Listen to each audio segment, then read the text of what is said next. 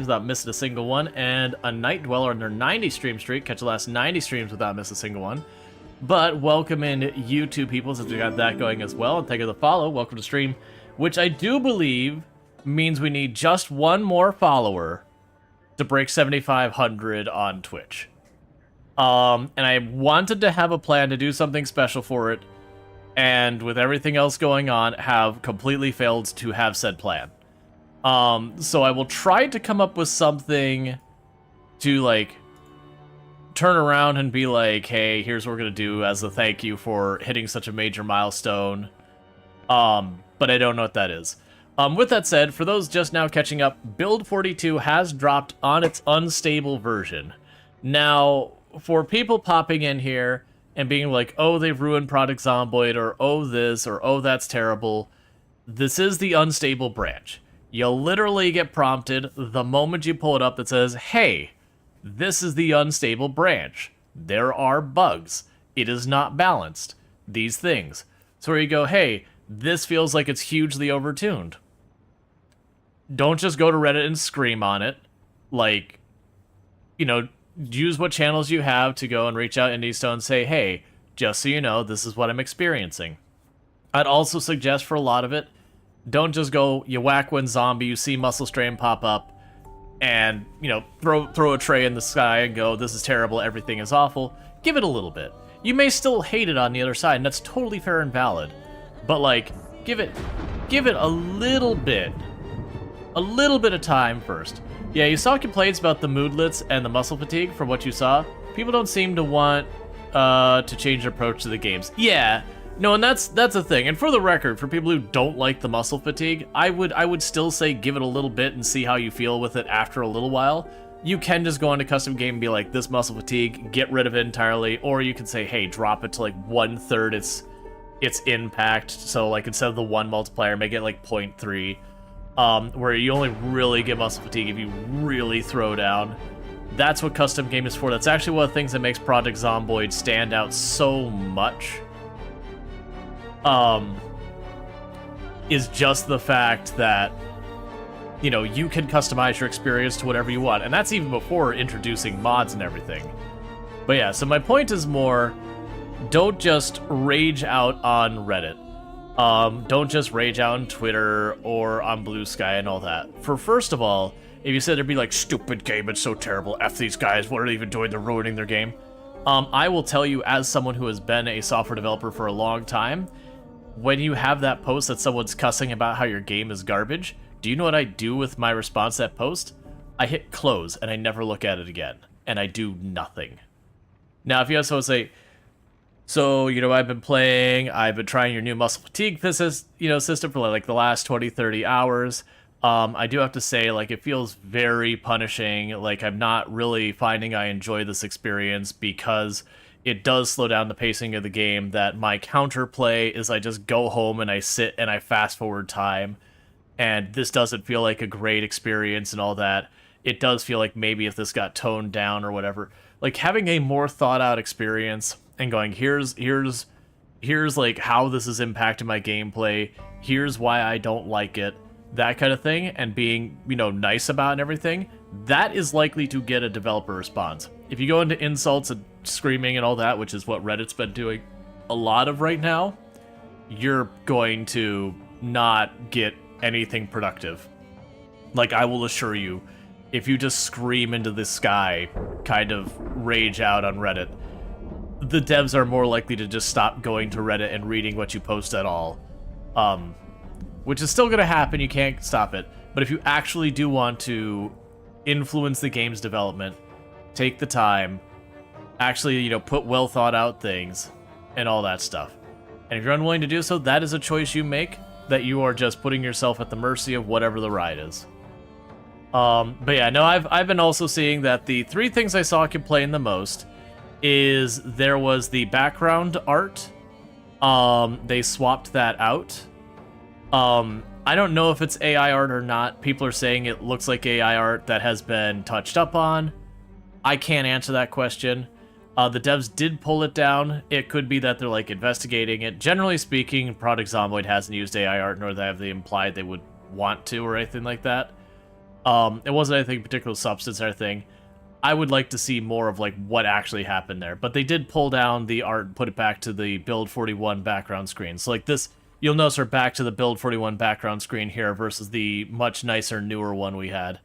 That I guess people were screaming it was AI art. I don't know if it is or not, but, you know, honestly, these days, with the fact that people scream at anything that has any imperfection, which granted there is stuff that were like kind of tells, like the microphone having fewer vents on one side of it than on the other, and stuff like that, that it probably was either AI assisted art or something like that. But we'll see what happens with that. As far as the moodlets, I actually like the new moodlets more. Yes, I know the old moodlets had more of a retro feel to it and all that kind of fit the vibe, whereas the new ones are kind of more like what you'd see on a mobile device. I don't care one way or the other on the art on them. I like the new moodlets because of how much larger they are. Kind of at a glance, I could see what's going on there much more versus the old moodlets with these tiny little things up here that you really had to like consciously look over to double check what moodlets you had. So I do find the new moodlets to be a lot easier for me playing the game to keep track of what's what. Aesthetically, I don't give a crap. It's fine.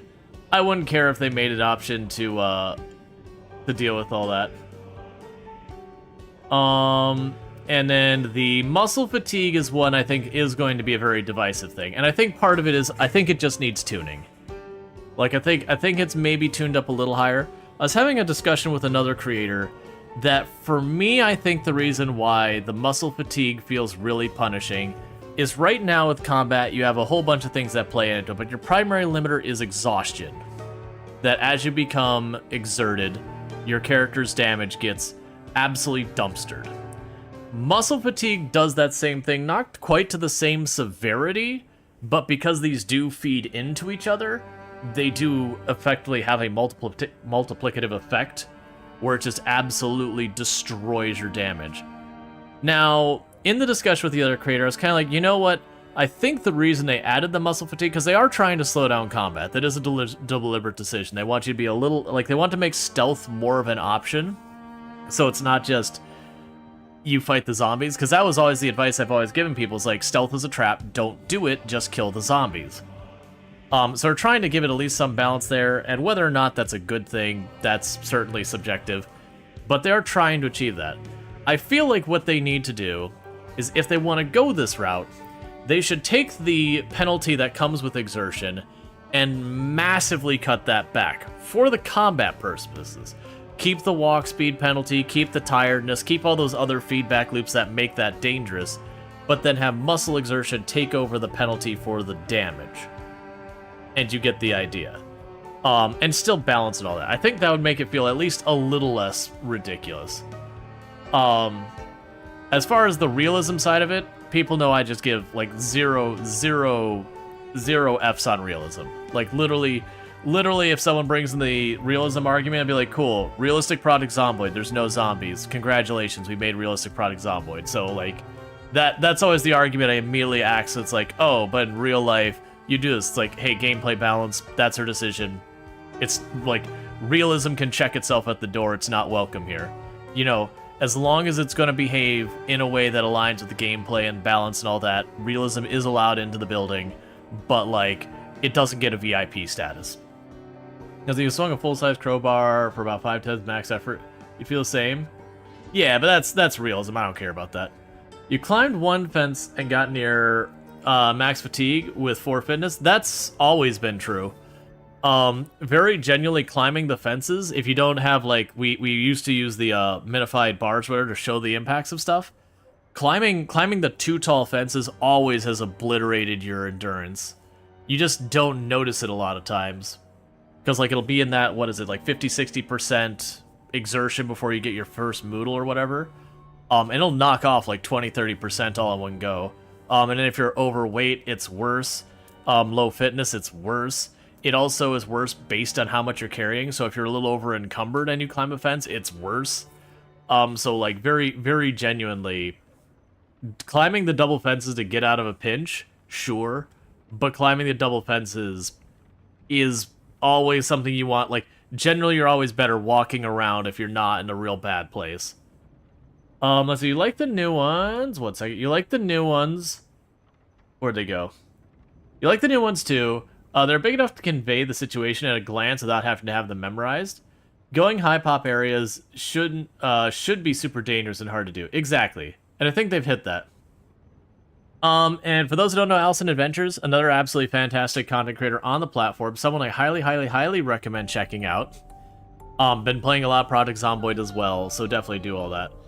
Also playing Build 42. You were doing some... Oh, you were doing CDDA stuff. That's right, you were doing some CDDA. Let's see, the stealth does feel a lot better. You're hoping it will improve more. Managed to sneak out one Zed within 3 tiles from there. It was great.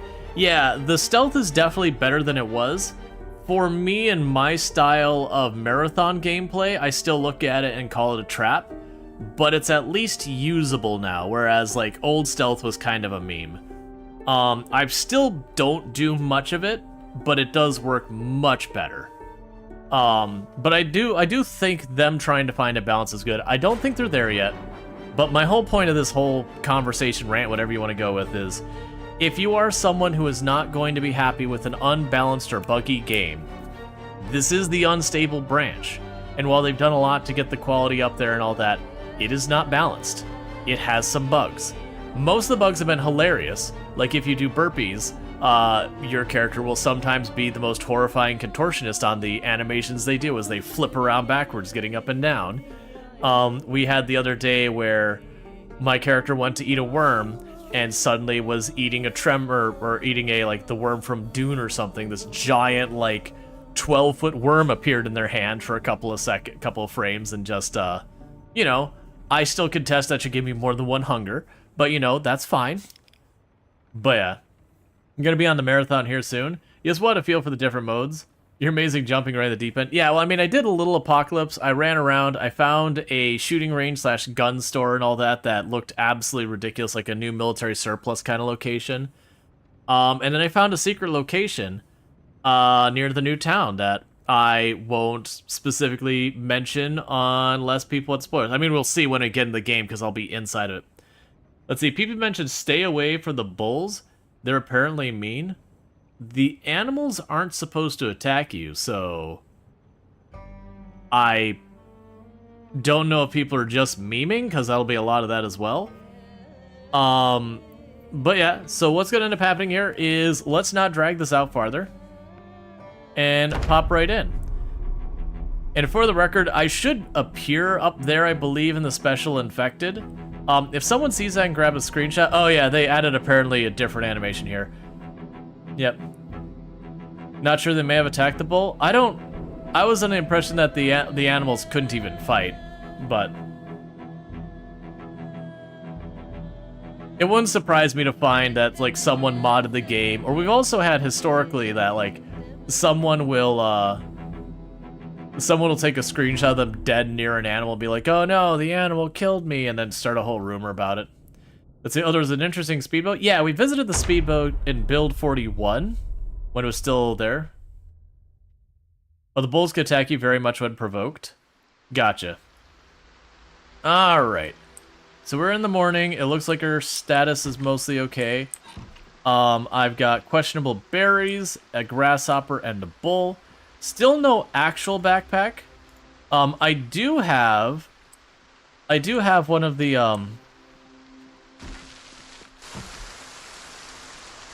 I don't know what our people would call them, but like around here they call them camel packs. It's a backpack that's just a giant water container. So we'll start by doing a lap around the block. Alright, still loading stuff in, so we're getting a little bit of frame rate weirdness.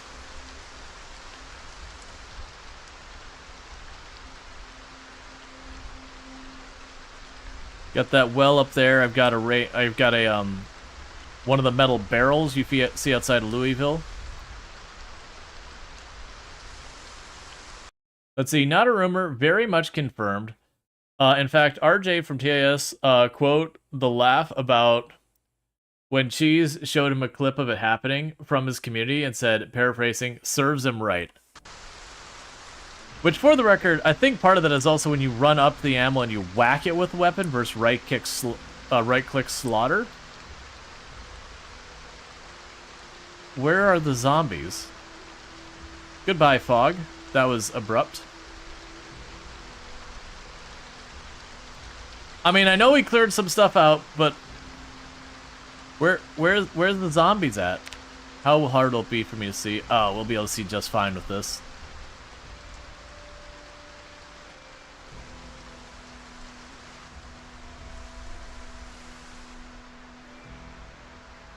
So I'd like to check out, I suspect that key we found the other day on the corpse's key ring, probably for that one. You're guessing you have muscle strain off? Oh, absolutely not. I enjoy pain and suffering.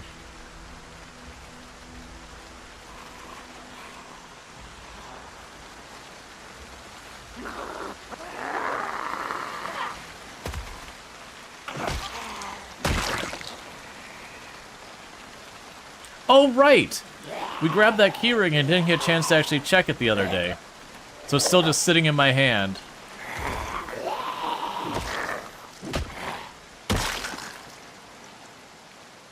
Alright, so what was on this other one? Oh, it's a keyring bottle opener, sure. Produce storage key.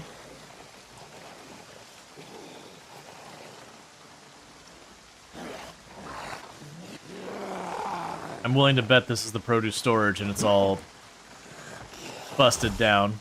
For those who missed what's going on here, I won't spoil the location quite yet. I do wish there's a way to grab stuff out of their inventory. That's literally the same body I just did that. For like the key rings and all that. Yeah, so we did get the key from that. Let's make sure we're clear before... Yeah, so that's going to be probably the produce storage. But we did find a cultist's location. Because I was running around in the woods after getting bullied away from town by the zombies, because that's just 16 times pop things. And we killed a zombie and it had a key on it. I was like, okay. And it was like, cultist whatever. I'm like, what? Excuse me now? Cult what now? A ratchet wrench. An actual water bottle. I feel like the ratchet wrench we should actually keep. Also, check your other seats in the game now. Sometimes they'll have loot in them.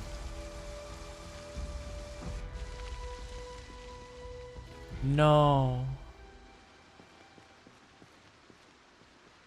Oh, wait. That potato can be eaten.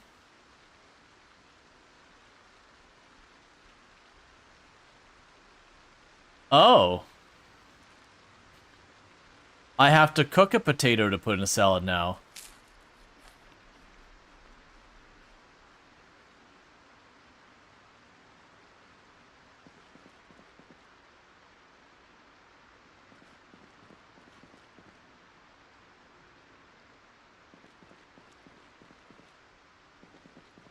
I actually don't have a problem with it. So it looks like it's just going to be produce and then boxes for produce. Okay. So there's this box I could chuck on the ground.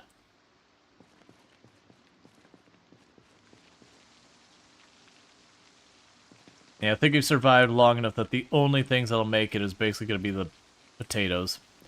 Well, that's fine. We got a singular potato out of that.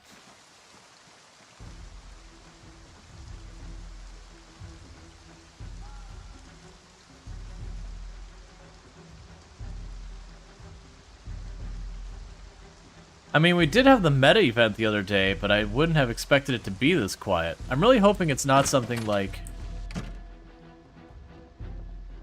Okay, so new antique stove location.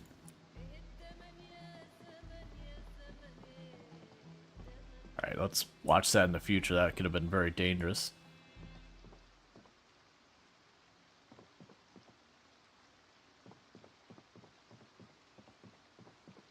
And other than the antique stove, you could build everything here.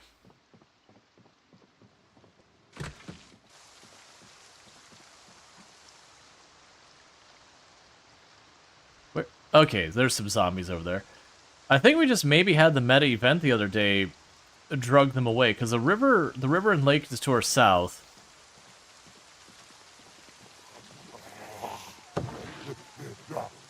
Multiple antique stoves here.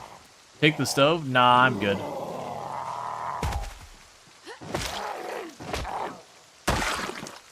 Those things are so heavy to move.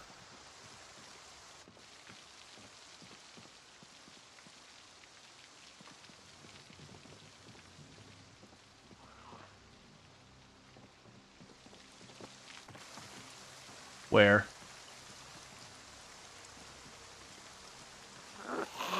What was the meta event that happened? Like the gunshots, screams, that kind of thing. I don't remember which one it was. We also had a really bad storm that may have also drugged them around. It also could be just a thing that there's too many zombies nearby you. Denim crafted pants dirty. Sure.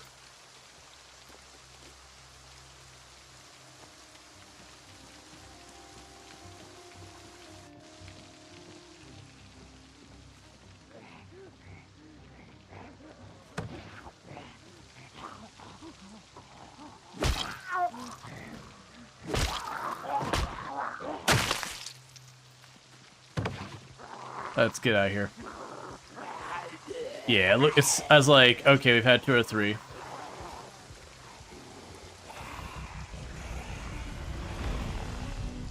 Alright, so we got one that's slow and a couple that are fast, so let's go ahead and back up, because they still don't have a weapon handy.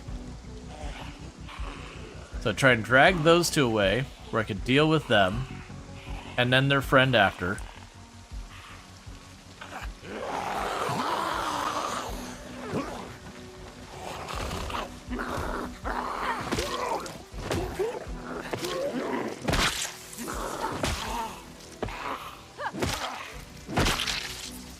Grab ourselves an occultist key. Alright, they're all moseying in. Can you still craft spears in build 42? Yeah. They changed the recipe to be slightly harder, but it's still not a huge thing. That said, spears are no longer the absolute completely overpowered nonsense they were in the last one, which, don't get me wrong, they weren't unreasonable in my opinion the last one, but they were pretty cheesy kind of thing. Please fall over. Please fall over. Thank you.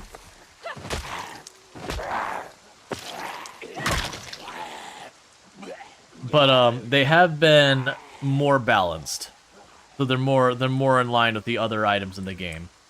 So if you are looking to like make spears after spears and just throw down the zombies, you're going to be real disappointed when you go to do that. I'm actually, from what I've been seeing with the new sharpness mechanic and all that, I'm actually thinking that the long blunt or short blunt weapons are going to ultimately be the weapon category that people go for as, like, the weapon category to do. Fall over. Fall over. Buddy, thank you. You like using a variety of weapons, so it's good. Agreed. That's actually one of my big complaints at Build 41, was it really kind of felt like, depending on your playstyles, the go-to weapons were either spear, short blade, or short blunt. It's not like any of the weapons were bad, per se. There's like a lot of really good ones.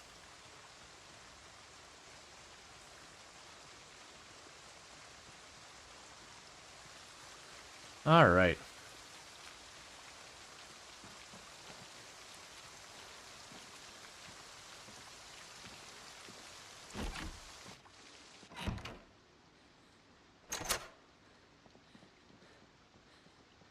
Did the power... Oh, power's out. I think? Yeah, power's out.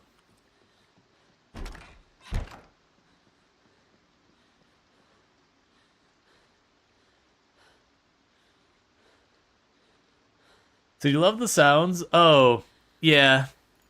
I used to always run a mod that let us adjust the volume, and I know they're like, oh, please don't use the mod that lets you manually adjust the volume so you can get our volumes balanced, and I'm like, yeah, but you hear me out, I'm still going to use the mod. Okay. So in this particular case,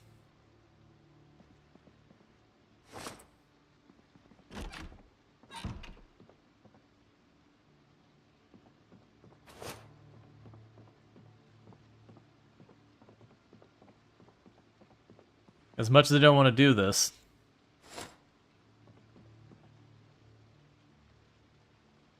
I kind of debated taking the time to collect IDs and like make the basement even more weird. I opted not to because I also don't want to sit there and loot all the IDs. It'll take me forever, and I'm not that patient.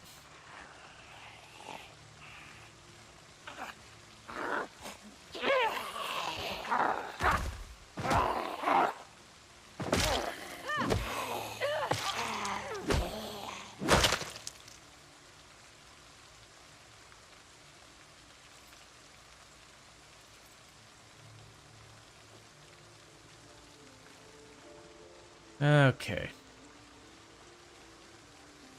It's weird to collect IDs? No, it's people who collect it. It's more laborious. I do kind of wish it was easier to loot the bodies when there's a bunch of them, kind of thing. Like, it'll probably be something mods will have to take care of, really, but it would be nice to be able to walk over the bodies and be like, yeah, I want all these keys, and be able to, like, grab the keys and not have to, like, wade through it all.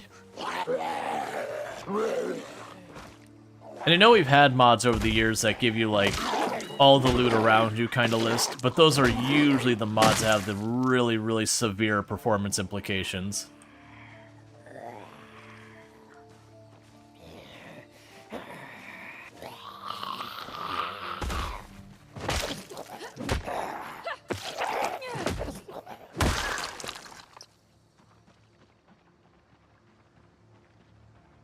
Trying to get away from the corpses long enough that we could sit down and rest. Because we still need to finish checking that one out. I actually expect to find nothing in any of those houses. The little cultist houses have proven to be pretty garbage when it comes to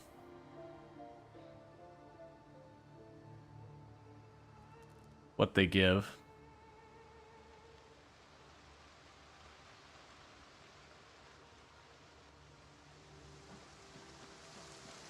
Wait, wasn't that cut a laceration? Which cut? The injury? We did have a laceration earlier. On the hand? Yeah. We had a laceration on, I think, the hand earlier. Like yesterday.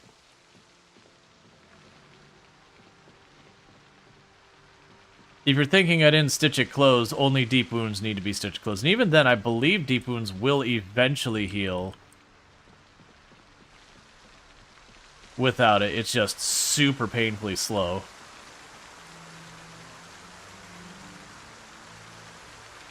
Your first laceration was infected? Yeah, I got one laceration and one scratch from a zombie so far. Yeah. It's only 25% chance with a laceration of getting infected. So still technically the odds are in your favor that you won't be infected. That said, usually my luck is I'll get a scratch, it'll be like the 7% or whatever is to get infected, and I'll lose that dice roll on the first scratch a lot of times. But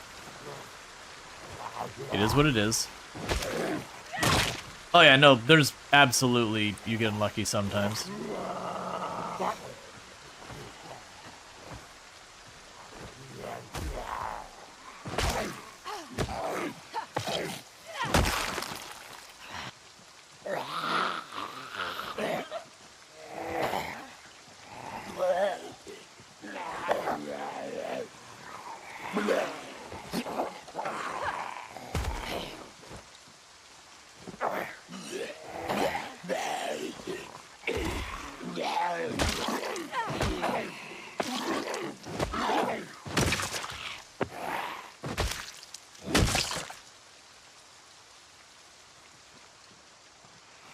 Yeah, so I'm still not sure if we had zombies despawn, if that meta event cleaned things up, or if it was the storm drugged the zombies away or whatever. it does feel weirdly quiet around here compared to what we dealt with. We also have cleared a lot of zombies in what's probably considered a low pop area of the map.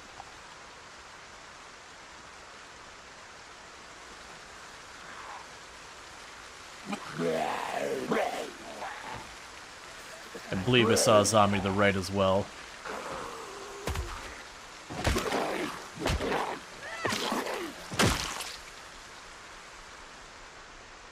Yeah, we ignore him for now because we're getting fatigued. Alright, so we are gaining heat, so that was a poisonous berry. That's fine.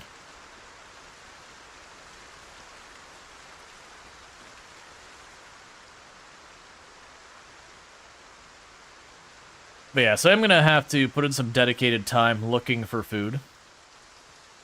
Does cleaning bandage do anything anymore? It didn't do anything in the first place. I mean, it's not true. It did things, but was deemed as overall useless.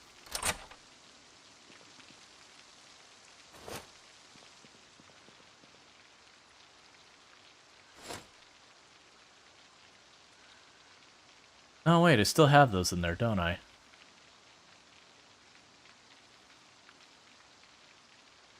Right, and I left it in there because that thing is 8 encumbrance. It is a ridiculously heavy thing.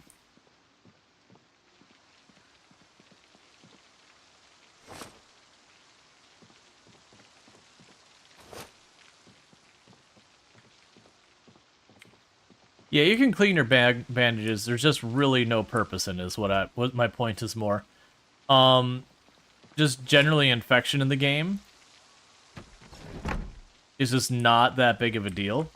They did add a setting that's supposed to be able to make infection dangerous. I do have that turned up halfway, but even then I haven't particularly noticed at all any problems with it. Why on early? Build 42.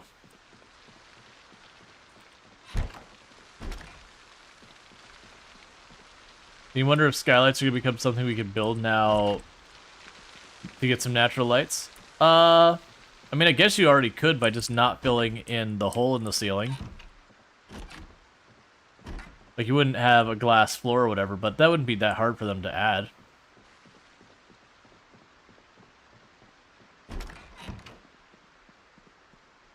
Maybe I'll close just this curtain. Just so zombies shouldn't be able to get line of sight on me while I'm resting in here.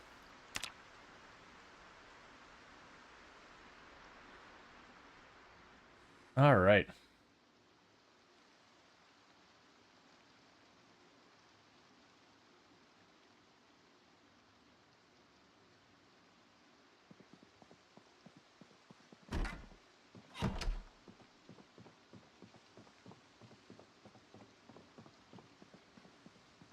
Oh, while we're in here, let's take a sip of our soup, because that won't last forever, so let's get it used. It just... the soup weighs an absolute ton. So take our sip, put it back.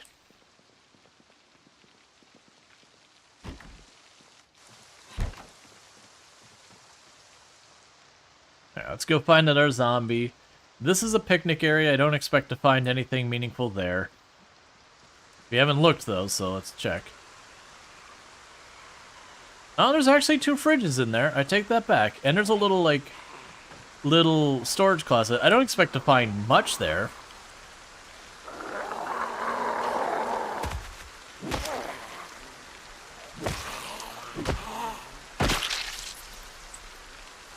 Ooh, you've got a car key and everything.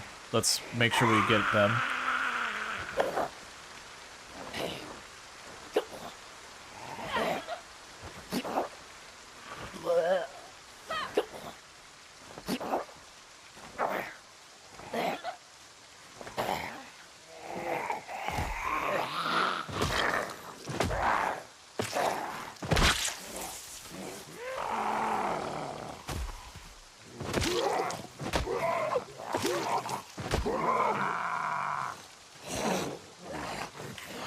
Oh, we got the lag because it went into a crawler. I was like, please don't freeze while I'm doing stuff. It's been a problem in the game for a long time, too.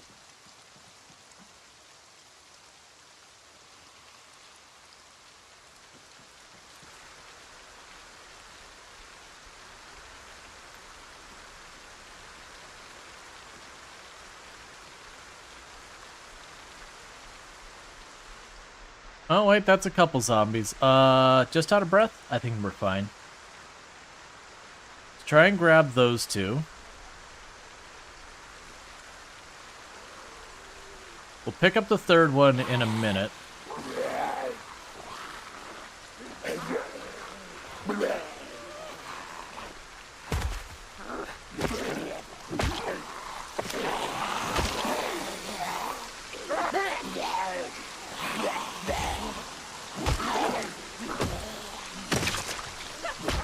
Ooh! Hand fork. Hand fork's a good one. We're not gonna use it as a weapon. I was just thinking I should be planting what little seeds I've got.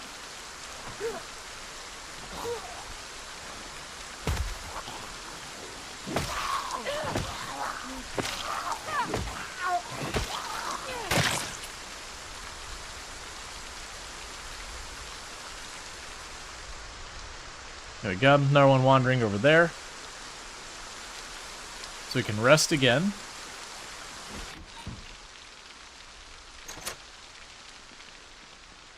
And I believe I have seeds down by the shore. A bunch of carrot seeds I chucked on the ground earlier.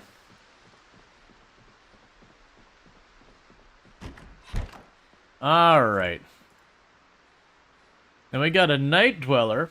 Held message. Race, ethnicity, religion. I will need to see you in my office after stream. Nah, it was a hiccup. Yeah.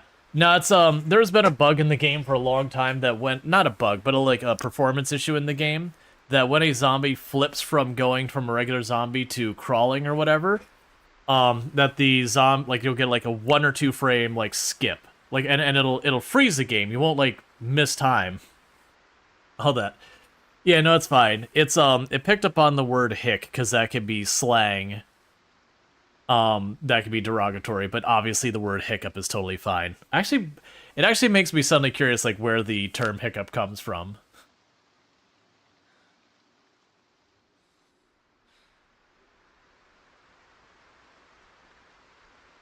But yeah, hick can be, a derogatory slang towards, people who live out in, the woods, people who are, less educated. You get the idea. It'd be about the same thing as hillbilly. It'll be the same kind of overlap so far as who that would be used on, against, whatever. Yeah, I think it's the spelling. Country folk. Right. But right, a negative connotation of things to say about country folk.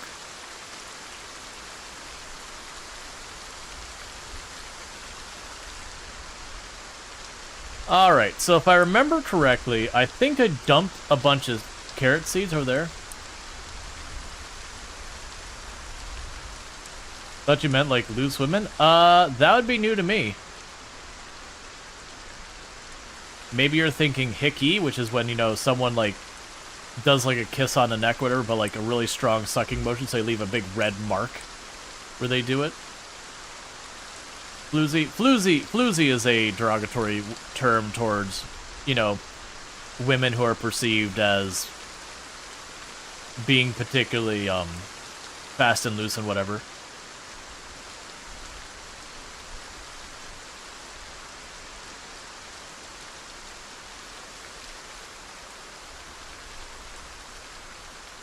I heard in the other room. Yeah. That's one, it's not that you don't hear it anymore, but it's pretty rare you hear anyone use it anymore. It's still used a little bit, but not much.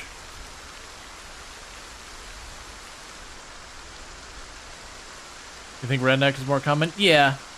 That'd be kind of in the same vein of things.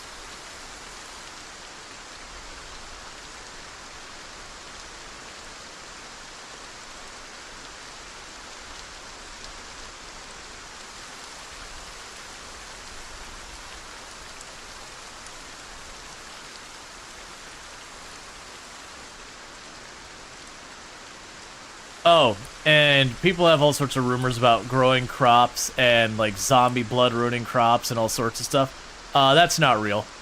That's never been real. The zombies can trample your plants, but it's the physical action of people, like, walking over the plants that does the damage.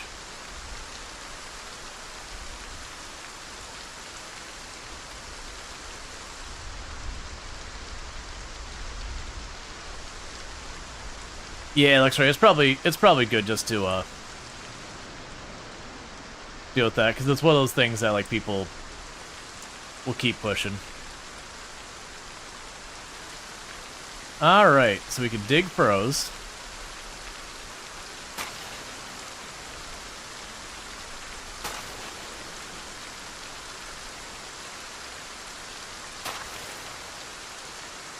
Now with tools so we don't cut up our hands constantly.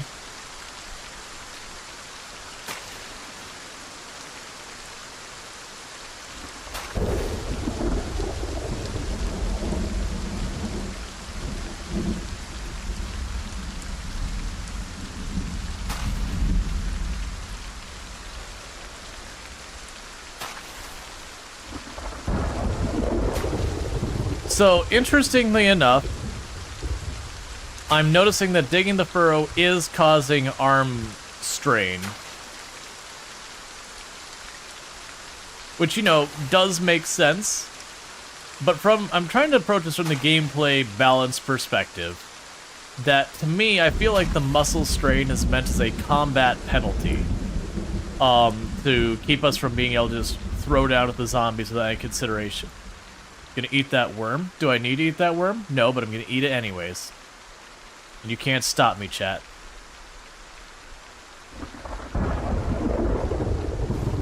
So we're supposed to plant the carrots in April from what the package said, if I remember correctly. I'm going to ignore that, though, and I'm going to plant them now because... what's the worst that's going to happen? I don't get the carrots. And I'm going to find more seeds from then.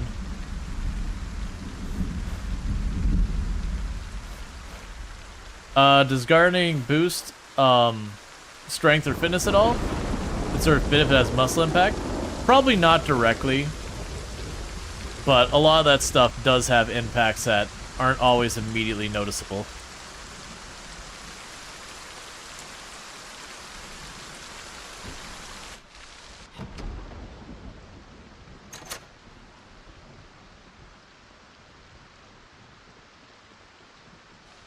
Let's actually keep the gardening stuff down here.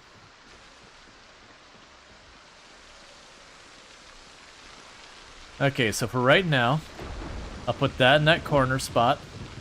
Put the stone there as well.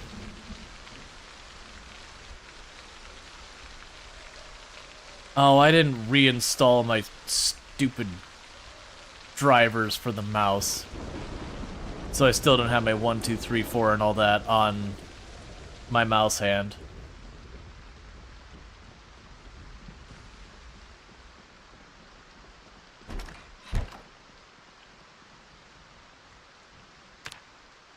Alright, give our character just a moment to recover.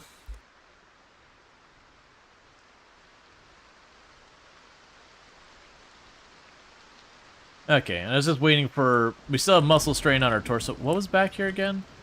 Oh, it was like just that.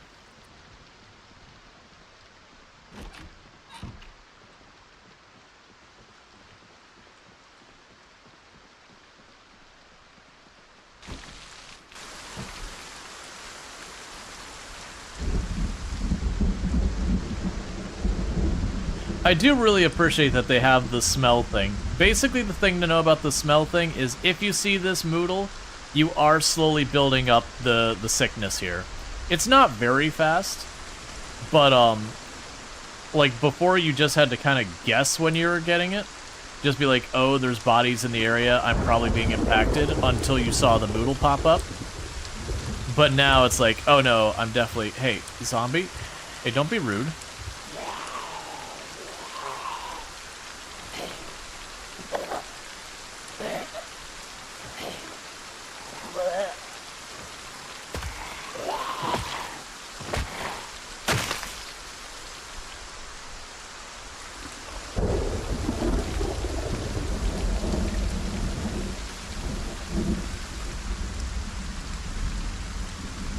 Huh.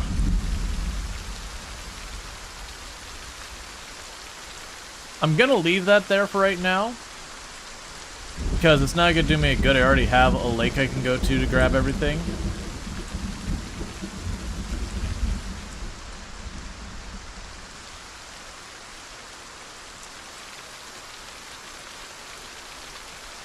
Oh, goody. Because you're refrigerated, it's still fresh.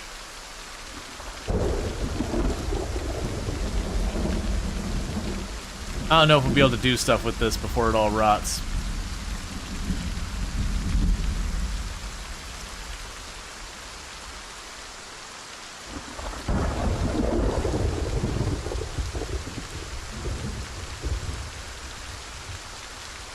Pineapple soda.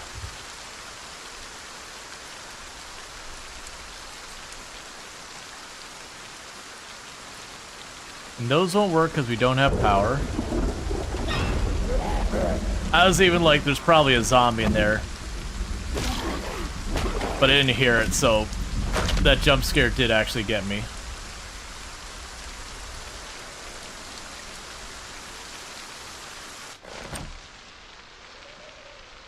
Can opener. Canned goods. We could have had tacos, but it's rotten. And I saw that hammer. Give me that claw hammer.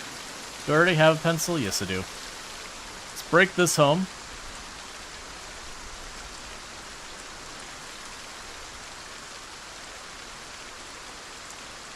They really don't keep it fresh after they go off. It's just they slow the rate it starts going bad before the power goes off, so that you get a bit more time even after the power goes off, just by the fact that they haven't started decaying yet.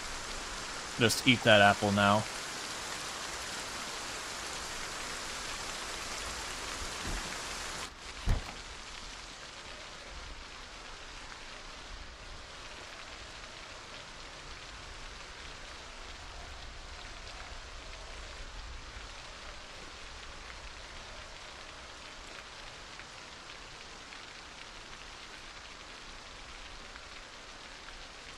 Was that a creamsicle? Yup. We're not waiting, because that'll melt and that'll make us sad.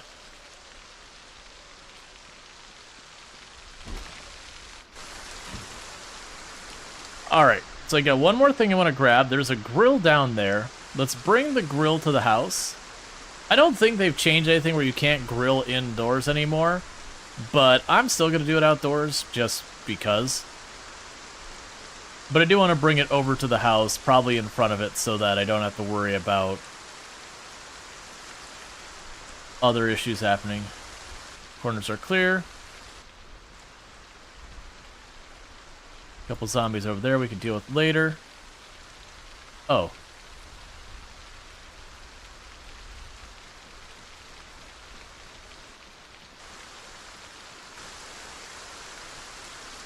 I'll have to check to see if we dropped the matches.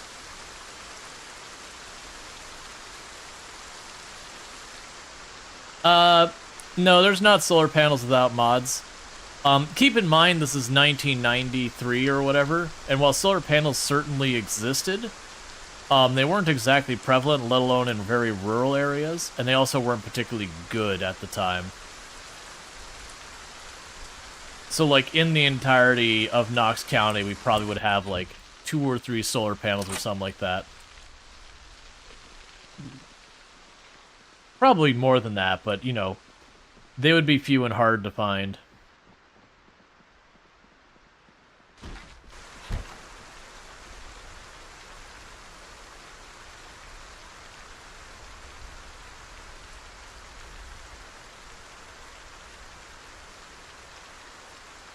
So it's making me curious, so let's quickly, we're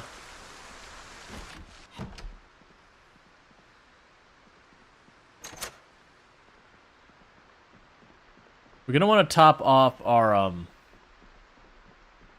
stamina. We do want to check. I may have accidentally destroyed those matches. Because the thing it gave me a prompt being like, hey, this is a container, it's got stuff in it, you're about to move it, but I didn't really pay attention to what it actually said. Because I was just like, I want to get away from these zombies before they're a problem. Let's go now, because it's about to be dark.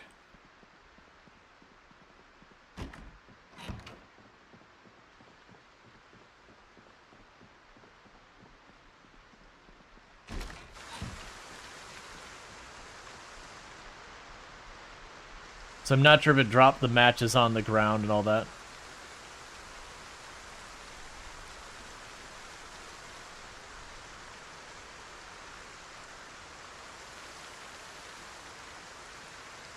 It's okay if not. We will find more on bodies.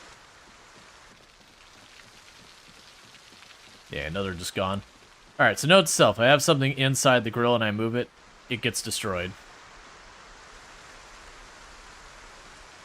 To get 16 times pop, you have to click on the little advanced box on the very bottom. And where it has the zombie populations, like the one that says, like, you know, high, insane, whatever, ignore that one. Scroll all the way down. And you can find one that will, I don't want to deal with that. You'll find one that'll be like starting pop, all that kind of stuff, and you can turn that on to advanced and deal with that. Can I do this from here without having to stand over them?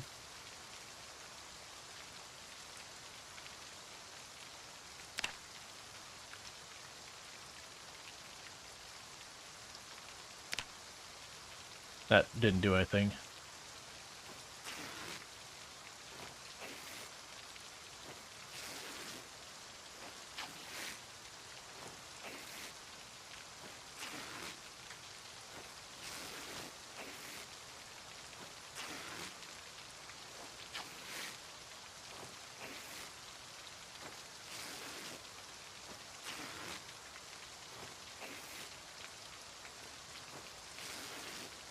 All right.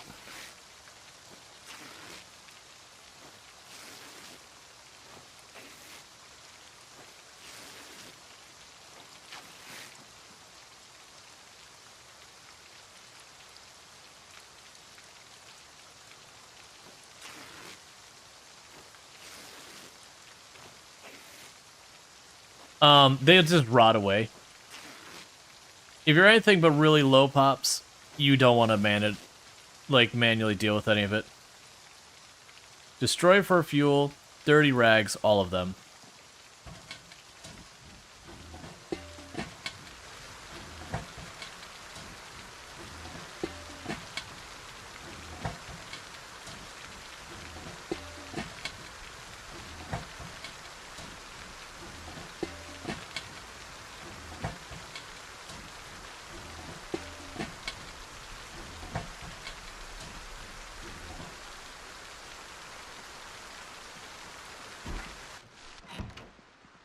Not worry about putting stuff away. Alright, so note to self. Get in before 11.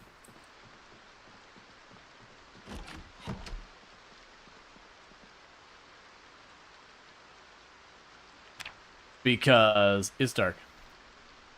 Your pants or your pants go. Hey, Leafy Pew. Thank you for the 7 streak. Catch the last 7 streams without missing one. Hey, man. We needed to start a fire. It's just what happens.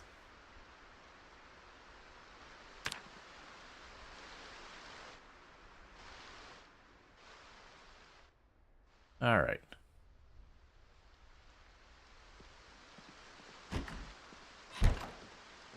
Hate this.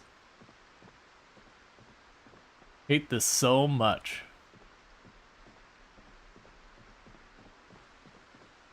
Oh, there we go.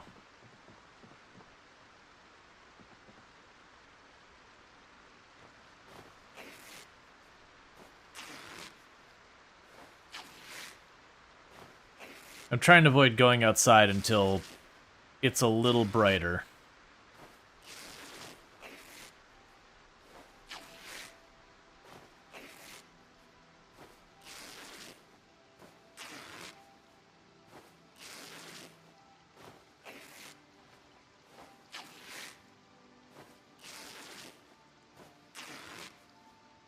I'm also noticing I've not been finding literally any thread so far.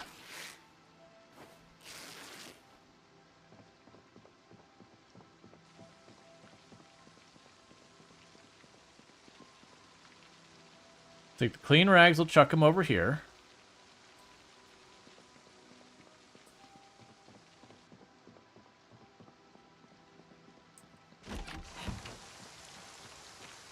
You can put the dirty rags in there.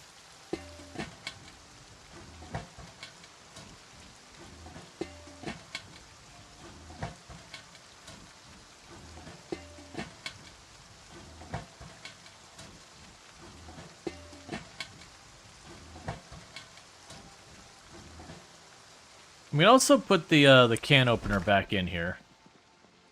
I don't need to be carrying that on my person. Like, we get evicted from the area, it is what it is. Is there anything stale in here? Oh, the pork chop didn't make it. It's not super surprising.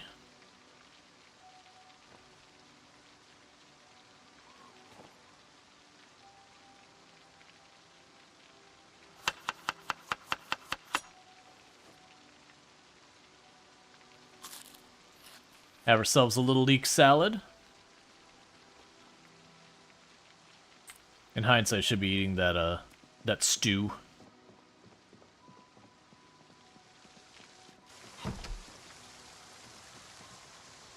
Alright, so once around the block, checking for zombies, make sure the area is clear. This is going to be a routine thing we end up doing now. Just each day, we do a quick look around. If I see any zombies from the house, that zombie has to go. Because we keep doing that, gradually more and more, we'll see less and less zombies in the area until the next helicopter happens, which we don't have the emergency signal. And we are getting to about the range that it could happen again. Alright, so I got a couple up here.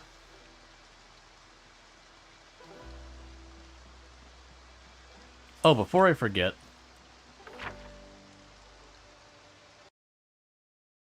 Alright, so first helicopter.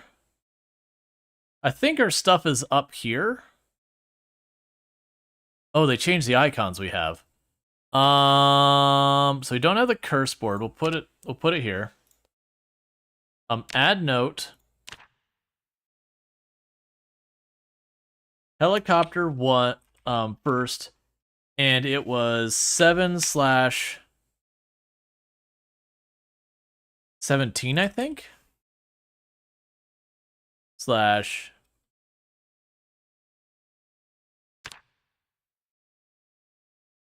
And then we can go and this is home and claimed. I'm gonna say a 20th. No, that's not. That's too early. So it's the 27th. I think we've been in there for about 3 or 4 days. Let's say 23rd / 93. Cool. We've got our stuff here.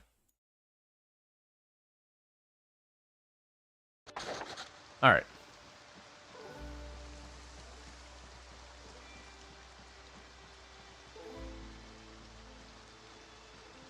Yeah, so I've got a bunch of zombies in that field up there.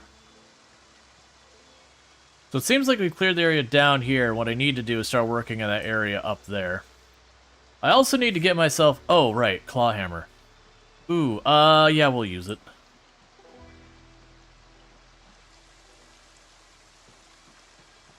I was debating whether or not I wanted to use a claw hammer or save it for being a hammer.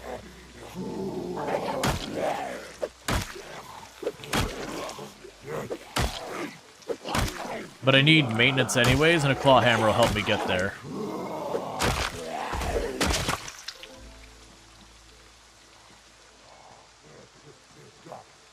Alright. Yeah, you can make a campfire. A bunch of the recipes changed. A campfire is now, I believe, 3 stones. Also keep in mind, fire has been reworked. So you're planning on doing a bunch of zombie burns. I don't know how well they work anymore. Generally speaking, I've never been a fan of the zombie burns as, like, a strategy myself, but I know a lot of people do like them. But fire has been reworked both on the spread and the ability to get between zombies.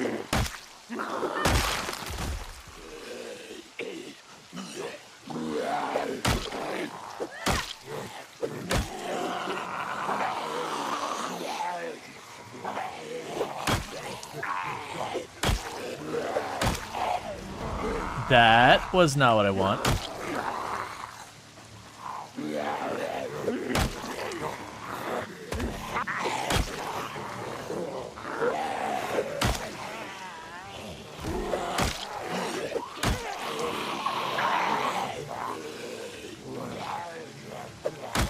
I can't wait to actually have some points in a weapon.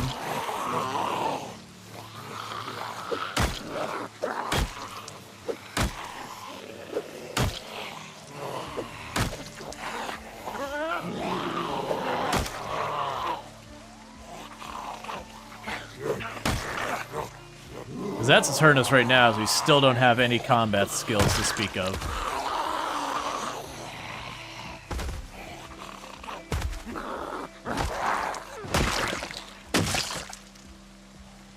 We're working on it.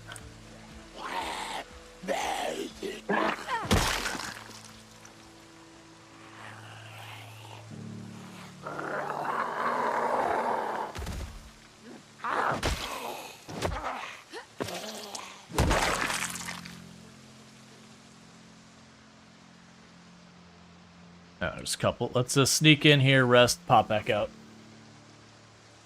You want to cook centipedes? Yeah. That's fine.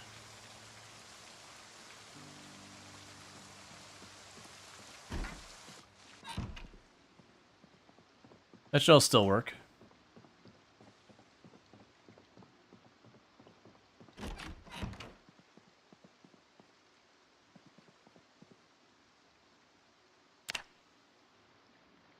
All right.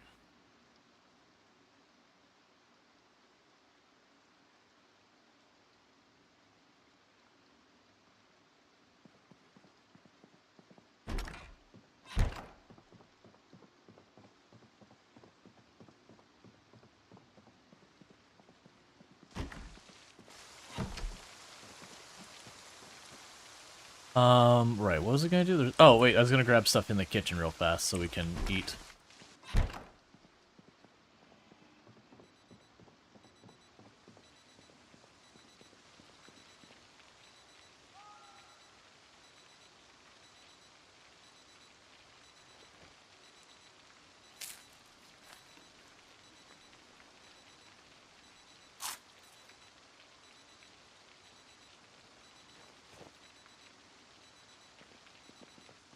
I thought I turned the alarm off on that one upstairs.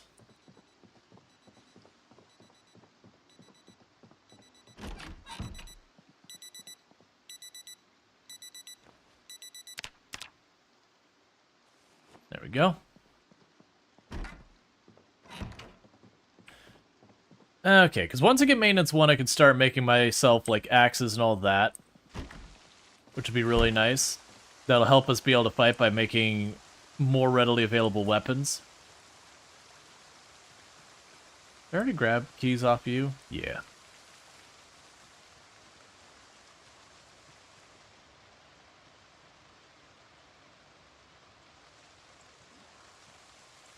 Alright, so we're still bad muscle strain on our right arm, so let's not use this weapon.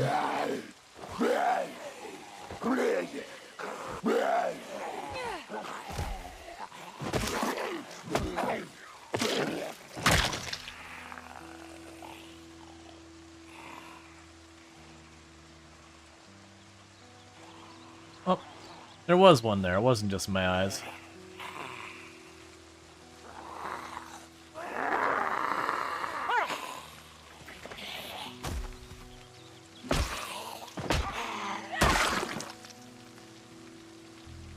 Photograph of a crowd.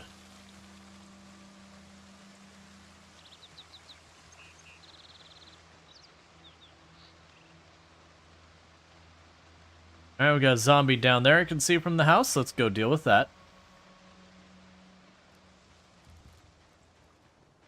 Because like I said, any zombies we can see from the house are immediately to be killed.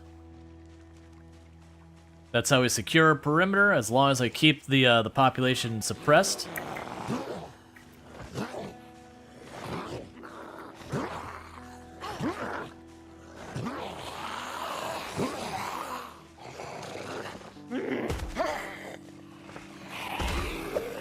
Hey, stay down.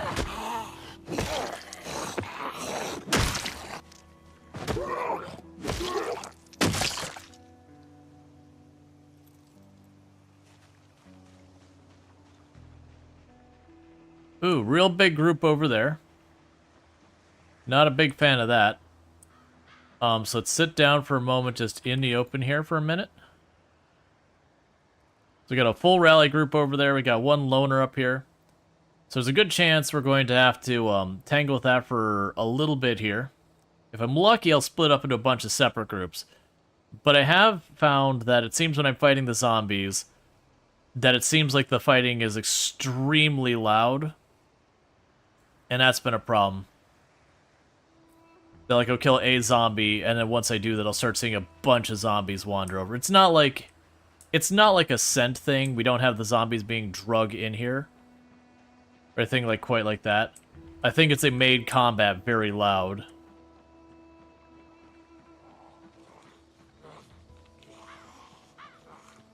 Come on, you. Come on, you. Hey. There you go.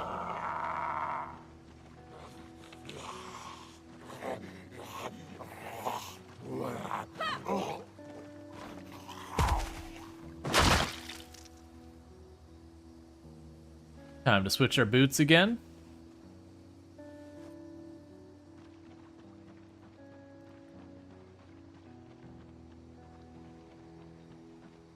Alright. Yeah, so just keep picking on the numbers nearby. Keep knocking them down.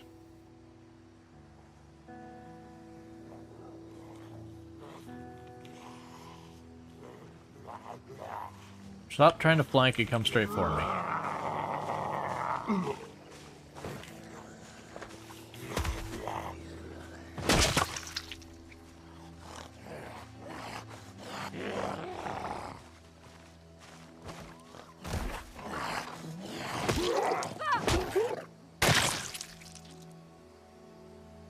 Alright, got a fillet knife.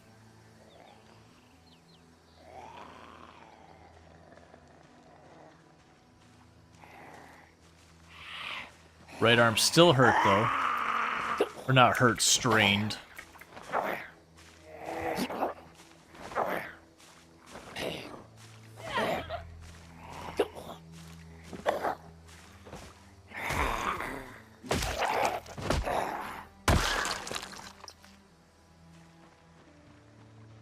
Yep, so I mentioned it seems like it's really loud. We did aggro a couple of them. Doesn't look like the whole group, which is good. That's part of why I was pulling them back. Is I am hoping to catch like 2 or 3 of them. Oh, come on. So we could split that rally group up so I could fight him in like handfuls here and there. Let's keep walking this way. I want to fight him in 2s and 3s where I can shove them over, do all that stuff. Yeah, so that split them up. So we've got 4 coming after me still. Might be down to 3.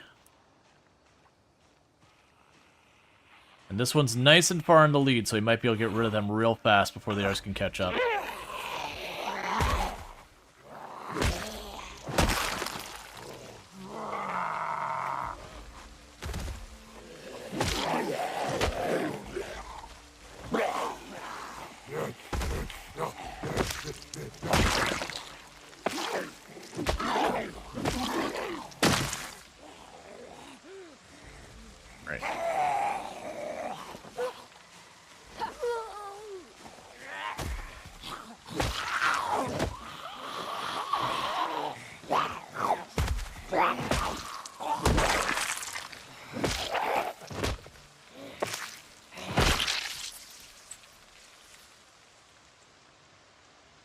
Okay, those 2 are far enough behind. I should be able to sneak in here. Rest up a little bit to get rid of our exertion. Hopefully get rid of some of this muscle strain.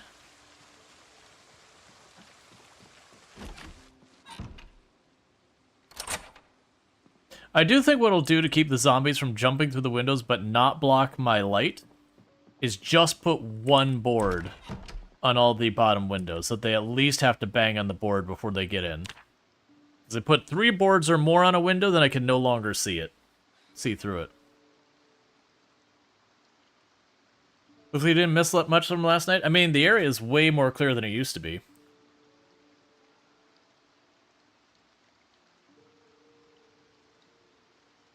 Alright, so we're at minor pain. Okay, we'll go back out. We did have the power go off. So we are a no electricity situation, which is why all of our blinds are open, because that place is terrifying. But it's properly dark. That tree's getting cut down.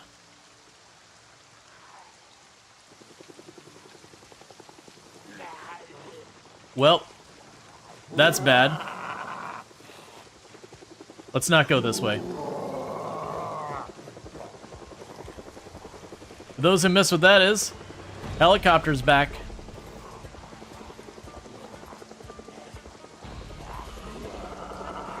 We want to go north.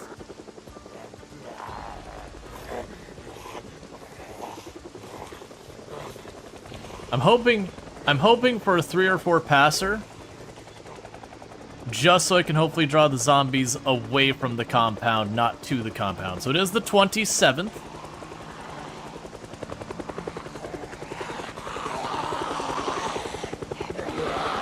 And for the record, that's because we did turn the helicopter on to show up multiple times. We just got a little unlucky that this one was a very close back-to-back one as opposed to a much longer and farther apart set.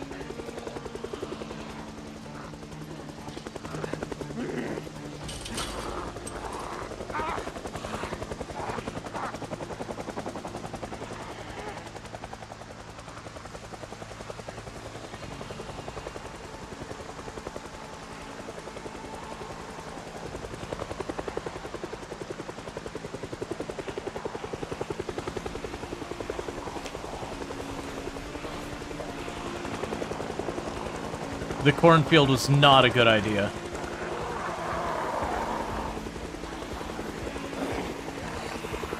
The slower movement speed's a problem.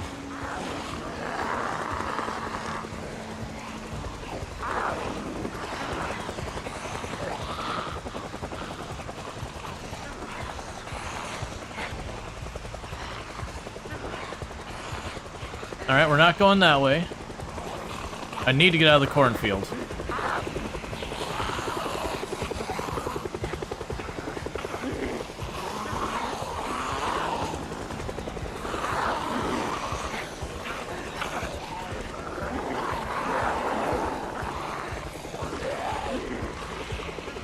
Because I can't do a lot of the maneuvers I normally do to avoid zombies in here. They're too slow. Oh, that is a lot of zombies down there. Oh, that is a lot of zombies down there.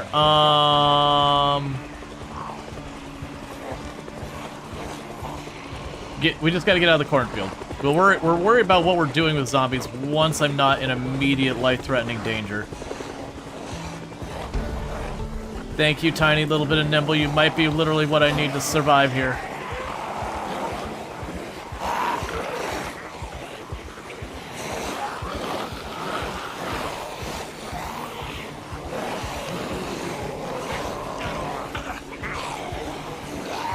Yeah, note to self. Do not evade zombies in the cornfield.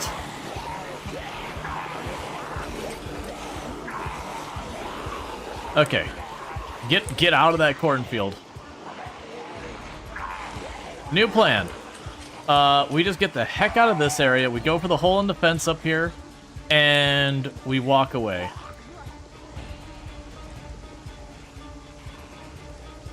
Why are you so sad? We have been eating roaches and stale food and all that.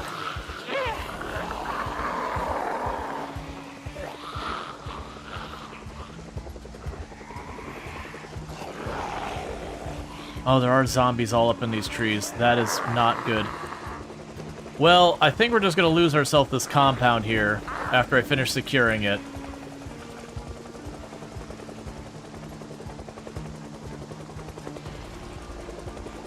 We'll see.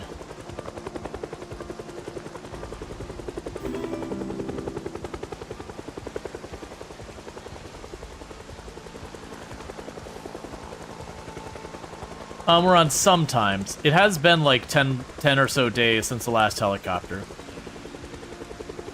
So my plan is to get to the shore and go north. And I'm just hoping the helicopter stays on us long enough that it can use it to drag the zombies away from the compound.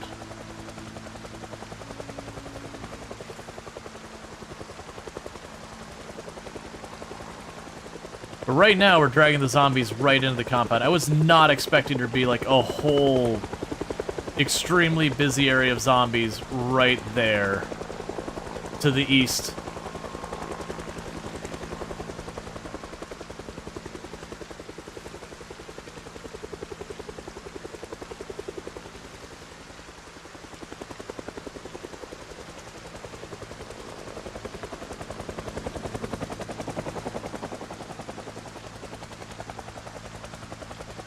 No, that was the previous save.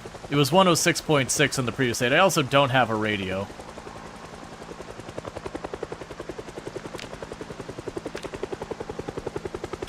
Well, I guess while I'm out here in the rain with the helicopter chasing me,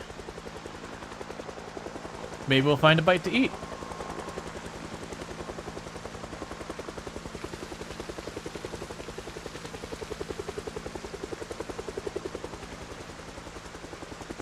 The real challenge now is this was my return route I was planning on using to find my way home. But because I am dragging the zombies to this location, this is going to be dangerous for a return trip.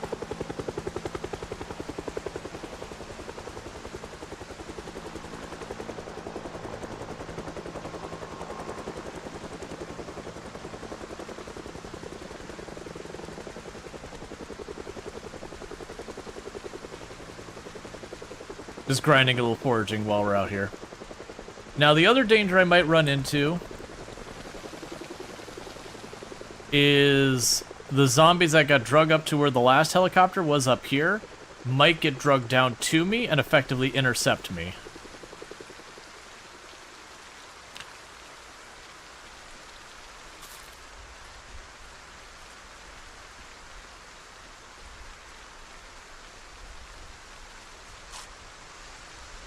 Come on, I need more passes than that.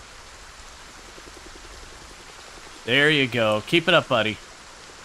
Yes, that makes you more dangerous, but it gives me more opportunity to try and drag the helicopter or drag the zombies away from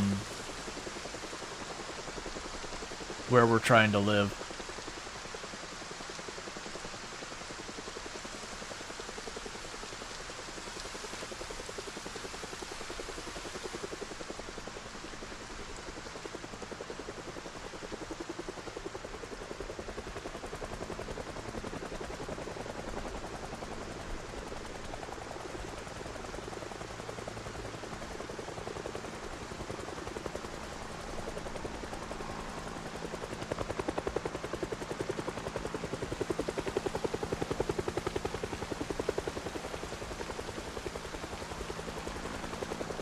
Alright, so those berries we ate were slightly poisonous. That's okay.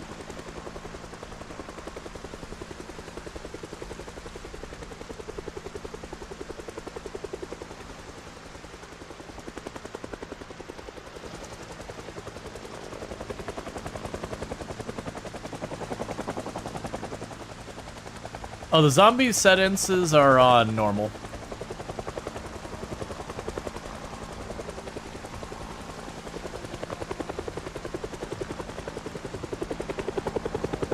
Getting really nervous that we're getting towards where we last had our helicopter. I'm expecting to have zombies start coming from ahead of me. And that's when things will get dicey, where I'll have to see, do I take to the woods? Can I circle back like where we're at? My real hope is that when the helicopter leaves, it leaves to the north. If it leaves to the north, this should be okay. If it leaves to the south, that's our worst case scenario. West is pretty bad too, east is also good. So southwest bad, northeast good.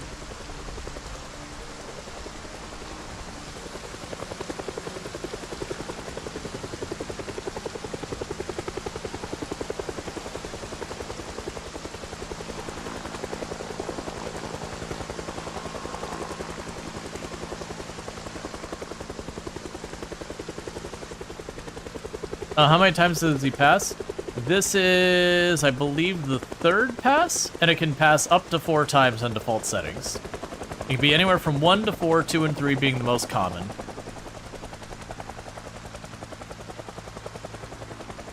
Was that a zombie ahead I just saw?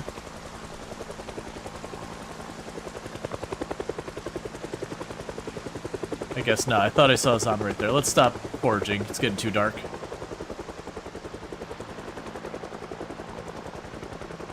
So good news is with me getting all the way up here, we might be lucky in pulling the zombies back away from the compound. Yep, no, we did an early stream yesterday as well, because Build 42 dropped in. That's a good enough reason for me to put in the extra time.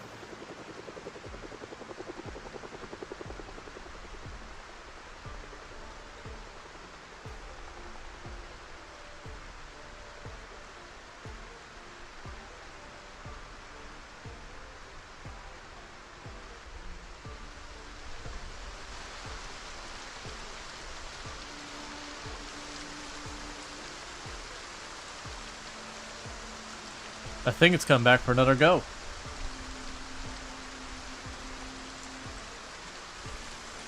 Maybe not.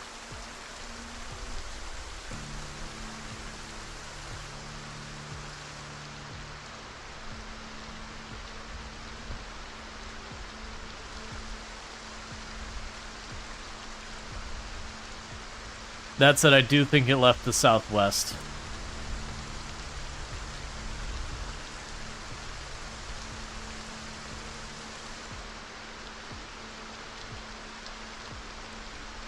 I just want to check right up here, because it's right around there.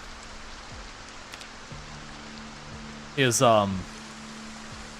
where we left our other things. There might be one or two things we can grab of value there. Well, value being very relative.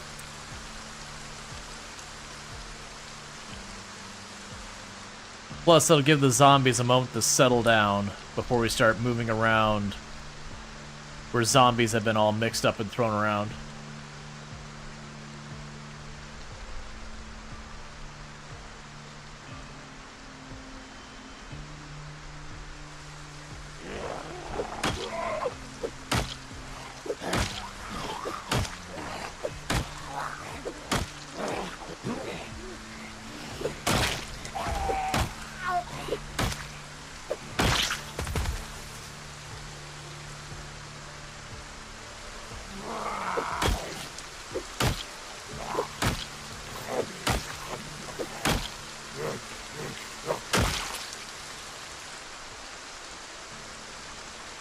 Yeah, we got too many zombies over here.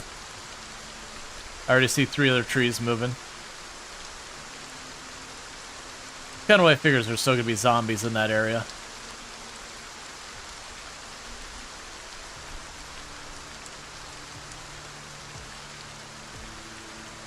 Alright. So the helicopter's gone. We have been displaced again. I do intend to fighting my way back.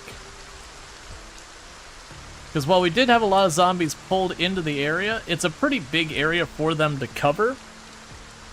I do think once they spread out, it should be an entirely doable thing for me to start clearing it out. I'll probably have to fight my way in again. It'll be a little bit of a slog.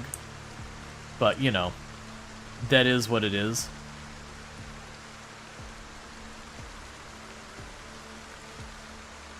Hey, telemetry, and yep. We actually did a little bit of messing around with APUC. Where am I on the map right now? I am just a bit south of the new town, Echo Creek. This creek here is literally the creek of Echo Creek. Was that panic we saw?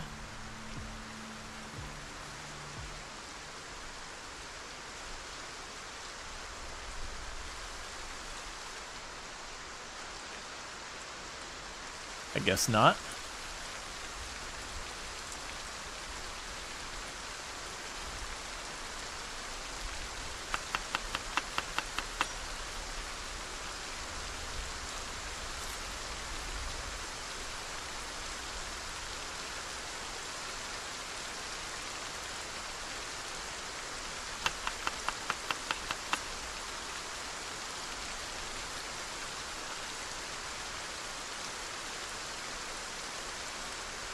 All right.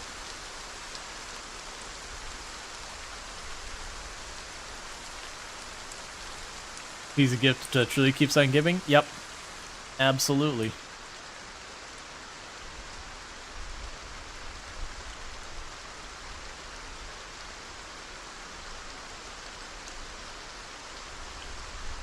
1 second. Because this spot... Oh, wait, that might be right. Okay. And we can go here. And add a note.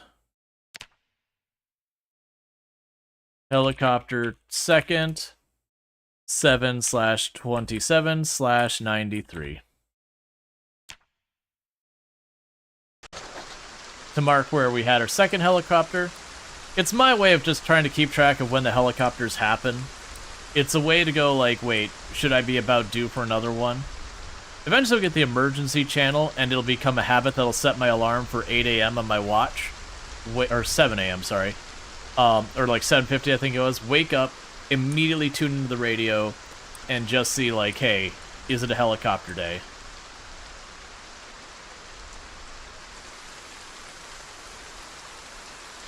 Alright, so we still got muscle strain.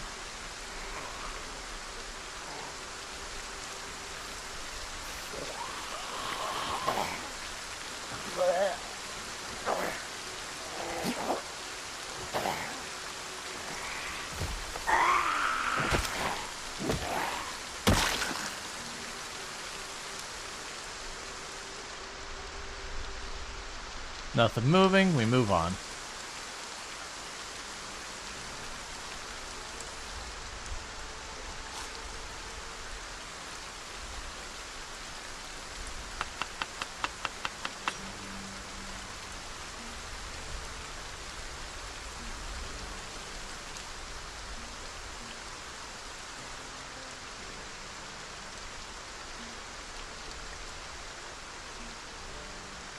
But yeah, so this area just became way more dangerous. Because if nothing else, it has spread the zombies out, which means we'll be more likely to run into random zombies in the trees. We don't know ultimately which way the zombies got dragged on their final pass of the helicopter. It could have dragged them east, it could have dragged them west, it could have dragged them south, could have dragged them north. It sounded like southwest, but you can also not trust the helicopter sounds. They're not a reliable tell of what's going on.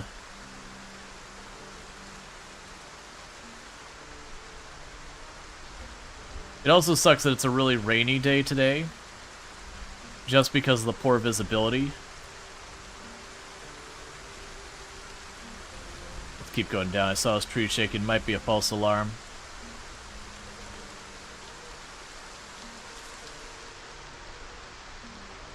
But rather not be up against the trees.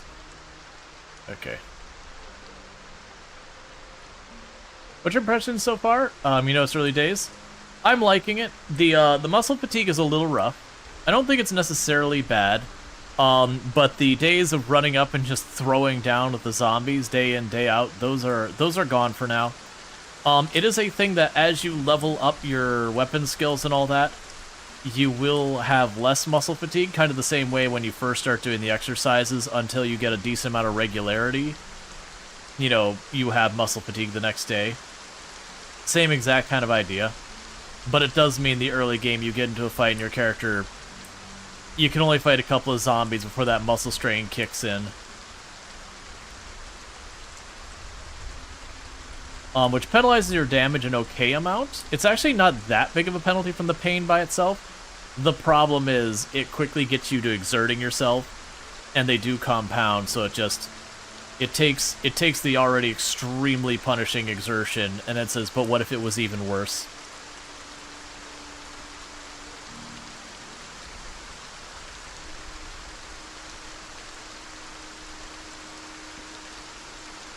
On the uphand, stuff like stealth and that does work significantly better than it used to. Like, I used to tell people, like, literally don't stealth. Like, it's actively bad. This one you can sneak around, and it can be doable. I wouldn't say it's reliable still. So it's something I probably will not do a lot of, because marathon runs predictability and reliability is everything. But it is a viable tactic, I'd say, at least that far. Stealth kills are still a meme. You can do them with knives and all that, but it's only sometimes. It's unreliable. It only works if, like, you don't have more than one zombie aggroed and yada yada. Basically to the point, it's not worth going after. It's like the spear charge kill. It exists, you can do it. Should you do it? Probably not. Like, if you get the opportunity, it just happens, cool, like, feel good about it. But, you know, it's not something to pursue. Outside of, like, weird challenges. I was expecting this whole area to be overrun down here. So, I'm not entirely sure what we're going to be walking into, because we've only seen 2 zombies so far. And I was expecting this place to be outright sweaty busy. Like, I was expecting to fight some and have to retreat and do the whole back and forth. And I probably still will when we hit the compound itself. I'm curious the type of damage they've done.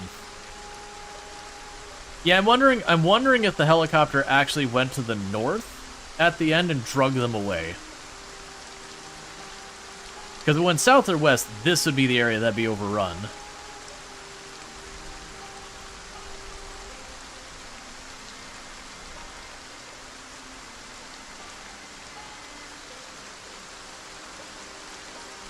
We might have also gotten lucky with the rain. I don't know how the rain impacts sound and all that, but it could be that maybe it couldn't drag the zombies as far, that kind of thing.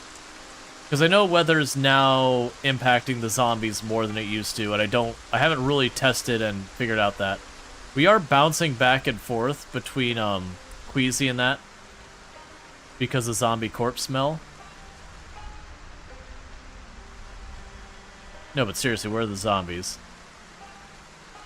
I'm not going to complain if my home is just not overrun, but this is going entirely against everything I've been expecting. Maybe the fact that I retreated through the opening to the left worked to my advantage more than I was expecting it to, and I drugged the zombies into the woods. What do you have on your back, sir? Sir. Sir. Sir. Sir. You've got something on your back, and I want it. Sir, I'm not willing to yell.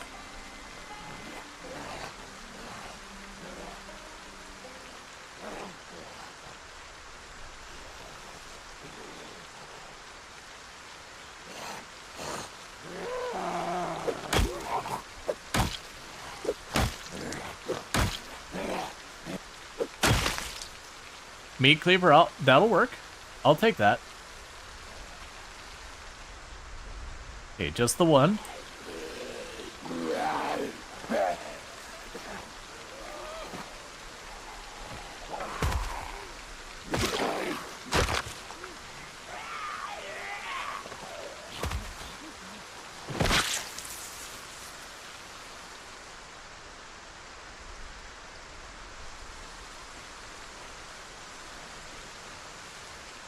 You've got another one up there. Let's try and be quick with you.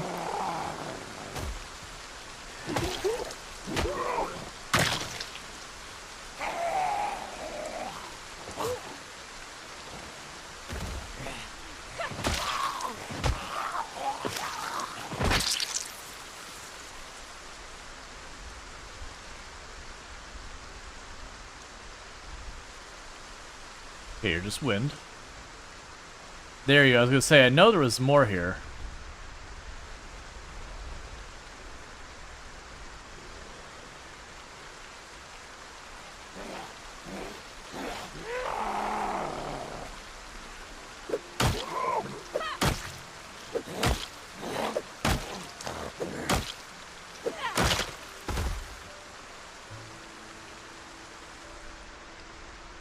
Alright, so the problem is I really need to get into that house soon if we're going to make it in there. Because remember, it's going to be pitch black in that place after, honestly, very, very soon. At the same time, we are fighting exertion.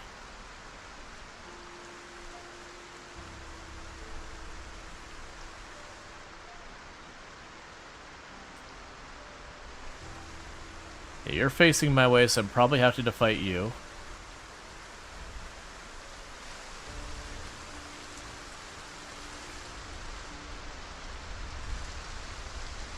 Oh, good. You turned around, so he might be able to sneak past. It must have left to the east. Thank you, Kraysk. I appreciate that. Alright, we got some zombies around our house. I hate that.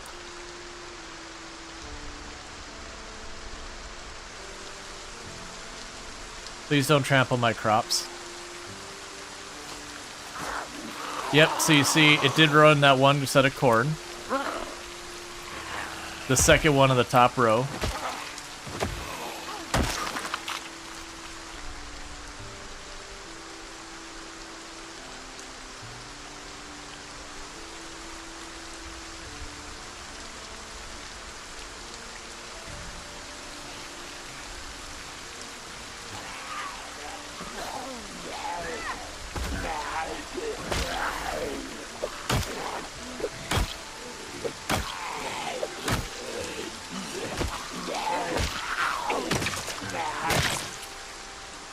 Alright. Okay, still got another one on me.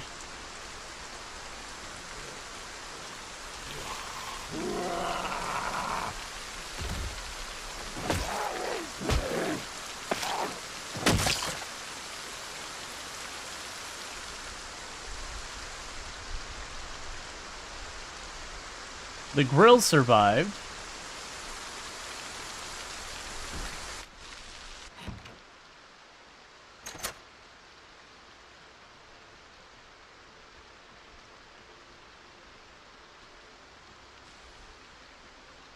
All right.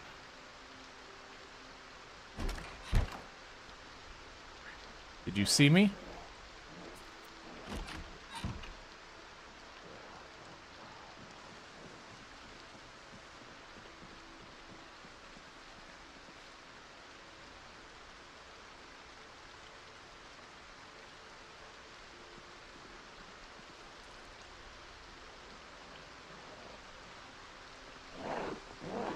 You did.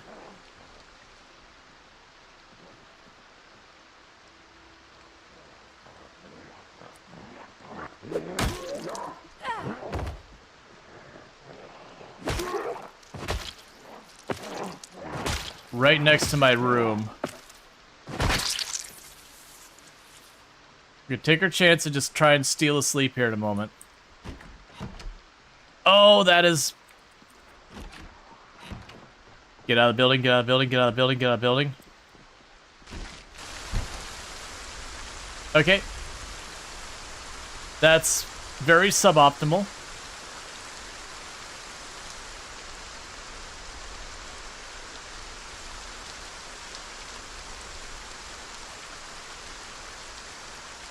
Do I fight it? That's the question. Do I fight it? There's one, there's two, there's three. I can't see them at all.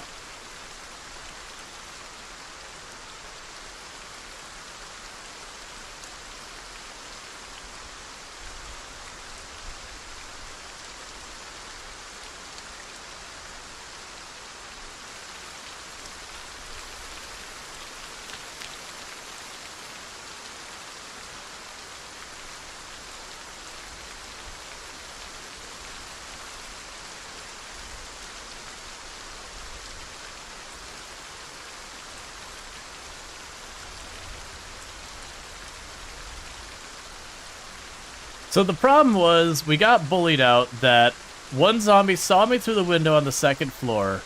I got rid of it, and all of its friends heard me and just booked it in the back of the building. There's no way I was going to be able to fight them in that amount of darkness. So now we're effectively evicted for the moment. We're already drowsy and out of breath.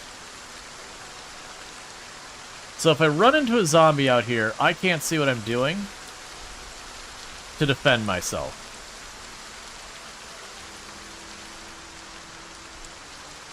I mean, I can't even make out the shoreline.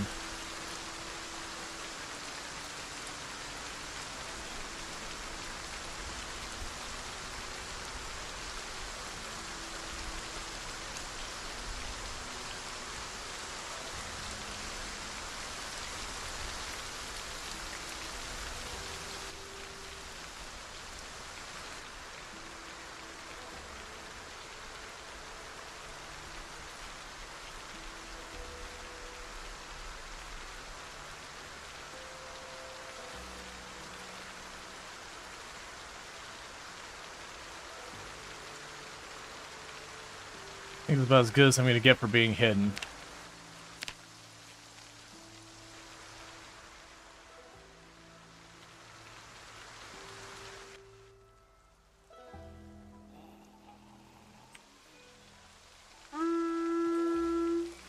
Hey! Oh! Thank you for the follow, or thank you for the raid. Give me just a moment. We're in a bad way.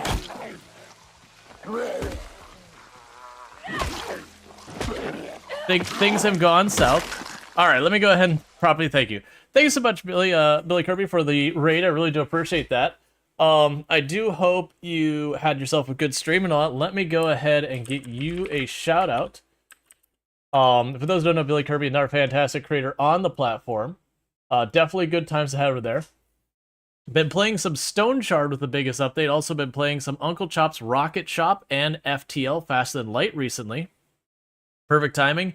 Yeah, we are in a bad way. So, for those who don't know, Build 42 of Product Zomboid has dropped. And also, very genuinely, go follow Billy Kirby. Absolutely fantastic content creator. Someone I definitely recommend checking out. But, we are in a bad way. So, I am a little bit of a Project Zomboid veteran and everything. I used to hold a world record in the game and all that. And so with the new version, I wandered around a little bit, checked out the new map, and is like, all right, let's just jump right in the deep end and go for, like, super sweaty try-hard settings. And everything was going well until maybe 30 minutes ago, where we had a helicopter in our cultist compound, and for those who haven't played Product Zomboid, that means all the zombies showed up. And it looks like we had actually gotten away with things being relatively okay. And then the zombie saw me through the back window of the place, and we killed him, and all of the nearby zombies realized it. And so now we're really sleepy, we're in the rain, we're in the woods. Where can I see your settings? Do you have a clip? I do not have a clip. The settings I'm on is I am on maximum population, 16 times population. We've got our helicopter set to sometimes. We are running what's referred to as a 0 to hero build. People have different definitions for it. For me, 0 to hero is when I start my character, this whole screen is empty. As you can see, we are slowly building up some skills. I am desperately trying to get... Oh, we are so close to getting our first level in a weapon skill. Maintenance is nowhere near where I want to be. But we are struggling. But, I was trying to hide in that tree and basically wait till sunrise. And then I heard a zombie come around right around the time the raid came, and I just barely managed to get out of range of it. Okay, so we'll try this again. Gonna wedge ourselves into trees to make it hard for things to see me line of sight wise. I'm gonna fast forward. But yeah, so basically, it's Apocalypse, but everything is set up a little bit sweatier. We do have muscle fatigue on, we do have all the new mechanics on, and all that. But thank again for that raid, I really do appreciate it. But yeah, so the reason we're waiting till 5 is because I can't see crap. It is a little bit easier for all of you to see than it is for me, just a smidge. Like 10% brightness or whatever. But as far as for me, okay. I wasn't hidden at all. We're at very tired. I'd like to sleep. Because very tired, I'm gonna not be able to fight. Okay, good. So we're sleepy enough, we're gonna sleep on the ground. High risky sleep. We are incredibly uncomfortable. And we are fine. So we live to see another day. Okay, so no more sneaking. Thank you for the follow. Welcome to stream. And also, that does mean we did pass our milestone that we did hit 7,500 follows, so thank you so much for that. I really need to have something to do for that milestone, but they come too fast. Alright, so get all this back up here. At least I have weapons this time. And it does look like the bodies are starting to decay away, which is good.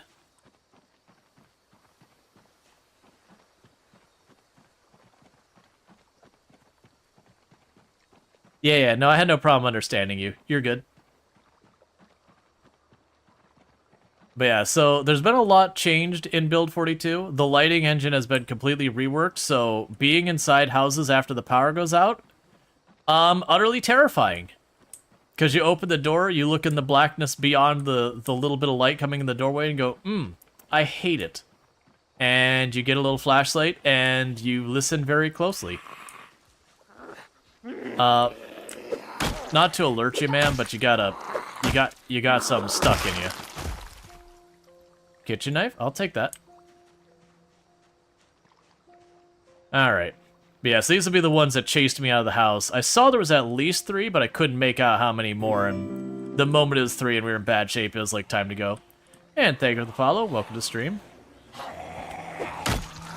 That's normally what I want to happen, but in that particular case, I was not in a position to capitalize on it.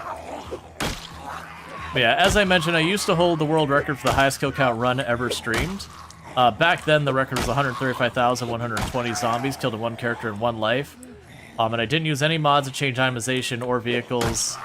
And it was on harder than apocalypse settings, just like objectively in every way harder. Well, I mean, respawn was off, but population was 16 times pop, so you know. Still.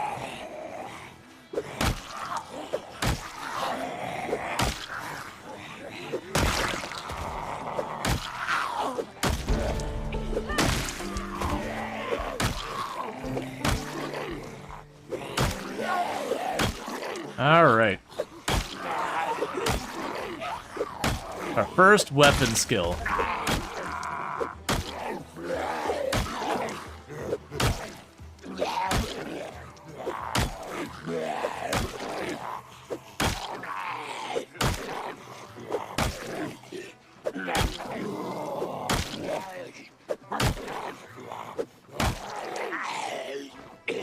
So we've hit the point that muscle strain is penalizing our attack damage and everything.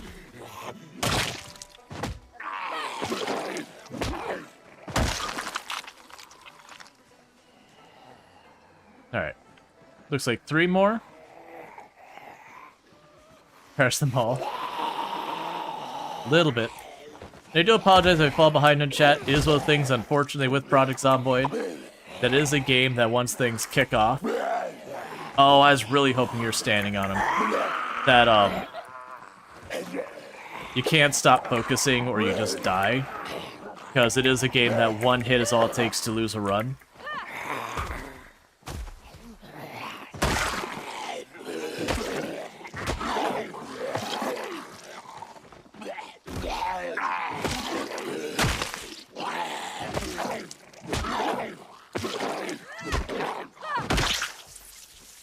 So squelchy.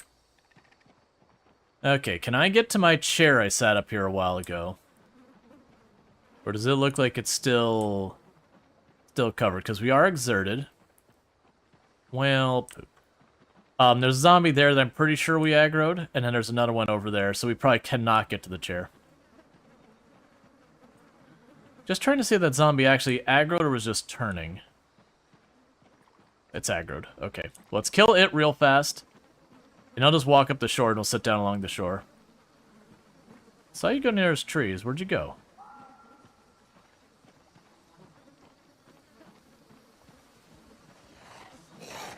Come on. Get over here.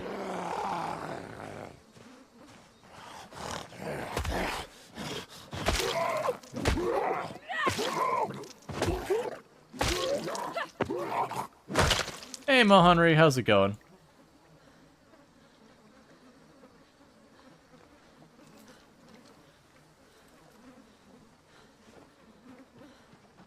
Fishing is short of change. They come out of the water and chase you now. Now the fishing is now you have to like throw the stuff at the bubbles,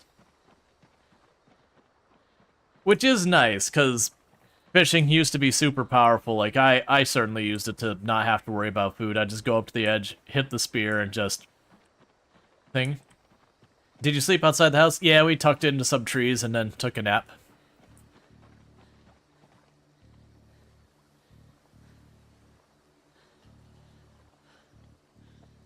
Alright, we're overburdened. Which is because we are starting to Actually, hang on a second. Alright, so we're gonna go ahead and drink that unsafe water. At least get a little bit of our penalty gone. But I'm not gonna be able to do anything about very hungry till we get to the house. I've got plenty of food in the house for now. I just gotta successfully get into the kitchen. This whole area will probably be pretty dicey. And if you're wondering why I have so many bandages on, we were gardening without the tools to garden for a little while. So we cut up our hands pretty bad digging around in the soil. Which is fine. You do what you gotta do. We also have had 2 zombie injuries in this run, which is more than I want in any run. We did take 1 laceration and 1 scratch so far. We're getting pretty close to having survived for a month. We got about 7-8 more days of that. We just got unlucky where I've got sometimes helicopters, and we did unfortunately get 2 helicopters in basically as short of window as possible. We got the first helicopter on day 6, and we got the second helicopter 10 days later, which I believe is the closest together they can be. Alright, so arm is still strained.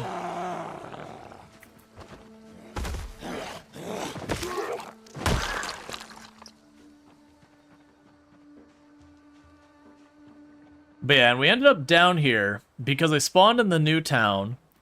Because I am playing on ridiculous populations, I got bullied out of town. That's just what happens on 16 times pop. That's just par for the course. But then on top of that, I got myself set up a little ways south of town, and then the helicopter happened, so I got bullied out of that place too.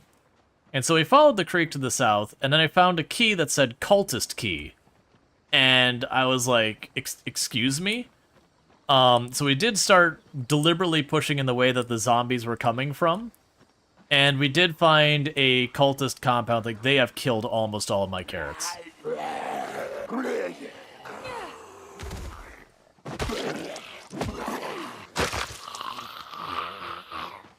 So, like, some of them are all dressed up in military kind of stuff. Like, you know, military surplus kind of things.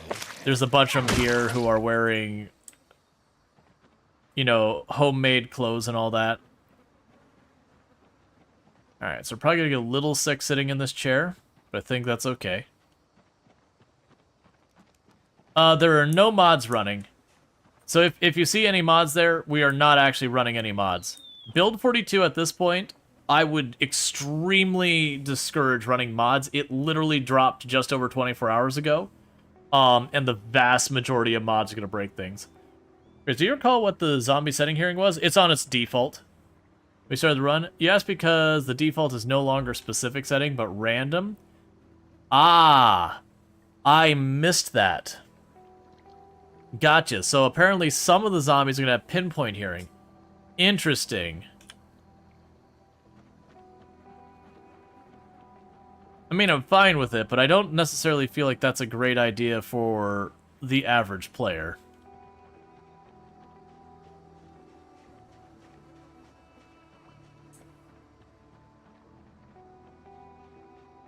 Alright, so zombies were inside our house. There's a very good chance there are still more. We'll probably need to deal with that group before we're doing anything.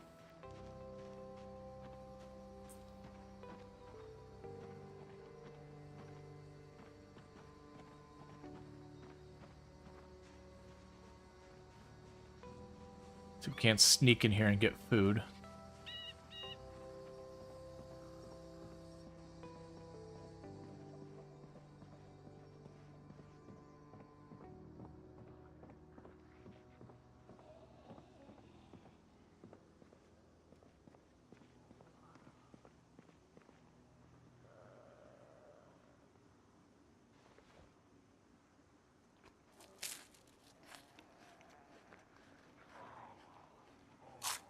Hey, go away, I'm...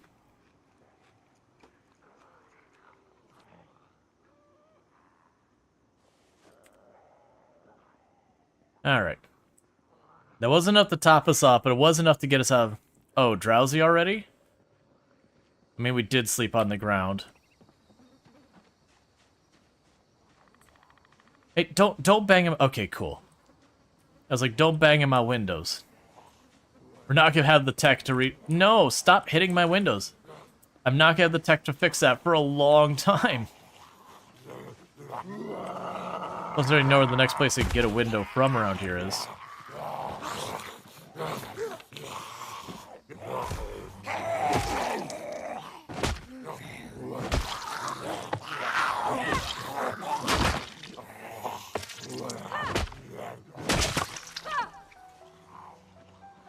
Looks like 3 of them. That's fine. We are getting pretty exerted, though.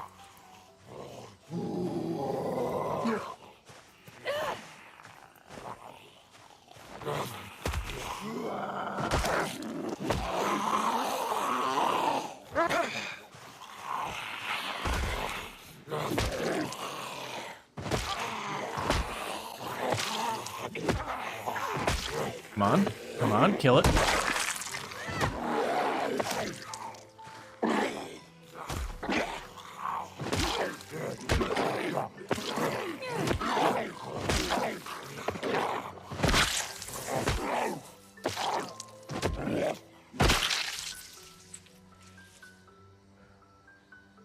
Overwhelming stench.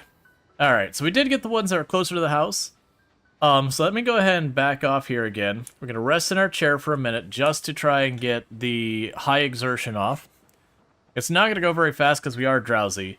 I'm going to go in there, I'm going to try and eat a little bit more food, and we are going to try and sneak asleep if I can make it happen.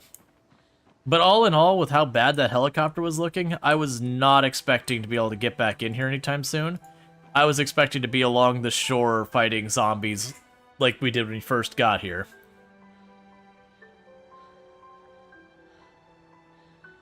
But now where we have this buff here that says overwhelming stench, you will eventually see like queasy and then nauseous appear over here. That's because we are slowly getting sick by just sitting around a whole bunch of bodies. Generally speaking, it's not that dangerous on its own unless you sleep around bodies or otherwise spend a very extended period, because it is those things that all you have to do is get away from the bodies for a while and it'll solve itself. So it's not zombie infection, it's like corpse sickness kind of thing. Alright, give it just a little bit longer. Okay. But that's the reason why we're getting unpleasantly hot, is we're starting to build up a fever.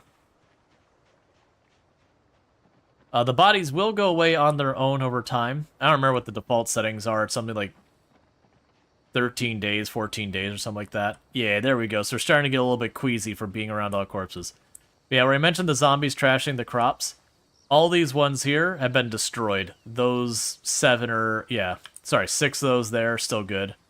The zombies did trash my crops.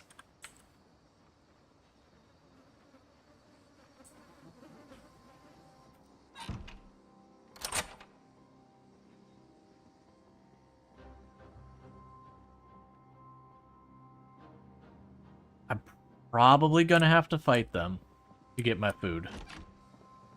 We don't urgently need the food. Okay. Here's the plan. Step 1 is I'm going to go up here, and you are going to try to sneak asleep.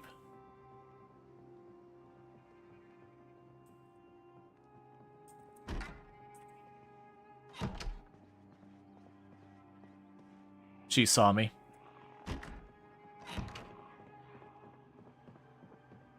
So we are fighting it.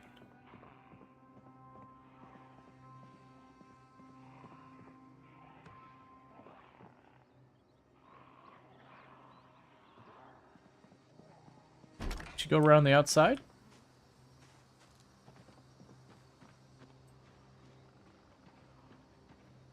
Where did you go, lady?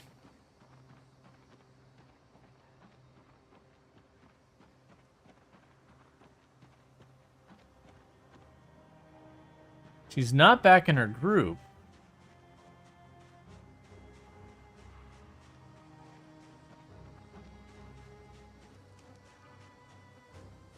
Okay, so she started to go upstairs, and she does have a friend with her.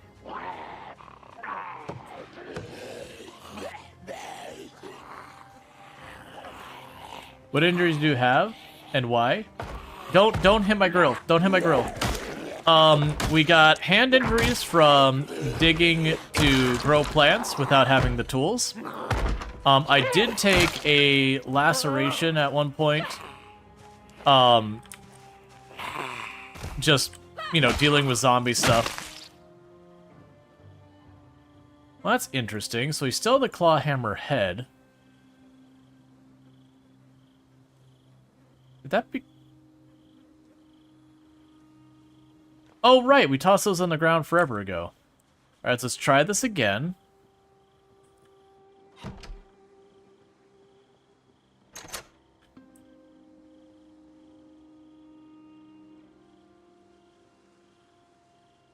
Oh, the windows... No, you're intact. There we go.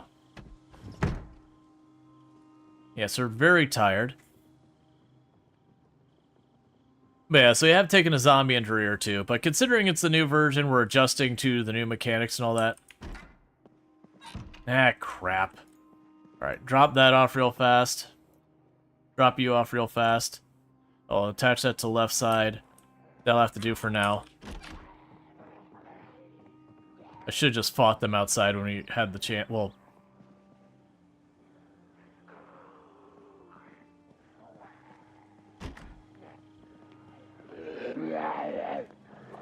Yep, follow me right on through.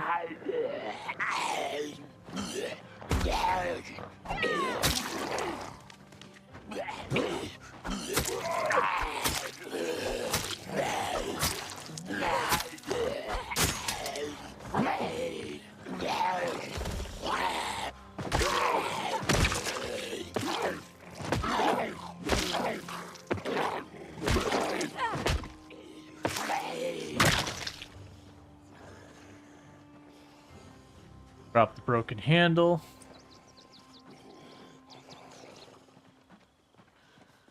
Come on, buddy.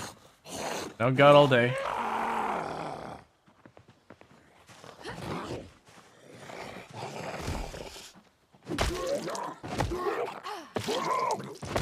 Any tips for the new combat? It's mostly the same rules as the old one.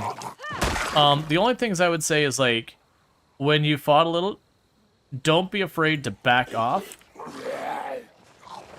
Like, it's better you cede ground to the zombies and return again later than just trying to hold your own. That's always been Trim Product Zomboid. Oh, that's not what we want. That might work out. No. Yep, we're evicted again. Okay, that's fine.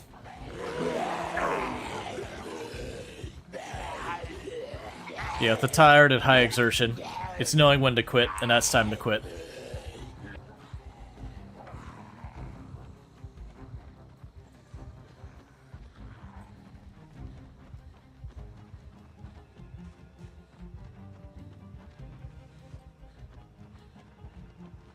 Dropping next as weight as we can.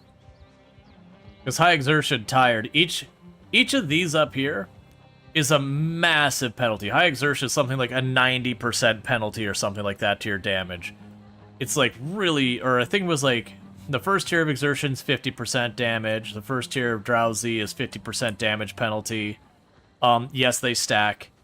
So when you're up here, you're starting to do like only 5% damage or something like that. So you do not stay in a fight when you start getting your negative moodles on there. And that's the second tier there, and that's like the third tier here. Which is why the moment there was more that I could push down reasonably and stack them, we just immediately bailed and didn't keep up the fight.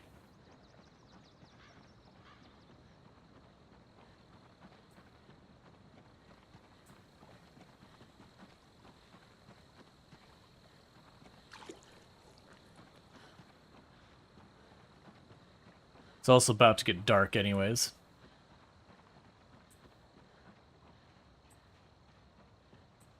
Trying to get away from all the corpses, but you know, we've been busy here. The helicopter properly screwed us, because it's going to take me 2 or 3 days to get cleared back in there. But that's normal 16 times pop stuff. Meta events and all that will evict you from your home a lot. Why are you going ballistic?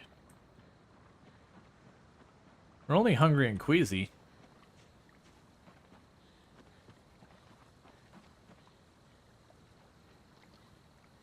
There we go.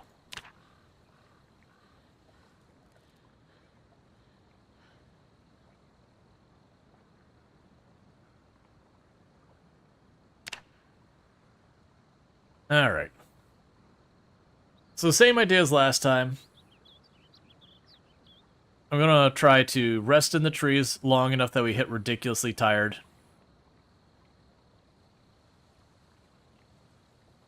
And then once we do that, we can go to sleep, and we try to push in again tomorrow.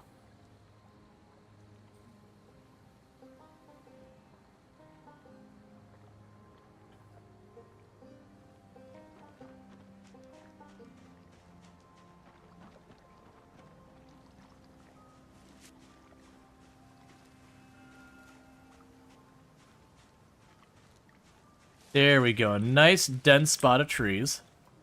So that way, only way a zombie can see me is they physically walk over top of me.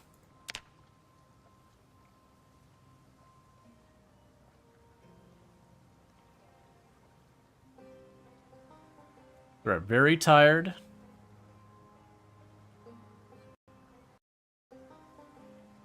That's a weird audio stutter.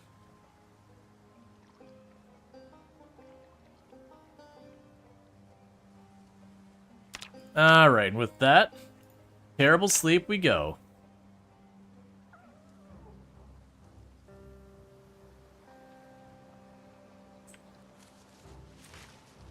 Alright. Let's get ourselves a drink. And then we go back for more.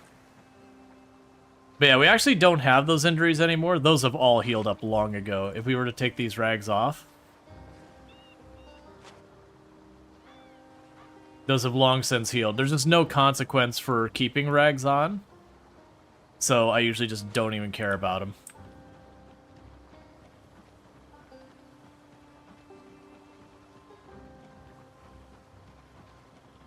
Just like there's not really much of a consequence for your character always being absolutely filthy, disgusting, dirty. So taking the time to clean yourself up is purely a vanity thing if you want to do it. Like, I'll do it on characters, but right now where we're struggling a little bit, it's just not worth taking the time. They're extra weight? They are extra weight when they're in my inventory. When I'm wearing them, they actually don't count against my weight. Unlike clothing. Clothing counts against your weight, but when they're on here, I don't think they count for anything one way or the other.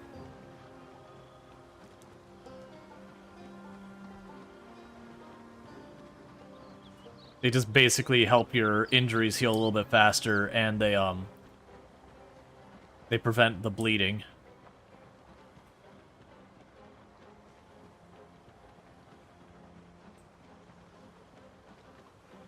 All right.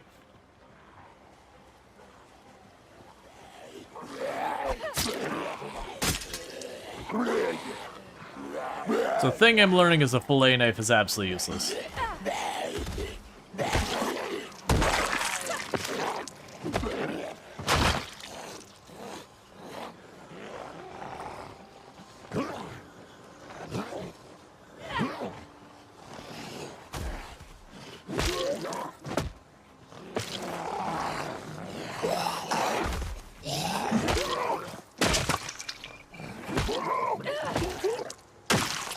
Those corpses will eventually decay? Yep.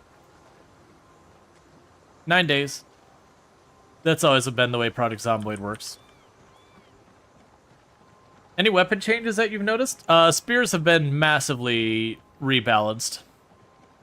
I would say they're completely reasonable, but they're definitely not a strong meta anymore. The recipe change is a huge thing that changed with them. They don't have, like, just cartoonishly high amounts of attack speed anymore.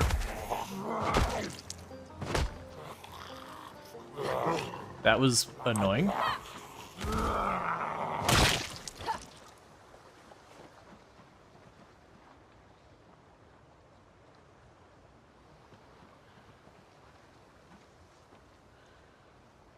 But the other thing that they've done is bladed weapons now have a sharpness to them that you can resharpen your blades.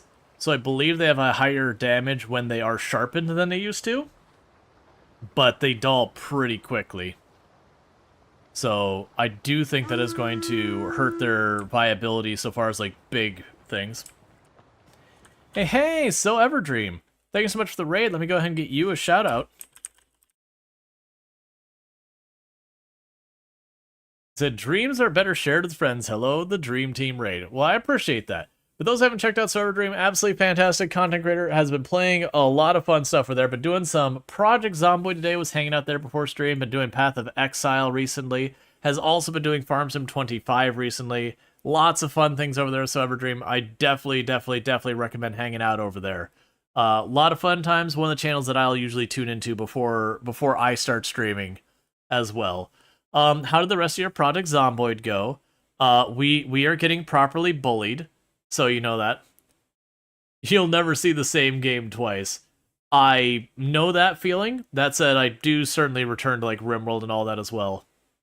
But I do hope you you had some good Project Zomboid. Let's see. It went terribly. I'm horrible, but we're trying. Well, that's the way it all starts. He tried to take some sheep home, but killed them instead.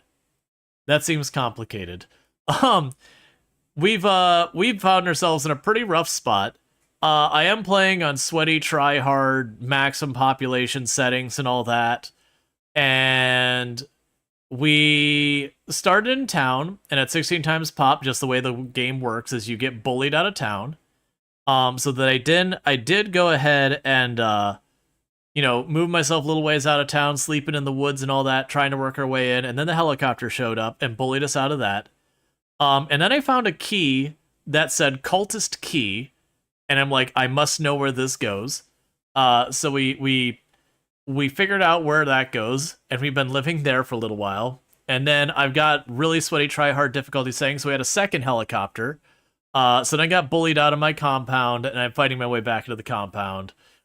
We have been sleeping on the ground in the woods and being generally as miserable as possible the whole time. Because he didn't read the prompt and accidentally killed instead of picking it up. Yeah. Let's see. Please tell me, what is the key to surviving 3 days? I honestly would say the two things I would recommend to a new player, and I think you're probably past the first point with where you're at, but the first thing is, before you worry about how long you can survive and all that kind of stuff, pick up a weapon, go outside, fight a zombie. Repeat that till you can do that without taking an injury most-ish of the time. And you just want to get to like that basic mechanical combat, because the only way to learn that is to fight. Because when you first start playing Project Zomboid, it does have fairly different combat than most games. So you are absolutely going to get yourself shredded a lot until you get like the feel for the combat. Once you get past that, I would say the next hardest and important skill to learn is when it's time to just go, nope, and walk away. You know, because we all get the thing, it's like, but that's my house. My stuff's in there. Learning that you can be like, nope, pack it in, walking away, like this is out of my hands. Get to a new location, and then turn around and fight your way back in later will save you so many deaths. And that's whether it's your house, your car. You can always walk away until you start hitting high, like excessive exertion and really drowsy and all that. You can just walk, and you'll get away from the zombies eventually. But if you do push yourself to the point of exhaustion and all that, then the zombies get faster than you, and that's when you die. But like very genuinely, you can just walk out in the middle of the woods, wait till you're ridiculously tired, just go to sleep on the ground. Is it good? Not really. But it is better than trying to fight with those moodles. Because what a lot of people don't realize is just that first tier of out of breath, is I think what they call it now, but it was like, you know, whatever minor exertion or whatever. That's a 50% damage penalty. So you're doing half damage just with that one. When you hit drowsy, that's a 50% damage penalty. Yes, they stack. So you get the idea. Those moodles aren't like, hey, you lost the tiniest little sliver of damage. It just dumpsters your damage. So you should basically, the moment you start seeing those moodles, it's time to be like, all right, Can I quickly finish out this fight, or is it time to out of here? Alright, so we got you. Don't trample my carrots. They're already 90% dead because of you zombies. Yes, I planted them out of season. I don't care. I want to see what happens. And you might be like, why aren't you using weapons? There are more zombies than weapons in my settings.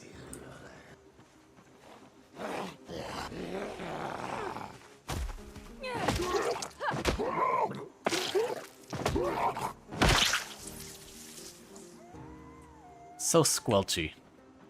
Yep, so you see I got to out of breath, and we're going to back off real fast. We're also on tryhard settings in the fact that when I started my character, I have 0 fit. Well, I started with 0 fitness, 0 strength. Every one of these was empty when we started. Is this a build I recommend? Absolutely the heck not. This is 100% a self-sabotage build. But we are making gradual progress. Very weirdly, with the change in the stats, my progression has been, like, flipped on its head from what I'm used to. Usually around now I'd be on 2 or 3 in whatever relevant weapon skill I'm doing. I might have 1 or 2 strength going on. And with this, I have a single point in a weapon skill. Because I can't reliably keep using my weapons because of the strain. And we're about to hit fitness 2 and strength 3. But we're making it work. I am looking forward to having a little bit more stats, so hopefully don't strain quite as fast. Alright. So let's get back up off our chair. I've also been finding, if you can't have the chair where you could you can see all the approaches from the zombies, you're probably better off just sitting on the ground in the open, where you can turn around and look around you. Like that bench in the middle there, that bench in the middle, could you not? Feels like a 100% death trap.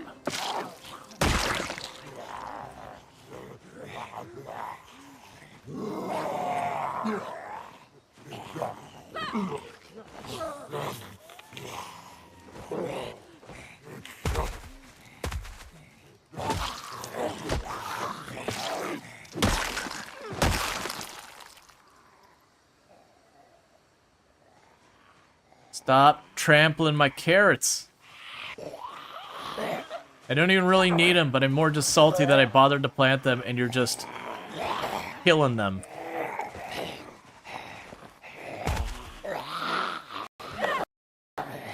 That was a real weird stutter there.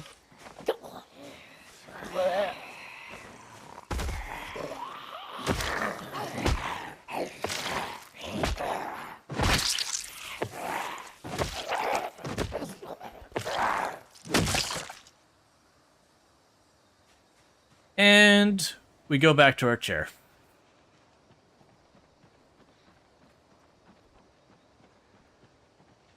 But yeah, so early game, you are going to have to back out of fights a lot. I'm kind of finding with the muscle strain that one thing that has been helping me a little bit as I've been experimenting is deliberately taking the time when I have weapons to use the weapon for a little bit, and once it starts building up to having some muscle strain, to switch to shoving and stomping if I can get the numbers down enough.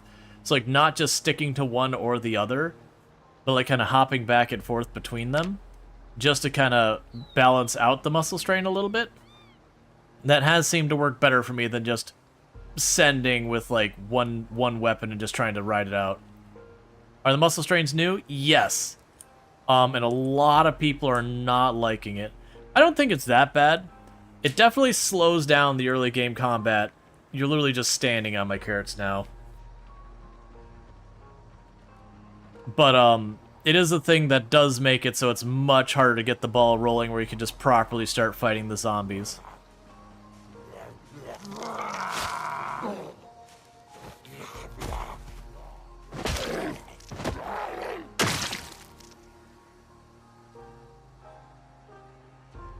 Can I go in my house now? Can I eat my food?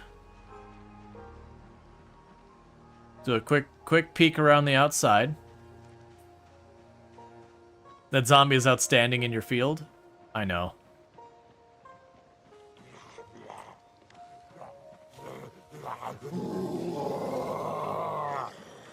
Alright, so I will fight them. I just want to do it away from the building itself a little bit. One, so I don't pull zombies from behind the building through it. And so I don't have as many corners to deal with.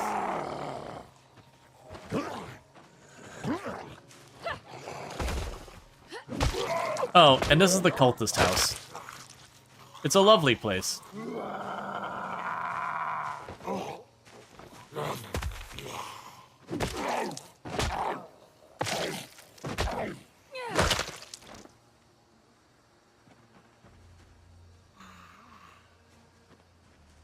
Let's see, did you catch the cost of the chimney?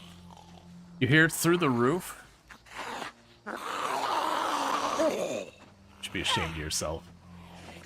I mean, it's a fun joke, but also.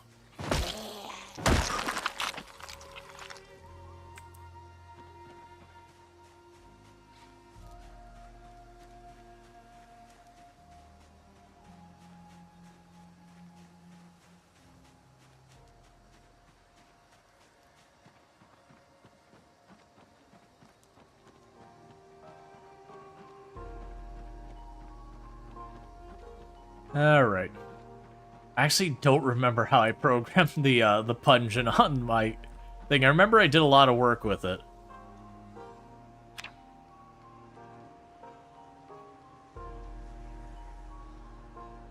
Okay, so we're gonna deal with the exertion again. Last one to get inside.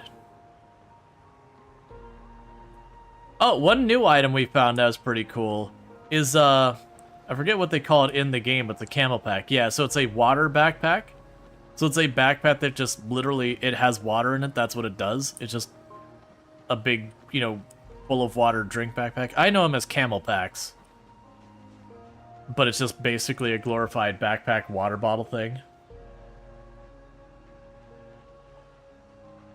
And the reason I'm trying to take the time to kill these zombies around the back is the last 2 times I've tried to go in the house, we've aggroed them trying to go up to our bedroom. And it's not like I've had a chance to really deal with the curtain. I probably could have closed the curtain.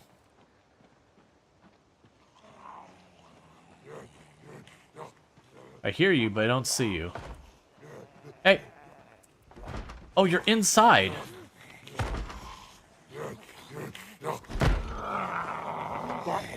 There we go. Can you fill the camel pack with gas? I have not had the opportunity to try. I would guess no, but I've also not tried. That'd be an interesting thing, though, as a way of, like, shipping gas, just having a backpack.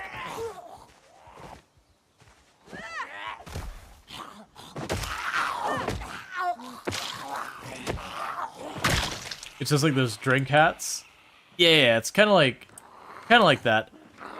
I'm sure they existed. I hadn't heard of camel packs until recently. They're like very popular with cyclists and all that, because you could just toss that backpack on, and if you go to do for like a marathon ride, you know, now you've got a solid amount of water on you. Oh, are you kidding me? Give me a break. I want to go home.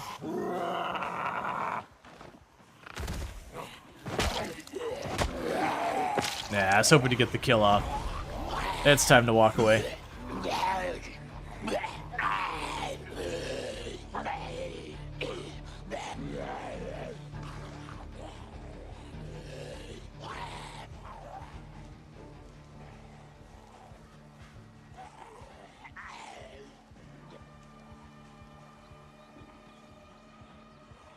That's just the 2 of them.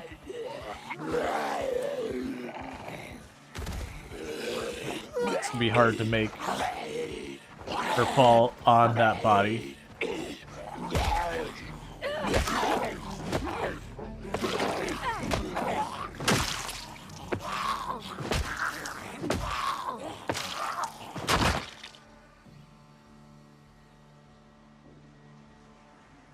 Okay, so we've got 3 or 4 more still there. But we are at high exertion drowsy. I'm kind of hoping we can get in this chair and they'll lose track of us when we go behind the building. I don't know if we will, but if I can at least drop the exertion a little bit, I could probably kill a couple more before I have to retreat again.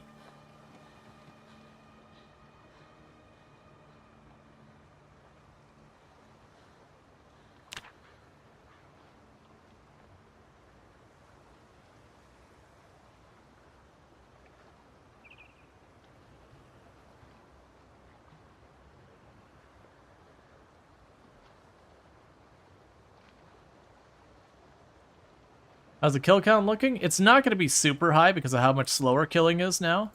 We're at 382. Alright, so we've got a crawler here. I'd really like to get rid of that crawler first. And done.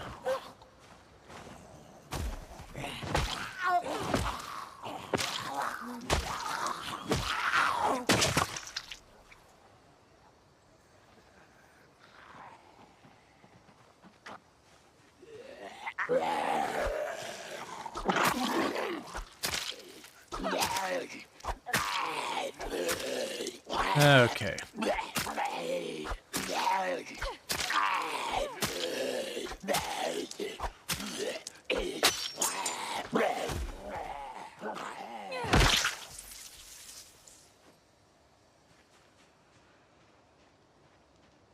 Let's back off again and rest some more. Are we tired now? No, we're still at drowsy.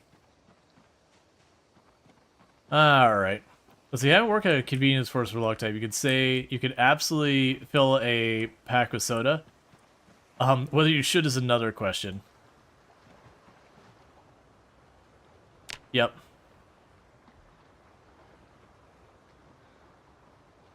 The muscle strategy is to make sure nobody beats the record.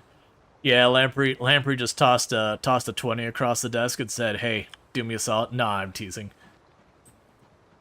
It is pretty rough. It does get better over time. It's just we're having real difficulty getting any of our other combat skills up.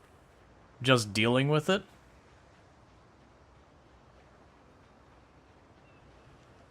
But we're getting there. I mean, I am clearing out the area slowly. It's just mostly I can't keep a weapon intact. We haven't gotten any really good weapons. The best we found was a claw hammer, which got us our first point in short blunt.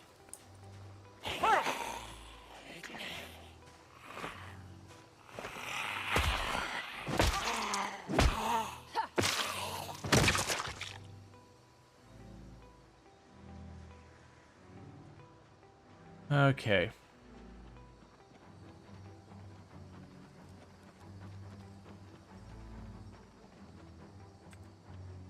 Well, what they keep setting up and posting up right behind the house where they spot me walking upstairs.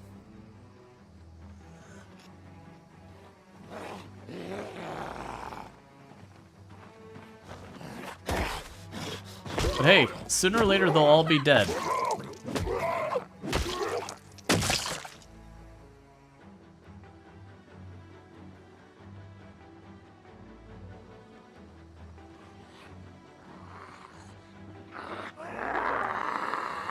All right.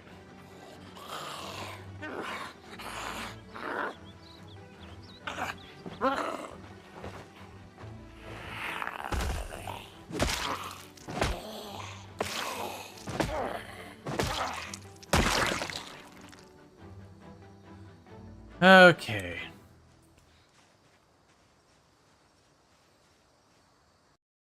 All right, let's see. So they say you can build build from nothing in the woods. Does that mostly rely on foraging? Yes, it relies very, very heavily on foraging. Are there any traits that increase your XP gains without giving you levels in that skill? There is fast learning, which does help, but only so much. It's like to add. No, it's not to add gunplay. It was honestly trying to push for making you want to use stealth more.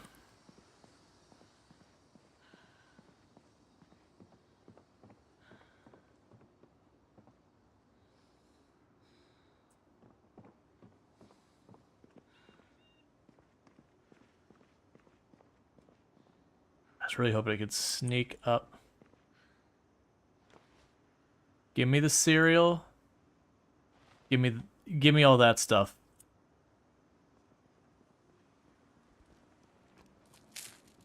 Just eat the entire ham, the whole thing.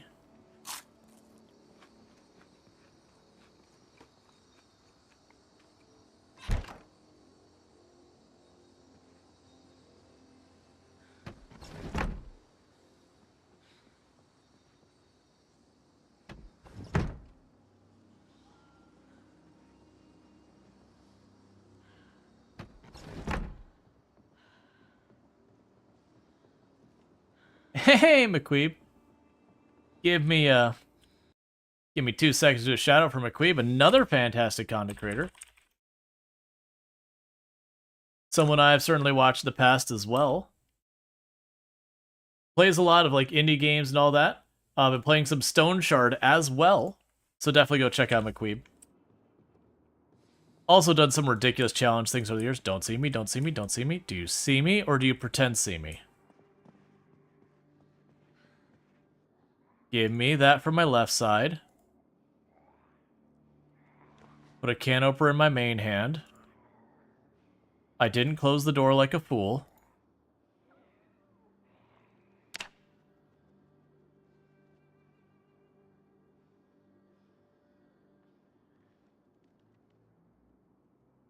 All right.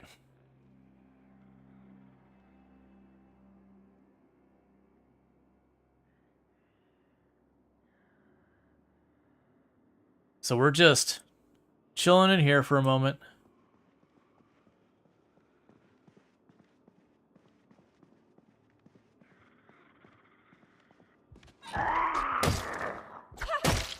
Be quick, be quick, be quick. Please be quick. I need you to be quicker. Oh, I can execution animation with the can opener?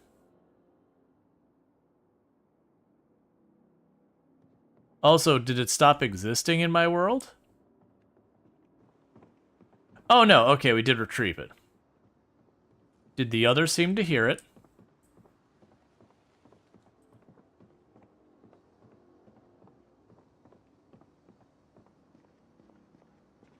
It's not seeming like they did.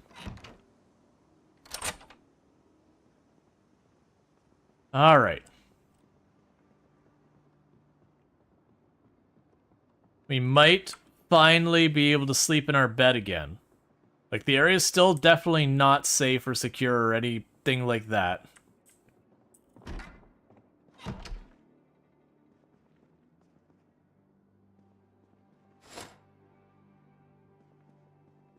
Okay. Fill our hydration pack. Fill our empty plastic bottle. Let's go ahead and I can use the power of the bull to make a once stale peach into a fresh peach. Don't worry about it.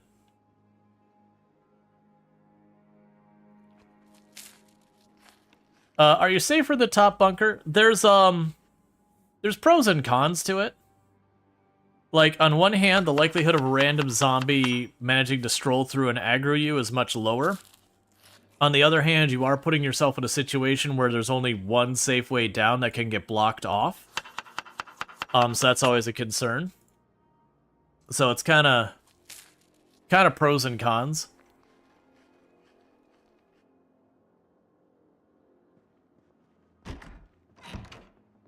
Now, while we're still sleepy, and I'm not quite ready to go sleep yet, because I want to I'm trying to fix our sleep schedule so we... This one you should. Let me show you something. Oh, I don't have a flashlight. I'm not going to show you anything. Never mind. Just don't worry about the nightmare that's in the basement here.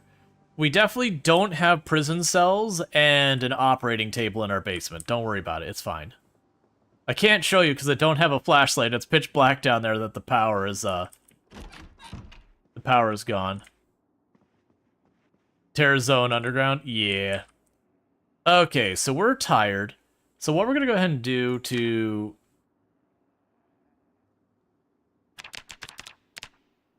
kill some time is going to knock out some sit-ups. And then rest, and knock out our sit-ups, and... What I gain a skill in? Fitness? Oh yeah, fitness, more stamina recovery. Lovely. Yeah. With the flashlight situation being what it is now, basements and all that are terrifying. Okay, so we can put that back on. Put that back into our primary hand so we can fight with it. Let's see. Have you formed any strong impressions on that traits you selected? Not really. The traits are mostly the same from what they were before. There's a couple new ones. But like where they used to have an obese trait, and all they just changed. I forget what the new one is called. Oh, we're no longer overweight. I'm actually starting losing weight really quickly. But we just have to worry about like that kind of stuff. You are getting a wee bit peckish again already. Yeah, fast metabolism and slow metabolism are effectively just the same as the old obese and underweight traits were. Hey, Jonatello. Welcome to the stream. Alright. Books we've read. A Feast of the Forest. I did not read that. I did not read that book. Oh, right. They changed it. That as you level up skills, those I did read. As you level up skills, your character will just learn some of the recipes. So that's probably what this is telling. Oh, it's probably just telling me I've already got that level of foraging that this book no longer does, I think. So it's considered red for purposes of my skill gains and all that. One of the other things they did is you can't just read books and watch videos your way up to like 8 in levels, that they have a hard limit on how high you can gain levels on the books. Now, granted, you can change all that stuff. Alright. I guess I'll do a second round of exercise. I wasn't planning to, but I'm trying to get our character to go to sleep around midnight, so we wake up around 5 a.m., give or take. We might actually stay up, we might sleep in a little bit longer because we're going to be ridiculously tired. Just so I don't wake up and it's still pitch black everywhere, that it's just not safe for me to do anything.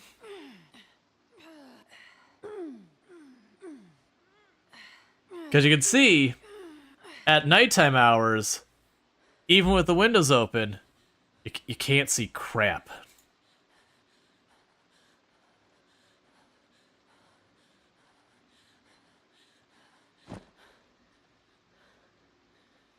Meanwhile, where's our watch? I'm gonna start doing this.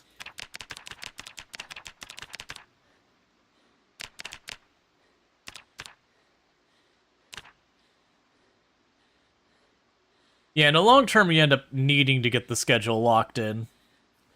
Like, you'll always have issues where your character's sleep schedule get all over the place, but it is just one of those things that you do need to kind of juggle it, because if you end up staying up, like, especially now that it's so much darker than it used to be, for marathon runs, you cannot be running around in the dark. Eventually you're not going to see a zombie, and then that'll be the end of your run. Especially now, if there's a zombie in this building, I am not seeing it.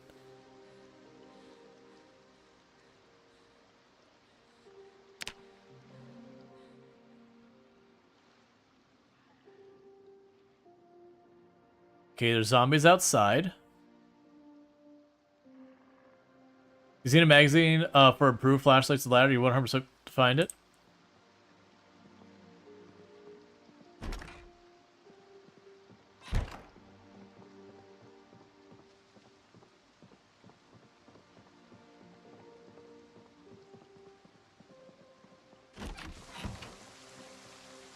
Okay, so let's take a quick survey of the surroundings.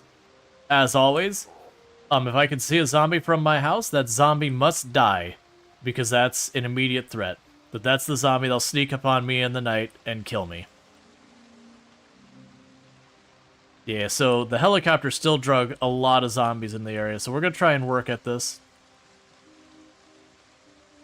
Hey, you two in the green. Hey, friendos. Hey, buddy. There you go, you got it figured out.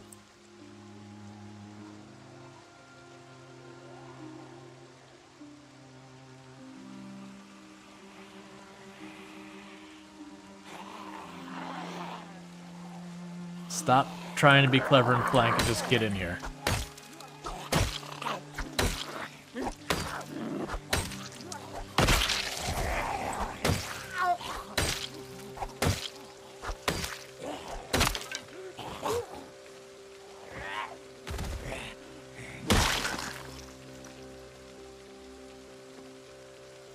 Alright. Next contestant. I'm mostly just trying to make it so that... Would you look this way? I know the moment I go in my kitchen, you're gonna look straight at me and walk right in. Bash Emerald Eagle Eyes? Yeah. Alright, so with this, we should be able to pop up here. And grab ourselves a little bit of food.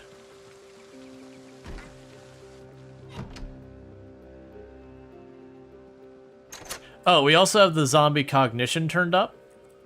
Which does mean the zombies are smart enough to open doors and windows and that kind of thing. Yeah, that's not going to get cooked in time, so toss that in the trash.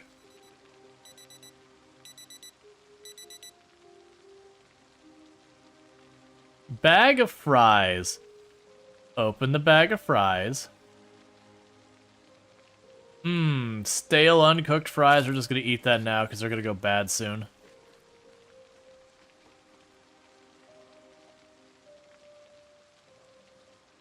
Alright.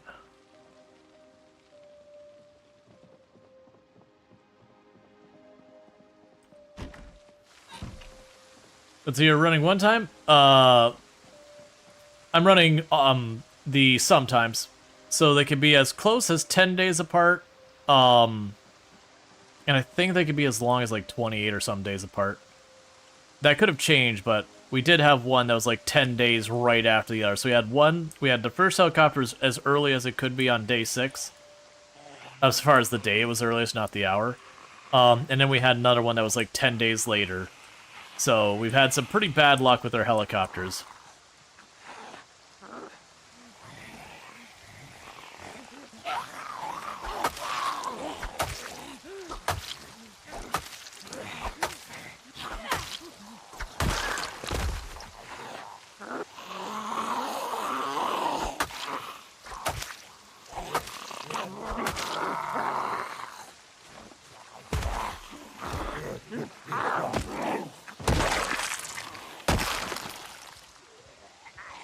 Alright.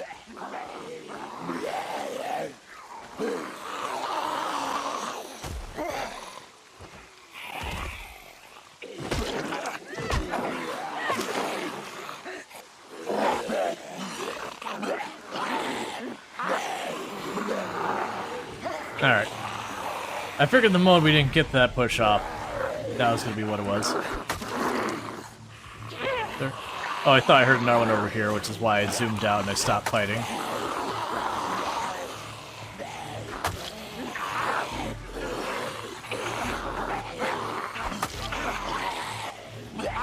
Alright. Woohoo! Been a while since I've had a short blade.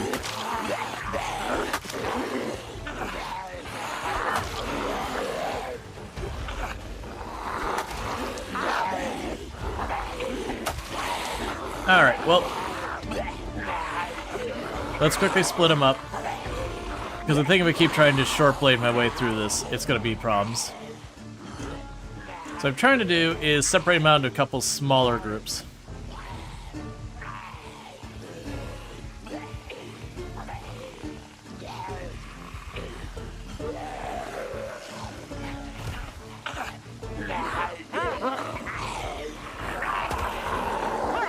Oh, come on.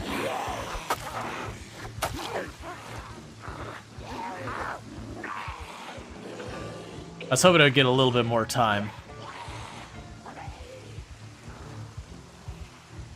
And I'm doing stuff to screw with their pathing to give me a little bit more wiggle. Let's see. Sarah Mega saying, "Hey, Rual, do you know if there's a list of the new crafting recipes? You couldn't figure out how to make a sturdy stick for fireplace despite having the craft mats." I think you have to actually get the recipe magazines to see it and stuff like that. That I don't believe you get like the full exhaustive list. As far as there being a place of the full list, I don't know.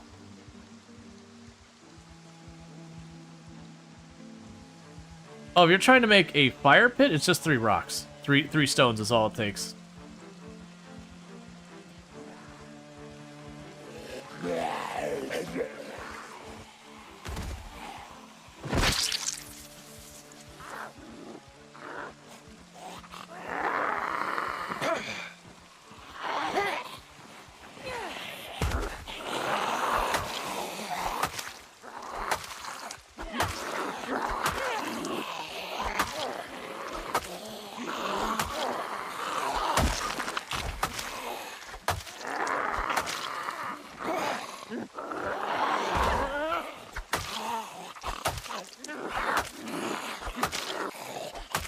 Okay, come on.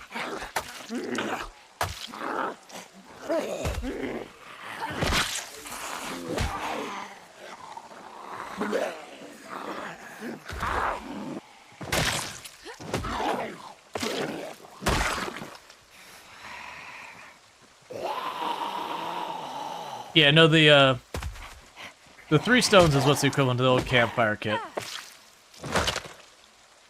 But you're probably looking at something that might be a little bit fancier than what you're actually wanting.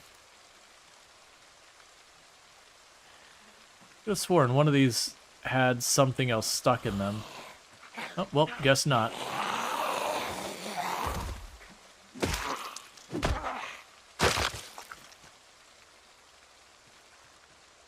Someday I'll get a backpack. Someday. Would you get over here?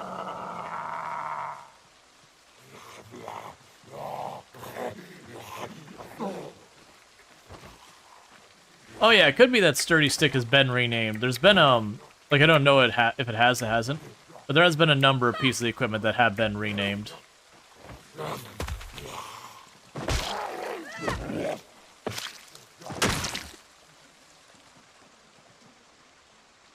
But yeah, so it'll take like a little trial and error to figure stuff out, unfortunately. But yeah, as far as like an exhaustive list, I have no idea.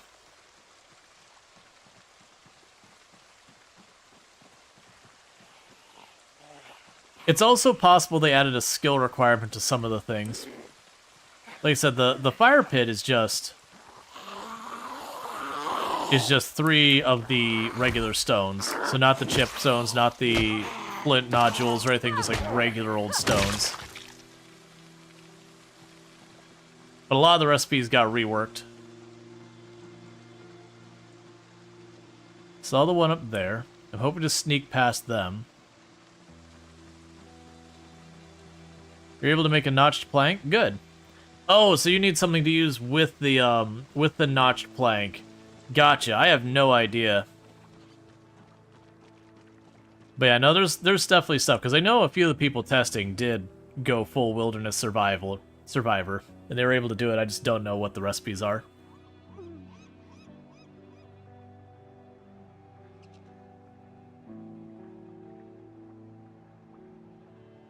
Someday I'll actually be able to forage again.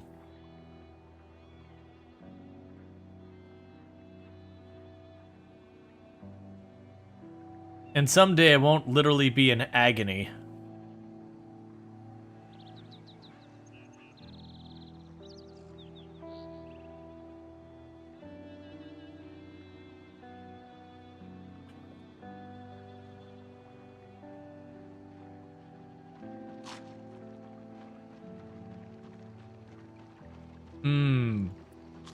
Cold, stale, out of the freezer fries. Didn't bother even warming them up. They're just fries out of the freezer. We're going with it. Where was the one that was in here? There was one I saw wandering in here. I'm unwilling to run around in that right now. Cheers. So keep investigating. You're trying to do CDDA, and you need to cook up some dead chicken somehow. Gotcha. I'm sure there's a way. I just gotta figure, like, we'll have to, like, get ourselves a notched plank. Because more than likely it's just a piece of equipment got renamed or something. Muscle strain. Yes. Yes is what's currently muscle strained. Both our hands, both our arms, both our legs, our torso. I mean, our upper torso's fine. We haven't strained our upper torso. I can pick up some heavy weight though, and we can add that to the list.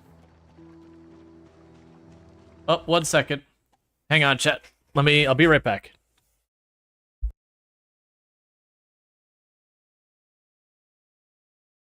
I want a stack of corn. Raw corn in the mouth. That's what I want. No judgment. Or maybe a little judgment.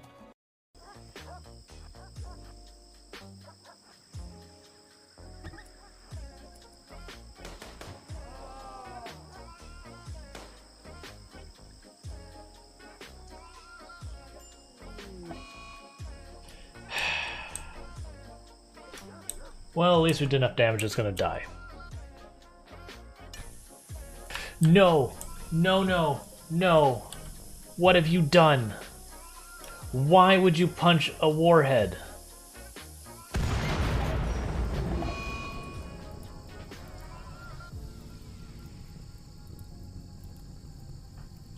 You're alive.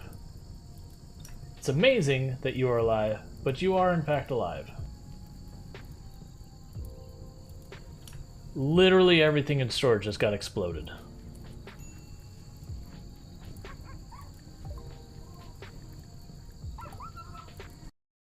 As well as 556, the big downers, we don't have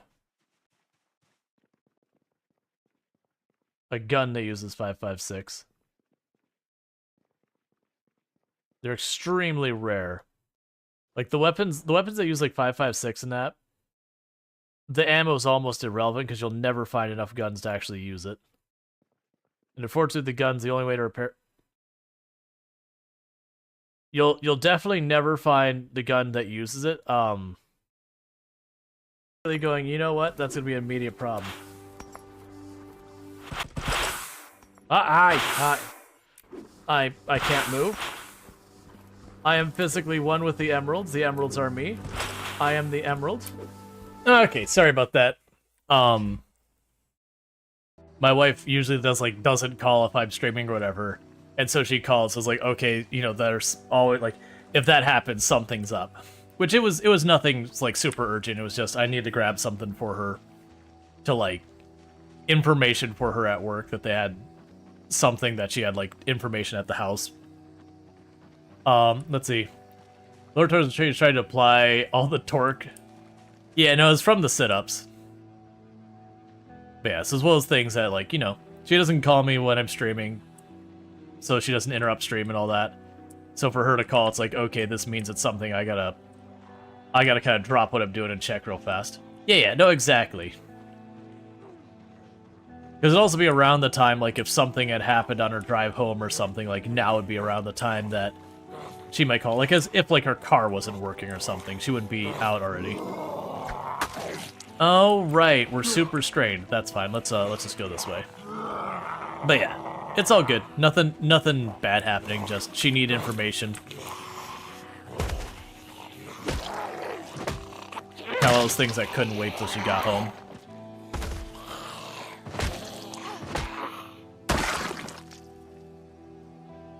Oh, would you look at that? That is a wait, machete goes on our hips now? All right.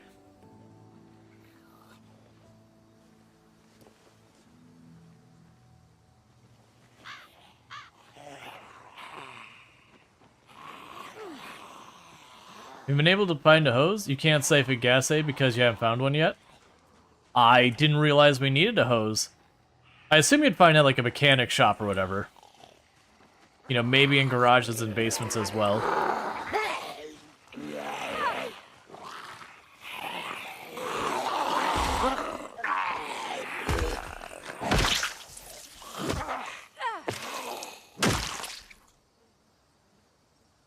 Looking at the mechanic in West Point? Gotcha. Yeah, and there's gonna be a lot of stuff that we haven't run into. Yeah, so got a machete. Yeah, so this is one of the things that did change. If you notice with the machete as a sharpness rating, your damage is based on that sharpness.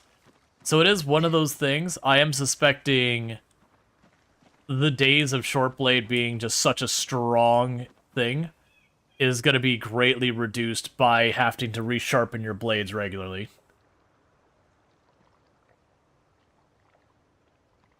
You know, you're wondering if they're trying to nerf fire? Yeah, no, that's already a thing they were kind of open about. Garden supply shop. I could see a hose in a garden supply shop. Trying to sit for a moment to hopefully get rid of this muscle strain. I think I overdid it with the sit-ups yesterday.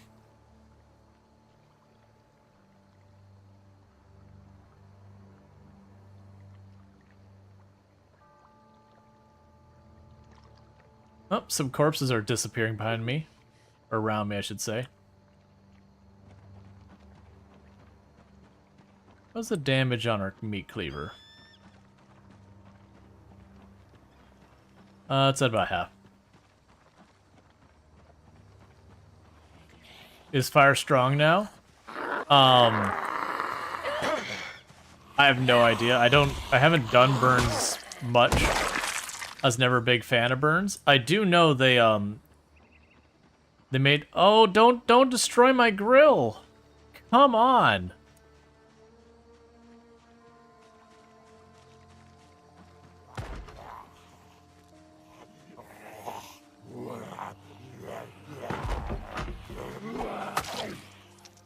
There.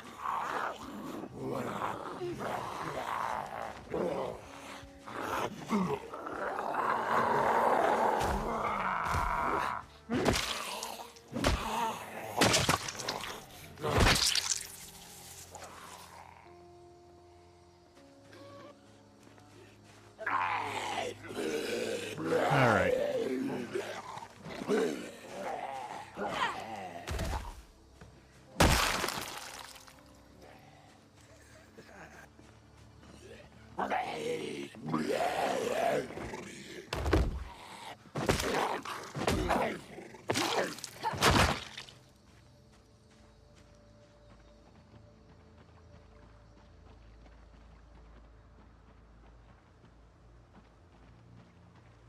Yeah, so it's definitely still not as bad as it was when we first got here, so far as the zombie situation.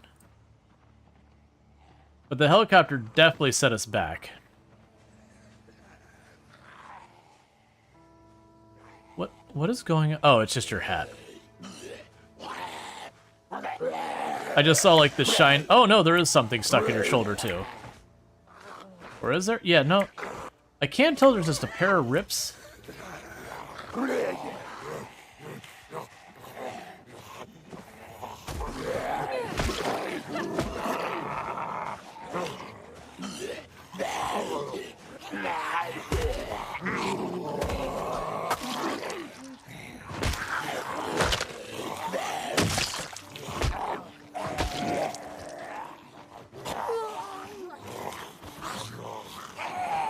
I was trying for it. It's okay.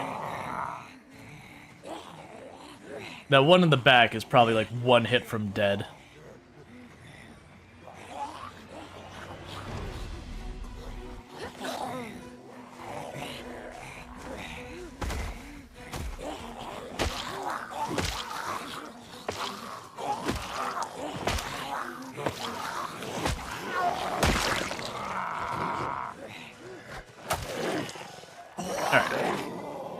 Alright, so we need to back off again. This is going to be a reoccurring thing. That fight a bunch, fight a bunch, fight a bunch. Get too many, back off, recoup, do it again. And it'll become less and less of an issue as our skills go up. It'll also become less and less of an issue as we clear out more and more of the zombies in the surrounding area. As much as I want to sit on that chair, that's not happening right now. So you're still just out of breath. So we're not that hard on damage penalties, it's just all that muscle strain doesn't mean I can't really use my weapons at all well.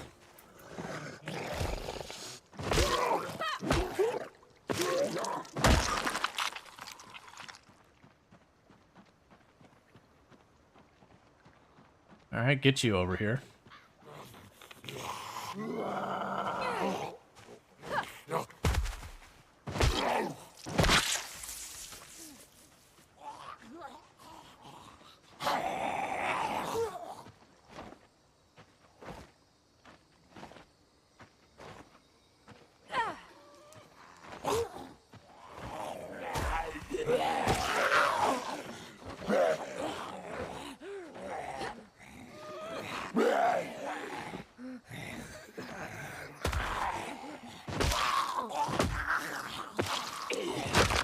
Alright, high exertion, so I really do need to get out of this fight.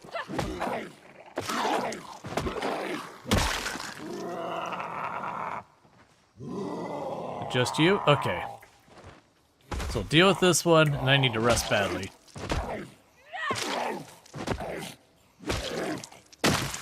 But still burn payment, all that? I have no idea. Let's see, so the fire spread seems to you about the same as build 41 regardless. I'm doing burn, but you've only done a couple at build 42. Gotcha. My understanding was there was deliberate intent on nerfing the rally a bunch of zombies and then starting a fire. Like that was something they were pretty open about, that they wanted to not make it a non-option anymore, but to really, really tone down its use. Just because of the fact that it caused performance issues, it caused all other stuff, and generally speaking. All of the meta events and helicopter events, all of those move zombies. They do not add zombies.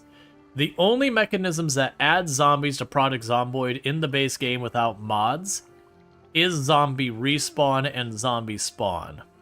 Zombie spawn is if you have your beginning population less than your peak population, new zombies will be added to your world to bring it up to that point, like at whatever your goal is. And then respawn is a mechanic that as you kill zombies, it will repopulate the tiles at a certain percentage. So long as you've not been in that area for a certain amount of time, you get the idea.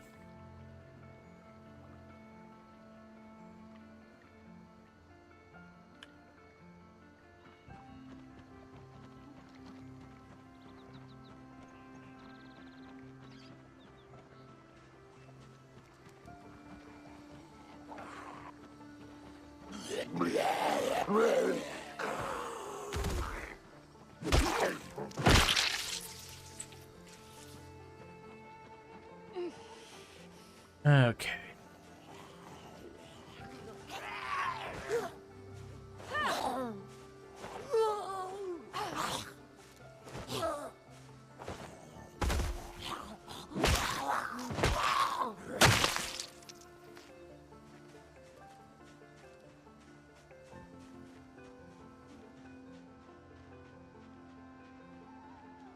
Alright, we'll just keep on clearing. But yeah, so like really all muscle strain has done is slowed down the rate I could clear early game. I'm still able to keep fighting the zombies, I just have to back off every so often and resort to pushing and stomping.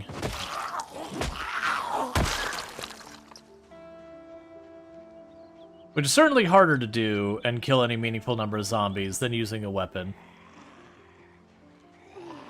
Alright, so I got another one over here somewhere.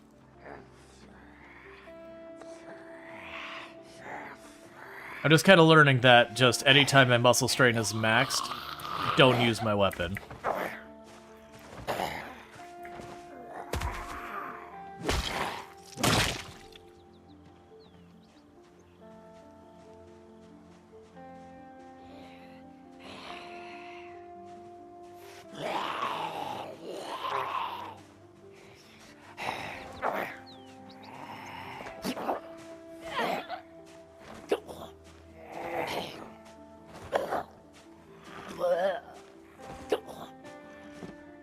Because while I'm doing this, I'm still gaining strength and fitness. The real bummer is I'm not gaining maintenance doing this type of combat. Not really. And that's holding me back from doing other things. You know, I think that zombie migration, they're just, because there's a lot of zombies in this tile due to the helicopter now. And the zombies are seeing that there's a big open area. Not seeing, but they are detecting there's a big open area. The zombies will gradually try and balance out to fill in the empty spots in that tile.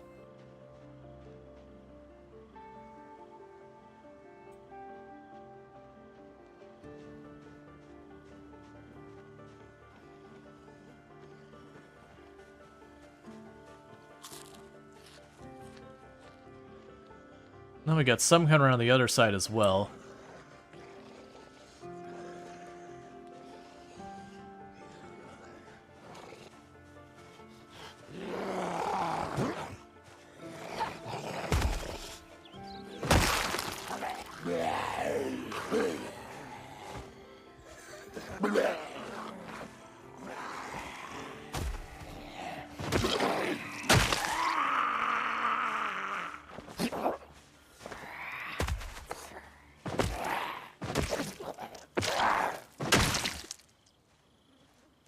Letter opener. Not worth grabbing. Makes me remember, what run was it? Was it Jeremiah Wiener when I started that run? Or was it Venus Orozco? There was one of them that we were like months into the game, and the quote-unquote favorite weapon on the character was unarmed.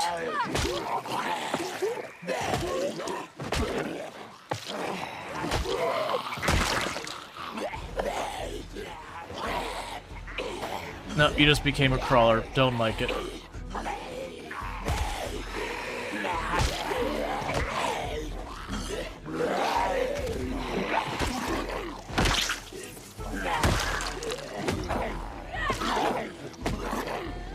All right.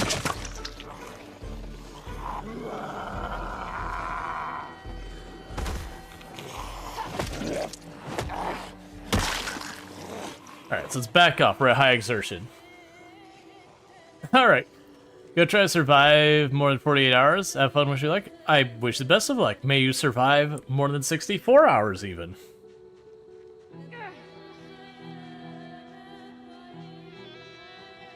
Alright, so our lower torso pain is starting to go away. That's good news.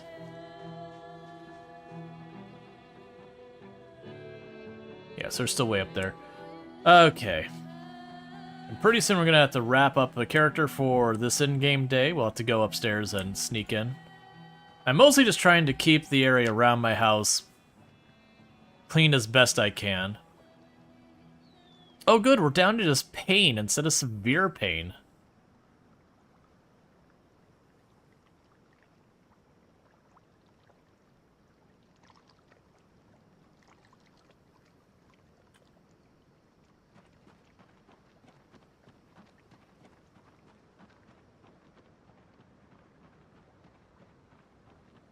All right.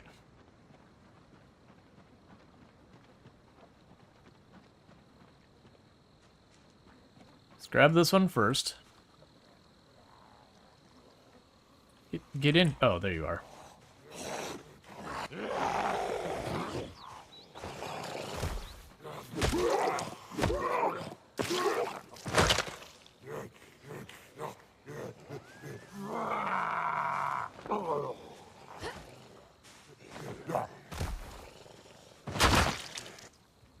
Because little by little, we're making the area clear of zombies.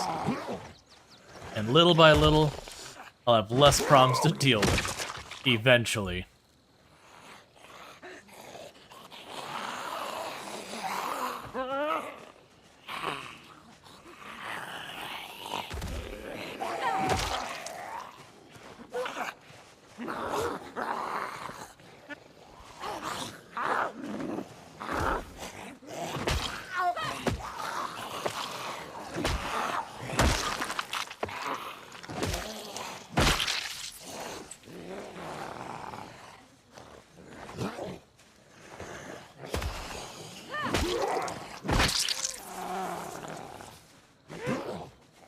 Okay.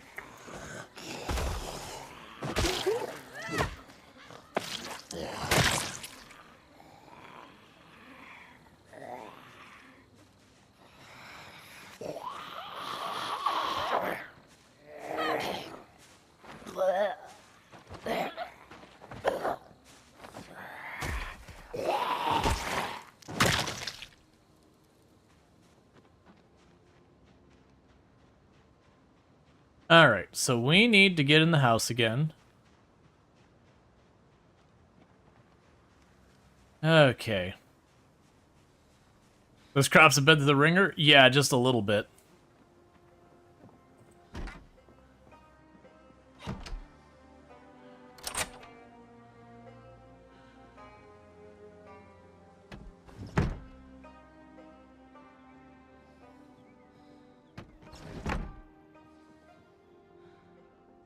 Okay.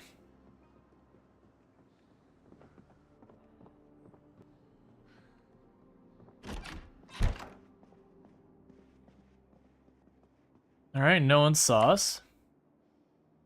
We'll take the old-fashioned can opener, toss it in there so we're not overburdened. Rest. And get ourselves recouped. Oh, we can also toss the claw hammerhead in there too.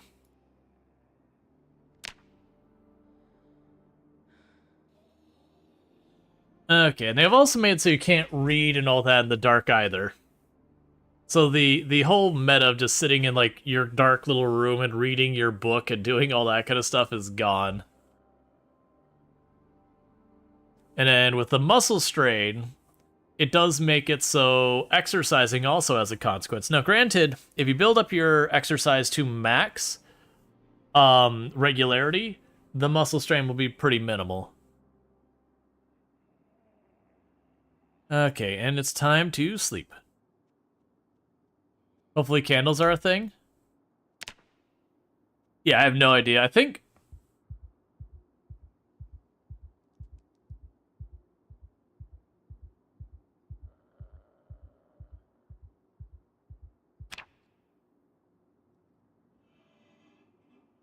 there is a zombie in the house with me.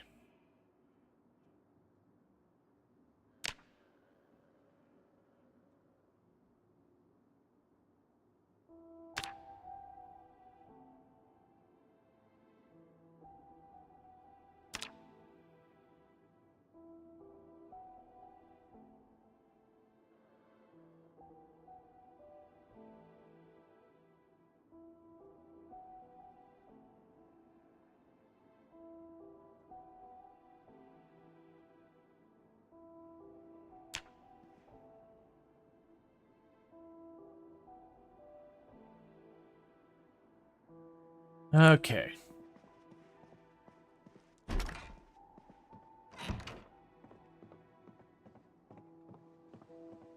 Pretty sure it's on the west side of the house there.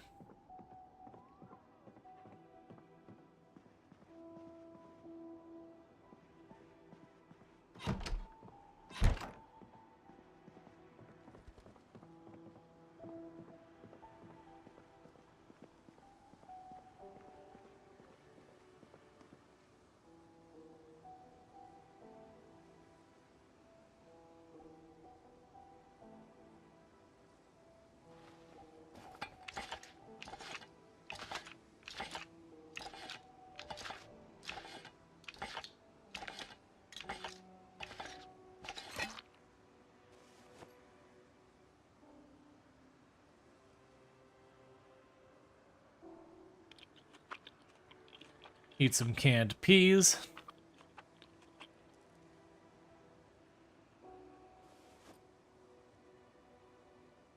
Alright, we're getting pretty actually low on food. Wait, what? I have a second meat cleaver in here.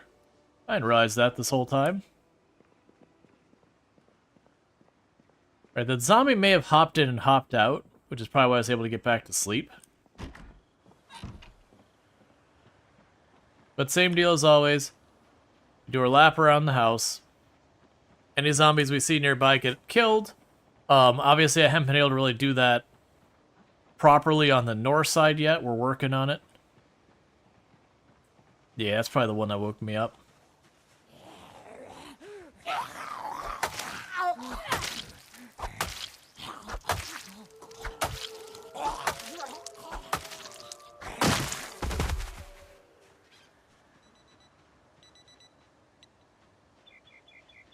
Okay, we got one over here.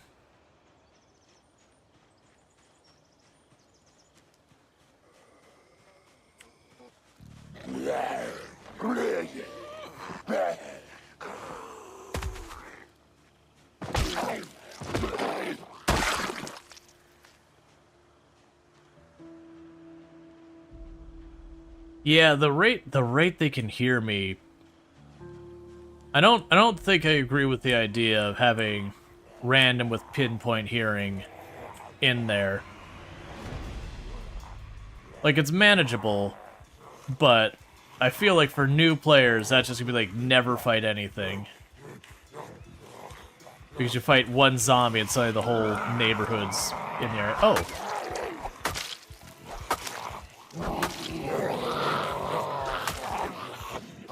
Our strain was already down.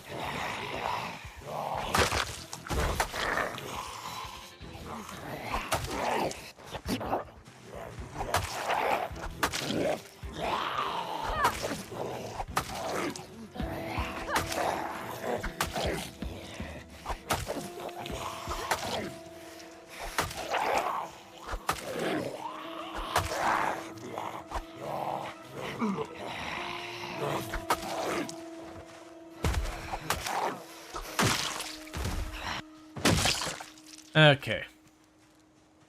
And that's it for the weapon for a little bit.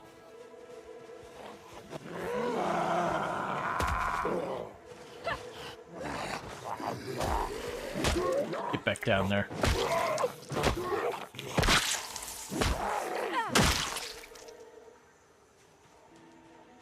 Alright. Boy, keep working at it. Little by little, we're getting stronger every day.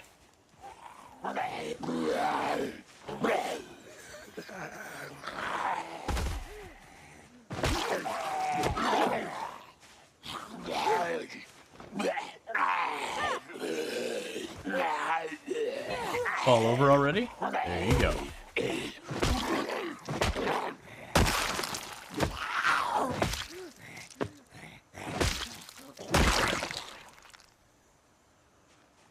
Okay. Gross. Yep, so we're doing a little bit of foraging on our way to and from where we could rest. Just trying to start augmenting our food because we are running out. If I do some proper foraging, we can find food no problem.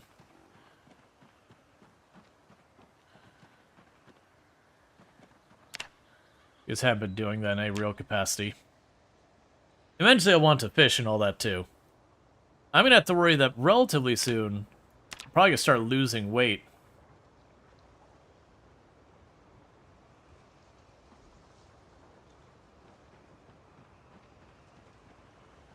Hey Kevin, how's it going?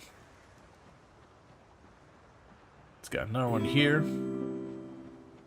Thank you for the follow. Welcome to the stream. Alright, so we got those. I've got one around the back.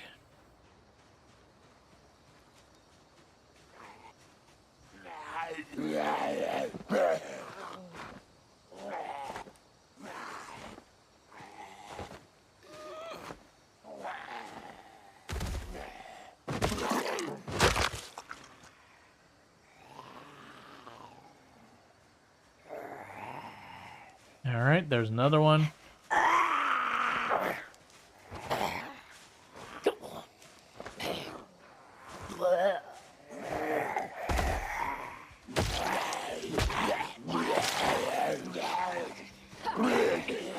Fall over. Fall over. Oh no, if we got you... No, you're not in place.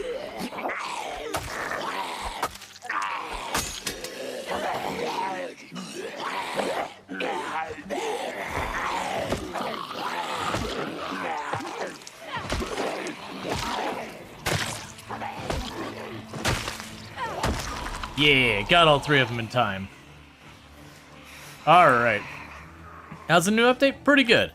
I do know the muscle strain mechanic's pretty controversial.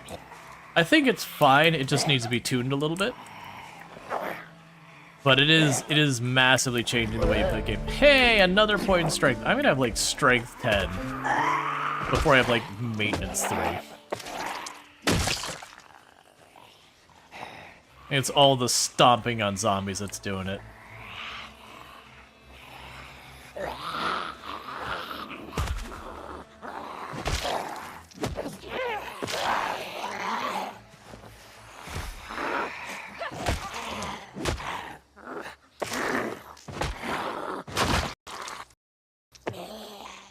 Alright, 1 second, my audio's scuffed on my end.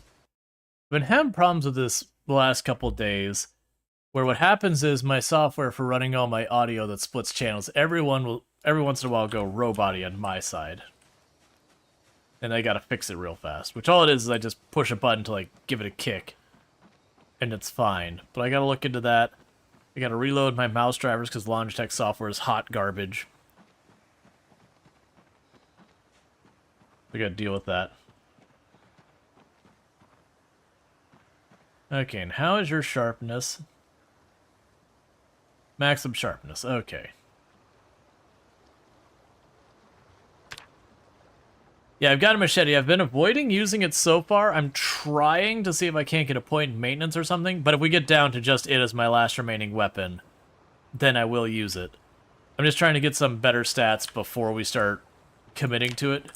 just so I get as much mileage out of as I can. It is neat that they made it a belt-equipped thing, not a back-equipped thing now.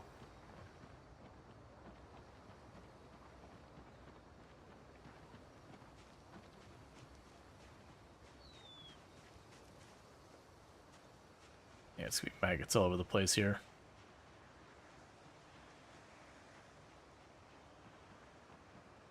Yeah, I'm not gonna be able to forge with all the bodies here. Me getting machetes earlier? Yeah, I mean, I thought machetes were around day 30 anyways. Or no, it was day 14 I thought was machetes. And it was day 30 was the katanas or something like that. And we're already past day 14. So, I mean, we got lucky on the drop. I'm not going to say that we weren't. But you've always been able to get them about 2 weeks into a run. Not counting if you set to, like, start later or any of the other things that can contribute.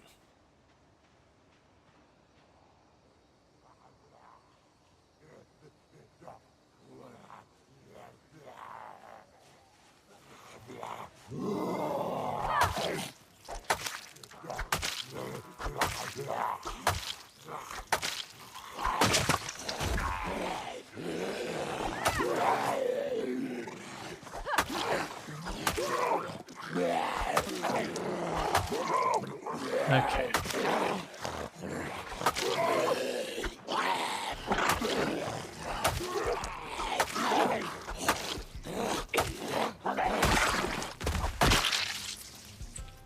Another can opener.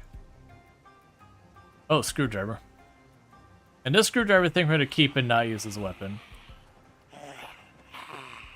Oh no, they're nowhere near 3 months. No, no, no. There was something that happens at 3 months. I'm trying to remember what that was, though.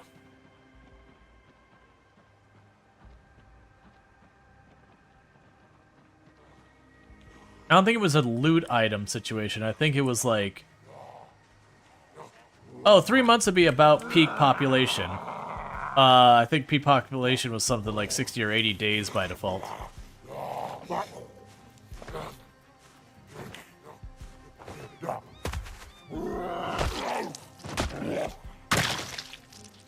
I don't know, I set mine to max right from the get-go, so...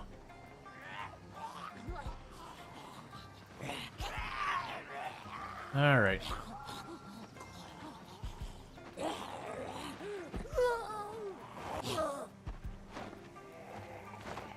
I've also noticed, I've been watching, not a single one of these zombies has had a flashlight or a radio of any kind.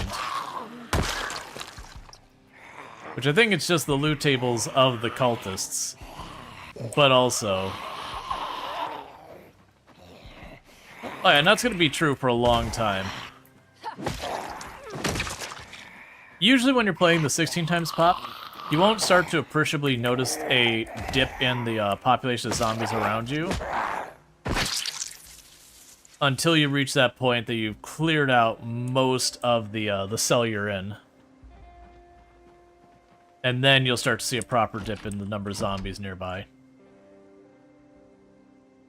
Let's grab the rotten rat and throw that in the trash.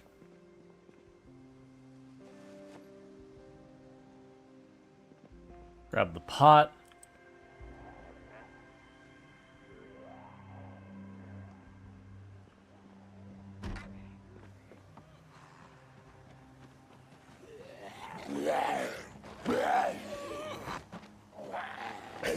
I heard one behind me.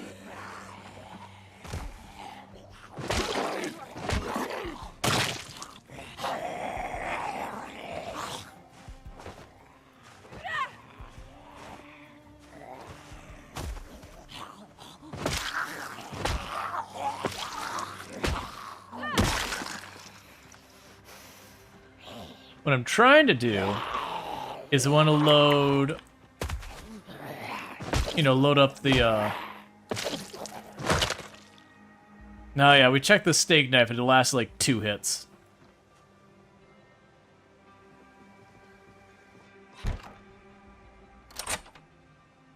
I want to go ahead and make some stew.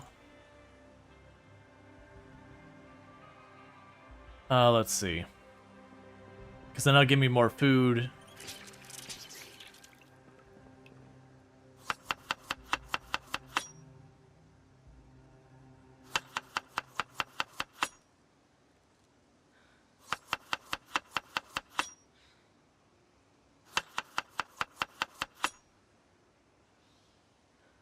Drop you back in there. Right, how hungry? Just hungry? Probably half of it. Let's see, I think you can use the bad knife to carve stuff, leveling carve. Probably. And then you're really heavy, so I could put you in there.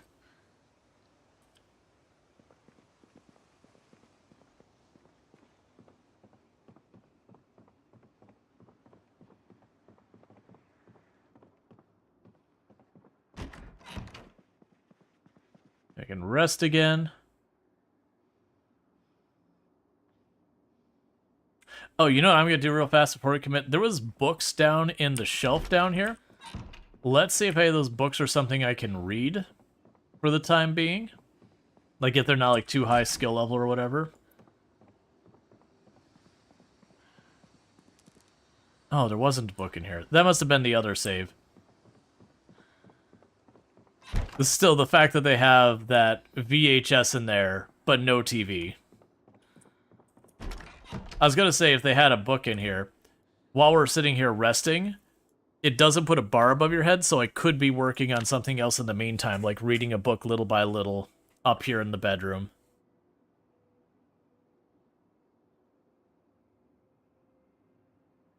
Okay, and how is our short blade skill coming along? Huh. Maybe it's under axe now? Weird. Doesn't matter. How's this going? Over halfway to maintenance one. That's at least something.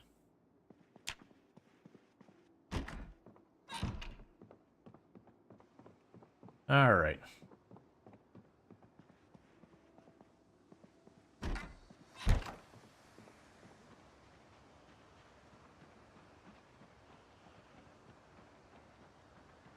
But yeah, so hopefully relatively soon I'll be able to start foraging.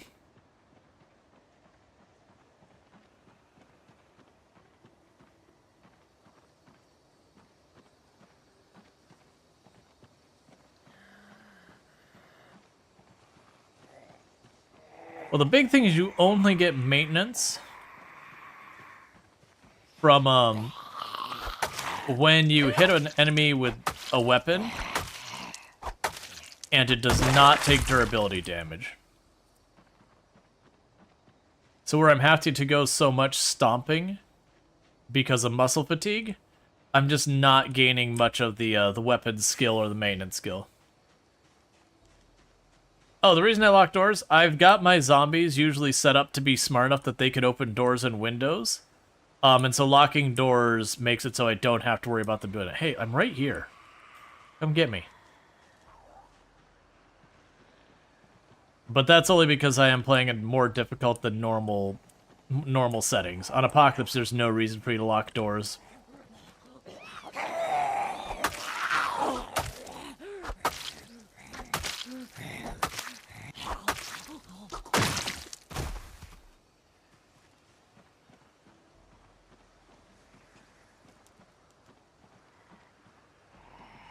Okay.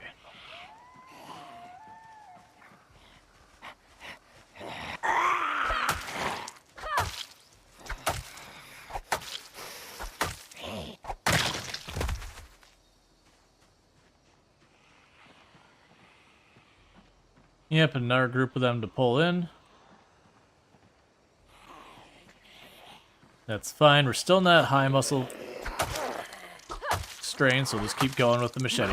Or not machete, the cleaver.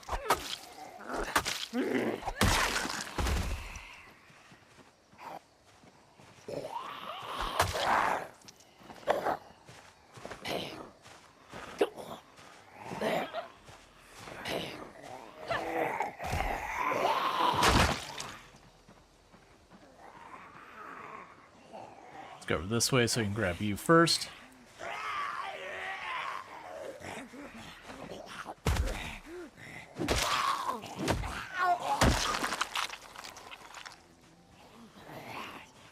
Okay.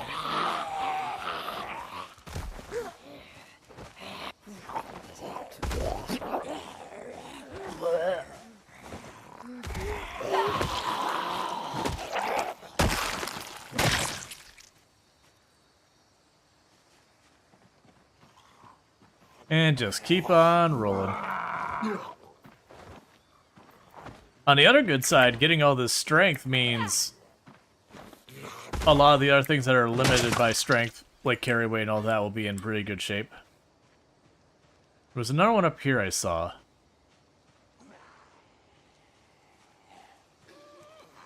Yeah, I mean, it's not just a habit. I am playing with the smarter cognition.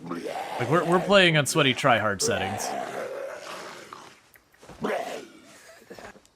So I do have to worry about them opening my doors and windows and all that stuff.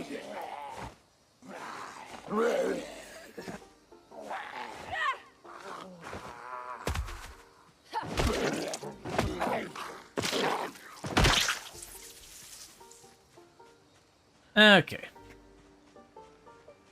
Do you like to take fast litter? The skill progress is so slow. Yeah.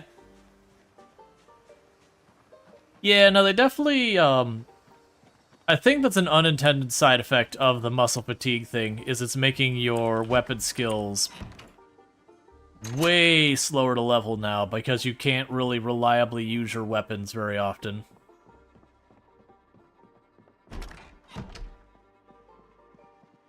Oh, this is nothing compared to the buys. There's still clips that'll come up on the channel from, like, having my character stroll through the, stroll through areas where it's, like, literally the ground just looks like it's a body texture.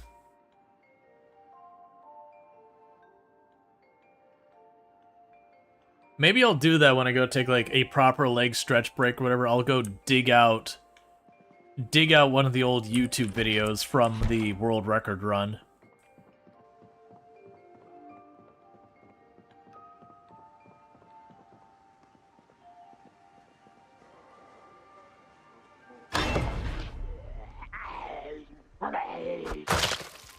Was it worth it? Just trying to enjoy my stew, man.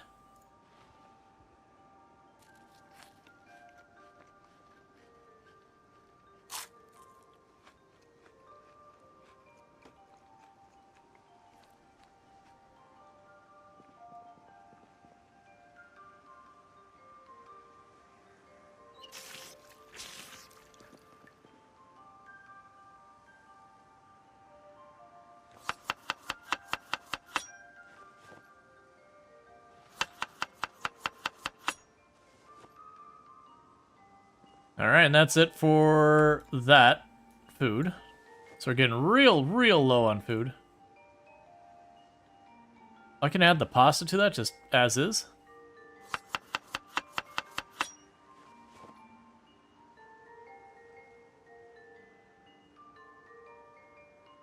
And we will add pepper for seasoning.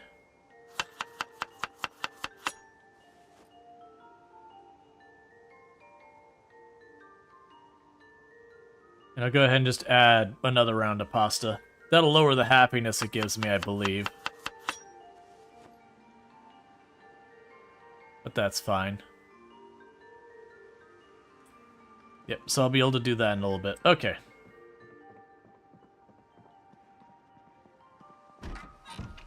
Keep in mind, all the buys you see is just the last 9 days. Because that's how long it takes them to decay. Now, granted, the buys around here are starting to decay away, so we will slowly have, especially by the entrance to the area we came in from the riverside, we'll see less and less there because I'm having less and less fights in that area of the compound. It's mostly, honestly, along the side, like right around the house.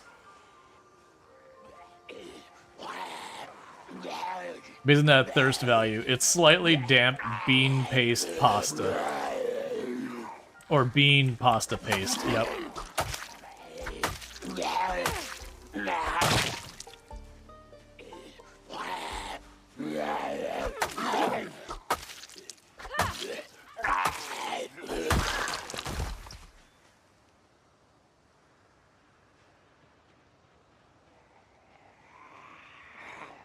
Come on.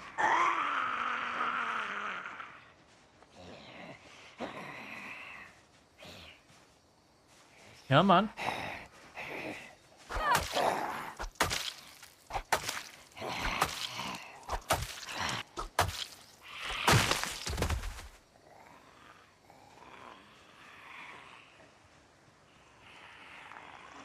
Looks like 3 more.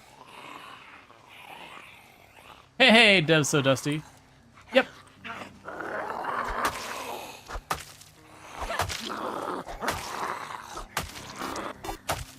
Thank you, Victus, for subscribing for 12 months. Hey, hey, Vay Victus. Buddy K-Kona. Hey, Vay Victus. Thank you for the tier 1 sub. That's 12 months, a full heckin' year you've been subbed to the channel, so I really do appreciate that. So thanks so much for that. Don't mind the cultist keys. We're just getting keys to our house.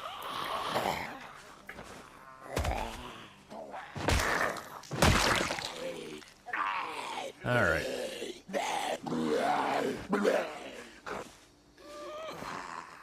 But yeah, no, Build 42 came out. Oh, and again, thank you again for the support. It means a whole heck of a lot. For those who don't know, Evictus is another content creator on the platform that I definitely recommend checking out. Good times to be had over there. And those things. Get these hippies off your lawn. To be fair, it was their lawn. Still, I took it.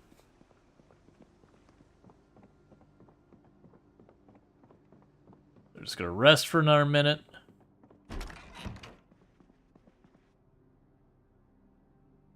What's your favorite difference? Build 42? Mostly, I think the lighting changes is the biggest one.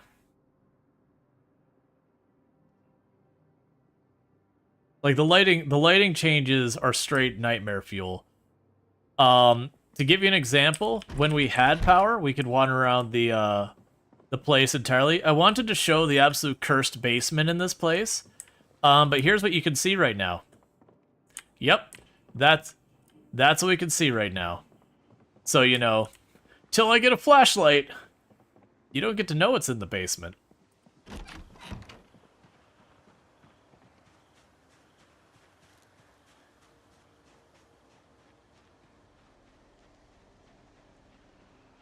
I'm honestly surprised they don't have a generator out here in the little compound. They might. We haven't had a chance to fully explore the place.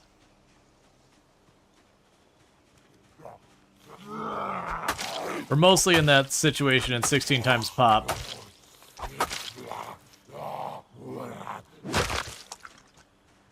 We're just trying to carve a little window of not death out of it. Oh, there's one that heard me. Crafted torch, possibly. There's probably... I saw that there's a hurricane lamp.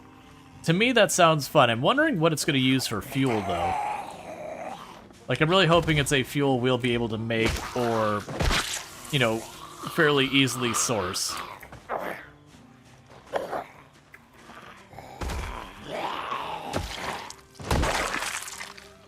Because our hurricane lamp is usually just like a kerosene or propane or whatever lamp that just lights up the area around you.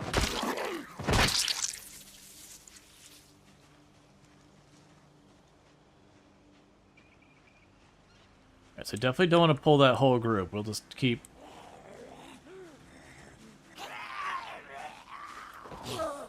You should run on candles? Hurricane lamps? I mean, usually it's like, again, kerosene, propane, or not propane. I mean, usually it's kerosene. But it's kerosene, then they'll have like a fabric wick kind of thing.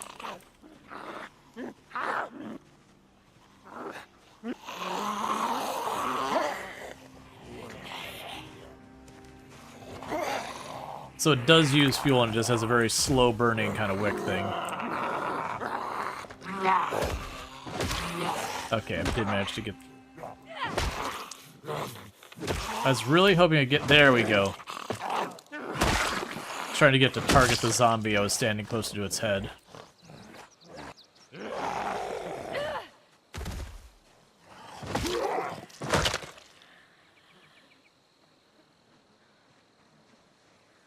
Yep, and little by little we are clearing out the area. Would you get over here? So I need my character to go inside relatively soon. It's gonna start getting too dark for me to see what I'm doing soon.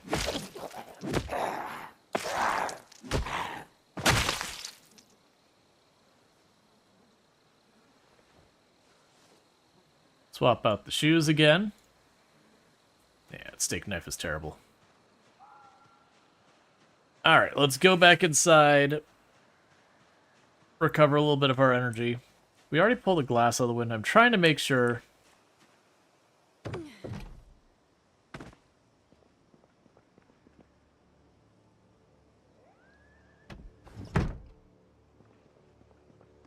We do what we can to try and give us as much of an alert that a zombie has gotten into our home as possible. So, like, closing the windows and all that. Closing the doors to the rooms we're not using. Because then if I see a door down here open. Strength 3 yet? Yes. I can't remember if strength 3 or 4. That buy should be gone soon.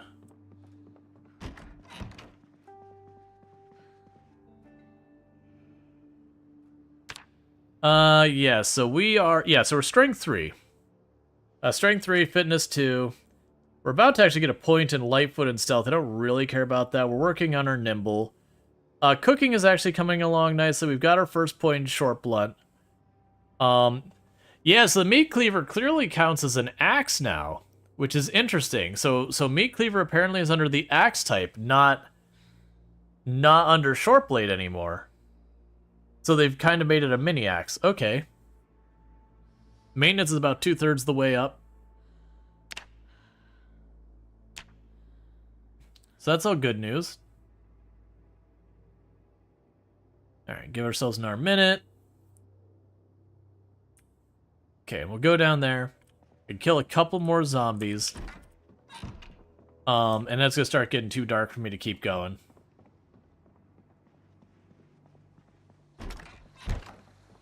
But eventually we'll get to the point where I won't really find many zombies immediately around. If it chops at axes. To be fair, I always did say... I used to recommend people not use a meat cleaver other than to break down doors. Because it was like a weapon that was trying to be an axe and trying to be a short blade, but kind of crap at either. Like it wasn't a happy medium, it was just not really a good weapon. But... for chopping down doors, it was a very, very strong weapon, because it had a bonus to doing so.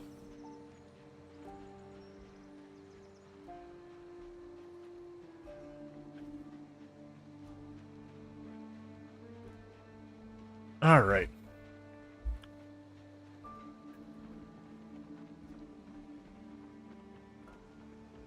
I'm still waiting for the next meta event to see if everything goes from we're in good shape to... we're overrun to, oh, look, they all went away.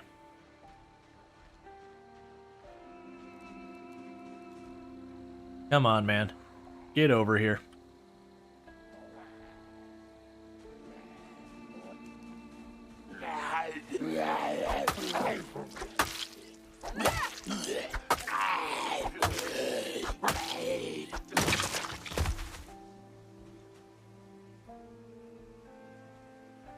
A letter. I didn't think it was going to be a whole big thing to read the letter. That's fine. I'll read the letter later.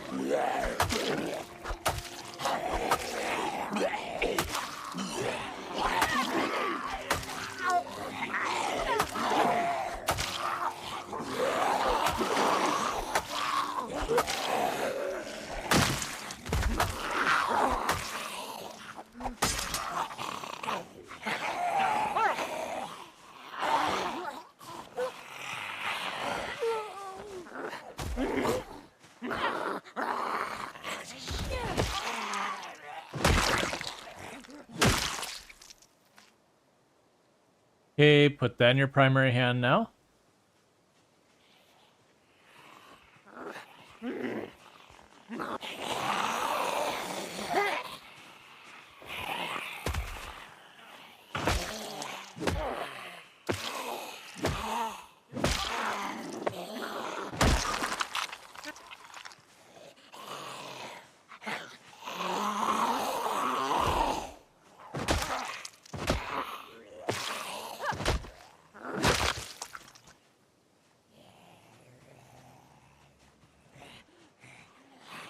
Okay, looks like just 2 more and I really need to get inside.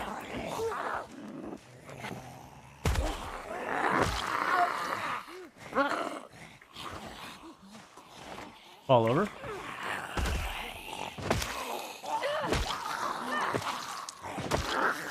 Because being drowsy and exerted isn't going to do us much good.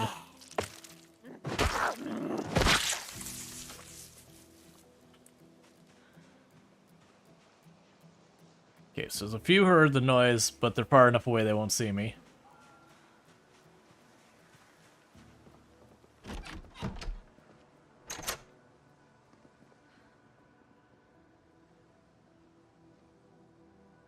We're gonna have ourselves a little bit of stew.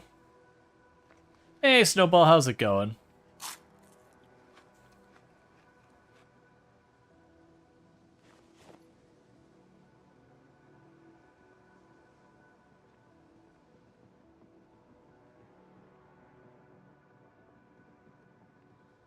All right.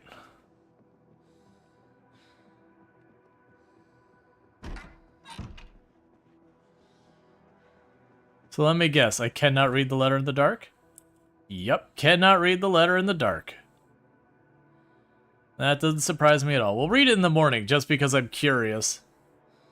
How's the cult doing? They're being all whiny that I took their main building, and so they keep coming back again and again, so we're just getting a gradually growing pile of bodies around the building. It's fine. It's typical cult things.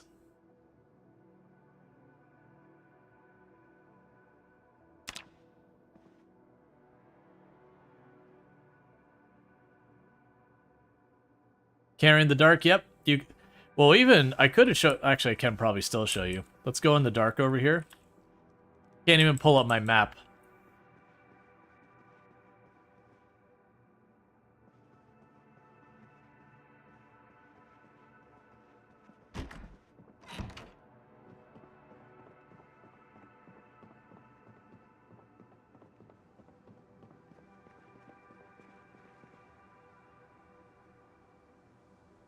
Yeah, it's all fine.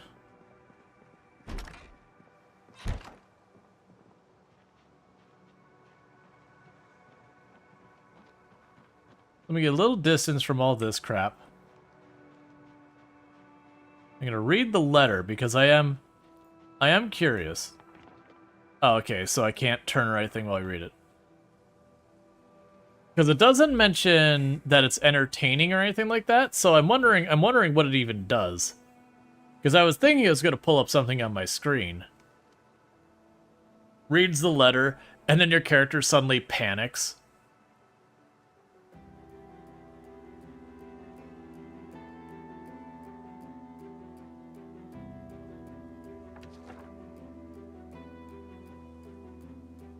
Alright, well that was useless. Get out of my life. It didn't seem to do anything. We just read it. I don't think it entertained us, it didn't make us happier. It didn't give us a recipe. It might be a placeholder that's gonna do something later. Alright, so we got a zombie that keeps appearing and disappearing outside over here.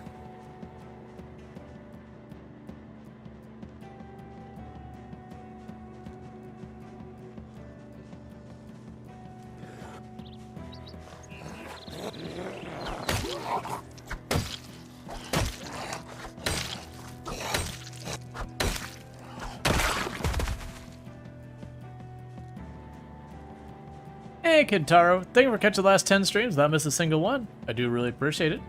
And I do hope you've been enjoying the stream. Opens a letter, picture of a hand flipping the bird. That checks out.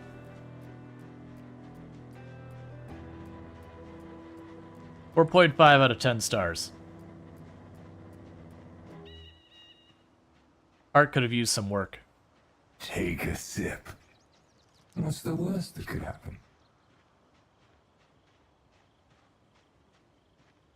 Yeah, you see me? Get over here.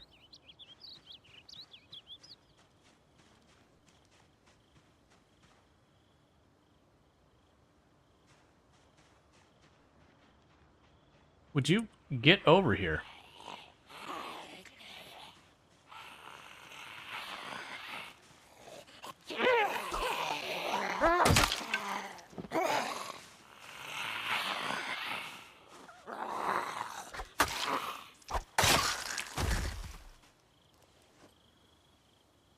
It'd almost be easier fighting the zombies if they were all juiced to the max, so at least they're predictable. Because right now I'm having difficulty because some of them will like beeline from across the map, and a bunch of the others will just kind of meander and maybe not aggro you, and it's not really the fun kind of difficulty. It's more just you don't know what the zombies are gonna do, so you have to play it just very reserved.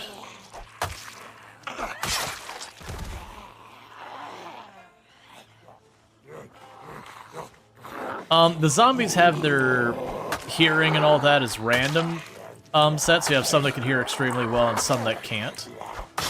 And that's kind of default now. And I'm honestly pretty mixed on how I feel about it. It's the same with their movement speed as well.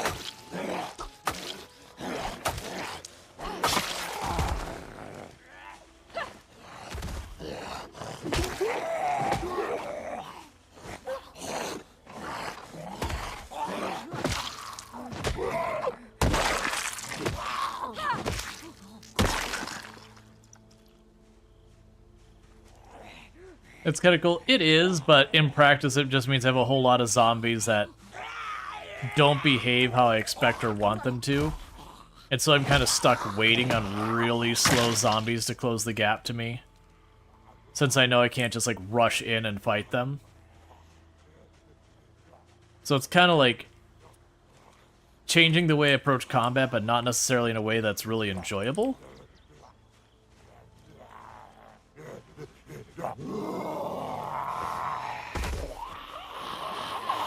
Because I don't mind not being able to just run in and throw out the whole lot of zombies at once. That part's fine.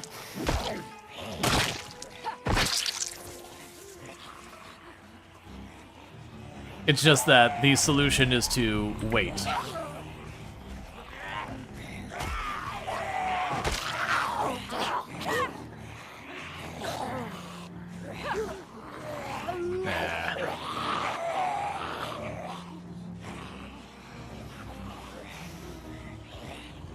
See, when you visit new areas, this mechanic allows batches of hordes to first come fast, good-eared, comes... I don't know what you mean by eared. Oh. Yeah, I mean, it staggers the zombies out, which is kind of a plus. It's just I don't like that reality is the way I fight them, is I kind of stand back and wait for them to come to me.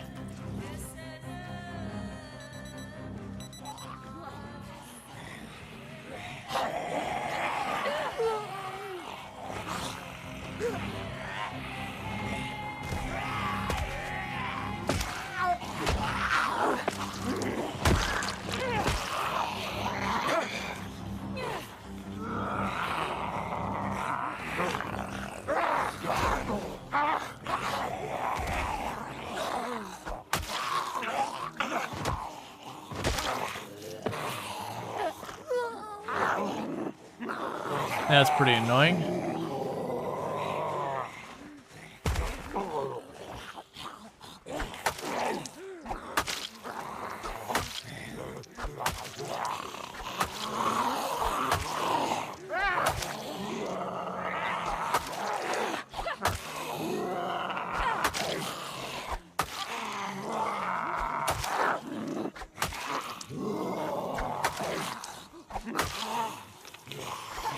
Trying to knock it down by one, at least. There we go. Now go back to pushing.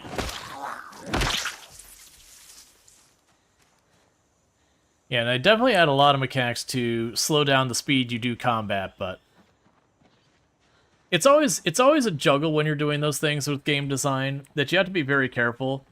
A lot of times that the balanced decisions for a lot of games, that they're like, okay, we want to slow down combat, you got to keep in mind what the play that the player does as the alternative becomes. If it becomes sit down and fast forward, then try again. That's all I gotta say. Which is fine, like a little bit like here, because we do get stats that let us improve this, that's okay. It's just the slow-moving zombies mix kind of thing. Just feels like a lot of me waiting for the zombies.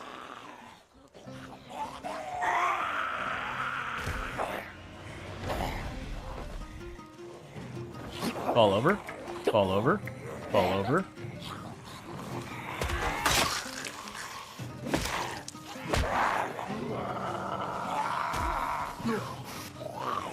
I say there's zero chance of how those two are lined up I was going to be able to stack.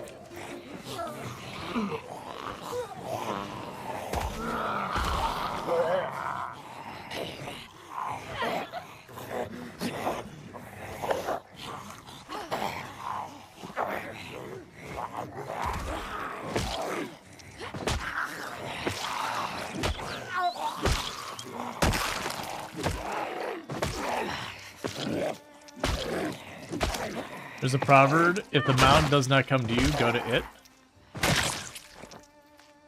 It really does make the beginning much harder. Oh yeah, like for the record, I think the muscle strain mechanic is fine. It probably needs to be adjusted a little bit, but I think it existing as a thing to limit your ability to just throw down to the zombies, that's okay. I've made the comment a number of times that the most important thing in Project Zomboid for long-term survival is, you know, being able to predict the zombies. That, you know, knowing when it's time to go, all that kind of stuff. And having all the zombies random does take away that predictability. You know, which fair. Predictability can be bad after a while. But in this particular sense, not really excited about it.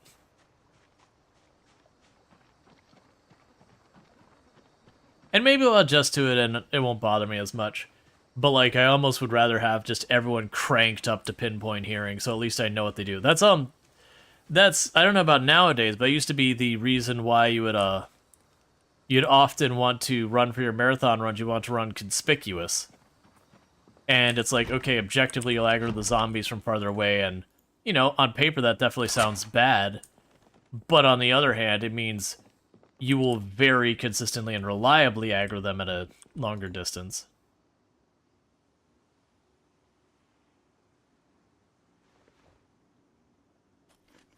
You know, first this almost feels like I don't want to adjust it. See, the slower, less observed sounds could become more dangerous if you focus on the... If you focus on the faster one? Yeah. Fill... that. You should be about out of water. Now, you still got 15 liters. It definitely feels like they've made the water in the sinks with the rework of fluids. That they have become... Oh, we're still peckish. Let's eat more before we go out. Let me also check that key ring. It does feel like they made the amount of water to the sinks and all that carry a little bit more generous.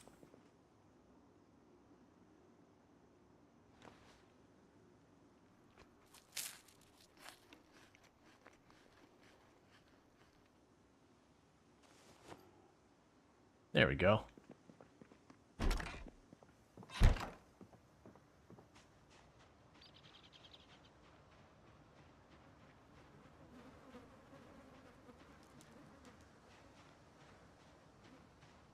Yeah, so you can see the ones that have, like, pinpoint hearing. They heard me step. You can also tell when they have hearing that's longer distance than their sight. You'll see them stop and go and stop and go and stop and go. Because basically they just keep getting re-alerted to where I am.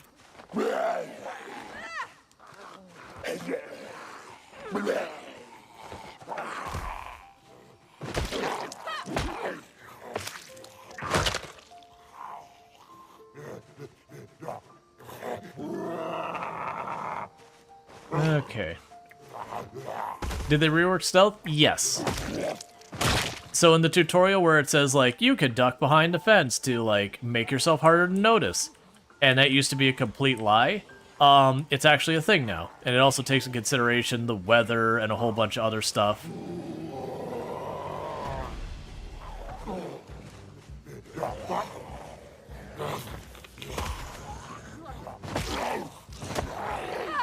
Finish him.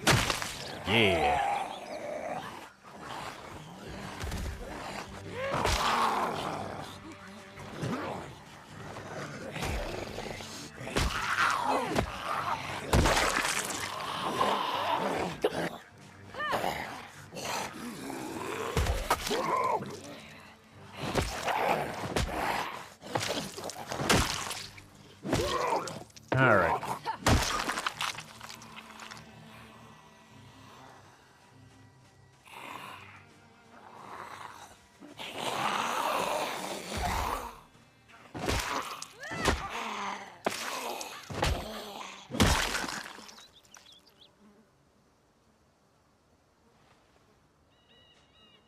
It is nice to be able to slowly move more and more into fighting almost exclusively in the backyard of the house versus having to, like, run to the front yard, half around the block, all that just to, just find room. Your king has returned? Hey, Wishgans, good to see you. How's it so far? It's pretty good. We already found a kind of secret, creepy location. Yeah, the fog is now balanced. Before it was completely against you. Yeah. Yep. Alright, so let's go ahead and rest and try and get some of that muscle strain down real quick.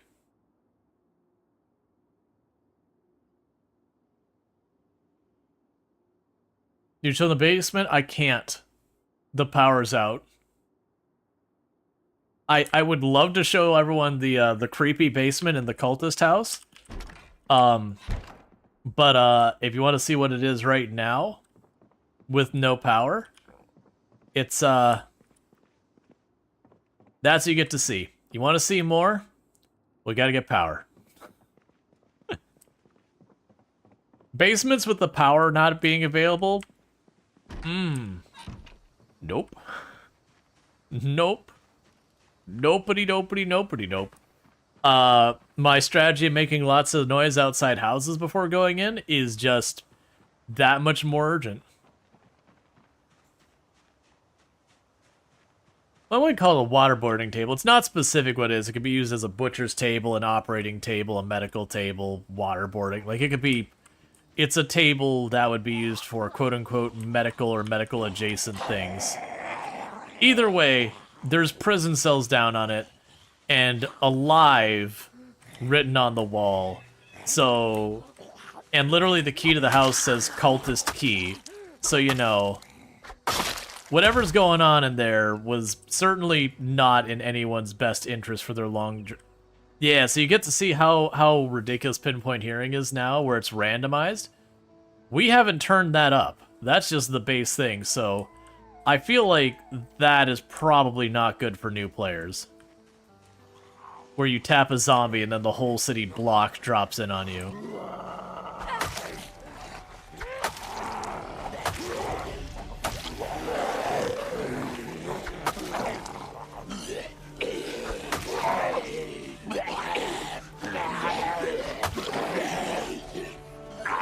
It's an autopsy table? It could do that too. Like, that's the thing. It's just a generic, this is a medical whatever you want table.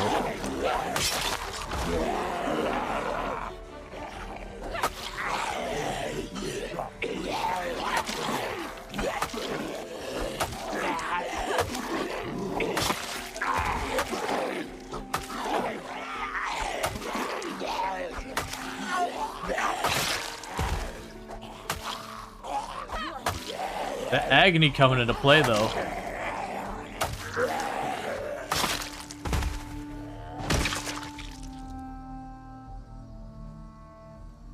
I'm just making a point anytime I see one with military boots that aren't destroyed. Take the time. Was it a faucet? You thought it had a drain? It had a thing on the corner that's like a drain faucet kind of thing. Like I said, that's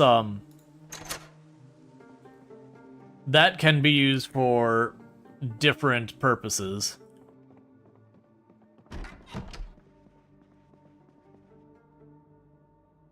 Like, it'd also be like a table for when you do like meat processing kind of butchering. Not giant factory things, but like, you know, at the farm place, you usually have like a heavy slab, little drain, all that. Now, granted, the one down there looks like it's a medical one.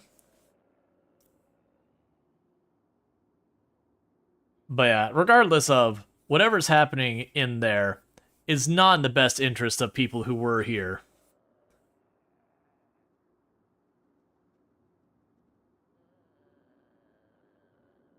Okay, we can hear a zombie over there somewhere.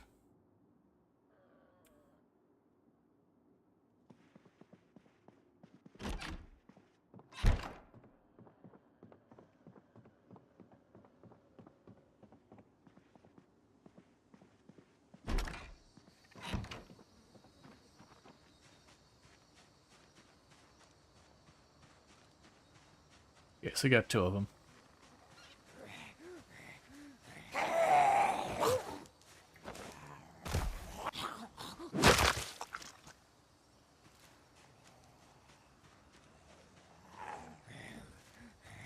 Alright, little by little.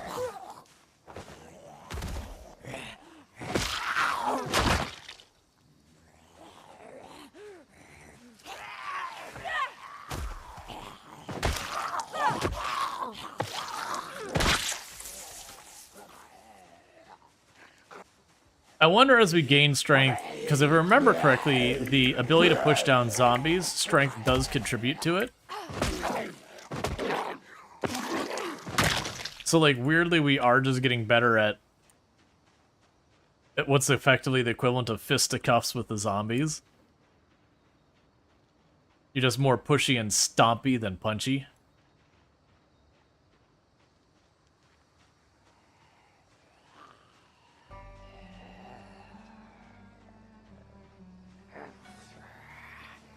All right.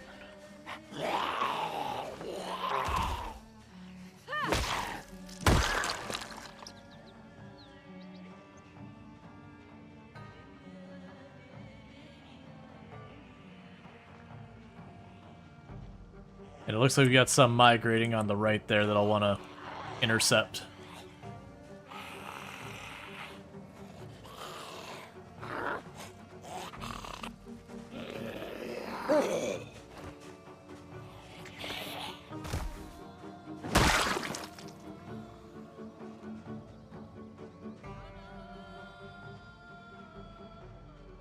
Okay, looks like we got some more that got like the pinpoint hearing who heard me stomp that zombie.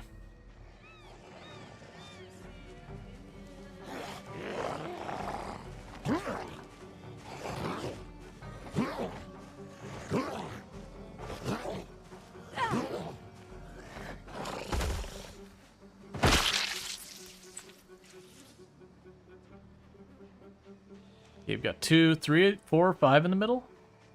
And one up here. You're moving fast. Let's intercept you first.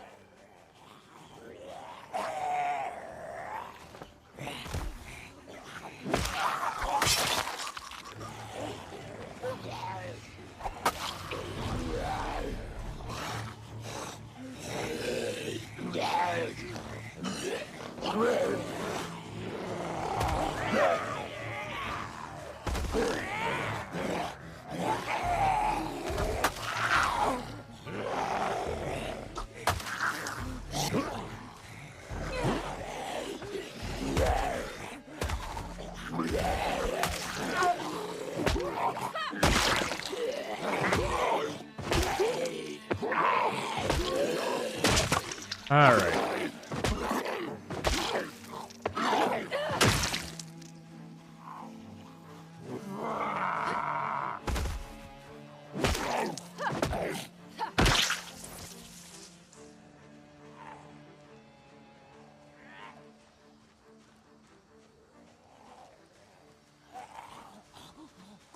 We're out of breath. We're not high exertion yet, but we want to watch how far we push this.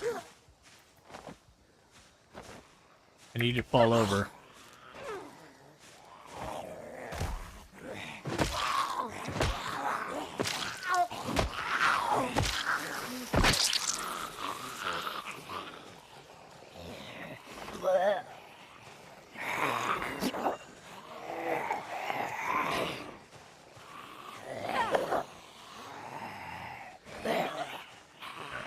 We're getting too many because I'm at high exertion.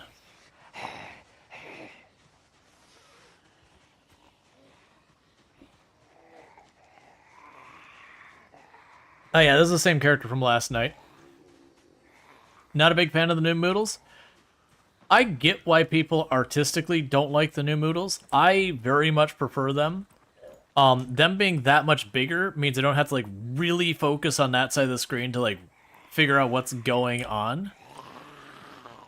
But as far as like the art of them, I understand people like the old pixel style. Like I'm not attached to either style.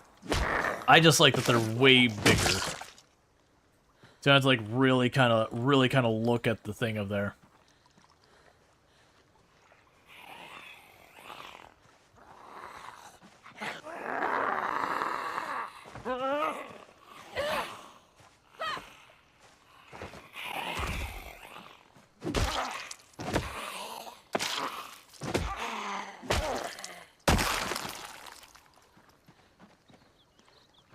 But yeah, I think the idea is to like have early 90s, or not early 90s, like late 90s, where the first like flip phones came out and all that iconography kind of thing, as opposed to like the pixel arty thing. But yeah, no, the larger size to me is much easier to make out. Like, oh, what Moodles do I have? What severity are there at? Because the old ones you'd really have to focus. Because the old Moodles only go like this far, and that little box up there is about as far as the Moodles would take up on the right side of your screen.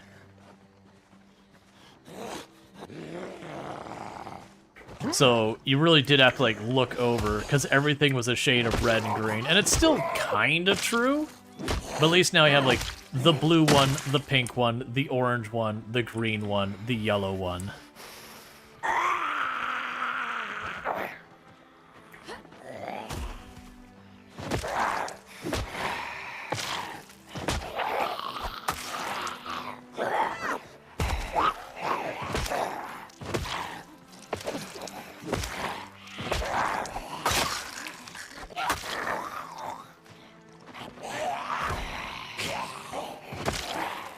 Like, I'm fully spent, zombies. I need you to back off.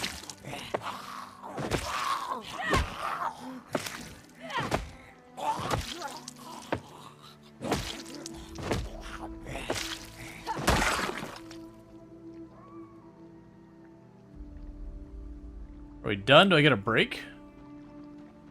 Did they change the TV shows? I have no idea. They did make it so the base game, you can only get skills up to 3 from television. And you can no longer gain levels by simply disassembling things. I think other than electrical. You actually have to make things with carpentry and that now to gain levels. So you can't just roll into the church and disassemble the pews and call it a day.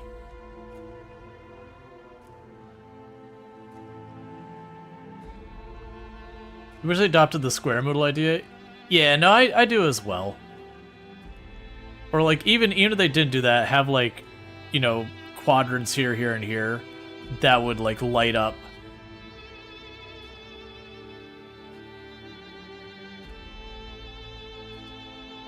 Alright.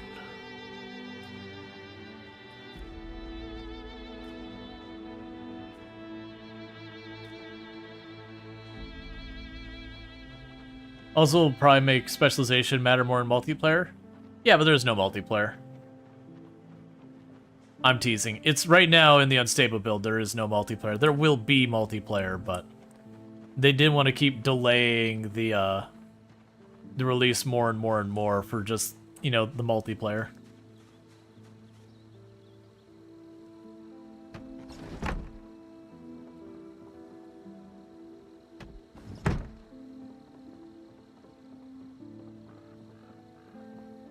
You think animals that you could ride would be a bad idea? I feel like they would be really, like, really awkward. Not that they couldn't work, but I feel like that's gonna be one of those things that'll be a little bit of a pain to make not feel terrible.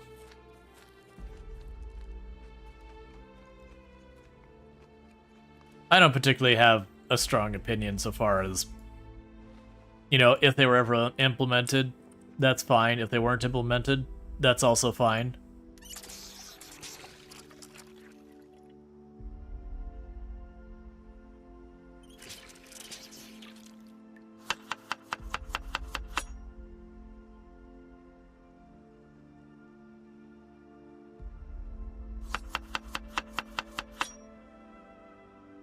Honestly, for this one, I don't care about happiness.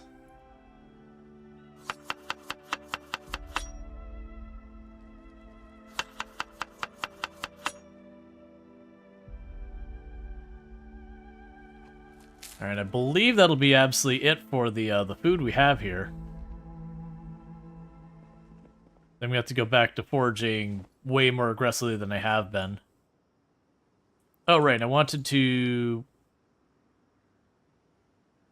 grab the screwdriver and drop it over there.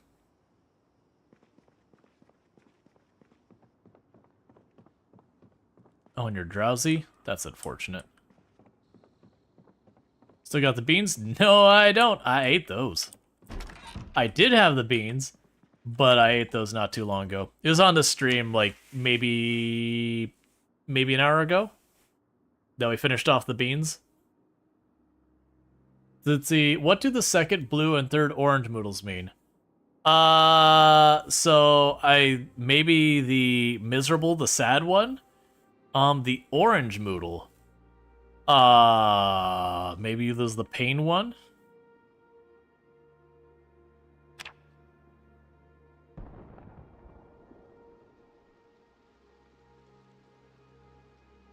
Alright, so we had a meta event. But I'm not willing to run around in the dark to figure out which way the zombies are going, so we're just going to, and that's a board. Which really, boredom just, adds sadness. Sadness is going to be our permanent state of being until we get to the point of actually, like... Huh. I expected you to sleep longer. Okay, that's probably fine.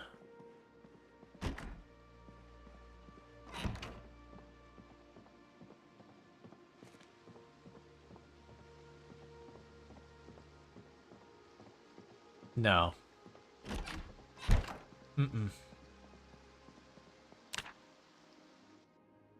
Let's try that again.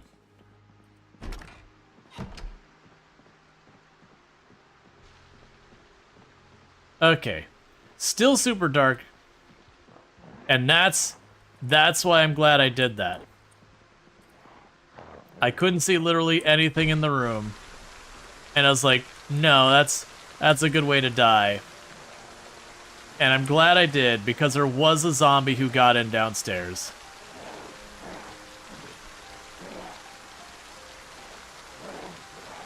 This is a continuation from last night. Would you get in over here?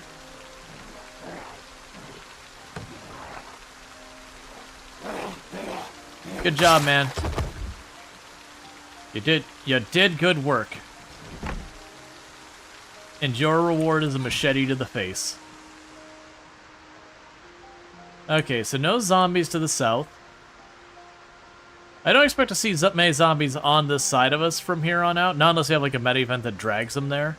Just because it's a lake on that side of us with a creek that goes on our side of it. So the opportunity for zombies to come from there is that. I have mostly normal zombie settings, yes, other than I made them smarter, so they can open doors and windows.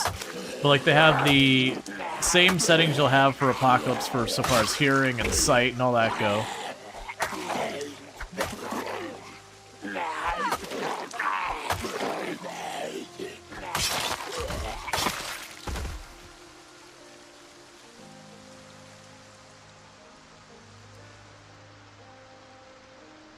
The good news is whichever way that meta event went, it does not appear that it drew the zombies directly down to us. Yeah, so you can see the beans are gone. So we are hungry, so we'll try eating half of this.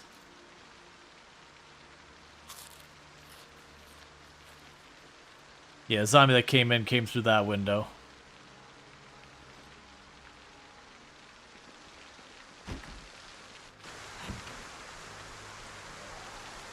Excuse me, sir. Private property.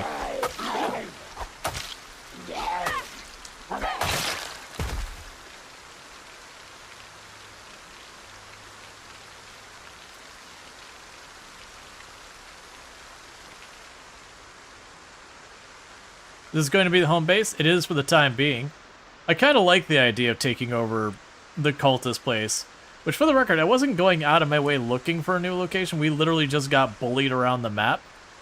And I found a key that was called a cultist key. And, you know, it piqued my curiosity. So I was like, alright, we'll just keep going the way that the zombies came from.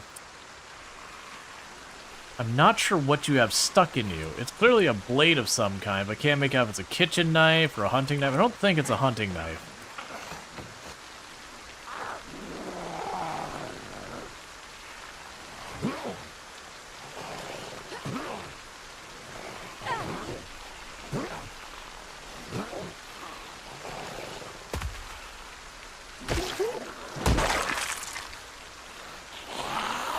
think it's just a kitchen knife. Maybe a bread knife?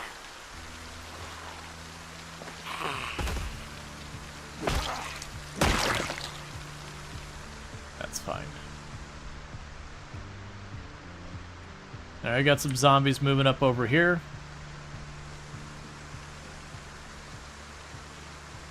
I put the key in the backpack, not the key ring. I mean, I don't have the key ring, so I don't think that's the case. Like, the key ring's not here anymore. If I got rid of the key, also, it's one I've got, like, 6 duplicates of, so I'm not too worried about that either.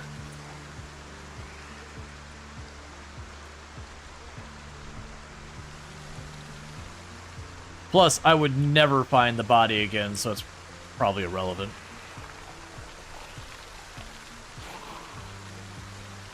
Well, you see, well.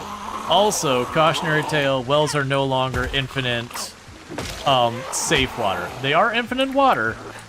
It's just, you gotta boil it like any other water.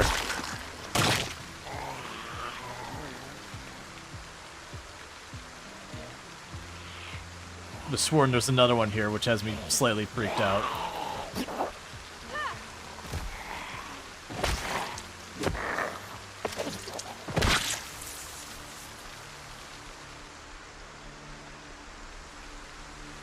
Oh, this isn't a backpack. Wait. How did I put in there? That's literally... It's literally a hydration pack. It's not supposed to carry items.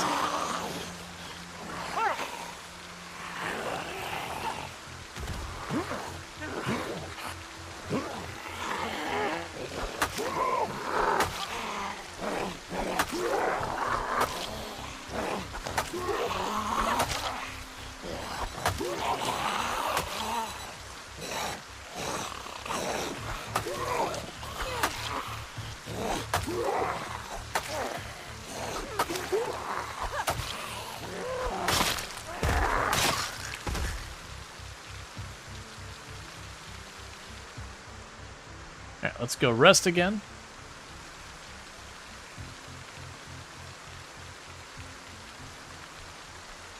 Well, it's just like river water, you just can't fish in it? Yeah.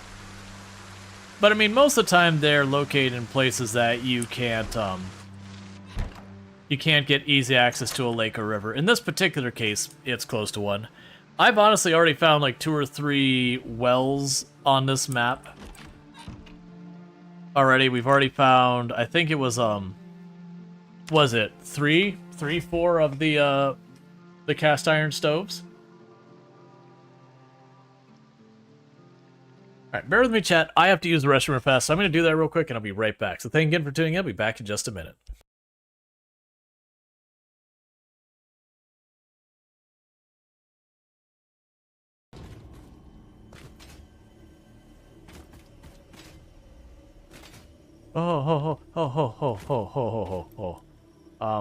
Okay, hang on. Hang on. Little too ambitious with that jump. Yep, let's, take a minor detour. Thanks, everyone.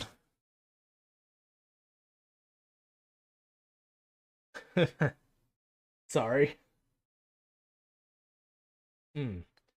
I did not expect that to do that. My apologies. Stop it, eyes. I need you to cut it out. Are you having the emotion? Yeah. Don't you hate it when that happens? Think we broke Strainer? Yeah. I think I've only gotten teary-eyed, what, 3 times on stream? This is not the way I should have done this. Oh well, it's too late to turn around and rethink our choices.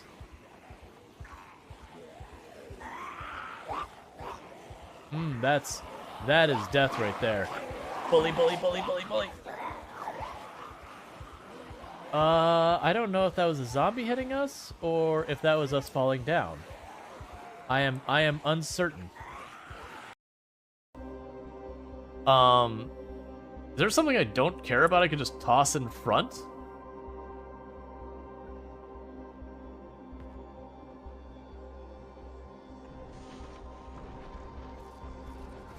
Hurry. Aha! I have shields! Alright, now I'm back. Sorry about that. The update? Oh yeah, no, the update's good. Alright, so let's get back to it. Hey, She-Wolf, it's good to see you. And thank you for the Merry Christmas and all well wishes. Do appreciate.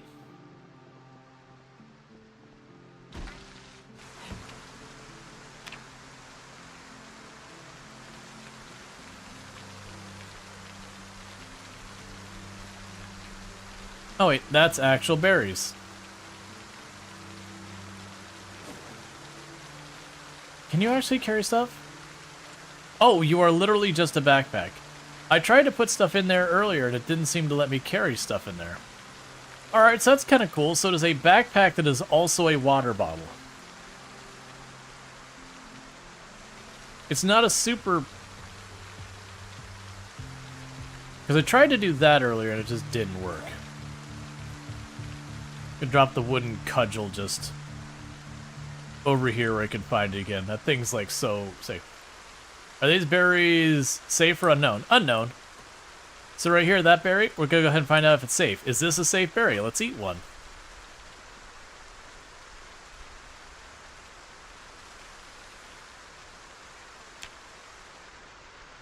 Nope. That berry was poison.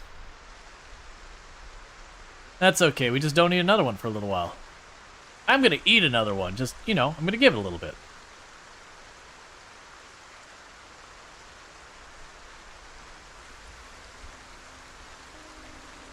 Hey, notice me. Hey, notice me. Buddy, I am like all up in front of you. There you go. I knew you could do it.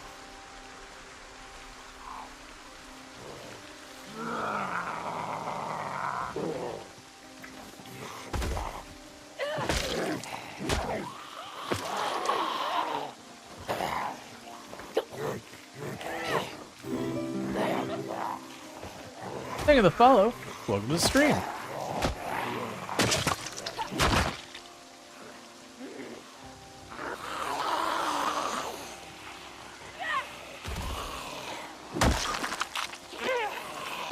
There you are. I was like, I definitely hear one come from the left.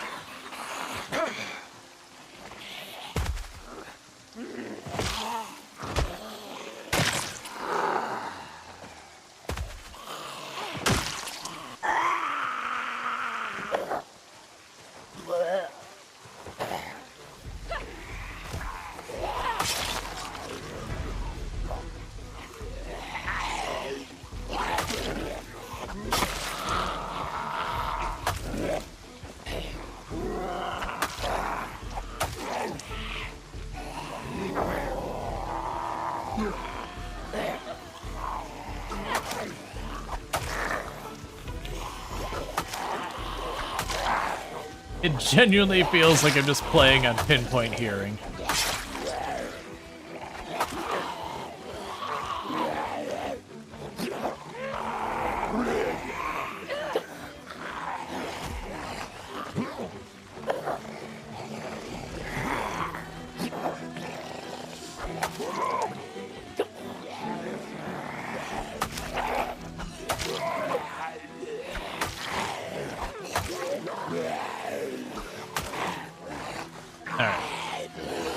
So we're in too much pain to reasonably use the machete right now.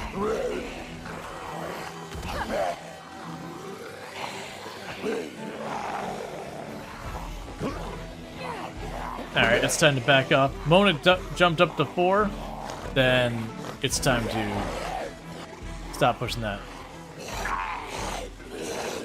Oh yeah, no, high thirst has always been awful. Like, it's a very manageable problem, but it's a super obnoxious one because you keep just having to, you know, deal with water, deal with water, deal with water. So unlike a lot of other traits you can get to where they're well managed, it's just a pain. Yeah, let's keep going. I'm just trying to separate them out so I can knock them down one by one.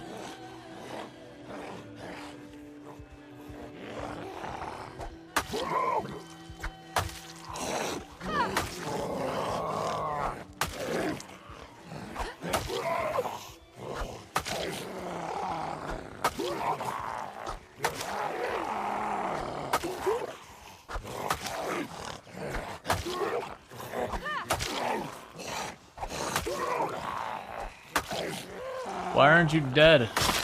There you go.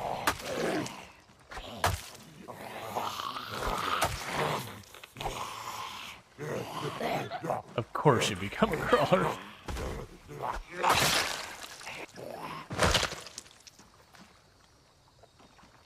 All right.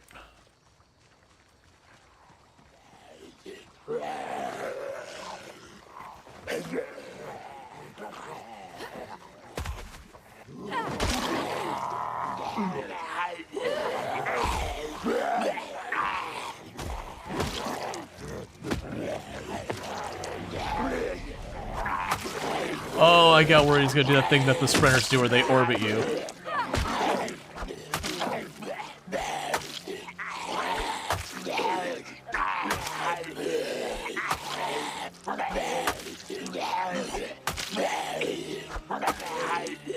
Please die.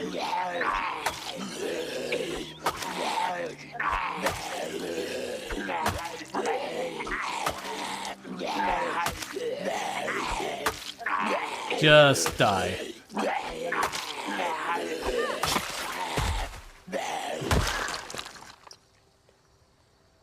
Okay. Let's go rest. Each hit sounds less impactful. I mean, we're at high exertion, extreme muscle pain, all that. So we can't risk the spicy berries. Can we bout with this one? Yeah.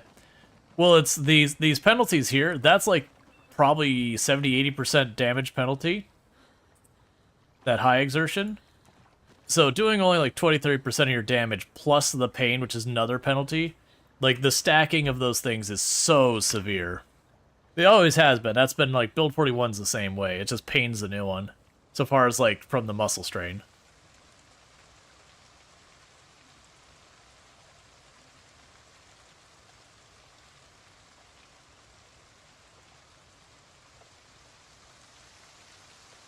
Alright.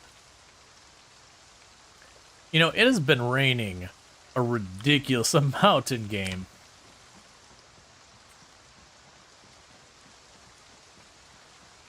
It's a slap fight at this point. Yeah, it's those endurance fights where both people are entirely spent, so they kind of swing, but they more just lean on each other because they're just too exhausted to actually properly fight. You know, they put everything they got in, and the other person hasn't fallen down yet, so, you know, they're kind of just pawing at each other.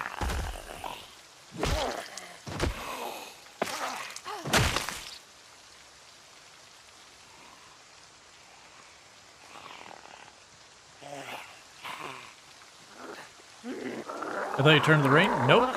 We did not change any of the settings around weather. Hot, cold, rain, any of that.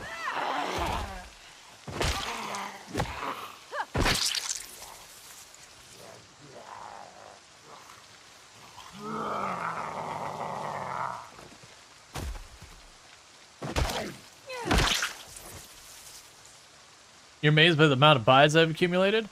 Oh, no, don't be amazed by that.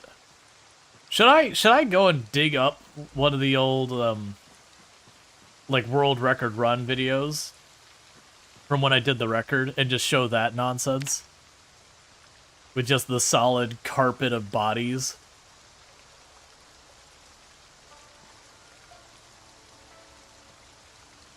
Because remember, one of those videos is like 5 minutes and the other one's like 15.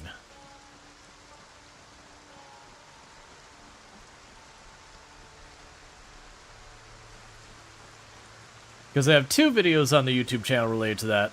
Literally, I've lost all but 2 of my things of carrots from the zombies trampling them. Which isn't surprising, but it is annoying. Because the one is just the record run, it does follow the characters. It's just basically a series of clips from the thing with some music in the background. And then the other one is just basically over the years, all like the rip clips people have taken. Not all of them, but like a bunch of the rip clips people have taken. To show like when I very first... I hate it. When I very first started playing Project Zomboid. Come on. I just want one or two of you to aggro. So, you know, show me, like, get in a fight with 5 zombies and get wrecked. You know, get in trouble with just 1 or 2 zombies. That's stuff that everyone does when they're early on. And, you know, so there's, like, personal best 28 zombies.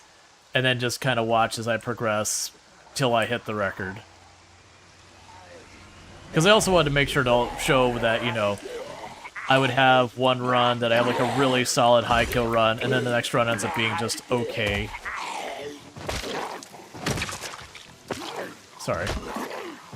That there is, like, a back and forth. It's not just every run number go up.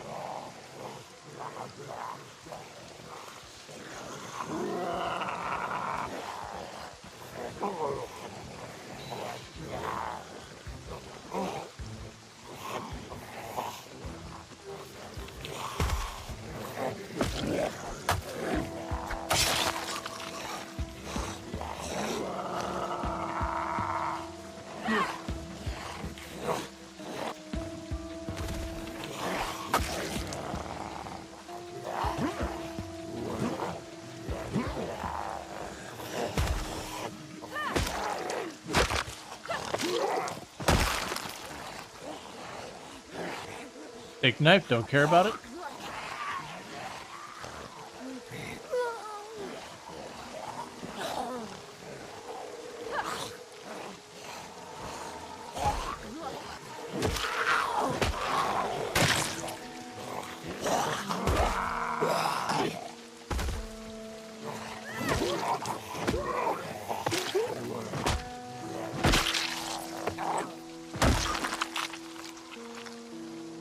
Alright.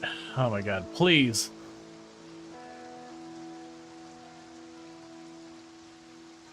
The head stomp still makes you cringe? Yeah. Well, if it wasn't for the muscle strain being nearly as much of a prevalent problem, I'd get away with doing less stomping, which I would really like to do about now. Because the fact that we're a month in, and I still... Well, I mean, not quite a month. We're getting close to a month in. I still don't have Maintenance 1. And I've only got 1 weapon skill so far. I don't actually feel like that's pretty reasonable. If they really want to lean in on this, having a sneak around thing, I do feel like they're going to need to buff the weapon XP.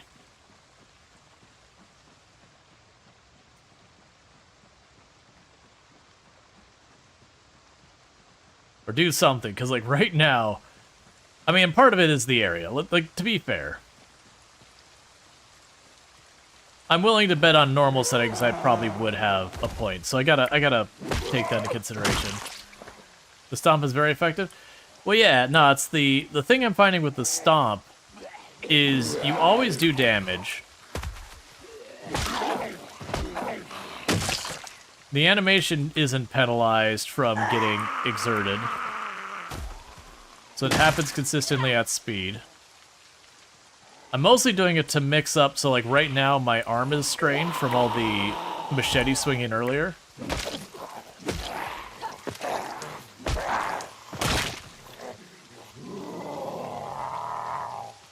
Get a weapon off that one.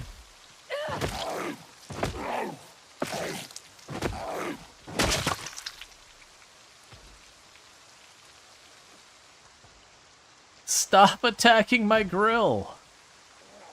It's like the only thing destroyable nearby that I care about.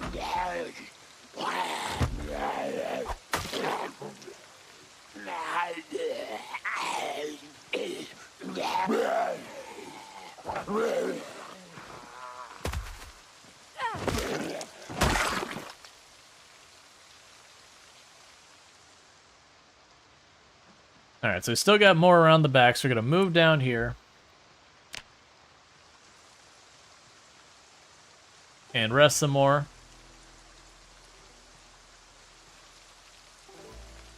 Probably actually should have picked that up and dropped it back to the ground.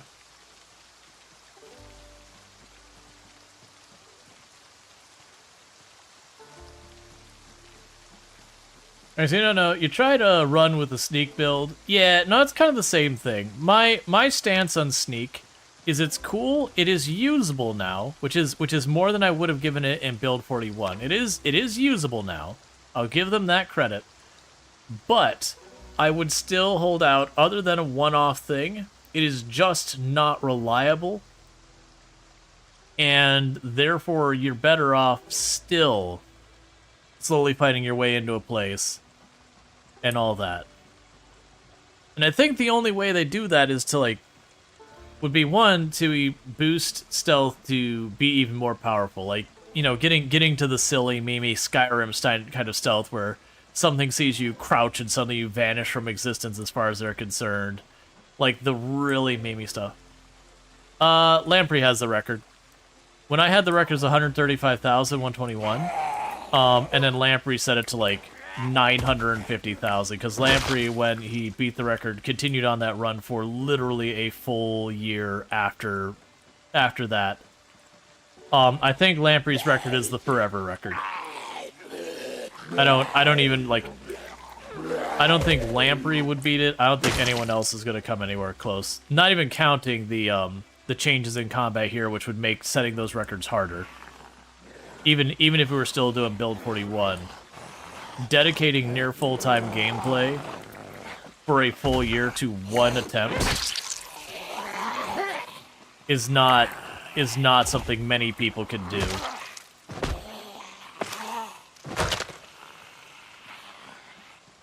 That is a very extreme thing.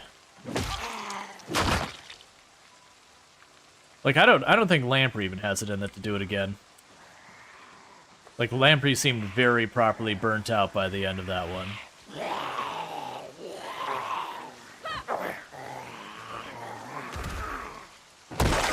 I mean, hell, I was burnt out with the 135. Now, granted, I still have a character that's alive that's at, like, 180,000 or something like that, Venus Orozco. But that was build 41, and I more or less stopped playing that character entirely. Like, I'd pop on that character once, like, maybe once a month, once every other month or something like that. But doing those marathon runs can be a lot of fun, but they do eventually burn you out. It's the same thing with any game. There's just not very many games you get into the thousands and thousands and thousands of hours before you are like, you know what? I'm good. I did what I came to do.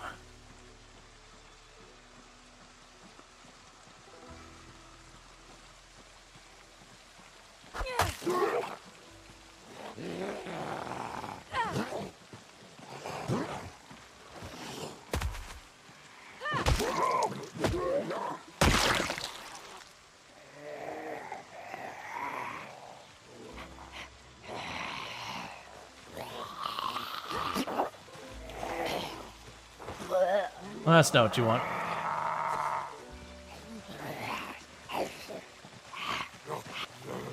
But yeah, no, I've had people ever since Lamprey got the record kind of meme with me. It's like, you're gonna go take your record back, right? It's like, no. Even before the number got set high, it's like, no, I don't. Even if I held the record, I don't think I would have had it in me to go out of my way to try and focus on taking the record back, like or like changing the record to a higher number. So even if Lamprey hadn't taken it, pretty much was spent by then.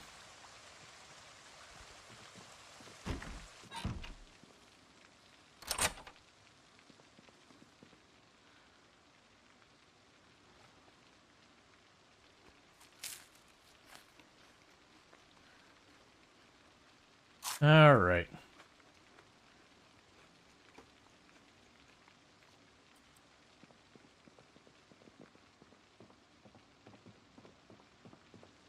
I'm gonna run out here real fast.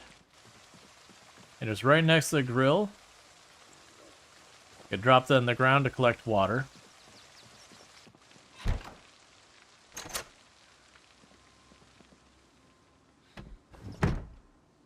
So many moodles? Oh man, it's been all the time. I mean, we're doing 16 times population. We're using the pro strat of collect all the moodles.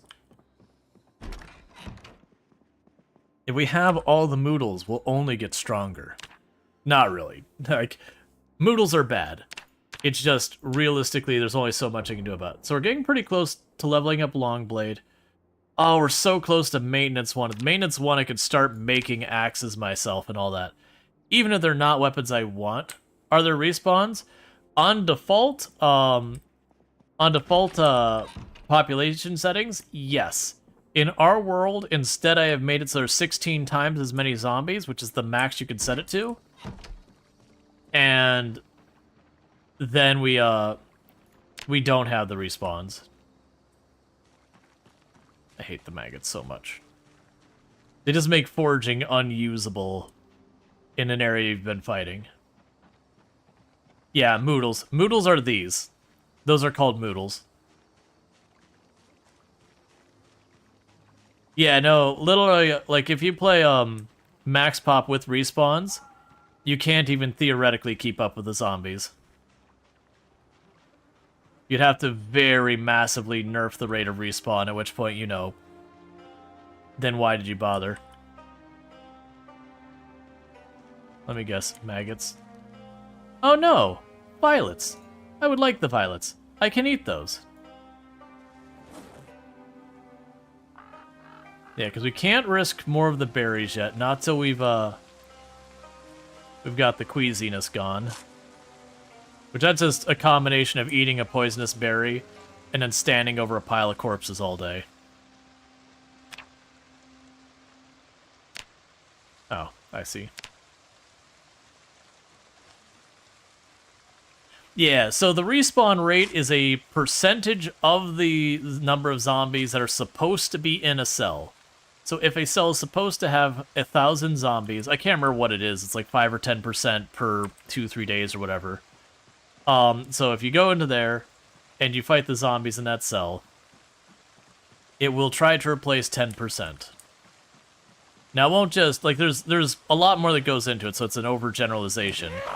But the problem is, at 16 times pop, you get to some of those busier cells, and they end up being in the area of, like, 30, 40, 50,000 zombies all mashed into one cell. I think it's closer to 20 to 30. But the problem you run into with that is you just can't sustain to kill that many zombies to keep up with that 10%. And that's assuming you're only dealing with one cell, which of course you're not. You're going to be dealing with your cell and likely some from the surrounding cell as well. So you run into the problem where it's like, okay, I don't know about the new version, but in Build 41, sustained, you can kill somewhere in the ballpark between like 5, 7, maybe 800 if you're like really, really going at it. But sustained, that's what you can pull off. You can burst way higher than that. You can have the day where you kill 12, 1,600 zombies. But then usually that's followed up by a day that you kill way less.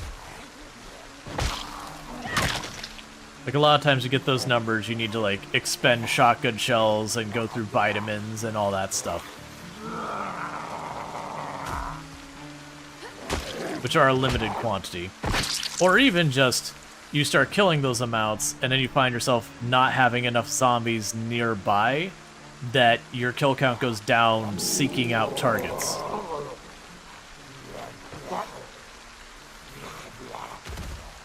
So yeah, so if you sit there and you manage to kill off, say, like, let's say, we'll be generous. We'll say you can kill off a full 1,000 a day, sustained, which is not really realistic on the old settings, and even less so on the new ones.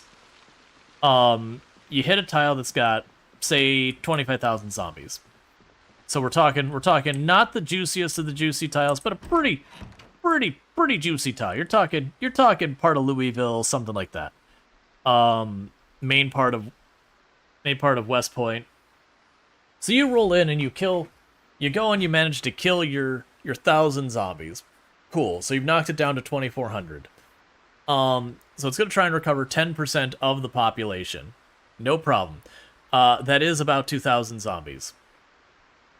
Now, if you do your math, if you delete 1,000 zombies and it'll replace up to like 2,000 zombies every 3 days, you would be breaking about even, assuming you could get that high. But again, that's assuming you could isolate just that one cell, and you can't. So literally, if you play with respawn and max pop, it's undoable. Like, you will just meat grinder the same place to the end of days. Now, on regular apocalypse population, which now base apocalypse is 0.65 pop, those busiest tiles. Hey, Oceanic, thanks so much for the raid. I really do appreciate it. How was your stream? What were you playing? All that good stuff. So welcome in, Oceanic. Let me go ahead and get you a shout out. So shout out.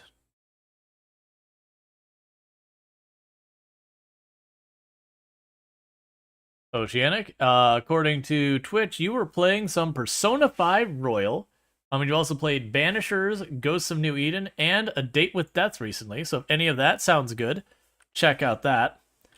But yeah, so now if we change that equation to be minus the 16 times pop, then you go down to downtown West Point, and downtown West Point ends up being closer to like 2,000-3,000 zombies. Somewhere in that ballpark, maybe 3.5, which means the 10% ends up being 200-300 zombies over the course of 3 days, and you get the idea of how much more reasonable that is to manage, because that means you could fully counter the entire respawn in a day and still be able to kill 500, 600, 700 zombies, assuming that 1,000 was possible. Thank you, Luxray26, for subscribing for 19 months. 19 months, wow. Thank you, Luxray, for the tier 2 sub. I really do appreciate that. For 19 months, you've been subbed to channel. That's a heckin' long time, so I appreciate that. We're going to go inside. It's getting too dark. For 19 months. So I really do appreciate that. It does mean a whole heck of a lot that you continue to support the channel, and I do hope you've been enjoying your advertisement previewing as well as access to the emotes. I'm also sitting here looking at the Queasy going, if we're going to eat, I need to ditch that. Drop that in the box.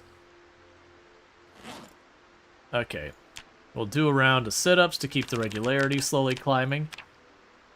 But yeah, did Product Zomboid get an update? Yes, so it is the unstable branch, so you have to opt into it. It's not an automatic update yet, but it is one of those things that you have to like opt in. But yeah, it's the big Build 42 update. Lighting got reworked, more map. We have muscle strain so far as combat. Hype trainers go. Reworked a bunch of the map, like a huge thing. And thank you, Sentient Cookie, for the 100 biddies, kicking off a hype train, so I do appreciate that as well. So thank you to both of you kicking us into that hype train. All right, meanwhile, we're going to rest here for a minute. I'll put back on my backpack.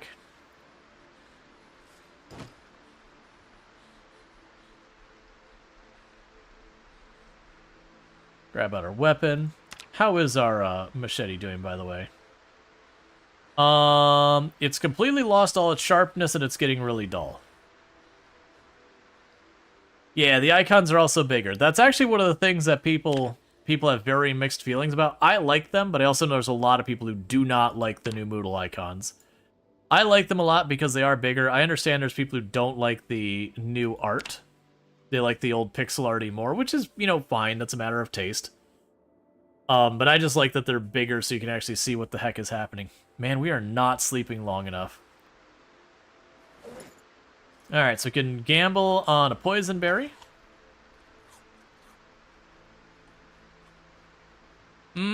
Poison. Instantly queasy again.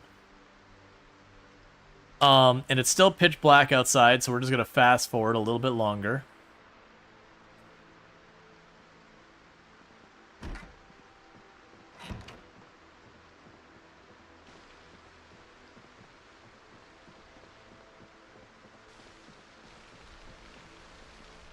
I believe we're just fully fresh out of food, not counting the soda. Yes, we are out of food.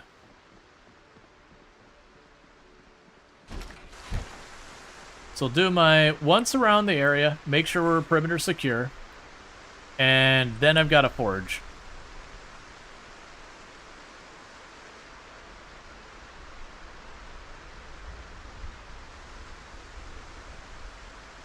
Because unfortunately, I've already hit the other buildings here. And other than a lot of rotten fruit we can't eat. Okay, do see we got the ones way up there. As much as I want to go over there and start fighting them, The reality is, food's more urgent.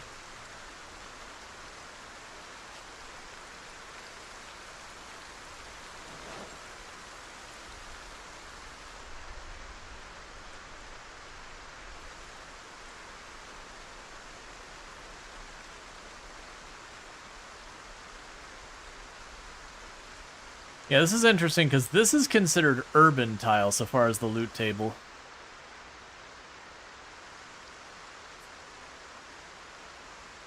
Getting a little bit of stutter going on.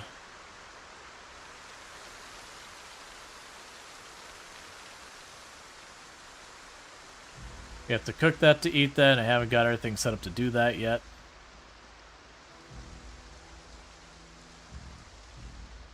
Yeah, try walking down this coast a little ways. We haven't gone this way.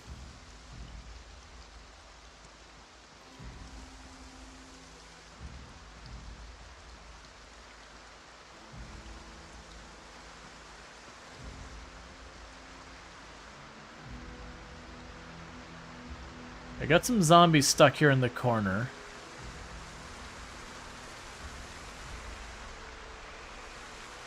Okay, so there's an opening down there. That's what I wanted to check.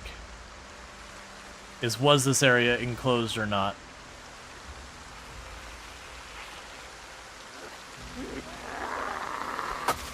Yeah, plus fishing got a rework as well.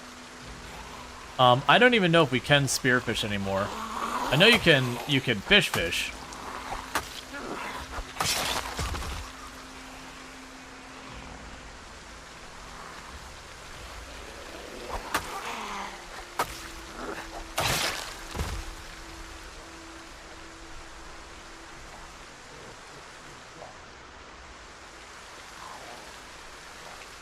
Yeah, I think one of the earlier things we're going to work on is, once I got the area secure, I'm going to go to these holes in the fence all over the place. We're going to start putting walls up to block them off.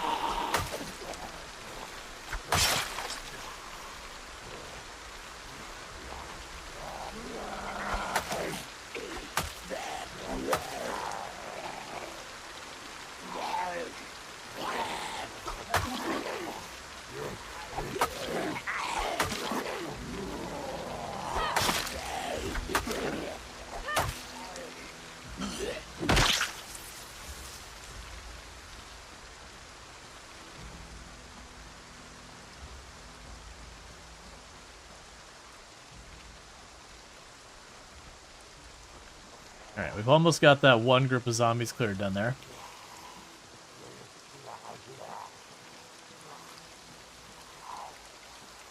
Hey, Johnny, how's it going?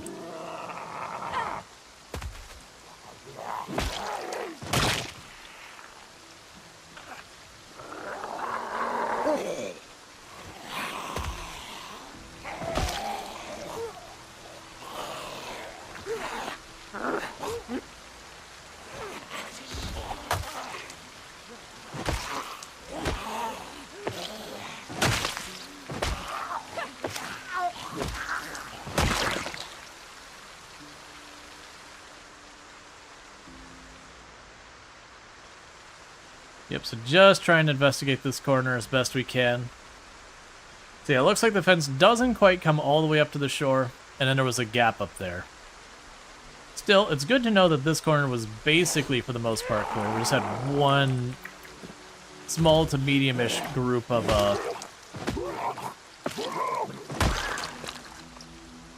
zombies down here.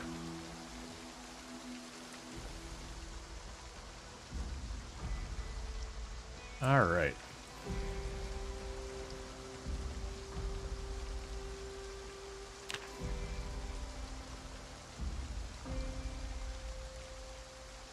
And we're recovering real fast.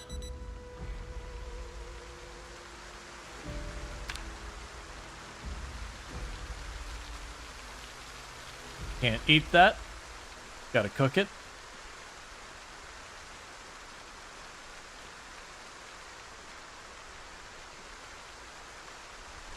Oh, I thought I saw an arrow.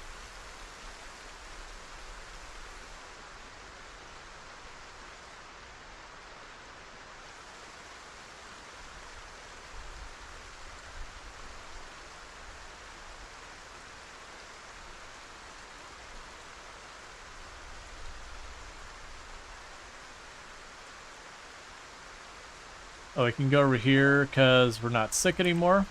Eat another berry.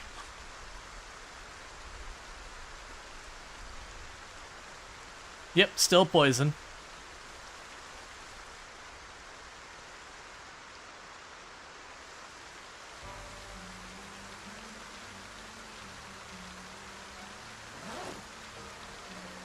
Right now, I just picked up the log and put it back down.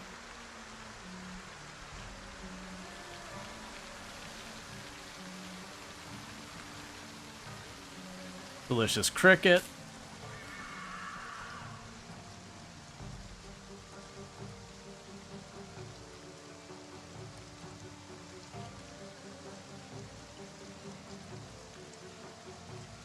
I'm kind of deliberately walking near the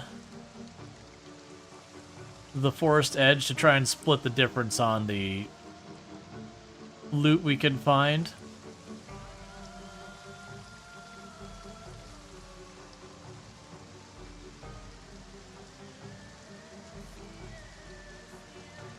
Just you by yourself? Let's go ahead and get rid of you then.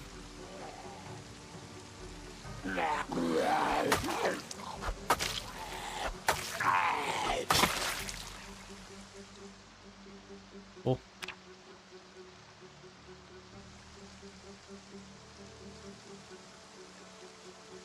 Yeah, so this is all urban. And we can find food in urban as well. It's actually got normal rate of food.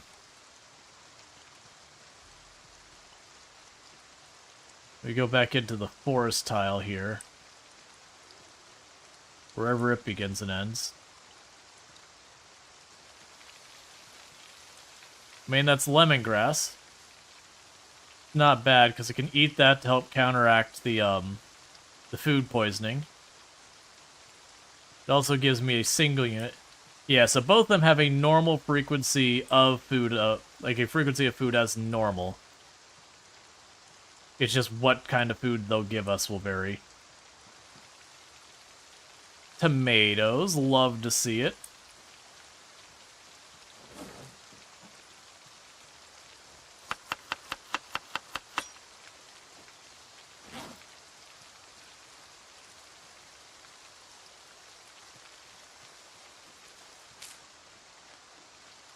Because the tomatoes, I might be able to get a couple seeds to replant or stuff. I did.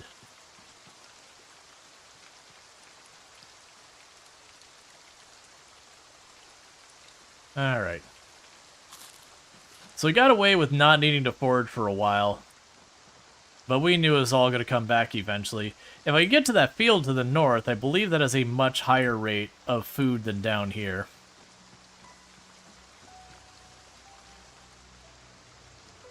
Let's go ahead and grab ourselves the garden fork. And plant these tomato seeds.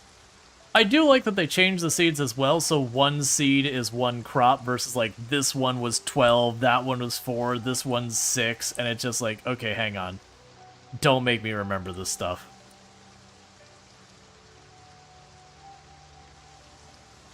Yep, maggots. And let me guess, maggots. Yep.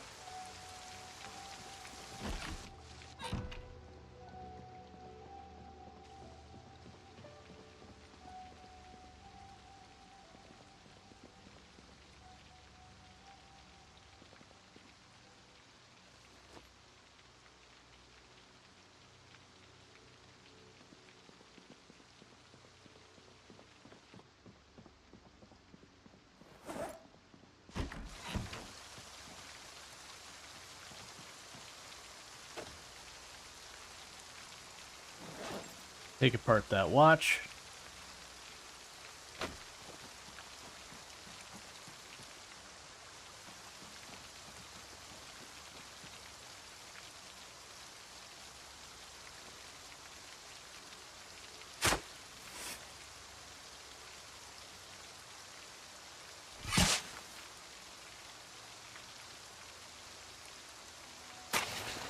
And I'll go and plant the tomatoes. Alright, struggling with food. Oh, we're low on food, but that's not that big a deal. I can plant the lemongrass? Excuse me?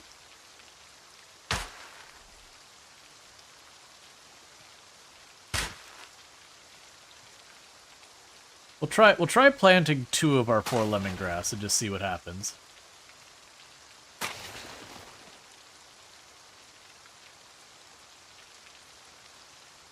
Crop, so lemongrass 1.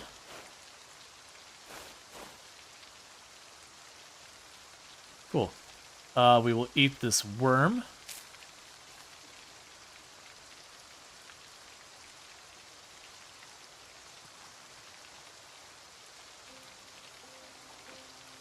Oh.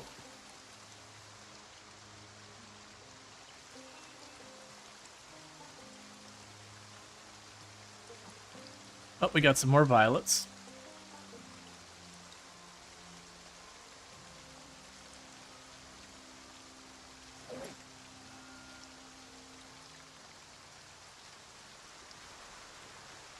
That should be covering us pretty well for this in-game day.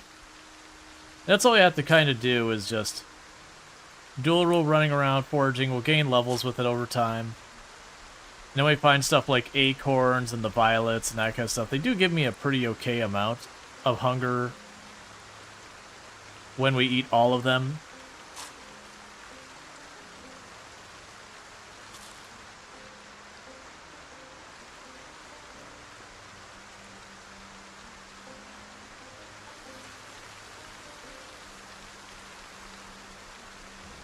Alright. Yeah, so let's go back up and start fighting again. Oh yeah, no, it's not super bad. For those who don't know, I believe it's still a mechanic. The hungrier you get, you actually get better at foraging food temporarily. So don't be afraid to forage even if things seem very desperate.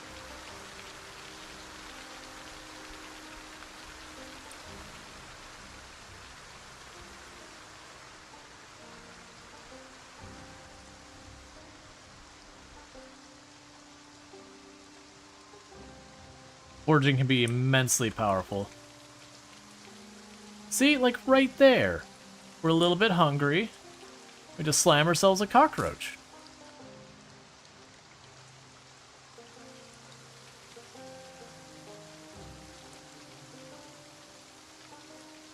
Yeah, apparently this thing has an actual backpack part also.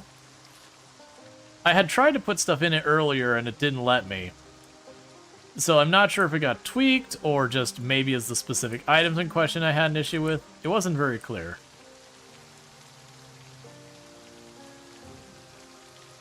And just like that, we're not hungry anymore. Alright, let's disable that. Let's get back to fighting. Why are there so many zombies in the area? Hard to pray for outside of town? We're not super far out of town, but we are outside of town. But, it's a cultist compound. You see, like, we got all these, like, bunk beds and all that, the main mansion building. Yeah, it's for the building down here. That's like the cultist main building. It could also be for the individual barracks as well.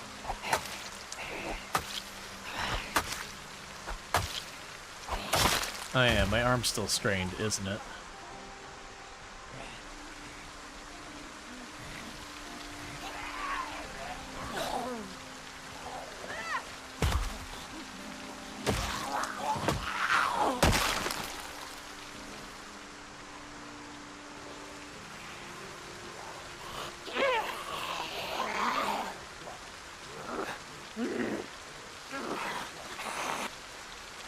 Cult's on your way.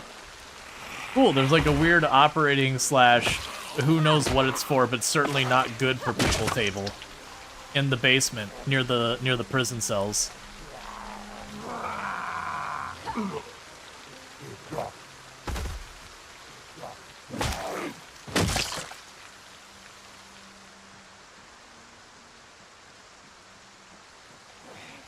All right.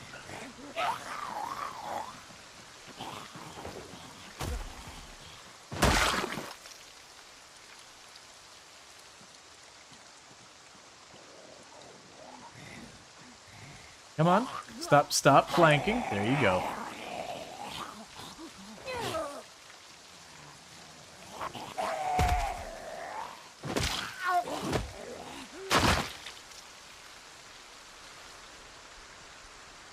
Wait, is this actually a cult? Yes. Literally, if we look at the keys, cultist key. Like, it's not maybe a cultist compound. It's got a cultist key. You got a couple people in, like, vaguely military clothing. You know, there's some people in some Air Force jumpsuits. There's a couple people wearing just, like, military camo. There's, like, one person who had dog tags. But the vast majority of them are wearing, like, homemade clothes. Which, nothing wrong with that.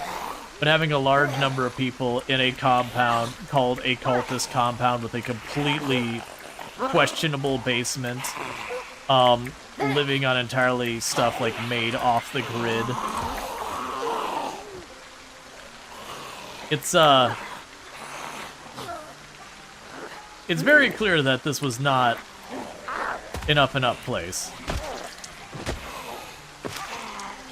Nothing wrong with homemade stuff, but when you have people doing like homemade stuff at scale, out in the middle of nowhere woods, being very like isolationist, you're like, oh, okay.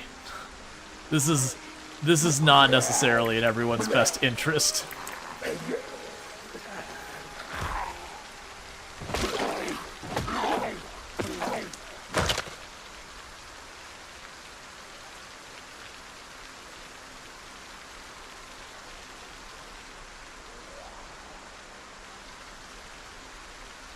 It clearly didn't come for high tea. Yeah. And we're talking like some of the homemade clothes are like burlap shirts. I'm like, oh my god, burlap shirts would not be fun. It's like, yeah, people used to use those.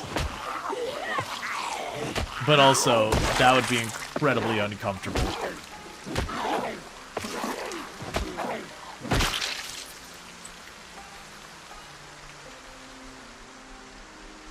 In a cult, and they weren't prepared for apocalypse. You think those doomsday people would be more prepared? Oh, cult doesn't necessarily mean you're a prepper, I think. You can have cults that are preppers.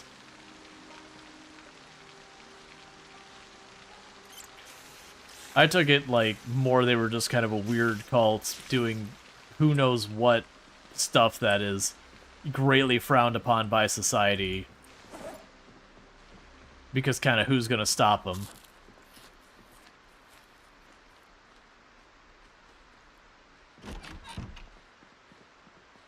Okay, need to rest for a minute.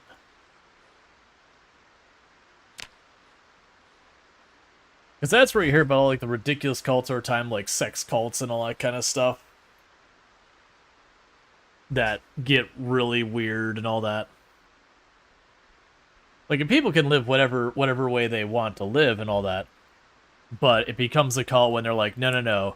We don't want you to interact with people outside the situation. No, you can't talk about the organization or anything. And that's when the things are like, oh, okay, hang on, wait a second. You know, if people aren't members, you're supposed to disassociate with them. That's when you move into cult territory.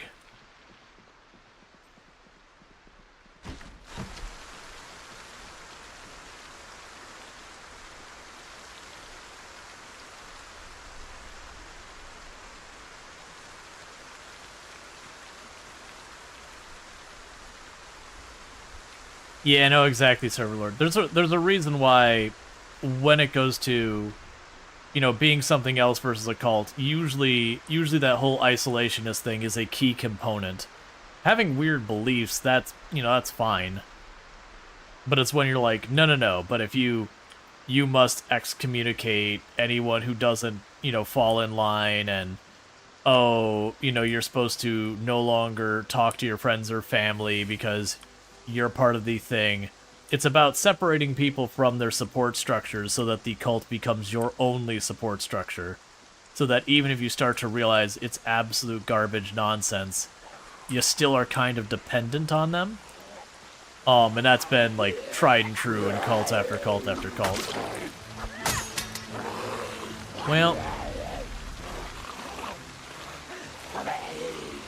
That's a bummer. I'm a little sad about that, so when the machete broke, it just became a handle. Which is fine.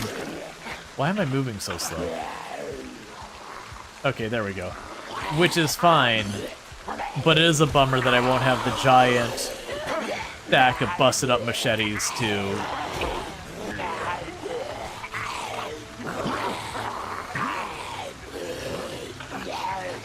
You know, have our table of destroyed machetes.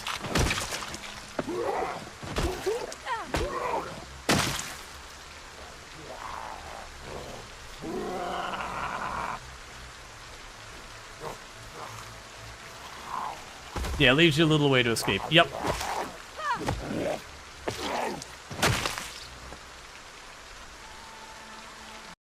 Let's see.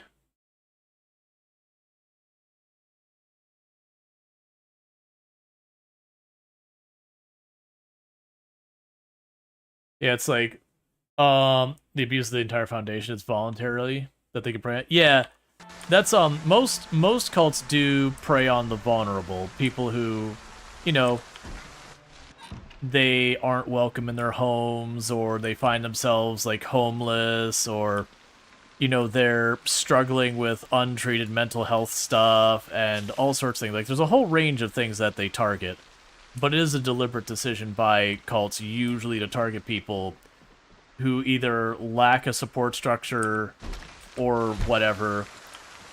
And so they'll try and give them something that seems promising and supportive, and then, you know, as you get involved, you start to realize more and more how messed up everything is.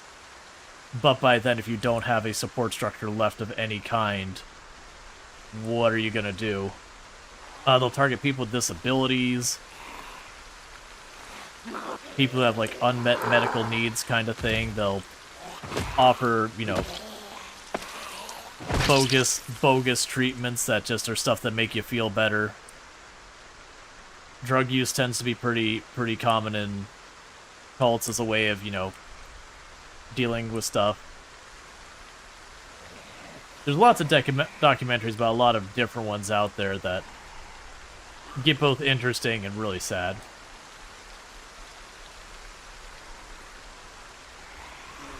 Oh yeah, people being manipulated is not a hard thing. And, like, intelligence itself doesn't really protect you from manipulation.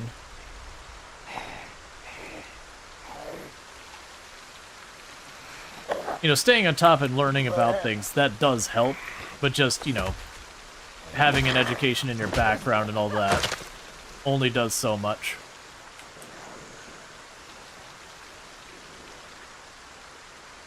But yeah, no, it's, I wouldn't say intelligence helps or hinders being manipulated.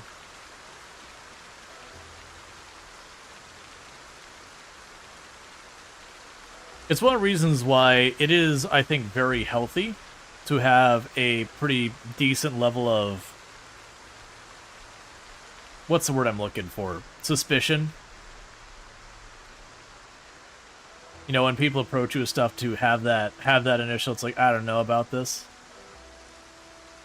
More common sense intelligence? I wouldn't even necessarily say common sense either.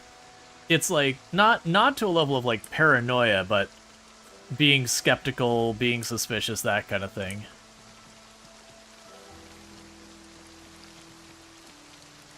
Awareness, that would be aligned with it, yeah. But I would say skepticism. Yeah, caution, skepticism. That when someone approaches with you is going, okay, what's this about? All that kind of stuff. But usually, a lot of times though, again, why these places target vulnerable people is because people in vulnerable positions, if you're just trying to get a roof over your head, you kind of can't be that picky or skeptical, because you're like, I don't have a roof. Oh, these people are willing to give me a place to stay. They're just trying to help me out. Even if you're suspicious of it, it's still a roof. That's still better circumstances than you had before. Or again, if you don't know where your next meal is going to come from, or you're dealing with chronic pain and you can't get what you need to manage it. I've got some crops. I planted a bunch of carrots, and they eventually got trampled by the zombies. We did just put down some lemongrass and tomatoes. There is technically, I think, 1 or 2 carrot seeds that have survived so far. But, not going great.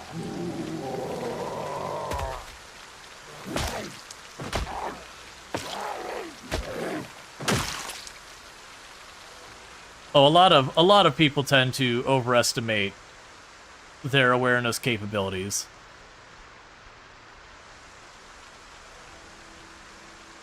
Like in everything, it's people have difficulty seeing themselves in those kind of bad situations, whether it's like we were talking about cult or like health problems or whatever. I was actually going for a stab, but I'll take that too.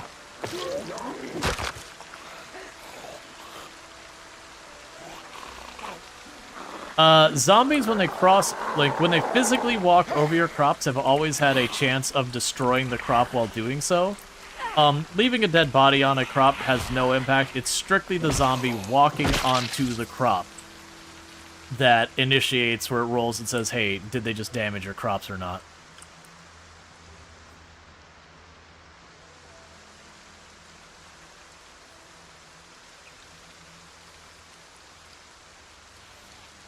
Let's see. Those people get love bombed a lot. Give vulnerable people tons of affection, support, and oh my god, these are the nicest people you've ever met. Well, that's the thing. There are genuinely people who do try to help people, and that's the thing. From the outside, if you don't have the ability to research it, it's very hard to distinguish that. Let's see. Plenty of highly educated people believing stuff. Yeah. No, you definitely do have people who believe all sorts of weird conspiracy stuff. The worst part is some of it, like, easily disproven. Which is the one that gets me. Like, people like buying into some conspiracy theory that, you know, very, very likely you can look at and be like, that's very unrealistic. You know, there's so many more reasonable explanations to it, but you don't have any ability to prove, disprove, whatever. Sure, I get it. But when you have stuff like flat earth garbage where you're like, hey man, get a stick, put it in your yard measuring at 90 degrees up. Does the shadow lay flat or does the shadow bend? The shadow bends, it means the world's not flat.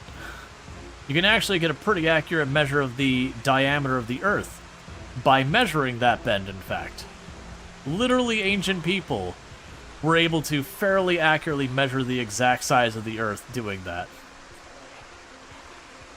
And there are so very many ways to disprove, like, the flat earth thing. And yet we do have people who totally buy it. We also have people who are like, haha, funny meme, flat earth. That they're just being contrarian or whatever. But we actually do have people who genuinely believe the world is flat. And they're not all the dumbest people in the world. As much as we'd love to believe that. Some of them just buy into stuff and then don't verify anything. Alright, well I'm just gonna have to go back to stabbing.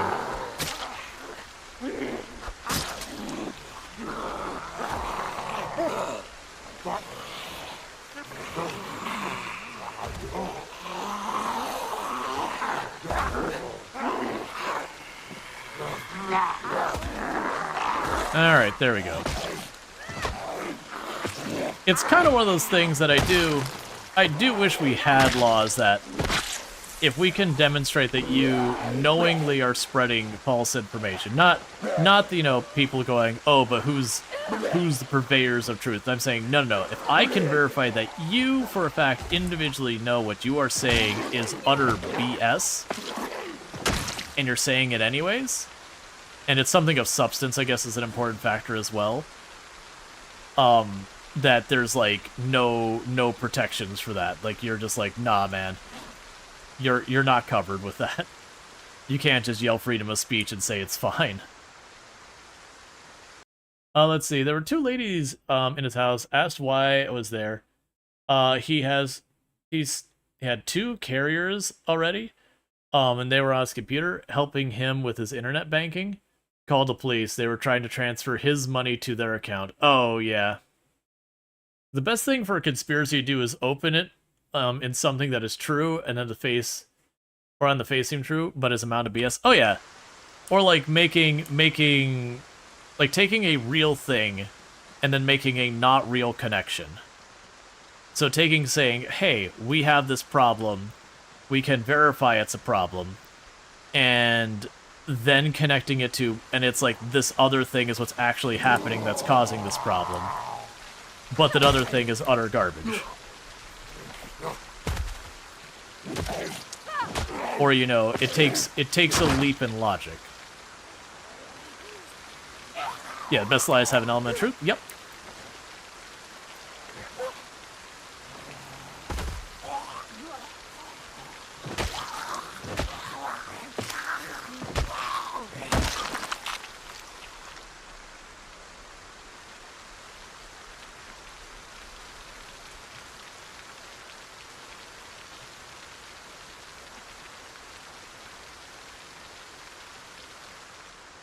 I know, education, well, that's the thing. Intelligence is not a measurable thing. And people are just like, yes, it is, there's the IQ test. No, the IQ test is actually, if you're trying to measure any type of intelligence, the IQ test is like trying to measure the size of the world by picking up a rock and then throwing it and saying it's that big. Yes, arguably you might get the slightest implication that maybe someone might be smarter, but it's measuring proxy on proxy and proxy on proxy. Generally speaking, the IQ test more measures have you had a traditional education than anything.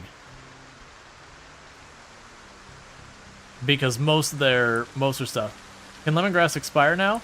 I mean, it's got the fresh tag, but some of my stuff doesn't have the fresh tag, so maybe.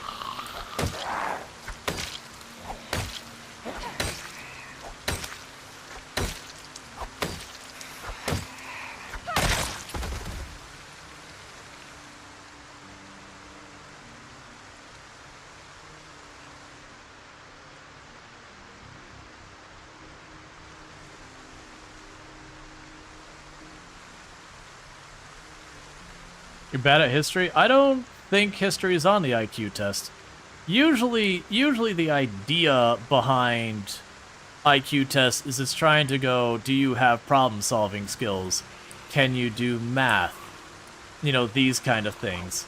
Because if you start getting into the subject matter of, like, you know, your sciences and all that, so you go, okay, history or biology or whatever, the moment I include a history thing that's like US history, well, if I'm not taking an IQ test, or if I'm taking an IQ test and it has US history in it, and, you know, I'm not someone who lived in the US, I've literally just artificially marked everyone outside the US as being a lower IQ by having it check something that there's not really a reason for them to learn or know. But it's kind of the same thing where a lot of the things, depending on where you're at, what mathematics they focus on will be different and yada yada yada. Oh. Let's see. Trying to see. Much of education, unfortunately, doesn't teach critical thinking skills or logic and reasoning.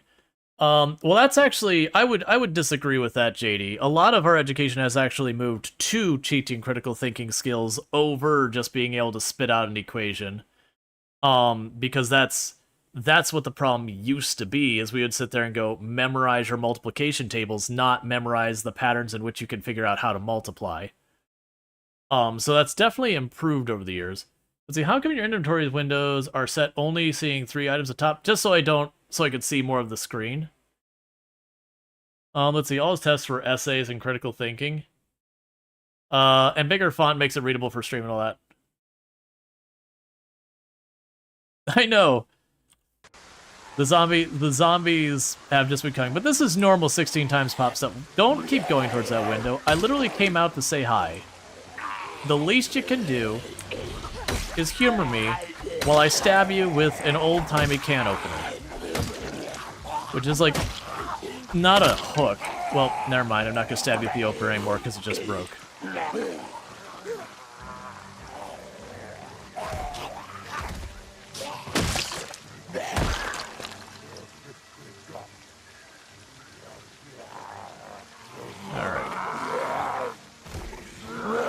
I was actually not prepared for you to fall down that fast.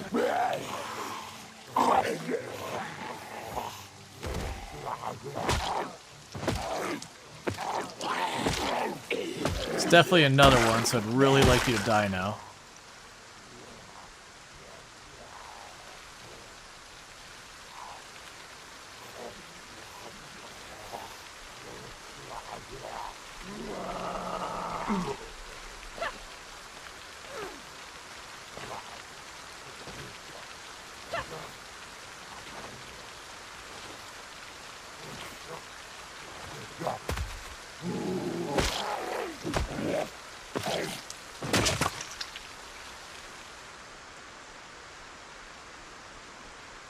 Okay, we got another zombie chilling here.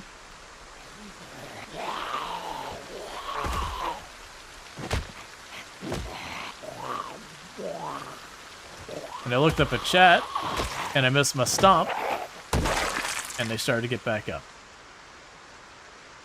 Alright, so we're starting to have pain.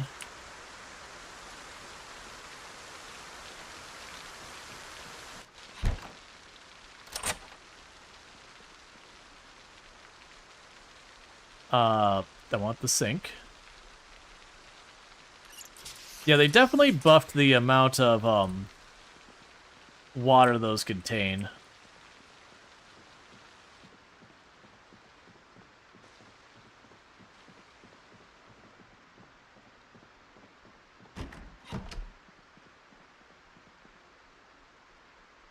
Okay, let me catch up with chat. Let's see.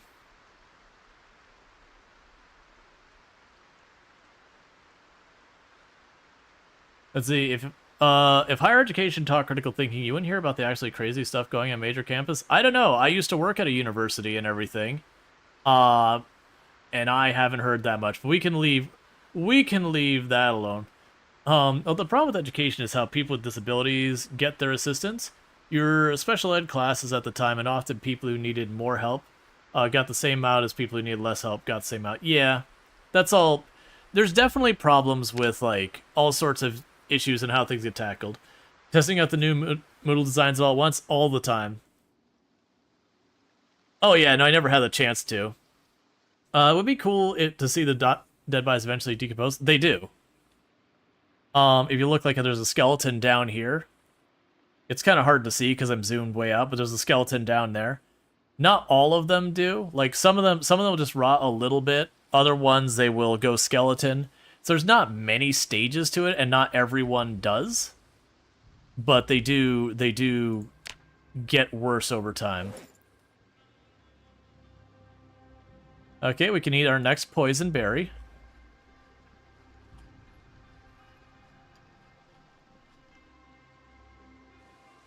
Chuck a branches in there.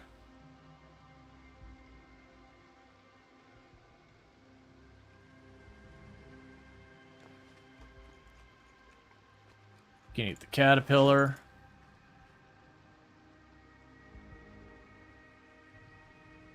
I'll grab another can opener as a weapon.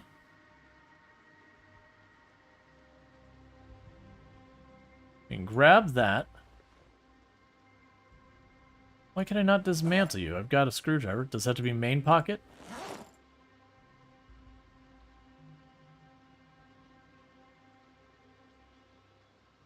Whatever, I'll just put it away. I won't be too fussed.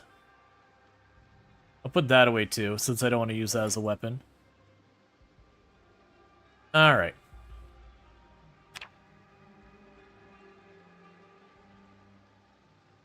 You don't think he liked the berry? Yeah, it's poisonous. But yeah, no, generally you'll find I will push back, like, I won't push back at people being critical of formal education, higher education, and that, on a general concept. I will generally push back when people do so in a way that is kind of dismissive of it.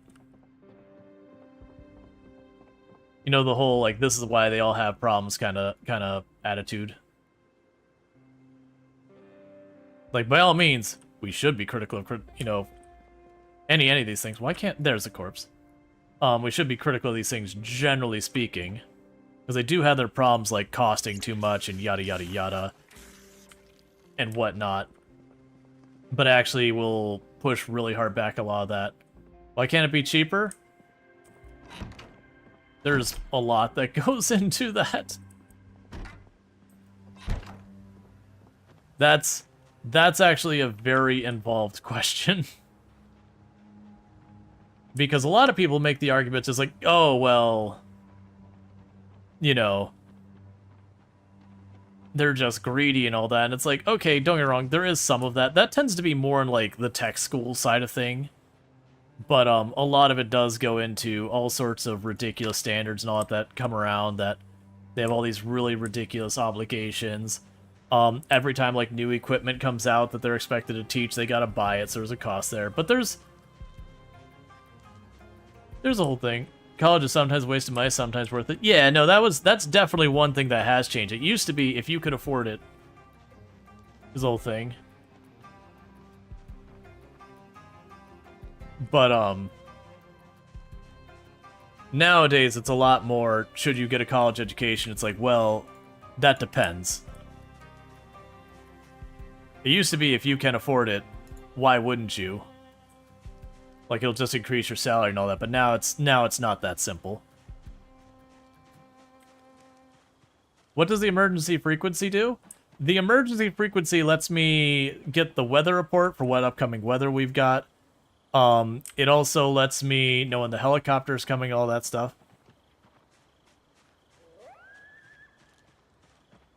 Oh yeah, no, I mean, prescription medicine, yeah, monopolies. And there is that level, but you do also have, like, you have the universities, and they're big, but you also have the state and community colleges, which are smaller ones. And so I would definitely not argue monopoly when it comes to education, at least within the US. Because it's not like the Florida University is the same company as the, you know, Portland University in Oregon is not the same company as the whatever.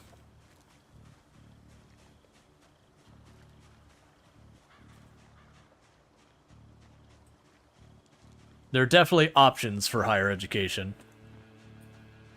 But, that said, it's got a lot of problems.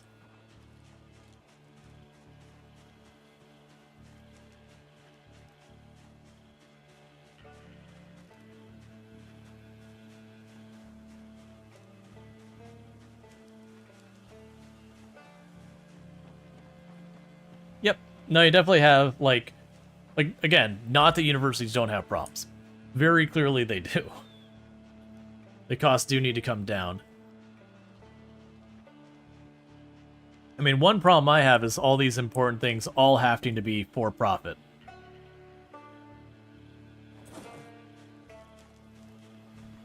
There are some things that are important enough that it's in our best interest to make sure they happen, even if they can't sustain themselves by themselves.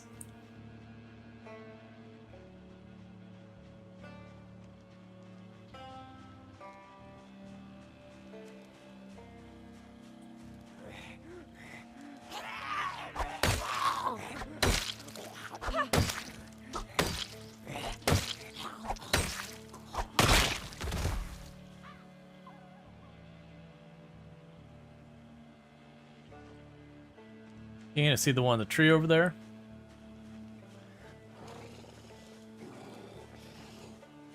But yeah. Generally when those important things become privatized, you're basically paying a corporate tax. Because now they're gonna charge you more. Only, instead of that arguably going to maybe inefficiencies, it's going to someone's yacht.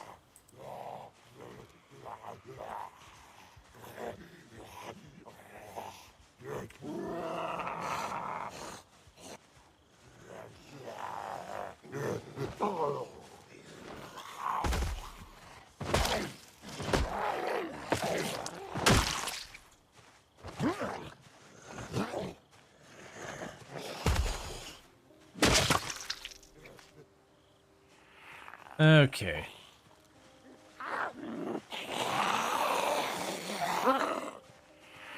Don't universities drop the price they don't have enough students? Yeah, that happens.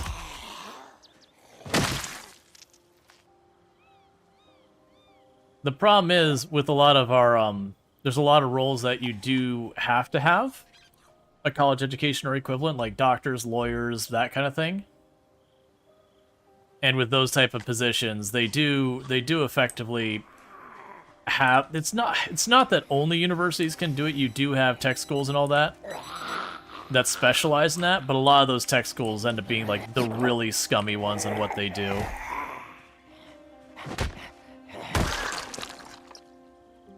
You know, accredited versus non-accredited and all that garbage.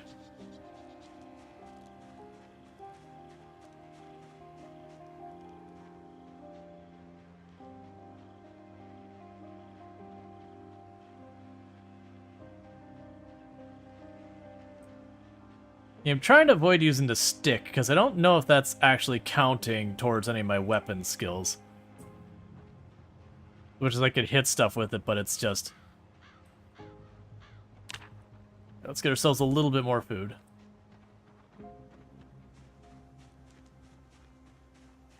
Let's see. They made an offhand comment trying to have higher level education, still falling for things. Just so to clarify that having a degree doesn't prevent that. Yeah, no, that's not wrong at all. Yeah. No, that is absolutely, like, education isn't a protection from being manipulated. That I agree.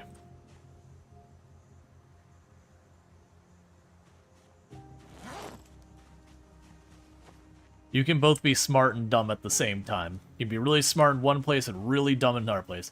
How close are we to the next helicopter? Oh, we have no idea. The helicopter doesn't have a set number of days that's like every 10 days, every 14s. I don't know what the top range is. The closest they can be together on the settings we have is, I believe, 10 days. But I know it can go up to like 27, 28 days between. That's why we want to find the... Is that a heart shirt?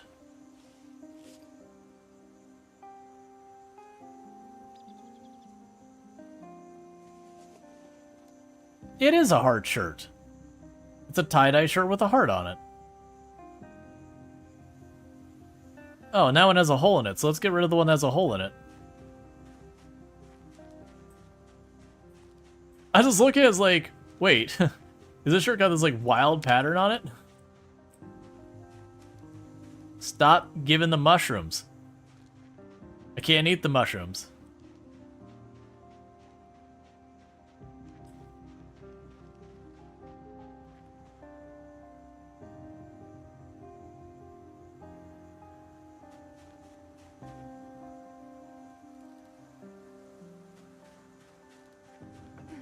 How do you feel about the new muscle strain mechanic? I don't think it's necessarily a bad thing on the surface, but it definitely is one of those ones that I feel like it probably needs adjustment. Now granted, I also know the way I play is very atypical, and so my experience might be way different.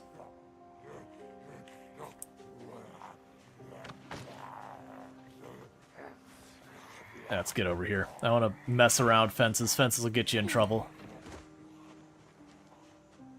But, like, the fact that I started at 0 strength and I'm fast approaching 4, and I have only a single point in a weapon skill, that does not seem reasonable. Like, I definitely feel like either our weapon skills need to get, like, a little bump up in XP, or they need to tone down the fatigue a little bit. I don't think it's a bad mechanic. Even though it very specifically makes the way I play the game harder.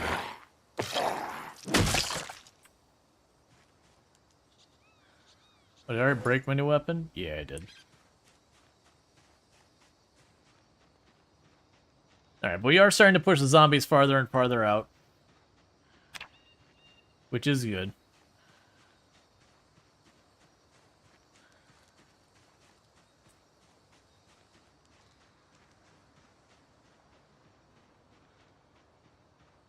Those are doing their thing over there.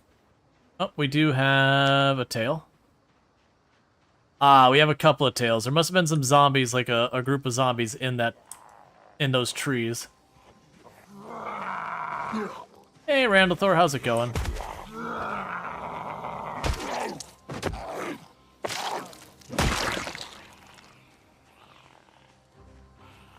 How many kills yet? Probably getting close to 450, I would guess. Somewhere in that ballpark. Nah, they're too fast. I'm not gonna have an opportunity to stomp you.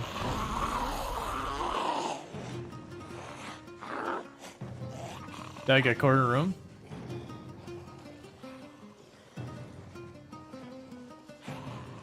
Alright, so let's go down to where we got our stool.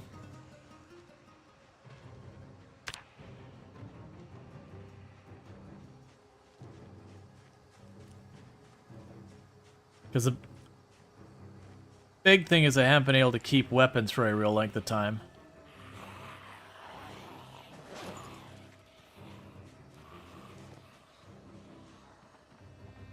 We're trying to get there, though.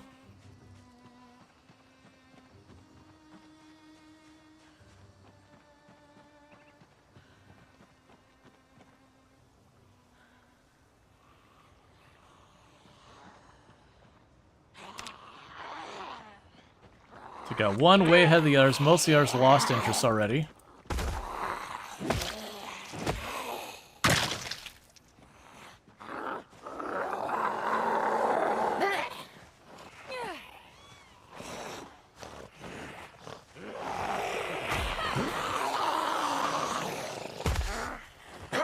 Ah, it's too slow.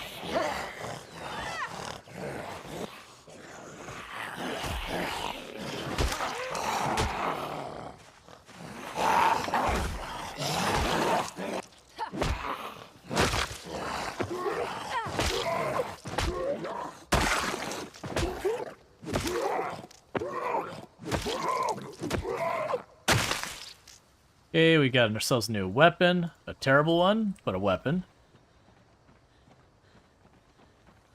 Because they pay you on time, but it's reserved for nobody else.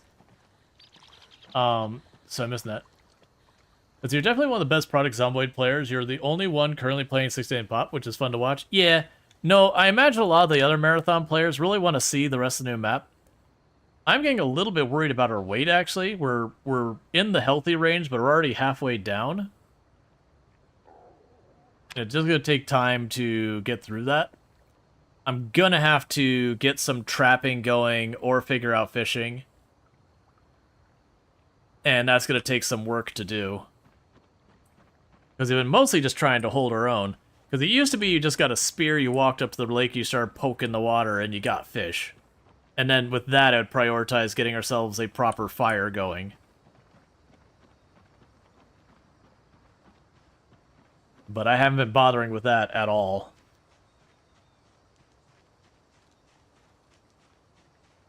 And then traps, I need enough carpentry. Bird trap way to go? I couldn't even tell you the last time I've done a bird trap. I'm not against it. I just couldn't even answer anything related to it because it's been so long.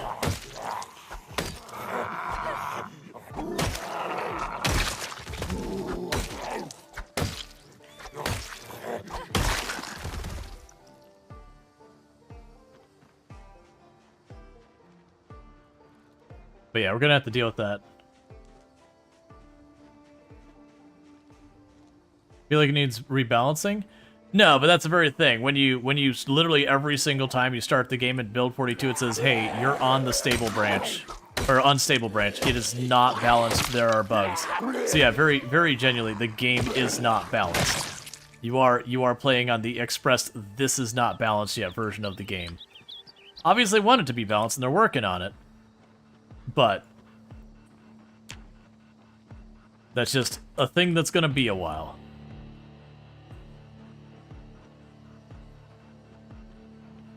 You think you need the carve skill to do it now? Yeah, that's going to be the real challenge. What materials do you need to do a fishing pole? Don't know yet. I'm going to have to look it up. I just haven't been that focused on trying to deal with the food survival aspect of the game, because that's usually fairly easy. I'm dealing with the, oh my goodness, there's zombies everywhere survival part of the game.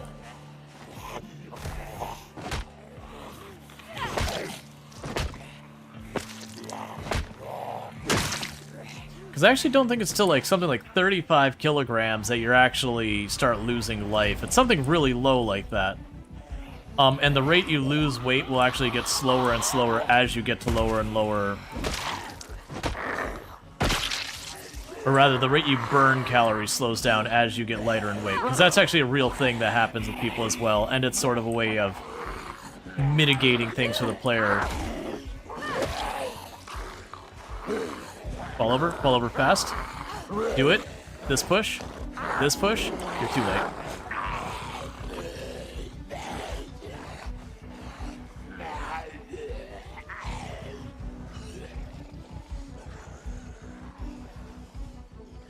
Oh yeah, no, that's, I kind of said when Build 42 dropped, most likely Venus would retire at that point. Because the map wouldn't be whatever the new map is, that kind of thing.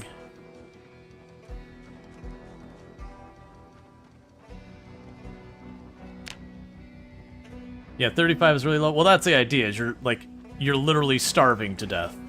Like, that is the point you are actually actively dying. You're not just, hey, I'm a little underweight. It's like, no, but you are dying now.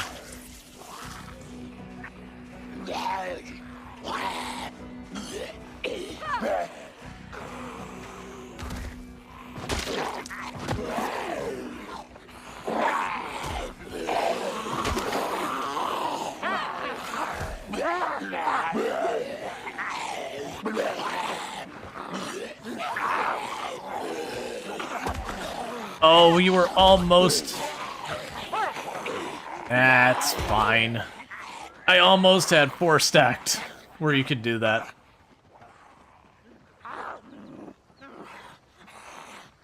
Oh, Venus, so my last character that I have 180,000 kills with, or whatever, wherever she's at now, that we did that last run, that's Venus Orozco is the character's name. That was just the randomly generated name of that character.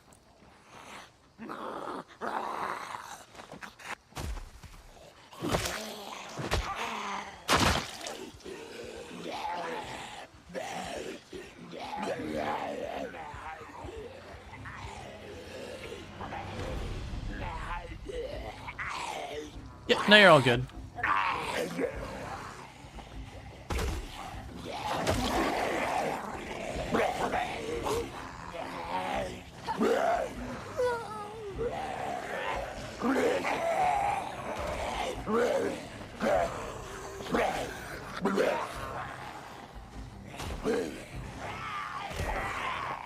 There we go.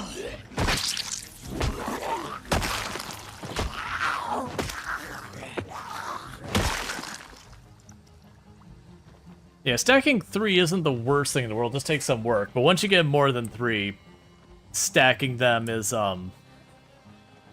just one of those things that, like, is more, does the RNG work versus player skill? Like, certainly you have to...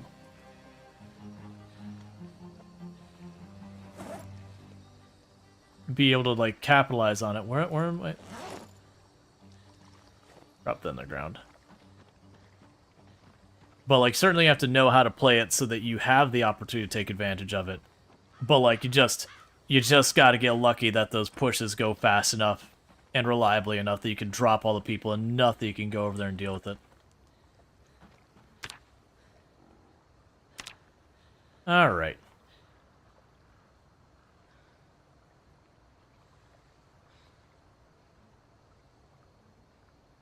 What I ought to do is give this in a couple more seconds. And then let's take a quick peek to see if I can't figure out what the fishing pole recipes are. You know what? Let's not do it right now. We'll deal with this in-game day like what we've got here. And then after that's sorted, we'll, when we're in our room, just fast-forwarding time, we'll pull up the recipes, take a look at, like, a fishing thing. And poor Dave spent his entire Build 42 in purgatory, i.e. the porta potty.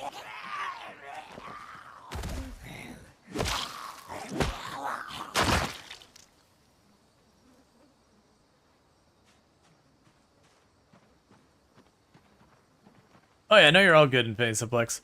Yeah, and that's,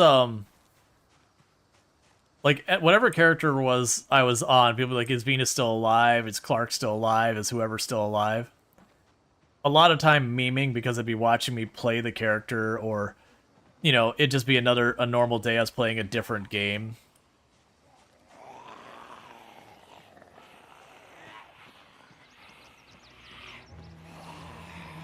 Yeah, Dave knows what Dave did. There's a zombie on my left somewhere.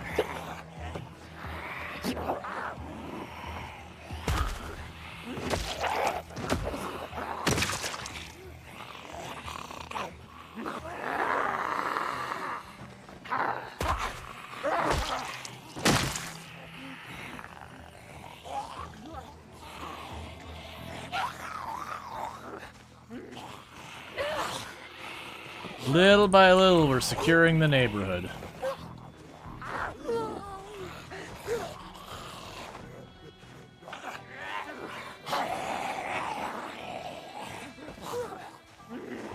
Stop trying to weirdly flank me. Just walk at me, zombie. You're making it harder for me to line this up for...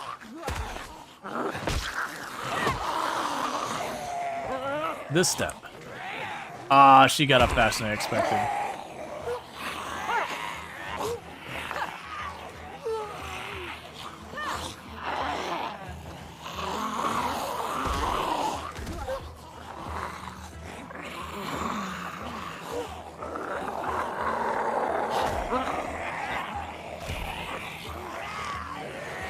Fall down. Ah, it's fine.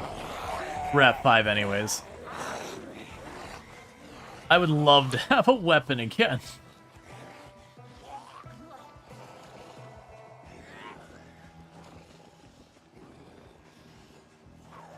The problem is, to make a lot of the weapons, I need maintenance 1. You have your foot? Right, but I mean an actual weapon where I don't have to have zombies laying on the ground to do literally anything at all.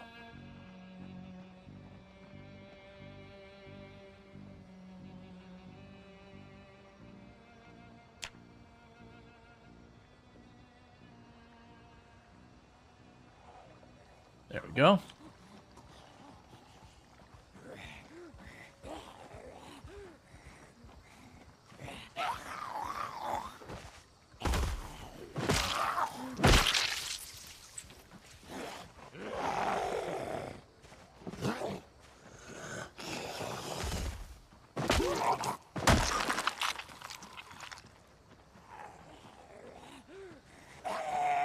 Okay.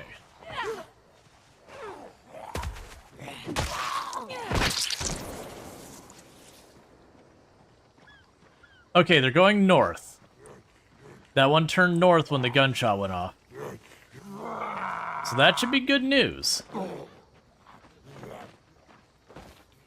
Because depending on how far that was, that may have literally drugged zombies away from the area.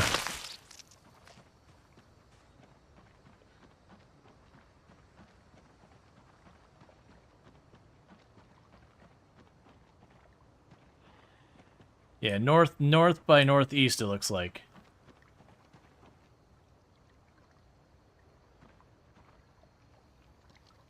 Alright, and while we rest, here's our delicious caterpillar. And our delicious roach.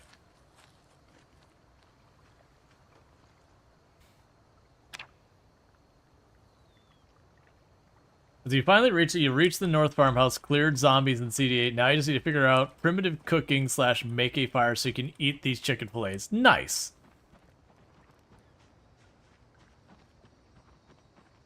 Now, zombie probably got over here somewhere. There you are. So let's grab him while we know where he is. Because generally speaking, any zombie in my area that I can account for and I can pick off real quickly on their own, I'm going to do that.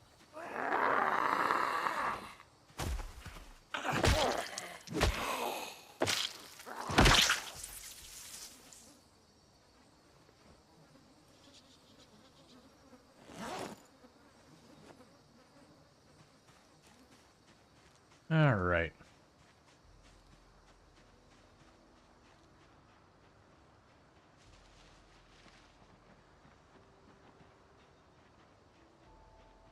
So I suspect if it was north by northeast, we're not going to see nearly as many zombies up here. That they'll have been dragged away. So we got one way down there. I got two up here. I've got one over there. I do see some moving to the east, so we'll see where they actually end up.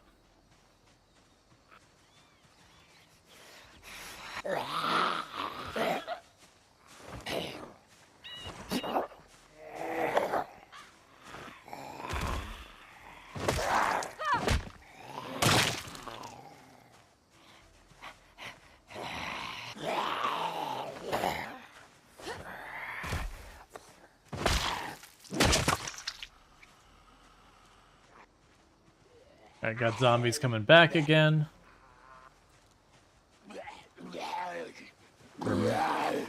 Getting a little exerted.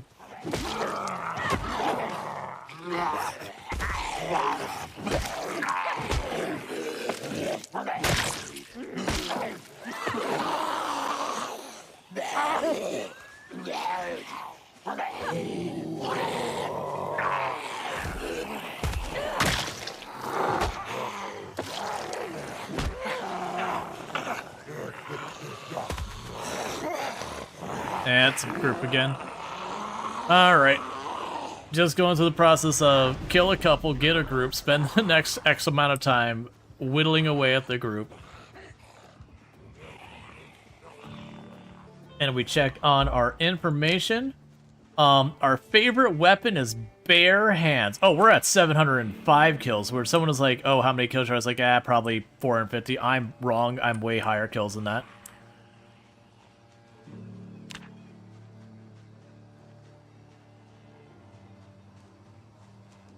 Seven 700 kills. Bare hands is our favorite weapon.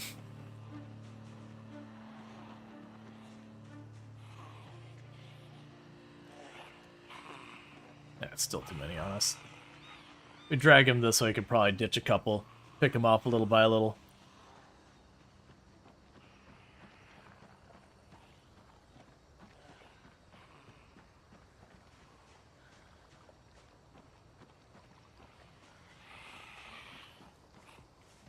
Get over here while you're by yourself.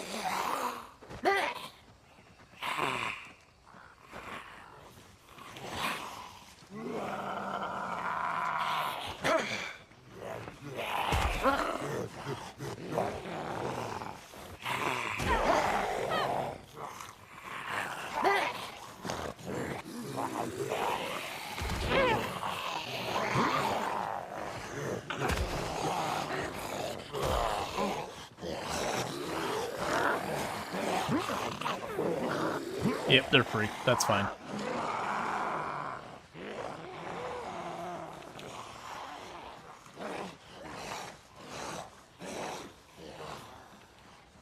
Try and just confuse their pathing a little to separate them out again. Because we're getting to the point of high exertion, so I really don't want to just try and stick and fight it out.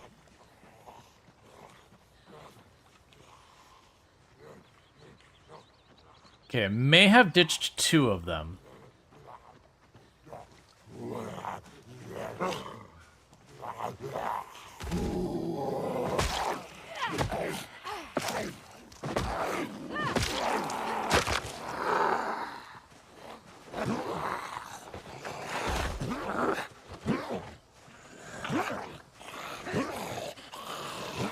Come on. Do it for me. Please. Come on. Nope, get back down.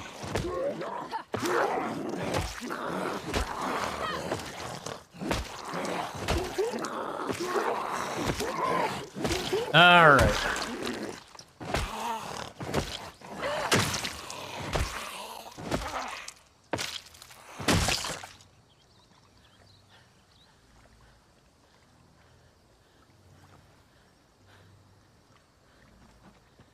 You know, probably been asked a lot, but have you been, what have you been doing for food? Foraging is one of the main things we've been doing for food. Foraging works extremely well for if you're trying to lose weight. Eventually, you can't sustain it. You have to do more. You have to either trap or, I guess, hunt. I've actually heard the hunting is pretty underwhelming so far as the amount of calories you get, but I haven't done it myself. Yeah, so eating bugs, grubs, violets, acorns, whatever we can get our hands on. Eating poisonous berries, not even memeing, actually eating poisonous berries. Thank you, Randall, for 1812 for gifting a sub to Psy Omegas. Thank you, Randall Thor, for gifting a tier 1 sub to Psy Omegas. So Psy Omegas, you got yourself some nice advertisement-free viewing as well as access to the emotes, whether you wanted them or not. Thank you again, Randall Thor, for all of that support. I really do appreciate it. Very generous.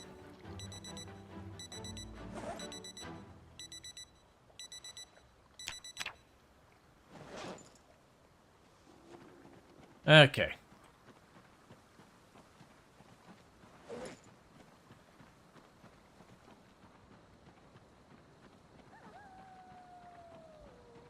But yeah, so a big thing that's been holding me up from getting just food for hunger is the zombies just not letting up.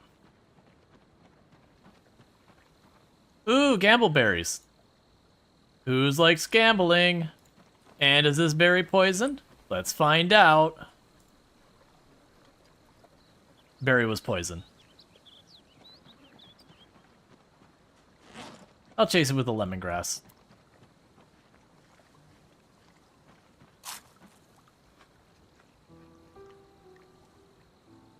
And we'll eat ourselves a nice juicy caterpillar.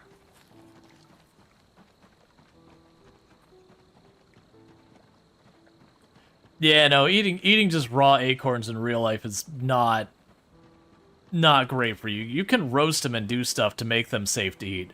But just grabbing an acorn off the ground and shoving it in your mouth is... The Surgeon General would mostly most disapprove.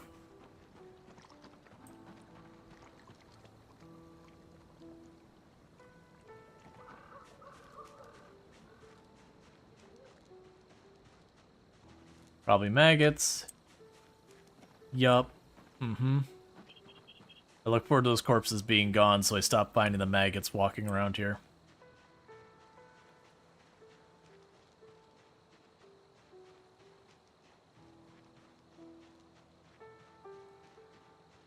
Okay, look around a little bit more before we have our character call it for the night. Hey, Harry, how's it going?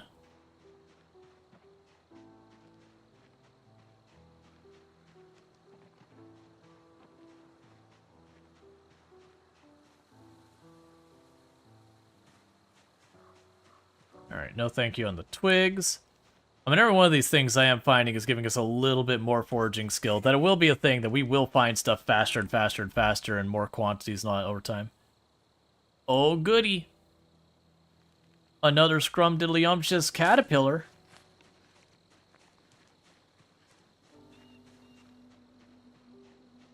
The best part's the gooey part. It's almost good as the chewy part. So awful. I did the whole Cub Scouts like survival thing where you eat bugs, and it's pretty terrible. It's pretty terrible. Oh, you can eat them raw in the game, it's fine. The cooking them ever so slightly reduces the negative mood penalty. I think might give you an extra hunger. I'm not confident on that one.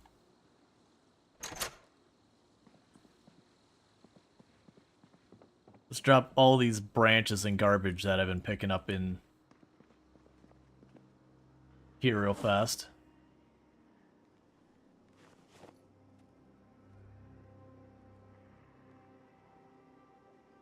Here's zombies over here somewhere. I don't know if they saw me and they're heading towards me or whatever. I'm ready to run down if that happens.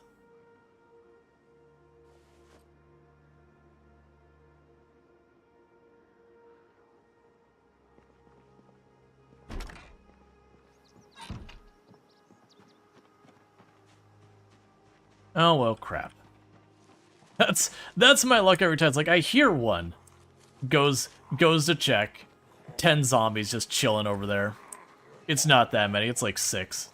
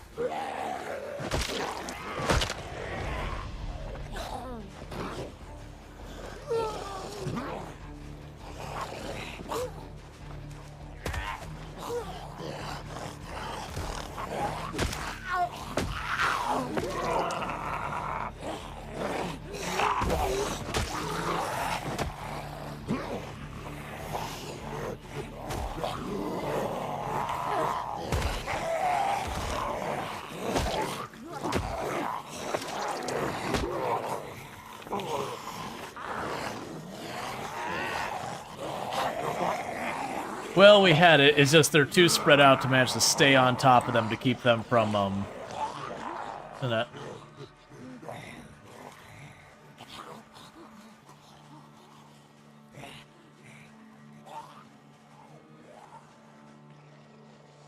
So yeah, so we've got at least 3 or 4 zombies. One of those ones back there I thought had a weapon in him. I don't think we got the kill on them, though. Okay, we're not sick anymore, so we're going to immediately nom another poisonous berry.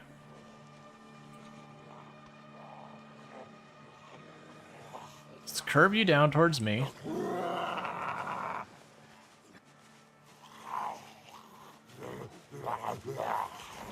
Because this really needs to end soon, or I'm not going to be able to capitalize on that. They're too spread out.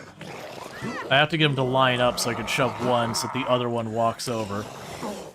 So when they do that weird thing where they sort of kind of flank you.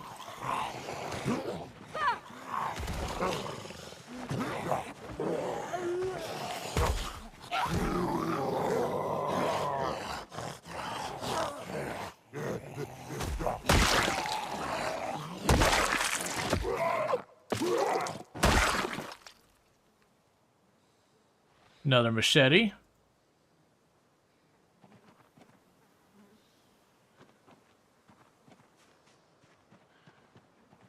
Okay, and there's your other friend.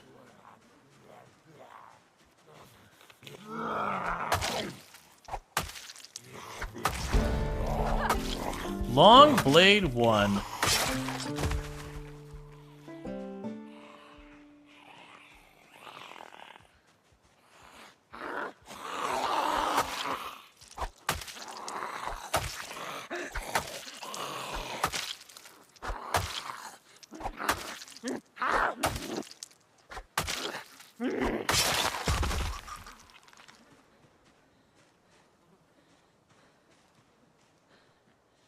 Okay. And we're only at hungry, so that's relatively good.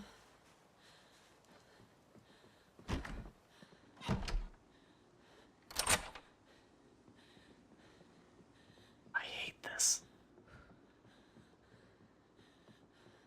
This feels very not pleasing.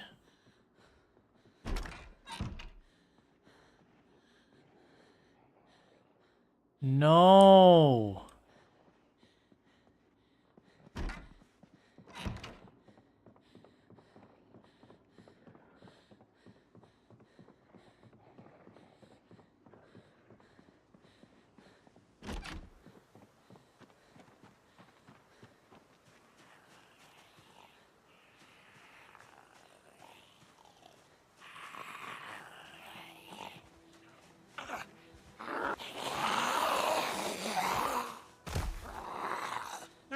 So basically the zombie saw me through the window out back.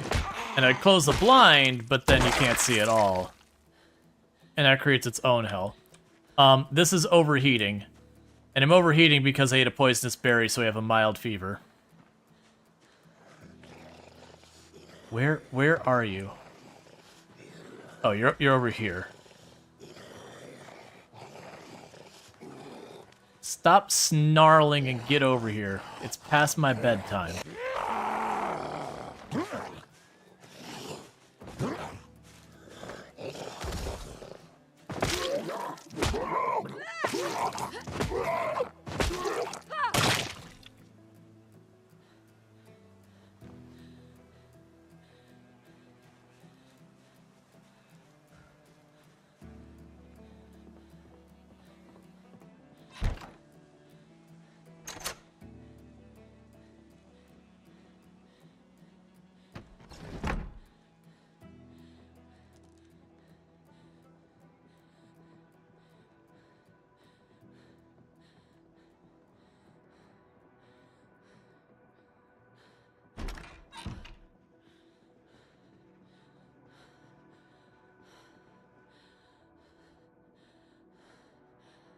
Alright.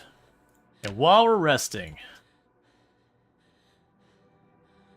So, to make fishing hooks, we would need carving level 5. Good luck on that. We would need bone fragments. crude whetstone. To make a fishing pole... Oh, no, a paperclip will do? So a wooden rod, twine, and a paperclip is what I need to make a fishing pole. Wooden rod is the only option for that. Twine or fishing line. Paperclip, nails, or a fishing hook. We don't actually have any of these things, so that's not going to help us. Meanwhile, so what does a wooden rod require? Level 1 carving. So it'd have to get level 1 carving going. So carve wooden tongs, which requires twine as well, which I don't have. What does it take for us to make twine?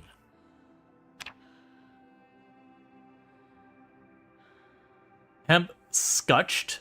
I don't know what scutched means.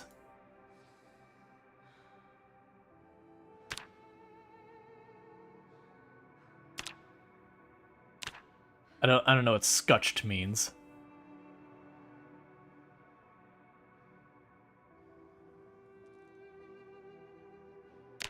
Okay, well, this is gonna be terrible. Go to sleep.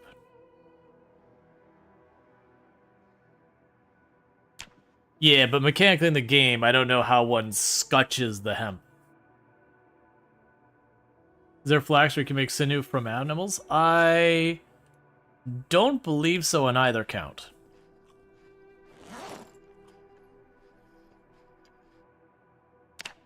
So we pull up our crafting menu. These are the only options I have.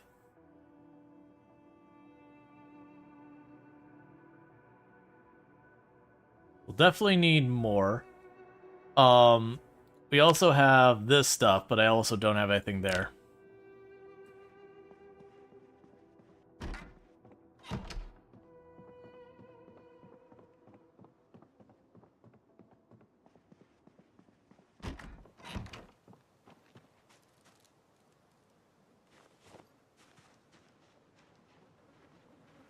Doing our quick survey. All right.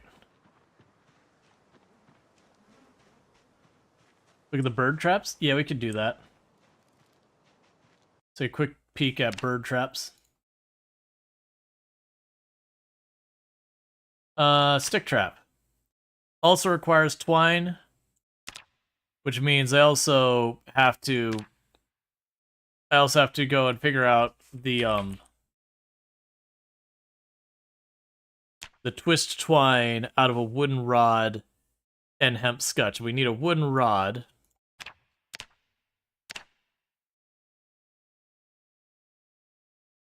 And carved wooden rod requires a machete, or like a machete or a kitchen knife. Any knife will do. Or a plank.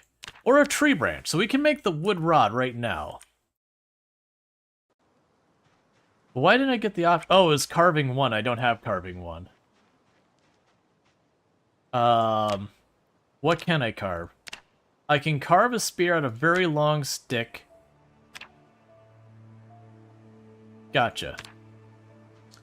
So I'm going to need to carve things to be able to make a wood rod so I can make the twine so I can work on the fishing pole. The problem still boils down to I need a paper clip or a nail or a fishing hook.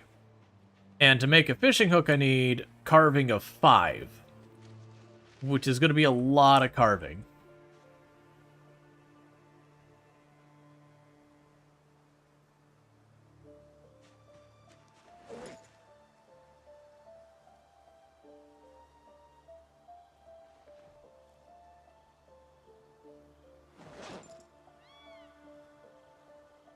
We can go ahead and make ourselves a spear real fast.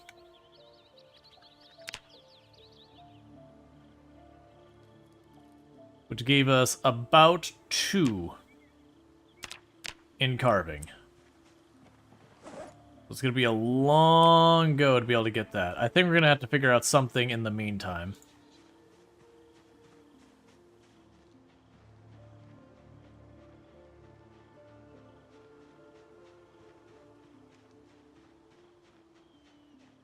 I appreciate that we have a way of getting a fishing pole now that isn't as substantial, but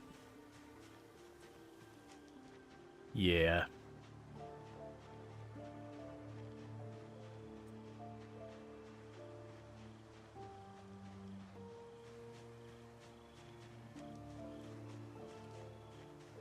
Eat that to counter the food poisoning just a little bit.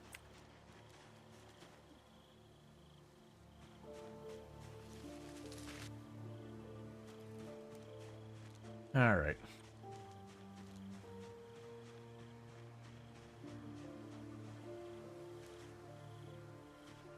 Yeah, so probably end up making the bird traps is what I think we'll end up needing to do.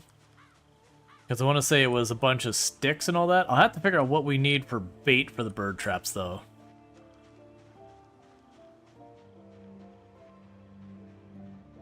And also, we're not getting that situation where I'm just digging up the yard endlessly for worms. Yeah, no, we can use the hemp to make twine, but I need a wood rod. And I don't have a wood rod. And for a wood rod, I need carving 1. And to get carving 1, I need to take a bunch of branches and make them into spears or other stuff like that. Okay, so we got a pretty big group over there. Let's wait to grab them. Let's check to make sure there's in a bigger group closer.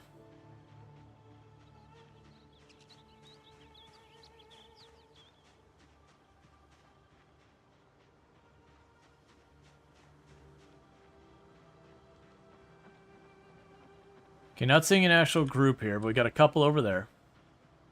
Because we also might just get lucky and get over here and find some boxes of cereal in like a little storage shed or whatever. Yeah.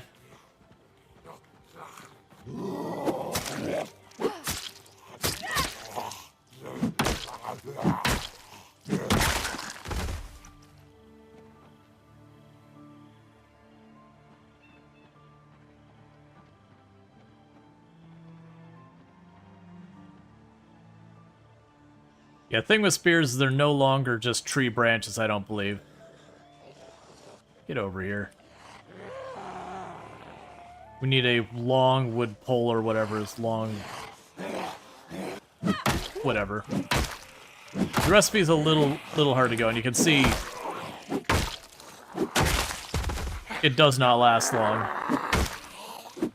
The spear only lasts a couple of hits. Then it became like a broken long pole, and that became a broken short pole. That's all fine, it's still a weapon. Okay, with that, let's back off a little bit. Because we no longer have a weapon. That's not true, I have a machete, what am I talking about?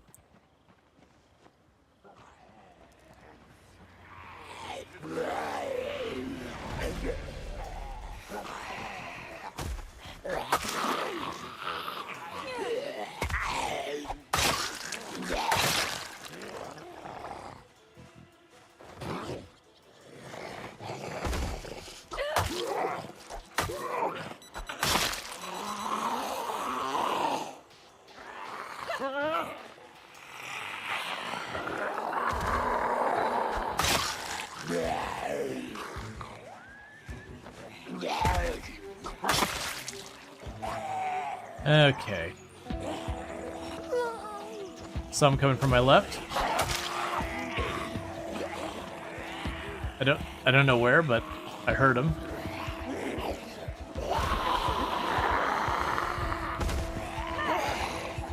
Let's back up a little bit. Okay, he's already strained our other arm using the spear.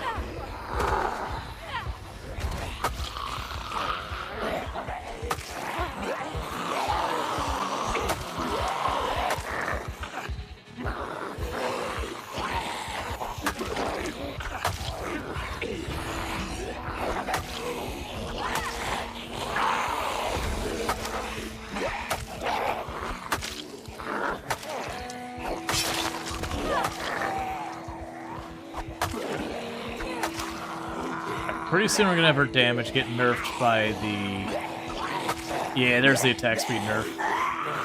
From the strain. Hey, Teresa Mage, how's it going? You're gonna try and scatter them a little bit.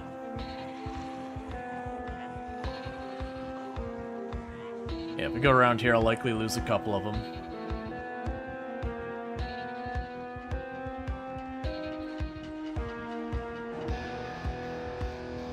Or I will step out too early and aggro them all. That's fine. Just kept hitting him till the wood was about the size of your hand. Yep.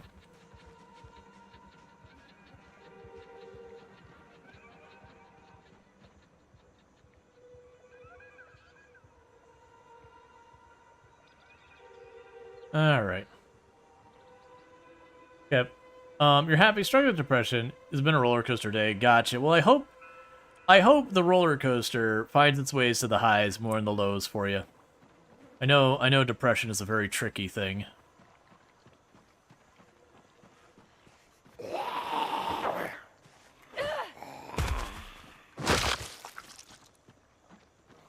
Alright, get over here. There was 3 more. I'm only seeing 2 at the moment. There's the last one. Unfortunately, they're way far apart.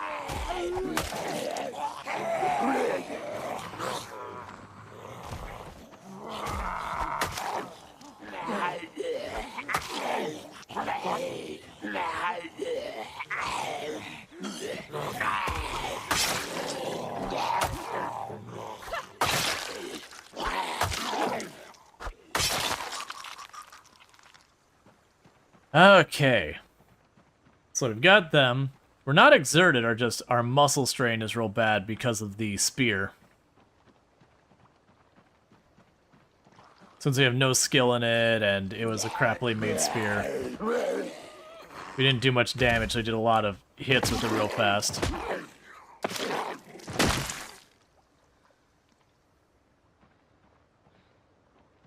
Man, destroying my tomatoes.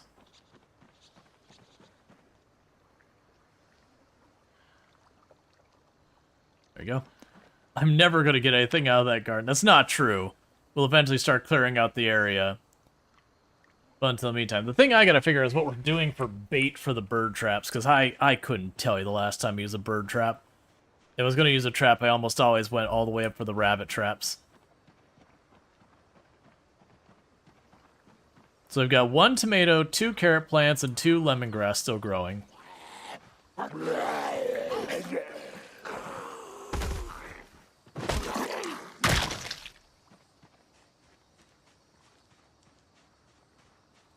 All right.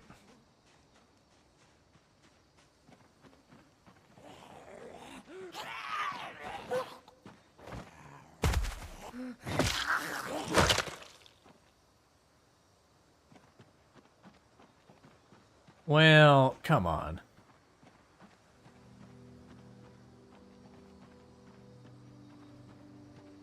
So we got 2 really fast ones. We got 2 medium speed ones and 2 slow ones.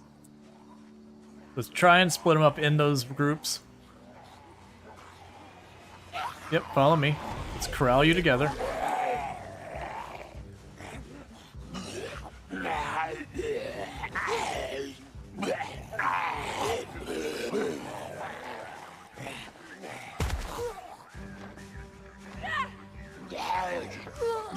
I really need you to fall over.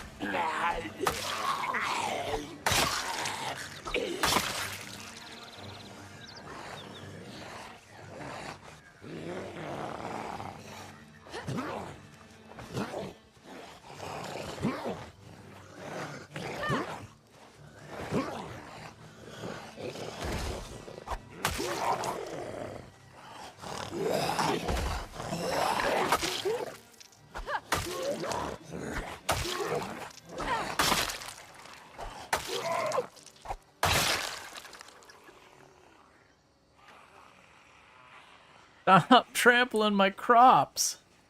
Just... No... Yeah, just like come... That sounded way closer than she actually was, and that panicked me thinking I had missed one.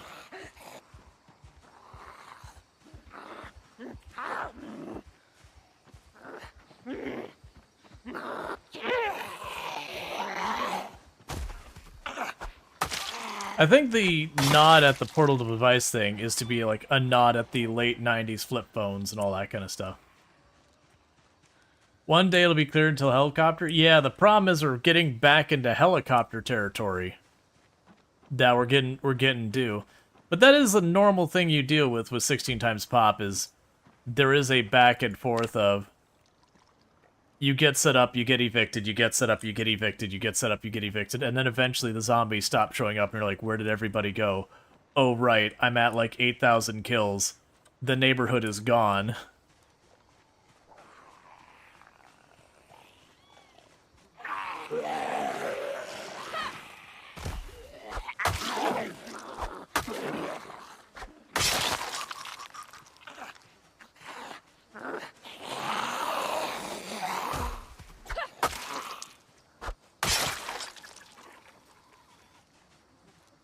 And I'm kind of experimenting with the idea of knocking them over when I can and using the machete to finish it, because it doesn't seem like the muscle strain is that big of a damage penalty, but it does have a very severe attack speed penalty once it gets bad enough.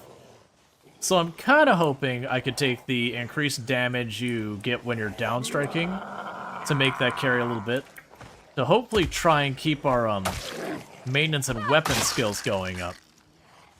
So I'm going to give that a tinker for a while and see how I feel about it. Because we're all figuring out how to play around this this muscle strain mechanic, what feels good, what doesn't.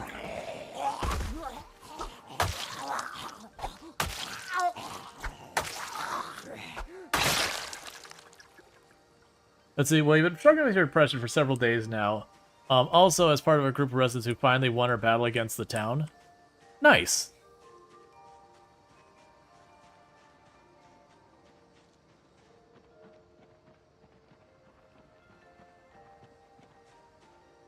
They said they're gonna do something about it? About which? The muscle fatigue? It wouldn't surprise me.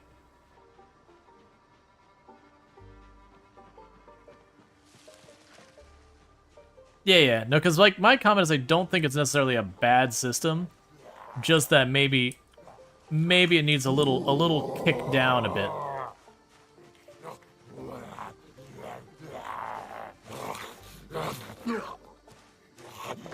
Like, either it takes longer to stack, or faster to refresh, or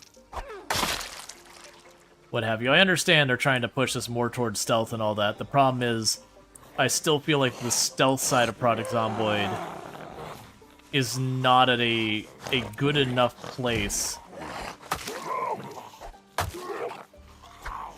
And so in a lot of ways, when you do this kind of thing, it feels like you're forced to play the game in like a certain way. Now granted, we have game settings so you can just turn it off, so you're not actually forced. But the thing a lot of people gotta consider is, a lot of people, they're not going to get to the point of customizing their game settings. They're gonna boot up the game and roll.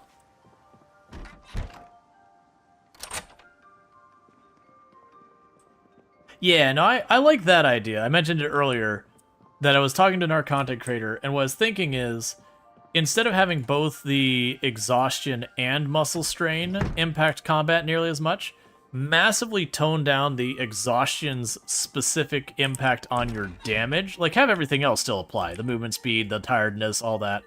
But instead make the muscle strain do the main lifting on that. Have they changed the font on Twitch? You have artifacts?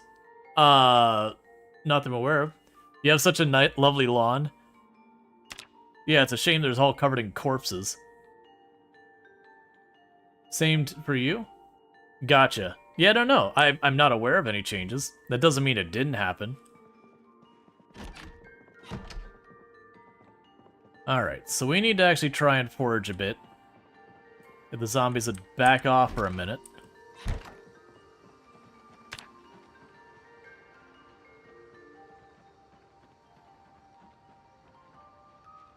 Oh, gotcha. It's fine for you. Gotcha. Okay, no problem. You're all good. Yeah, so my thought is if you're having weird stuff with Twitch, first try just refreshing, because that's the least invasive thing to try.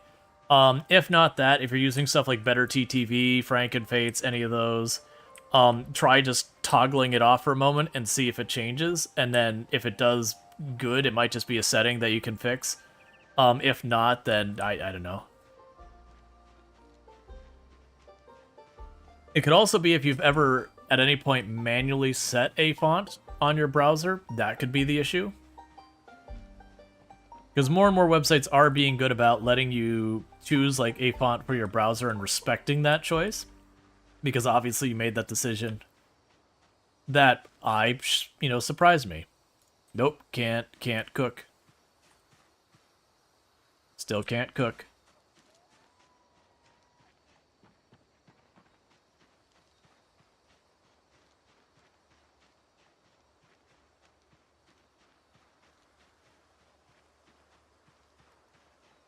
All right.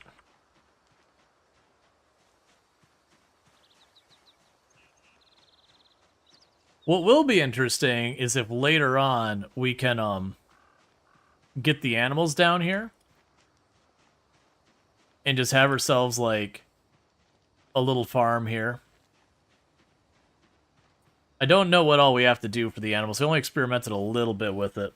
Not anything meaningful. It was mostly what interactions can I do with an animal? Okay, I killed it. Oh wait, I can't cook it. Never mind, moving on.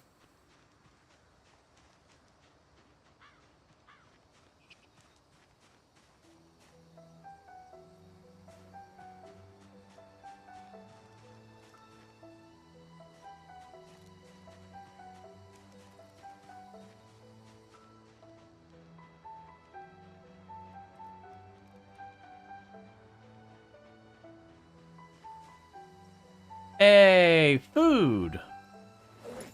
Wild thistle. That's actually pretty solid food choice.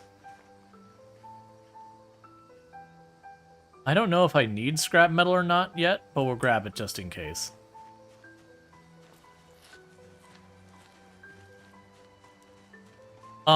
Mushrooms are edible, but I don't have what I need to identify which ones are poisonous or not. And mushrooms are one of those ones that if you eat even the tiniest sliver of a poisonous mushroom, you're probably already dead. Like poisonous mushrooms are no joke. So where I can kind of juggle the poison berries to at least delay starvation. The mushrooms, you only do that when your life is getting critically low and you're like, well, this is all I got. And it's still probably not worth it. Because the vast majority of mushrooms I typically find are the poison mushrooms. Ooh, good, spicy berries. Are they gonna be poison, chat? I'm thinking they are.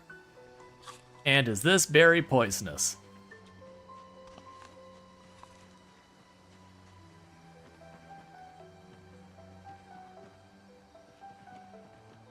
Lamprey is looking for clay. I found a bunch of clay.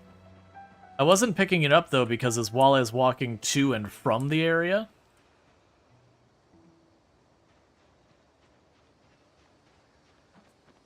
Oh, poison berry. Get over here.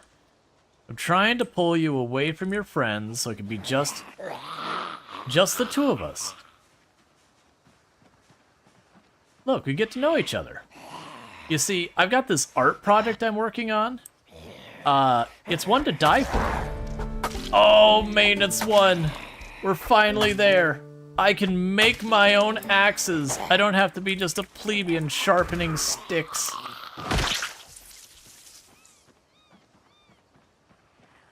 Oh, whoop. All the ones with pinpoint hearing just suddenly realized existence is a thing.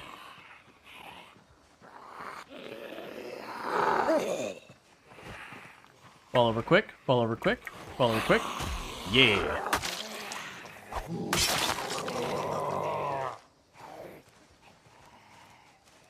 Alright. So now I can see what new recipes we have, because I probably have a bunch. Ah, they got up right away. Fall over, fall over, fall over. Hey, you're not supposed to be able to get up.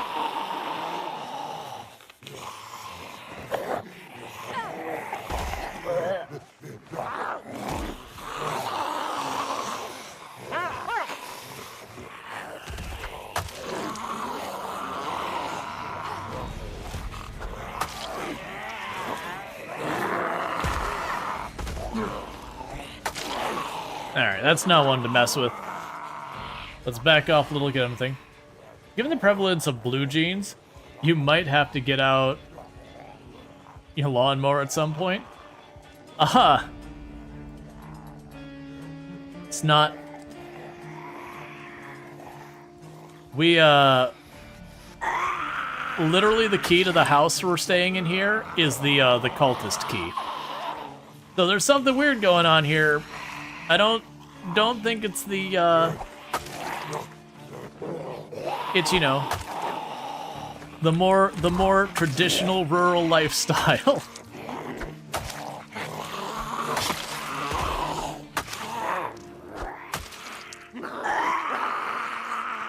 We're all in a cult? Oh no, I'm definitely not in a cult.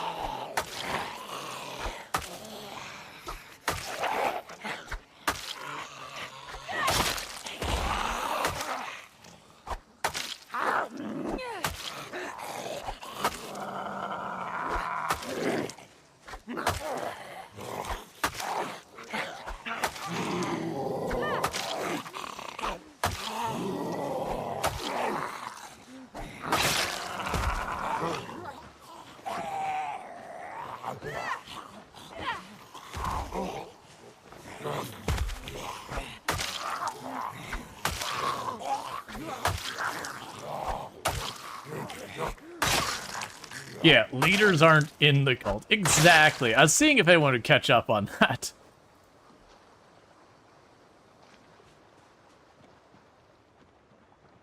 I mean, look at all the followers I have.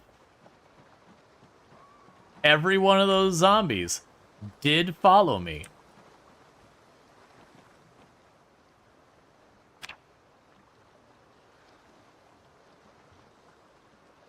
Ooh, we're nauseous.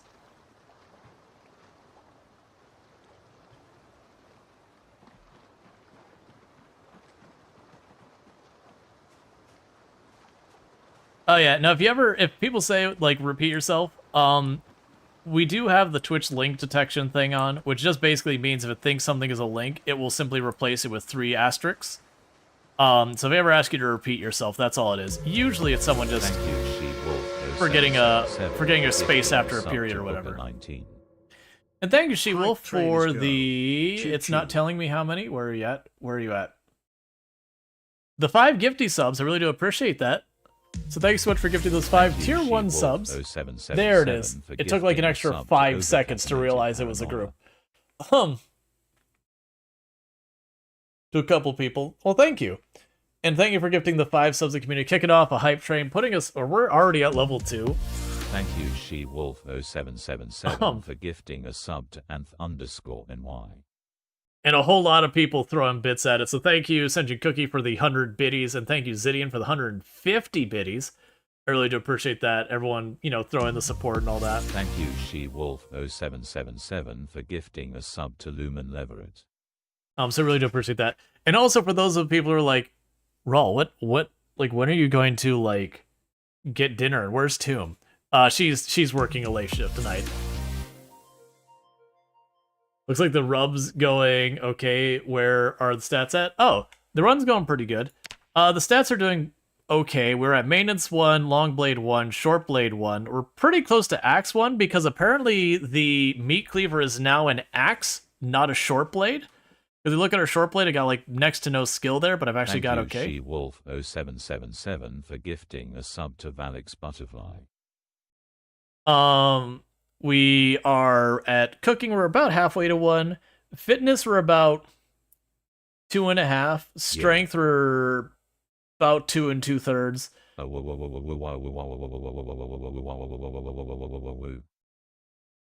Nimble, we're getting pretty close to level 2. And foraging, we're like literally 1 or 2 items from going there. So stats are going pretty well. Oh, dinner, you ran out of potato, so it's bangers and fried chips for salad. So I've been eating healthy lately as trying to help out with a lot of things. And so one of the regular things... Thank you, Ceresi_the_mage for subscribing for 28 months. Oh, I missed that. So thanks, Cerise the Mage, for... We need a Rual emote dressed in a cultist robe. Yes. I think we could have fun with that. So thank you for the tier 1 sub. I really do appreciate that. You've been subbed the channel for 28 months, 2 years, 4 months, which is a heckin' long time. So is there no repairing machetes? We have to learn to fix them, right? Yeah, I think there's gonna be a new path to making your own / fixing the thing. I've also been trying. But yeah. So I've been trying to eat healthy. It's a whole thing. Like I don't have any like serious health stuff going on, but it's making sure I don't end up having serious health things.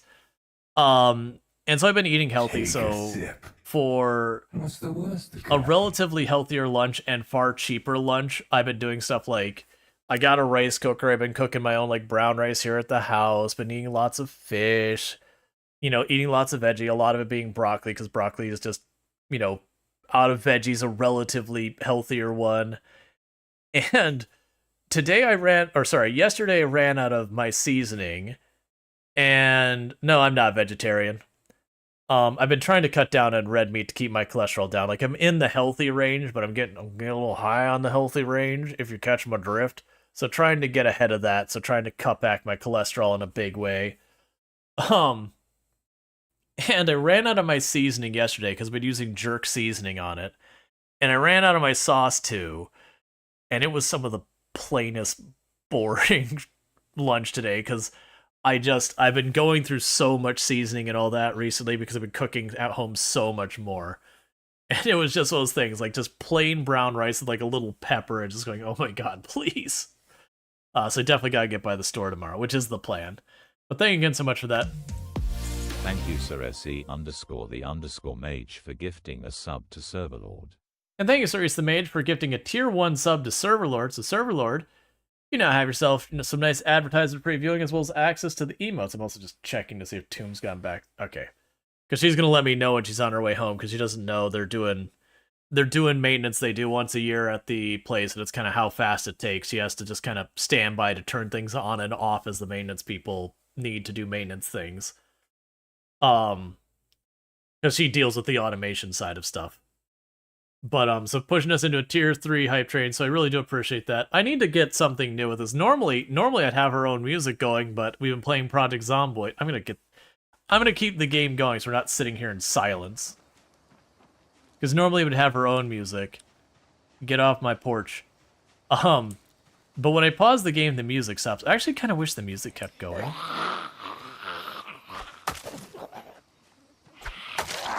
Alright. But yeah, no, it seems like when you break the machete, I do wonder if it's a thing that will be able to, like, take the broken machete piece and smelt it down at a loss, and then, reforge a new machete. So that you can't just remake the same machete again and again. But, like, there is value in collecting those broken metal bits. Yeah, because there's one from here earlier.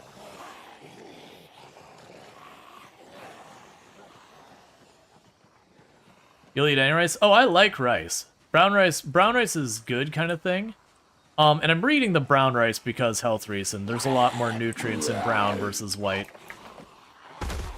But yeah, when you run out of seasoning, it's just plain rice and a lot of it. And like I said, I did add like pepper.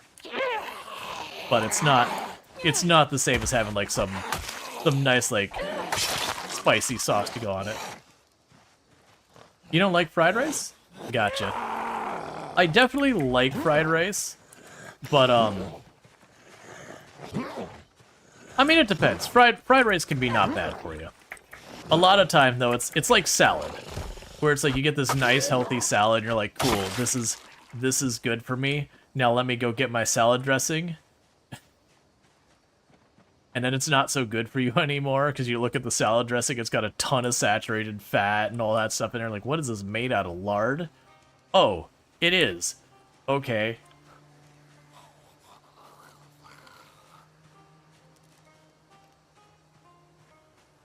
You're not a fan of fried food?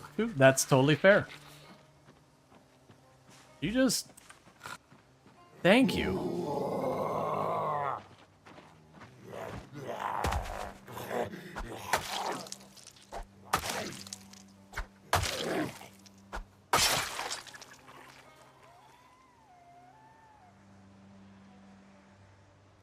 Alright, so let's go for a stroll away from the bodies. See if we can't find anything else edible. Because we are nauseous now. Bell dressing you don't use? Do you have a lemon tree? Oh yeah, not kidding. Yeah, if you got something like that.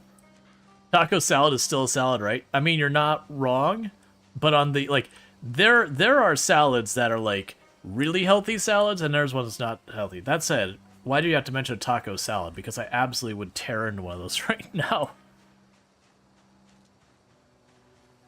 Like, itching for some taco anything.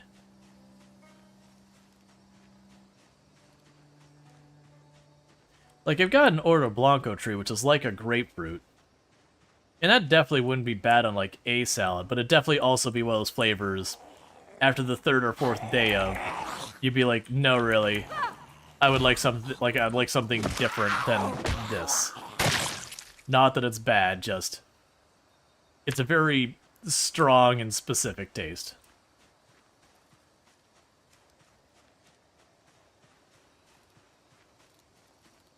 I'd kill Z's for some tacos? Yes. What's gonna work? You look at the food they cook and put out for people to eat, and you see it getting fried and how greasy it is, and you're like, people really use that stuff? You just want to cry? Oh, yeah, no, that's, it honestly doesn't even matter what food you work in. If you work around a type of food, it's very hard to still love that food. Like, if you work at, like, the softs or, like, the, soda vending machine thing, not vending machine, those are probably fine, but, like, the soda dispensers, that's the word I'm looking for, soda dispensers, and see those suckers get cleaned enough times, it takes a long time before you're excited about having soda out of one of those again. Those things are absolutely cursed if they're not cleaned regularly. The place I used to work had a Subway in the bottom floor of it. Like Subway as in the restaurant, not like public transportation. And it definitely got to the point that that Subway bread stopped smelling like bread anymore. And I used to eat lots of Subway. So I didn't even work at Subway, but just being around it, the smell being there every single day. Eventually, you're like, I just can't do it. It's not that I couldn't eat it, but it was definitely one of those things that, like, out of the list of things I wanted to eat, it went to, like, the very bottom of the list. And thank you again so much for that Hype Train hitting level 3, 17% with 7 gifty subs and 250 biddies, so I really do appreciate that. It does mean a whole heck of a lot that everyone would show me that much support. So thank you so much for that. Is there something I can do with you right now? Not really. I don't want to lug that thing. Alright, so let's go up here. Let's sit in the chair. So you're glad you don't work at Subway. You love the smell of the oregano and Parmesan cheese bread cooking. Oh yeah, no, I'm back to liking it again. Like, don't get me wrong, there's other sub places I like way, way more. But now, like, if someone's like, hey, let's go to Subway, it's like, yeah, that's cool. So the character traits been changed a little bit. Instead of obese and very underweight, they have new ones, which is high and low metabolism. They effectively work almost the same, but it's like a more nuanced difference. But you're still, you start over or underweight. And they do mention that you gain and lose calories faster, or like basically that you have that kind of thing. You have a predisposition for that. But, it's not super noticeable, and it was already a mechanic in Project Zomboid that as you gain weight, you burn calories faster, and as you lose weight, you retain calories more, which is a real life thing. The more you weigh, the harder it is for you to weigh more. You know, obviously there's health situations. It's basically you have more body that needs the nutrients, so the amount of calories you need to continue to keep that weight become more and more extreme. Not that it's not hard to get overweight, and especially if you have other health implications. Like if you've got, hey, foraging 4. Like if you've got thyroid problems, for example, that can really screw with your metabolism. And that can really make it hard to either retain or lose weight, depending if it's hyper or hypothyroidism.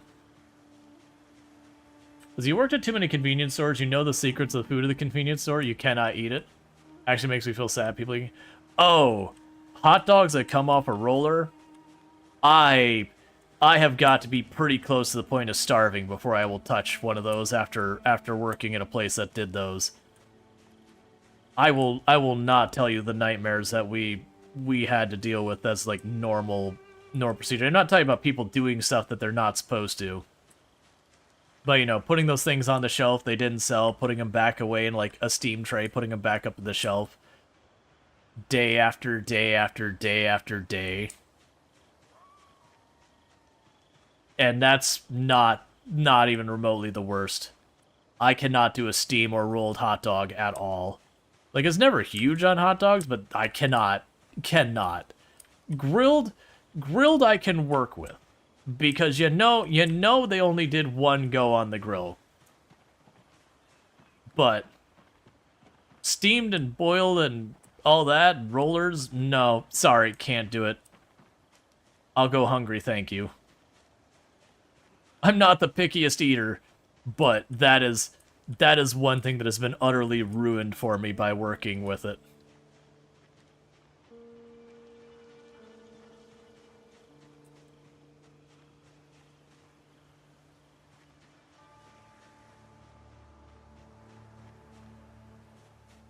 Oh good, a roach.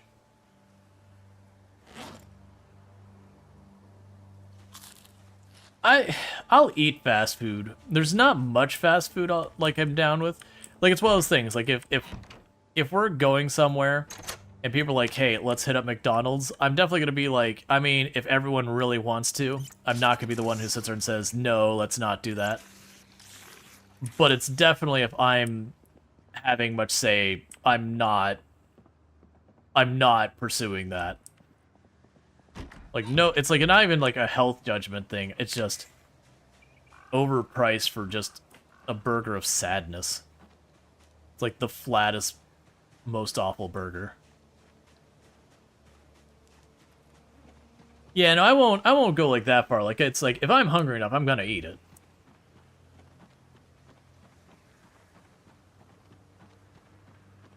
But it's definitely one of those ones I'm kind of... I'm not making this face if we're eating McDonald's. I'm not to the point of tears or anything, but I'm definitely going, man, I could be eating literally anything that isn't this right now and having a better time. And it's not that I'm some bougie eater, it's just very genuinely fast food burgers are pretty terrible. There's a few places you can get an okay one, but most of them are just really garbo.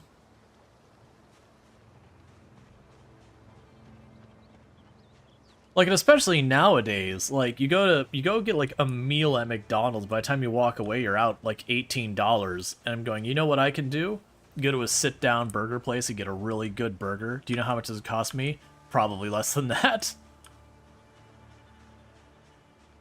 So that's kind of the reason I'm not happy, is it just feels like I'm spending a bunch of money, and I could literally take that money to any other place and get better food.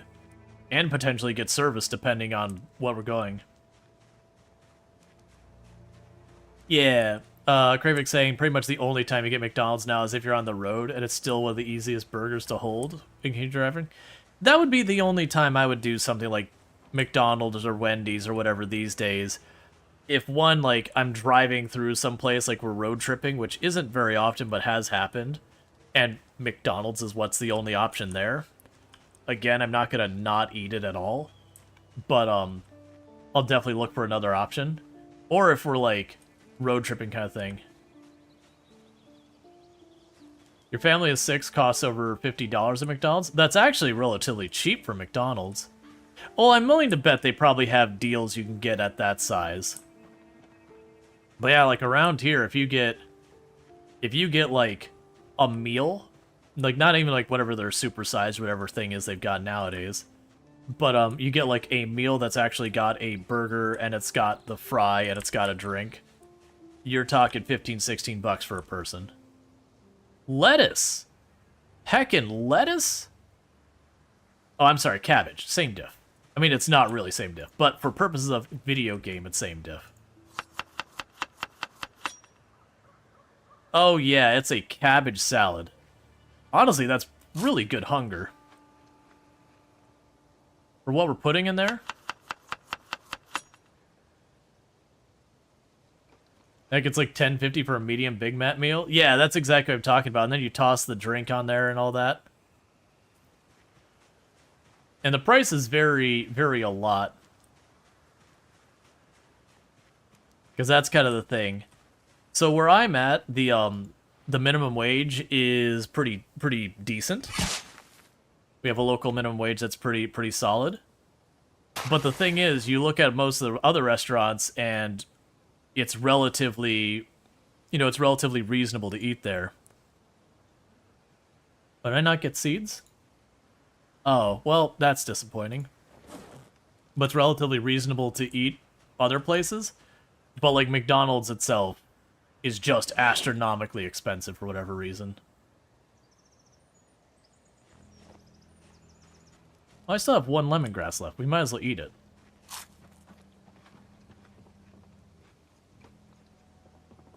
You said in Canada it's $15? Yeah, no, you can certainly get the meals that are cheaper here, but that's usually getting, like, your value meal where they give you this tiny little flat burger that's literally just a piece of bread with a meat patty on it. Lettuce? I'm sorry, that's not included. Pay extra. Alright, so we can assemble a bladed item using a ball-peen hammer, a blade, and a handle. So we can assemble parts of stuff. A very long implement. Okay. So that's new stuff we got. Ah, yeah, so it's literally a very long stick. So for carving...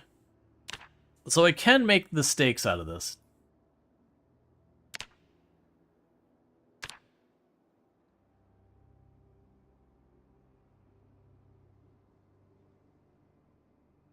You don't want to know what the minimum wage here hasn't changed over 20 years? Yeah, so on the state level in Florida, minimum wage changed, man, it's like 25, 30 years ago or something like that. Or whatever it was.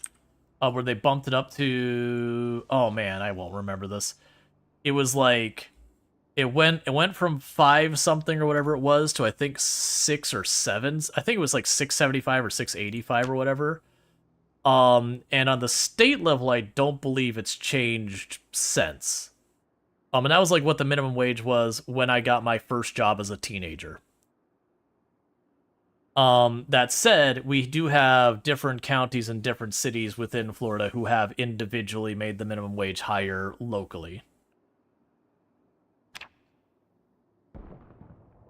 Meta event. Let's hope it didn't draw the zombies down here, because it's too dark for me to do anything about it.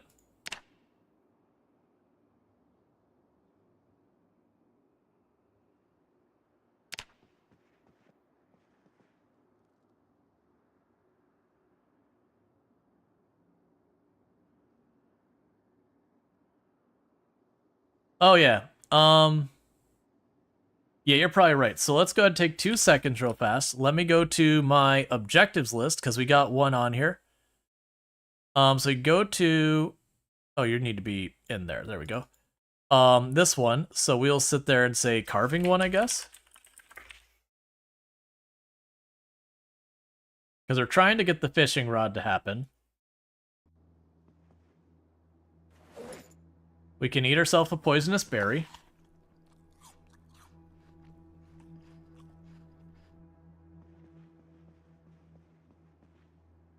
Let's drop off the hemp. The scrap metal.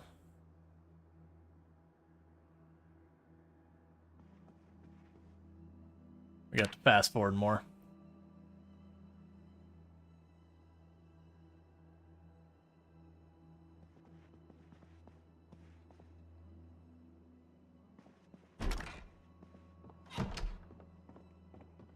Oh, I'm still searching. I was like, man, it's ridiculously dark. Oh, right. I still have the thing that makes it so I can't see very far. Okay, no zombies down there.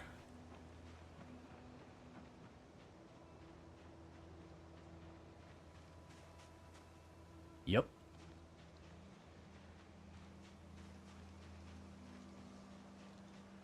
No problem, Grizz. Yeah, no, I go way back in Project Zomboid. I've got almost 4,000 hours in the game. Almost all of them streamed. So people saw me from the very beginning, like, struggling to do even, like, the most minor things, like, you know, like everyone who starts out with the game, where you walk up to one zombie, and it just absolutely kicks the crap out of you. Maybe you win, but, you know, you've got a bunch of injuries, you're probably infected. And then building up to, again, like, being someone who formerly had a world record in the game. And now I'm even in the game's credits, which is pretty cool. Which that is for playtesting.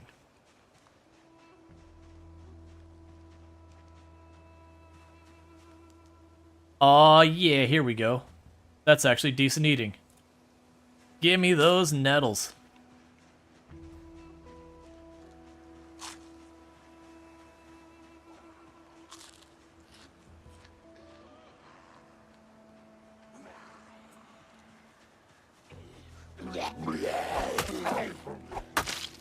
There's clearly a zombie behind us coming from that tree.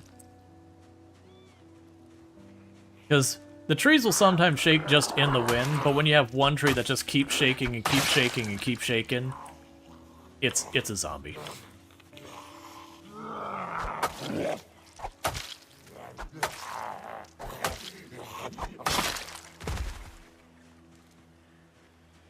Is tea not soup? When exactly did you have time to playtest? I did not have much time to playtest. I would have liked to have done more, but it was definitely going on and trying to break what I could. Which I did break quite a few things.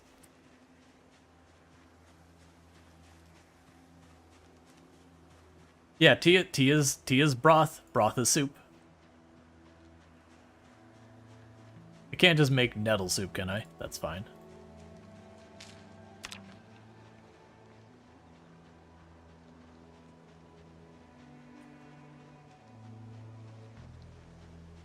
And it's a potion.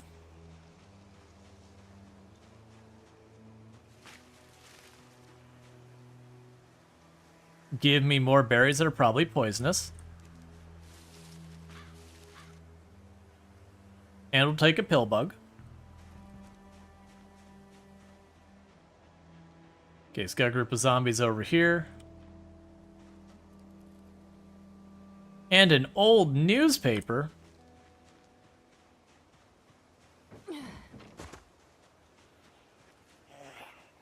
Yeah, we're at strength 3, going on 4 relatively quickly.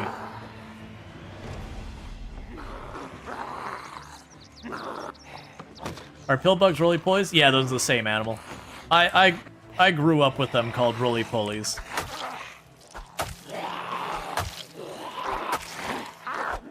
It's, I guess, a regional thing.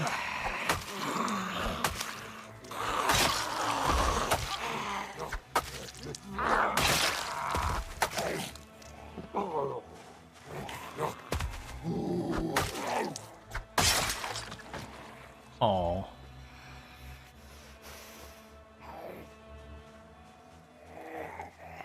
What are weapons they have? Oh, you're a spare? Oh, no. Wait, are you a spare? You are a spare. Okay, well, here's a kitchen knife. I expect this to be terrible, because kitchen knives are pretty awful in Build 41. It's just they had very low durability. The damage was okay-ish. Exhibit A for the durability was crap.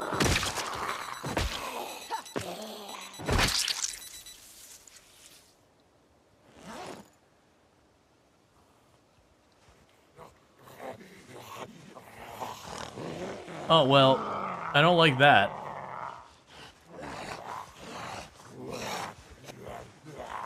Okay, looks like we got 2 or faster ones.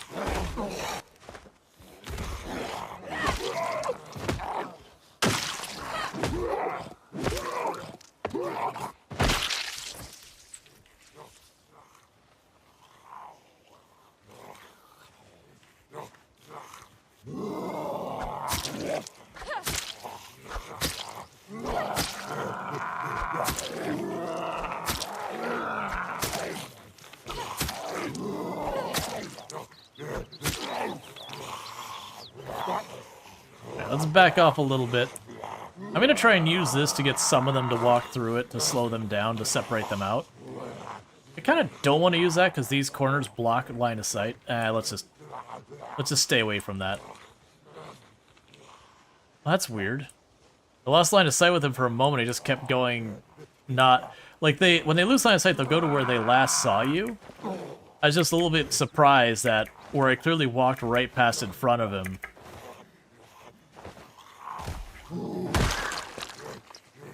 He didn't pick back up on me immediately.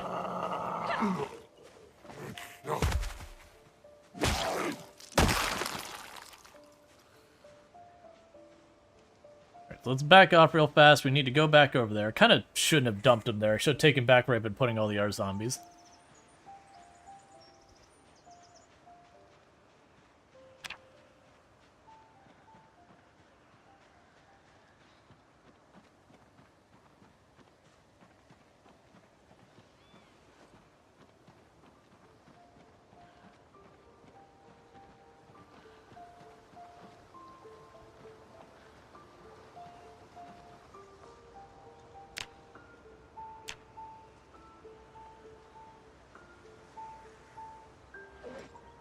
Okay.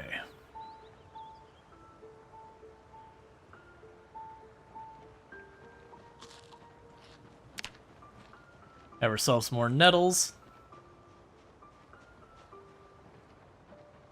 Yeah, really shouldn't have dumped him in these trees. It's fine. The zombies seem to aggro you from way farther away so far as like combat noise goes.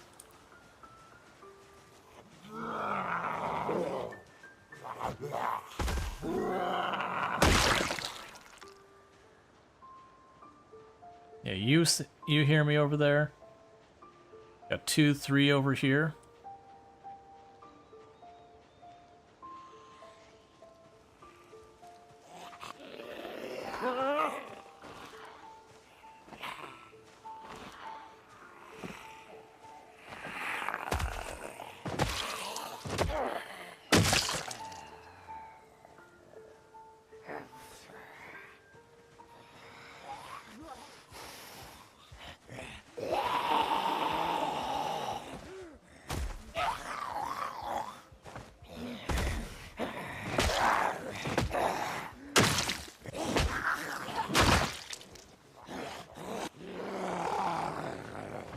Alright.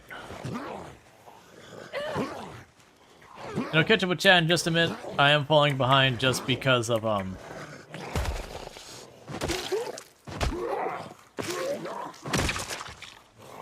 Zomboid being Zomboid. Alright, we got another little knife.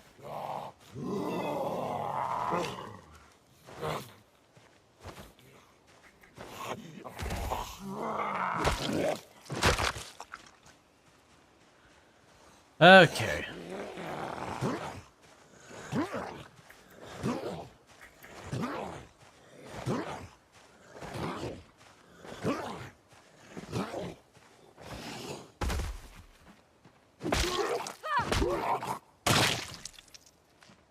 Alright, we got back off and rest again. You love that sense of hopelessness has just something about it. Just forever. Sometimes you forget how sick Product Zomboid music is. Yeah, I do wish it was a little bit more present. Like, I wish when we paused the game, it maybe stuck around a little longer, or at least turned to some type of track while you're waiting.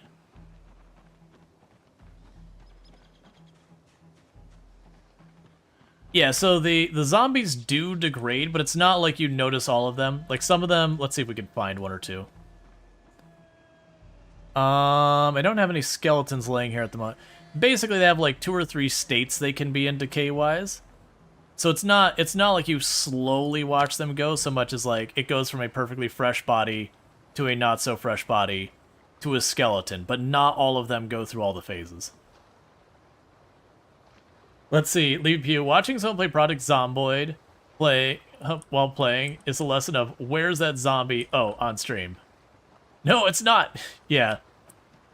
Yeah, and I've talked about a lot of times whatever my current game obsession is, I will watch someone playing a different game while I play it off stream. or vice versa, because it's the same thing. You're playing like Path of Exile, you'd hear like the bearer bombs, which is this like homing shot that does a lot of damage if you don't dodge out of the way when it gets to you. And just having that panicked moment going, oh god, where is it? And it, you know, it happened on the stream kind of thing. Or Project Zomboid again, you know, where the heck is the zombie? You hear the violin and you about jump out of your seat and going, where is it? Where is it? Did you probably Path of Exile 2? Yeah. I'm gonna wait to play more of it. Like, I played a little while, got towards the Ascendancies and all that. And the game is, you know, it's in its early access stage. And there's just a lot of stuff around it I feel like need some significant adjustment to it. I'm gonna wait till, like, the story is fully in and that stuff and revisit it then. Which, that's coming from someone who's put in, like, literally... Like, Path of Exile is my single most played game on Steam. But right now, it's like Path of Exile, I'm like, alright. Path of Exile 2, I'm gonna wait a little longer.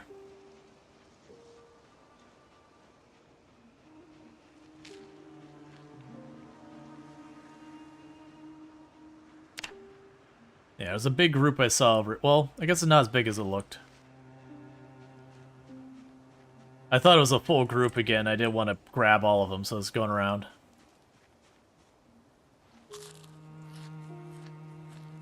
You've been playing. There's definitely some issues but you're having, but well, that's good. For me, I was already running into some stuff that's becoming more frustration than entertaining. But I also haven't played since they've done some of the updates to do like balance fixes and all that.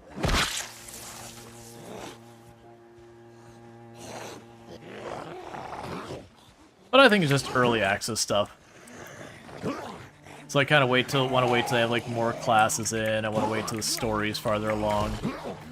See how they adjust the adjust Sanctum for the Ascendancy to make it a bit better. Because like, if you're meleeing that thing right now, it is real rough.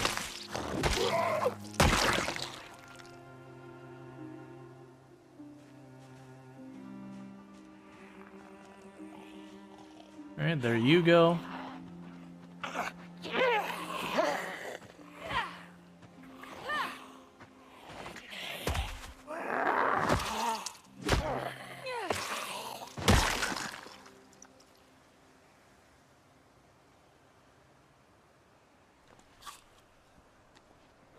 You're playing Rimmel, her Lancer shot on stream about that heart attack. Oh yeah, because you hear the Lancer going, you're like, okay, who just died?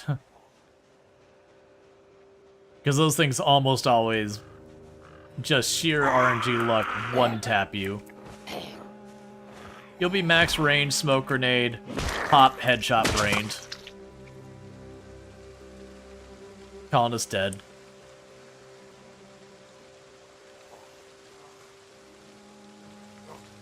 We've been getting, like, nothing but poison berries. Man, I remember back in the day when you could visibly distinguish the berries. For those who didn't play back in early build 41, back when it was the I will back up my save build, it was a whole thing that when you started a run, it would have the different appearances the berries could have. I believe it was one or two of them would be poisonous, and then the other ones would be safe. But it was randomized. And so you could literally just like take small samples of the berries until you found the one that made you sick, and they just knew not to eat that berry. Yeah, skeleton in the stairwell now. Yep, like I said, they do gradually decay. Let's see, are there any other berries in poison? Doesn't seem like it based the last few days. Yeah, there are poisonous and non-poisonous berries. The higher your foraging is, the less likely you are to find poisonous berries versus not poisonous. At least I believe that's the case. I'm not super confident on that off the top of my head. But, it is a thing that if you don't know the berries, there's like an RNG around if they're poisonous or not. That is a whole thing. But yeah, you could do that. But I mean, you can actually go a long time eating berries you know are poisonous, as long as you don't have weak stomach.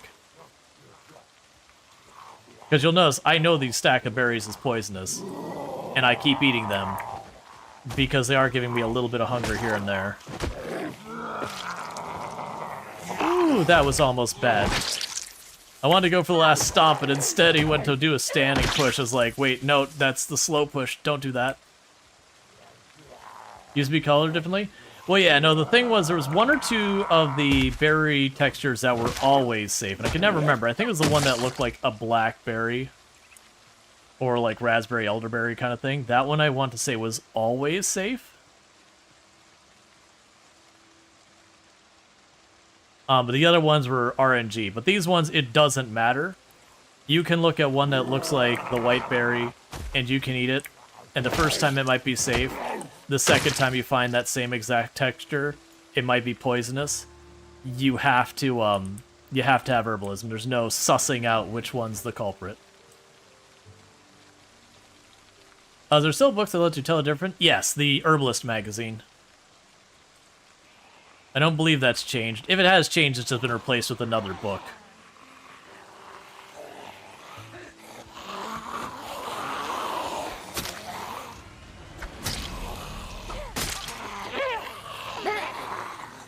Hold please, zombies. I broke my knife.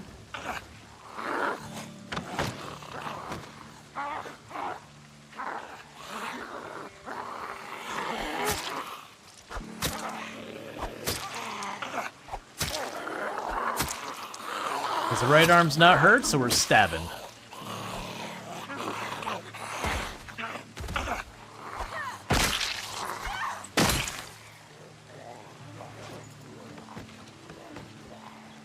I focus on one weapon? Oh no. No, early game 16 times pop, you know what the best weapon we can get is? The weapon that's available.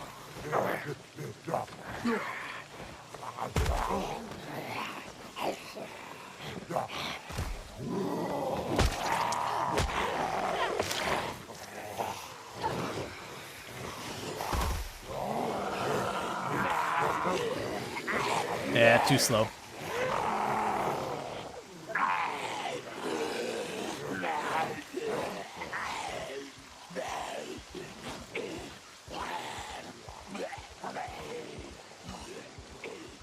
Alright, so we're going to back off. Because I'm going to run down here and rest again, so we're back into business. Let me drop the broken parrying knife. Parrying knife, not parrying knife.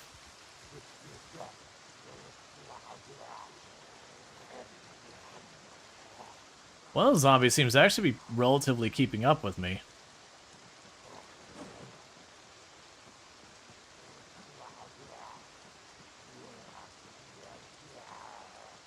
Yeah, so it looks like we got 2 or 3 that are relatively fast.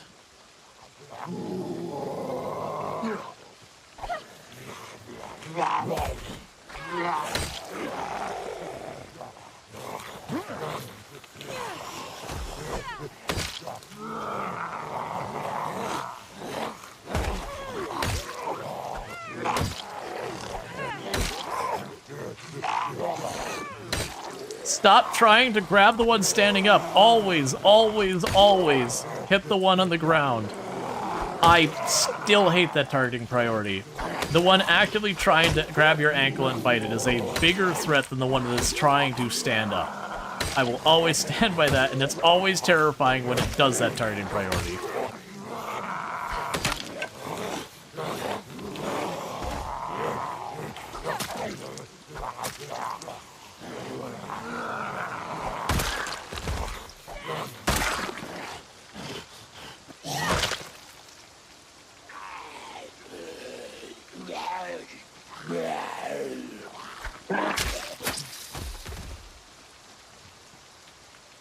I wasn't sure about that animation because we kind of got shoved back after I did it. So I wasn't sure if we got it or not, and that was terrifying.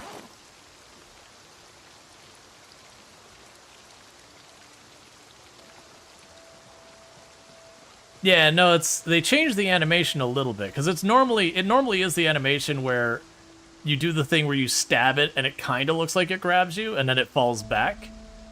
And that part's fine, but it's when my character staggered back a step or two, I was like, did I just mess up in a big way? So I was worried that, like, I had gone for it and had botched it somehow. Yeah, if you get bitten, you're dead. Like, outside unusual settings or mods, you are 100% dead if you get bitten. The game does a Boolean, yes, no, did you just die? Bite is a yes. If you get lacerated, it's a 25% chance you got zombie infected and dead, and that's only zombie hits. Like if you trip and you cut yourself, that's fine. Like you won't ever get zombie infection from that. But if you get a laceration, it's a 25% chance, and I believe a scratch is a 7% chance. But if you're bitten, you're already dead. There's no amount of hitting it with disinfectant or wishful thinking that's gonna save you.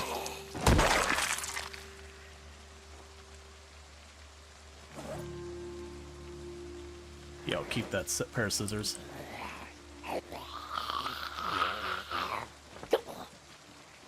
Yeah, there's scratch, laceration, and bite are the injuries you get. You can technically actually also get another one called deep wound, but deep wound doesn't come from zombie attacks. Deep wound comes from stuff like stepping on broken glass or climbing through a window without removing the glass from it, or car accidents, stuff like that. Deep wounds are a bad time. Deep wounds are also one of those things, barring something like bad input, you should never experience as a player normally.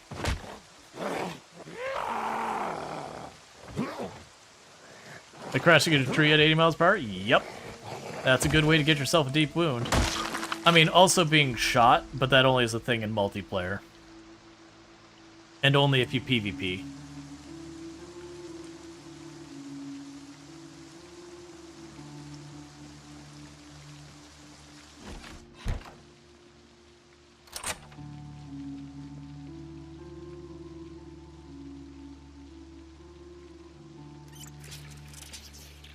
All right.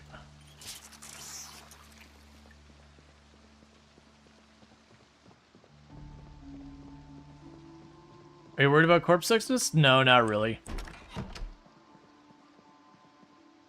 Corpse sickness normally is not a big deal. Yes, you saw a German soldier getting a deep wound by jumping off the first floor window. You never saw it before? I could see that. I know you can get a fracture from doing that, which is usually your concern, is you fracture your leg and then your character limps around. You put a splint and they still limp around, just not quite as bad. Yeah, you don't want to be jumping out of windows.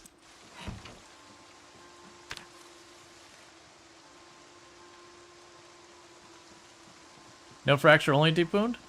Yeah, I haven't jumped out of many tall buildings. I could see it, though. The idea being you landed on something, so you cut yourself real bad.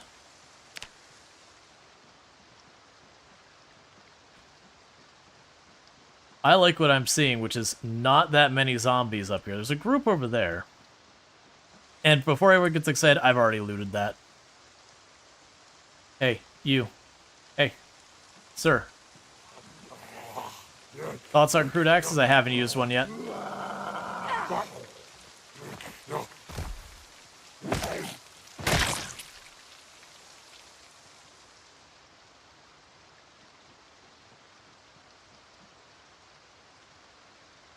Okay, so let's check over here again.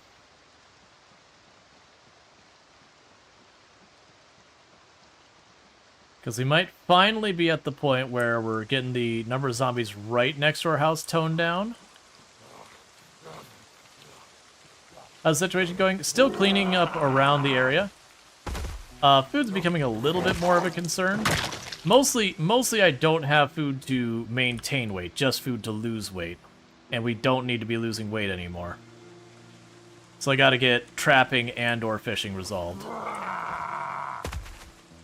But I can't really afford to just run around right now and just forage the whole time. I gotta keep the zombies pushed back. And we are very due for a helicopter.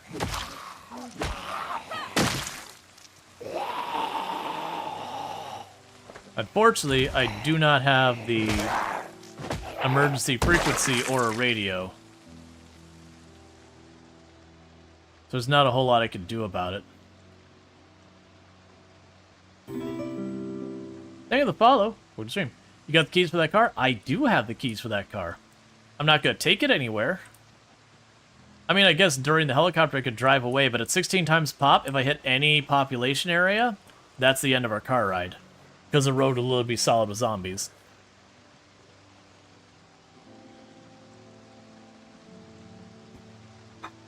Does the car rate? That is a fair point. I also didn't check it for the emergency channel. And I should do both those things. I always forget about doing that. Because usually it's just totally unnecessary. But we're in a weird situation here, so we'll make the most of it.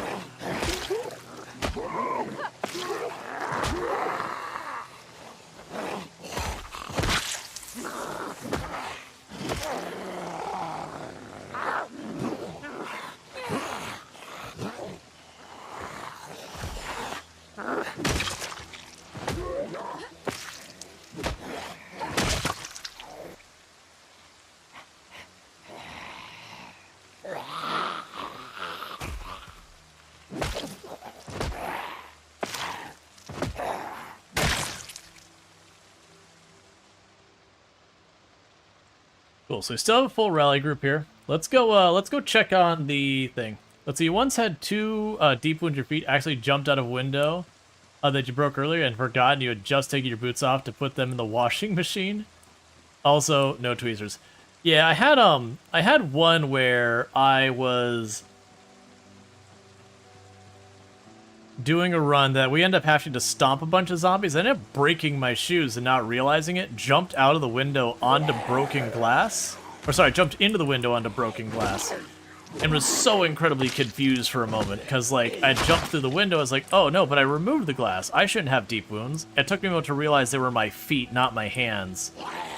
And yeah, it was running around, grabbing the glass out with her hands. And then trying to not die from the fact that I had these 2 gaping wounds in my feet.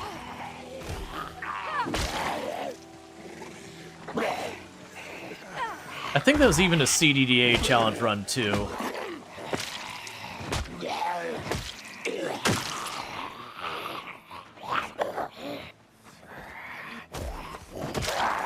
I really need to rest. Ah, I got greedy trying to switch my position to better damage one. Alright, we gotta go. I've way overpushed ourselves.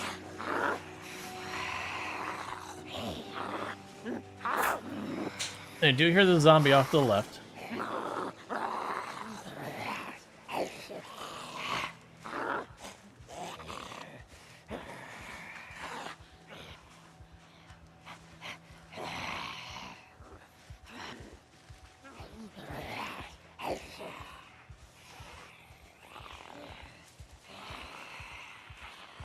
Using the trees to try and slow them up a bit, because I pushed all the way to excessive exertion, which is more than you ever want to do.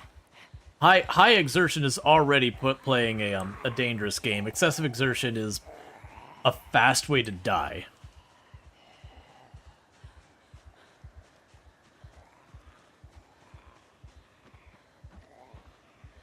Alright, so I think I am going to have to fight you. But I do think I ditched the others.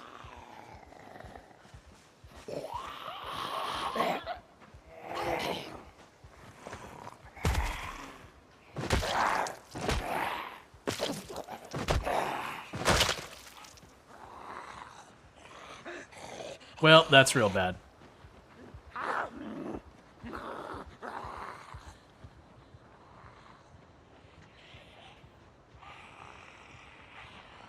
I was wrong about ditching the others.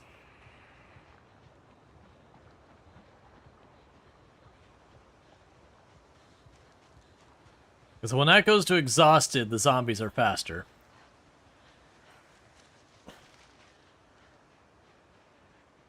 And that's how the wager runs end, is when you push yourself so far that the zombies keep up with you.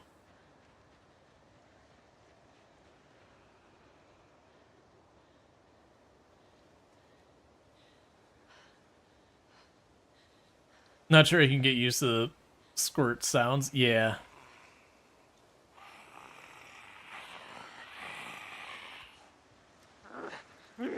Alright, I see just the one again. Work with me here, lady.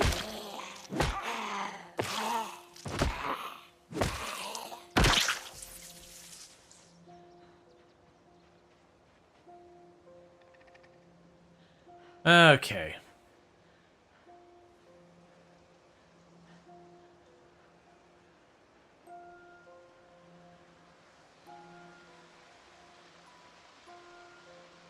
Cult has won revenge. Yeah, now as I was overextending myself trying to get to the car. I do think we should check the car radio, one. I mean, if it has the emergency channel, we're good. It'll be a little tricky because I'll have to run out there and check it each morning.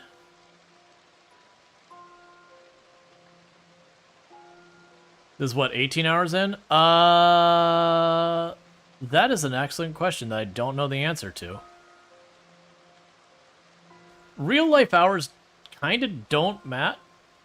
Can I move it closer? I could. It would just be very dangerous because the Bull Driver is one of the loudest cars. And while eventually I do want to be extremely loud and draw zombies in, we're not quite to that phase yet. I need to be actually pretty okay.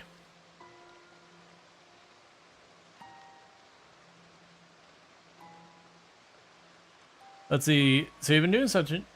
Your own muscle memory is hindering your foraging?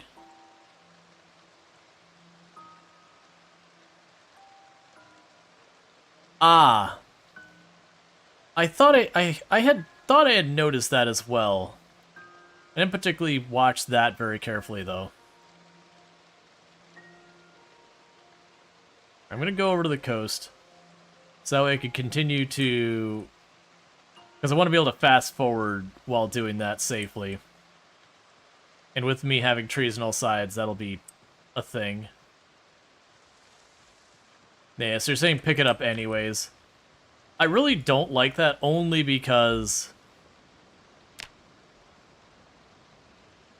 that does mean I'm going to have to get all that inventory full of crap, and a lot of them just want to chuck back on the ground. It also makes no sense.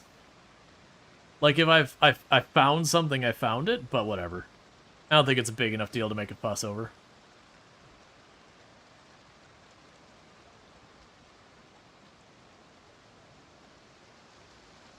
Alright, so we don't actually have our stamina mostly filled up. I'm gonna try and get back up here. How hungry are we now? We're just hungry? That's okay. Clean up the ones I drug over here. Because I know there's at least 2 more, if not more.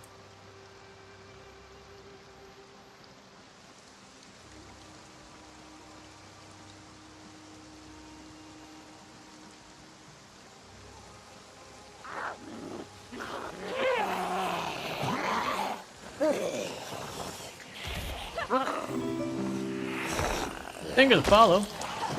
Welcome to the stream.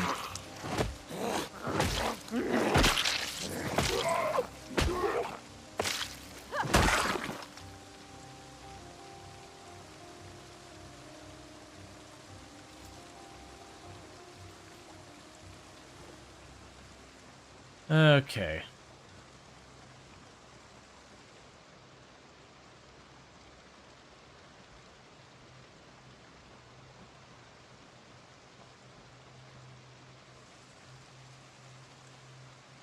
So, I want to just get back inside if we can. I do want to check to make sure there's not zombies, like, right here or anything like that, though. We don't need to put a lot of fuss into it.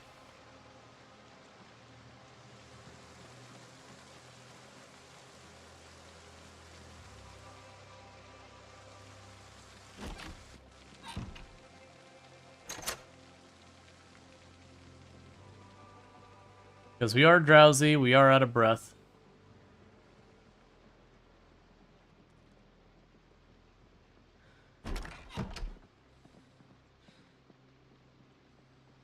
Cool. Alright, so let's check our inventory. We want to dismantle that watch. Any game-breaking bugs? No, not really. There's definitely balance stuff and all that needs some work, but I feel like the game is actually not in too terrible of a shape. Yeah, so what I probably... Oh, I still have you up here, don't I? Equip you to the primary, put you in my regular... Well, we'll put you in there. The whole thing here only weighs like 2 something, so I'm actually gonna grab... Can I still not dismantle that? I don't know why that digital watch I can't. I'm actually take all this junk out front. And we're gonna keep, like, our dragon's hoard just sitting on the floor down there, or at least keep it together. So much fertilizer on your garden. I mean, there was a giant worm, but it was a really big bug, but not a game-breaking one. This is true. This is true. I will say it is not currently balanced, so if that's something that's going to upset you, the game is not balanced. There is plenty of, like, weird bugs, like, you know, models getting really big momentarily. People are pretty mixed on the fatigue system that they... Or, sorry, not fatigue, the muscle strain system. I don't mind the muscle strain system. It's fine by me. But, I do know for a lot of people that has been a real big negative for them. But that's just, again, it just came out. It's not balanced yet. We'll get there. He needs to make a rod yet? Yeah, no, I need to make the rod.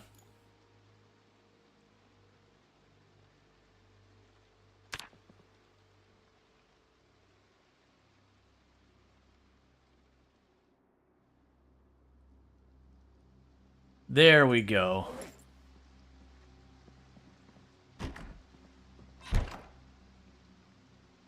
Eat another berry.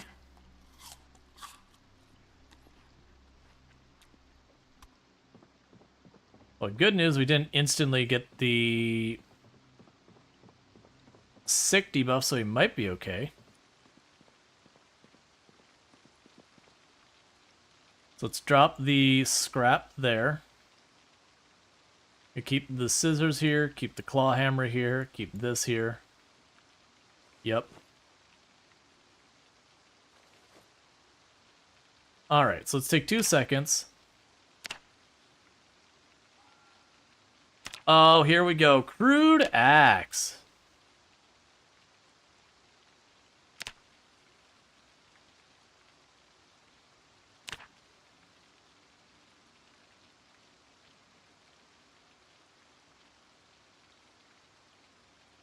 So we can make a crude axe, and we can make a crude hammer.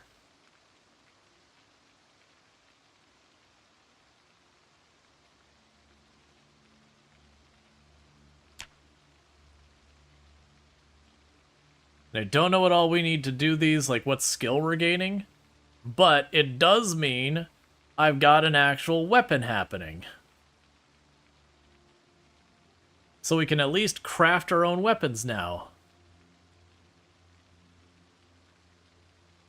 They're not good weapons.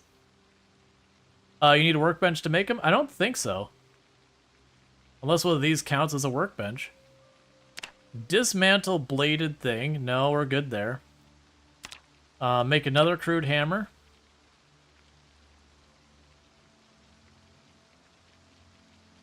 Countertops count as a surface? Gotcha, so I can apparently do it here. That's good to know. Maybe that... Well, no, because I took the other watch out in the open world. It's whatever. Boulder also counts as a surface? Good to know.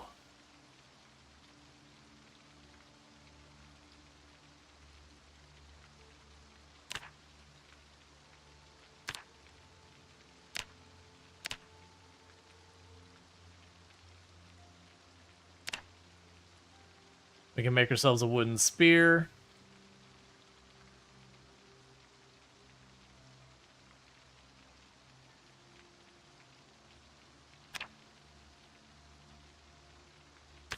Make ourselves a stake.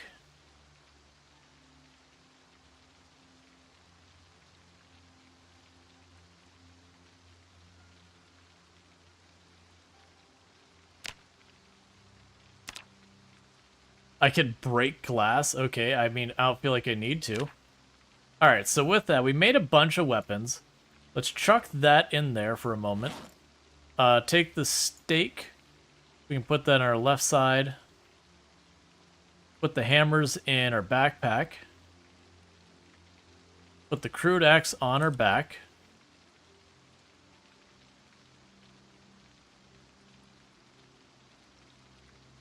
Okay, so I can't carry all of that. So for right now, we'll leave the hammers behind.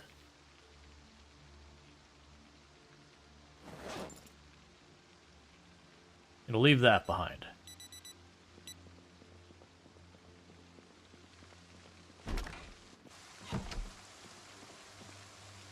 And once again, have not built up any sickness, we're going to slam another berry. Don't come down this way. Go up and right or straight up. They're straight left. That is not great.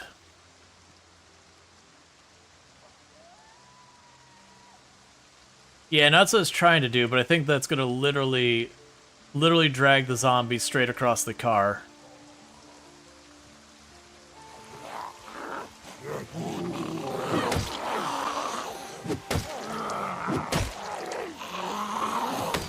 Note to self, solid object.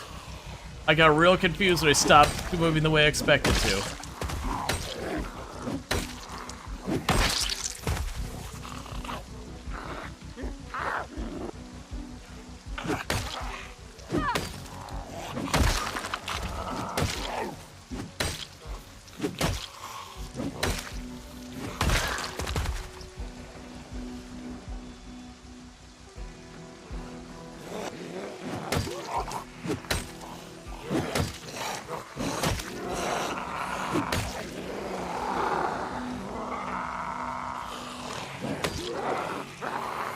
Okay, all muscles are fully strained.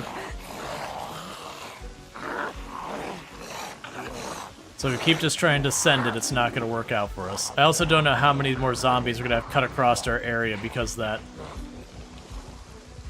Yeah, no, honestly, that axe doesn't feel that bad.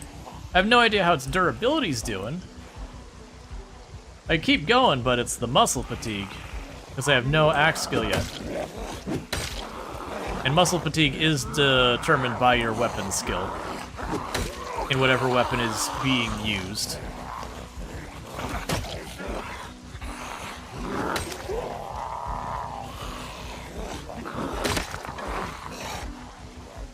Well.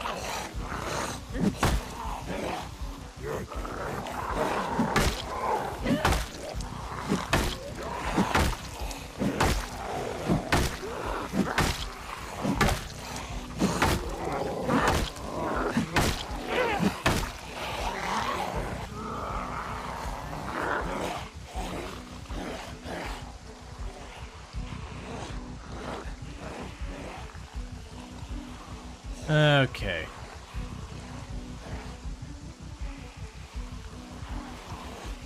Had to threaten to quit your job today?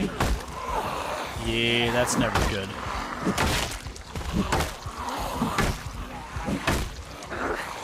There's times it's worth doing, though.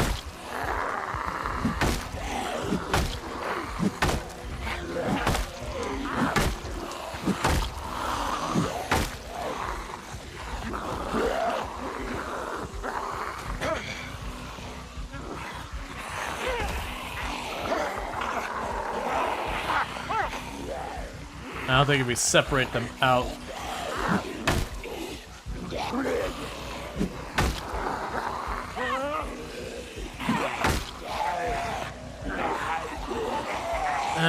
Okay. Oh, well, that's not what you want.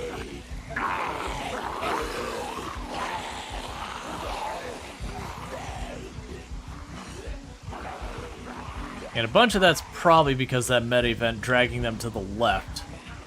Or you get some getting stuck here and there. Does he get a little thing? Well, the good news, I'm not that exerted. I'm a little annoyed that we got so many crawlers. And all that. Okay, well, we're still not sick, so let's eat another berry. Have ourselves a wee little snack.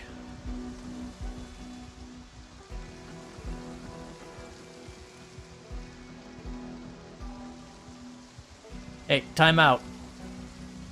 Gotta respect the timeout, man. I said timeout.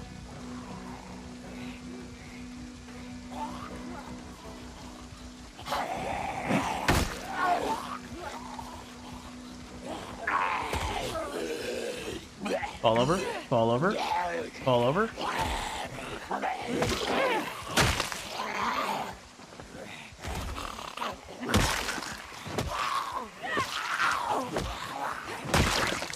I saw you doing that flanking maneuver up here. I don't know where you went, but I saw you go up there.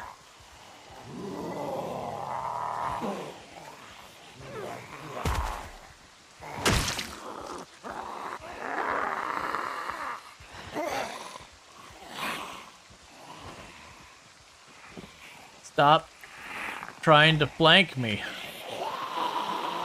It's always one of the zombie behaviors I've always disliked, is the ones that don't walk right at you, they kind of slowly walk alongside of you. It's just right to get you in lots of trouble.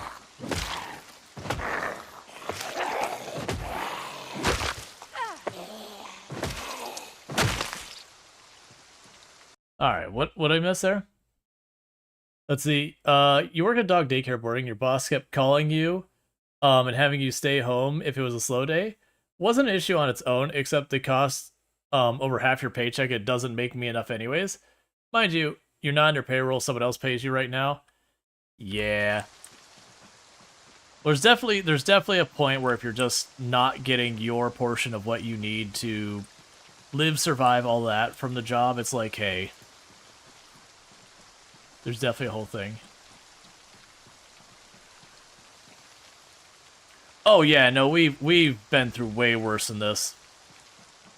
We have had protracted wars back and forth. I think the worst one, it wasn't even one of my longest runs, was fighting into Lake Fallis from the north, and I had finally, after this protracted war to get into the city itself, got myself to the gas station, was all excited because the gas station where I had planned to hold up.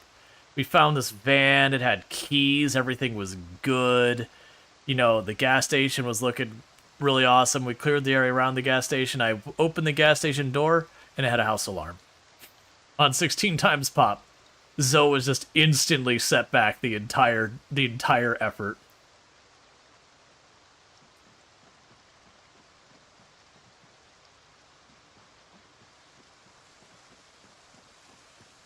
Yeah, gotcha, Lardine. That's never fun.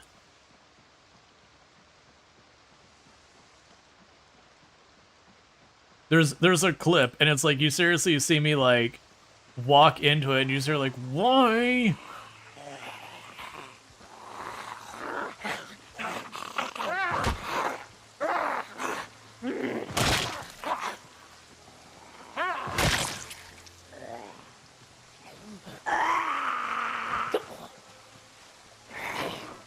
You remember the place with sub 1 frames per second? Yeah, that was the military checkpoint. Military checkpoint at Louisville on 16 times pop. And way, way, way back, when Louisville was relatively new on the map, there was a bug that got introduced that made it so all of the zombies had, like, better than pinpoint hearing levels of hearing. And we got a helicopter event, and I remember backing up my save and going into dev mode or debug mode, whatever they call it, and looking at the population of the grid, and in the corner next to my base was 33,000 zombies, and we were trapped in that place in this protracted war, just trying to barely hang in because I couldn't even retreat if I wanted to because it's just so overwhelmed with zombies all around. And it was just this slog of always being at like 1 to 5 frames per second if we're being generous, because it was just too many zombies. You look like a Kenshi character with that? Yeah. What does carving get me? I need to get carving so I can make a fishing pole. At carving 1 I can make a wood rod, and with a wooden rod I can make twine, and I believe it was wooden rod and twine And then I either need a nail or a paper clip or a fishing hook, which I haven't got that part figured out yet. But all of that requires me to have carving.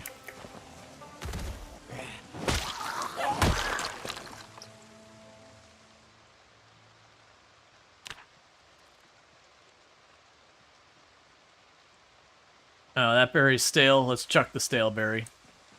I'm pretty sure they're poisonous anyways.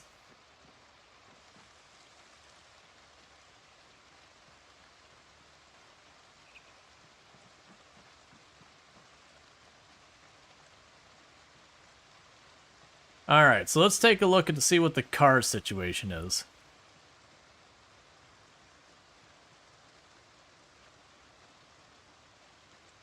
Because it's a good idea for us to check the radio. That was something I should have done way earlier. Because a good chance I'll be able to find out if it has the emergency channel. The big challenge I'm going to run into is it does mean I'll have to wake up, run out to the Jeep, climb into the Jeep, turn on the radio, wait for the broadcast, and leave.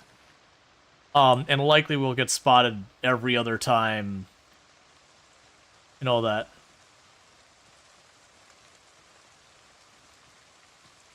Yeah, no, the thing I hadn't thought of was the Jeep as a source for it.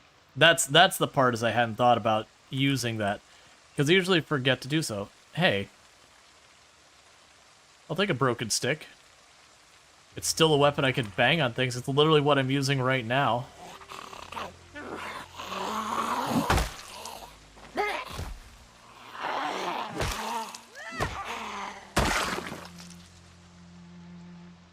Let's deal with that one.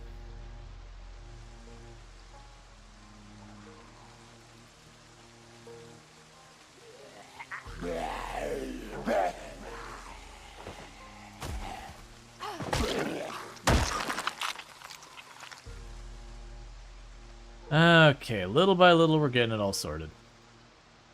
So, the big worry now that I gotta keep in mind is that meta event did drag zombies into those woods to my left. So there's a very good chance in the future, if I try to retreat to the left, it may not be as safe as it used to be. I mean, I gotta do what I gotta do.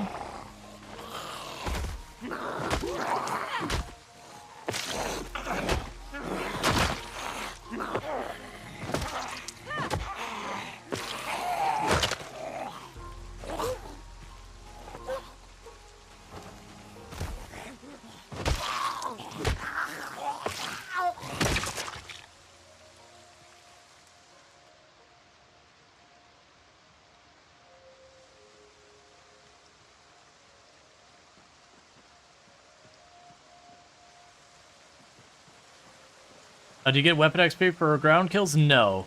You get strength and fitness XP, not a lot of it, but some. But that's kind of the big negative about doing ground kills.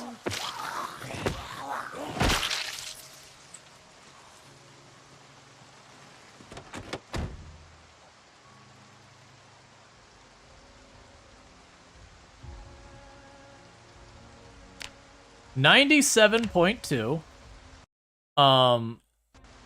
So let's do this real fast. So we're gonna put this right over here. Add note. Emergency frequency is 97.2.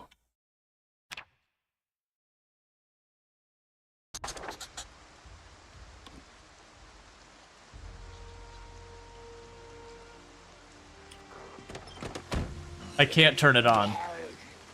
There's no gas, and I can't start the engine. So we got the frequency, I just can't do anything with it just yet. That's still progress.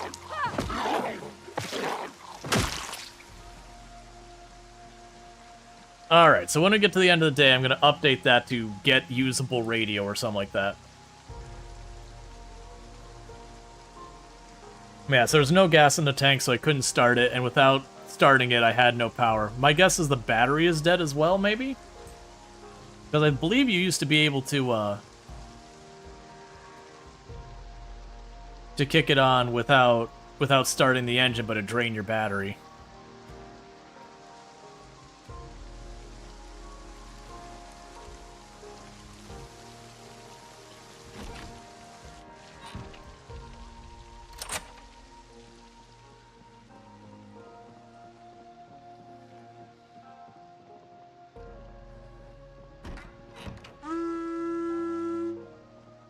Hey, Warren, thank you so much for the raid. Give me just a moment. I'm going to go ahead and hit this here. And when we sit down, I'm going to do a quick pause and all that. So let's go ahead and do a shout out for Warren, who's another fantastic creator on the platform. So I definitely recommend checking out. Been playing a lot of RimWorld. If you like the 300% naked brutality, that kind of RimWorld, Warren does that. And sorry for all the people, I'll just say it in a minute. We'll deal with that in just a second. Because we're actually raided into an ad break. Luckily, it was almost over.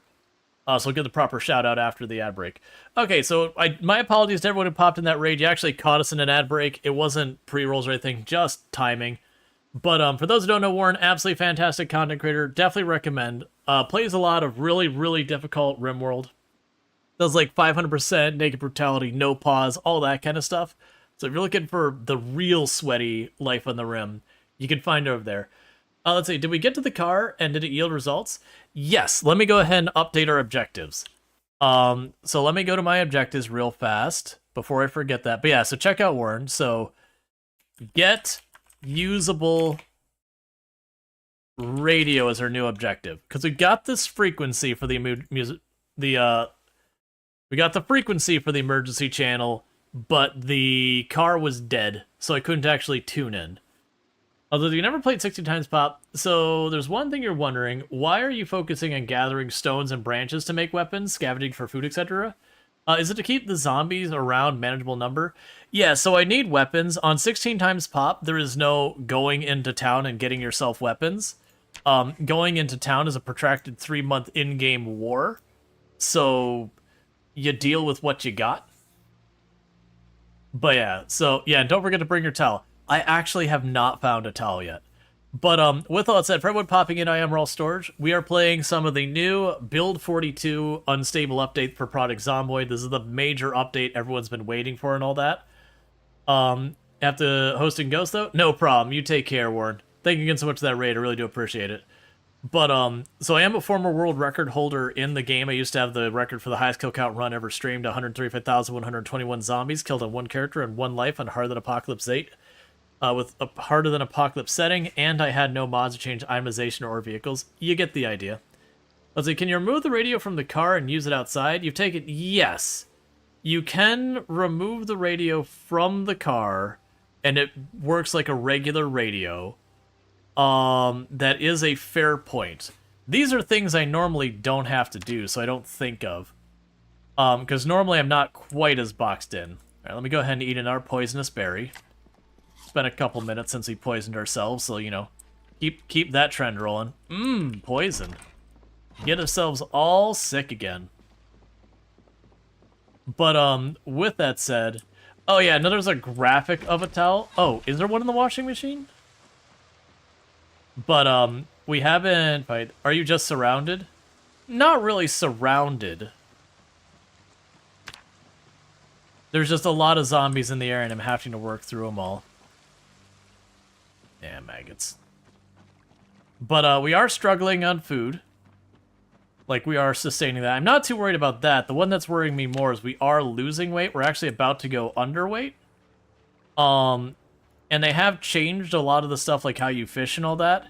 And unfortunately, that means I don't have an easy way to, replace, you know, decent food.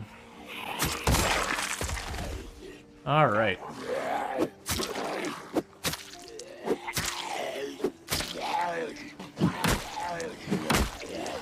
Okay, so we're just breaking our equipment more and more.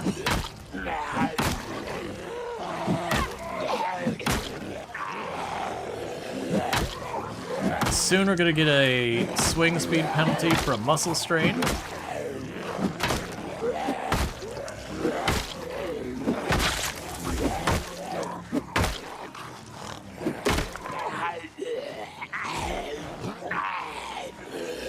But that's fine, because we broke the spear in every way possible. So, broken long stick, get rid of it. Oh, no, wait, don't get rid of that. I can actually use that still. I thought that was the weapon we broke, not... It's not good, but, you know, damage.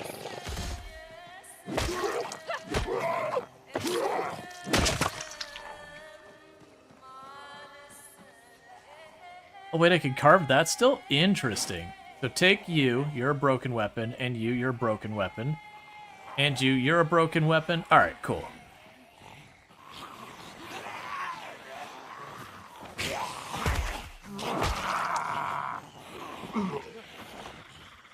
I need you to fall over. I need you to fall over. I was hoping to get enough hits in to make that matter. Okay, that's fine. So we gotta back off a little bit, because I can juggle some. DC 12-volt adapter. Those aren't things you have to worry about that. Can't you cook maggots? I don't believe so. I'm pretty sure maggots are always poisonous in Project Zomboid. They're really only intended to be used for fish bait. In real life, you would absolutely not want to take your chances, because these are ones eating the zombies. So you'd be basically just begging to get the zombie plague. Because if they've been eating zombie, they're probably carrying it as well. And sure, maybe cooking would help you, but only if, like, it was absolutely perfect. If you ever messed up your cooking, even in the slightest bit, you're dead. Because you'd be infected with the zombie plague. But yeah, generally speaking, you just can't eat the maggots. They're only worth 1 hunger each anyways.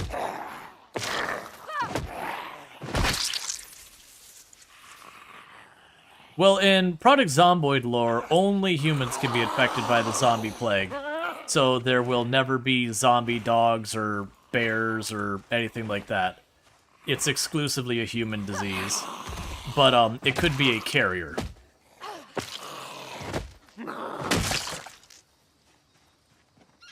But that said, the only enemies in Project Zomboid are the zombies. Let's go sit in our lakeside chair. This is where we rest and we think among the corpses.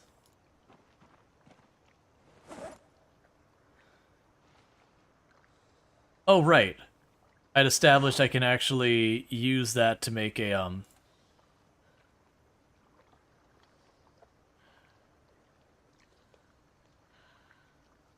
Hey, Zealert. It's going good. Yep. And Warren just raided, so you probably got by here. You're bad at remembering names? Yeah, it's all good. Alright. We'll rest in our chair for a minute. We made ourselves another wooden stake. I'm mostly doing that to grind the carving skill up. Alright, so we're getting nauseous because we're just chilling by the bodies. And they're just like overwhelming stench. It's making me sick. It's fine. Builds character.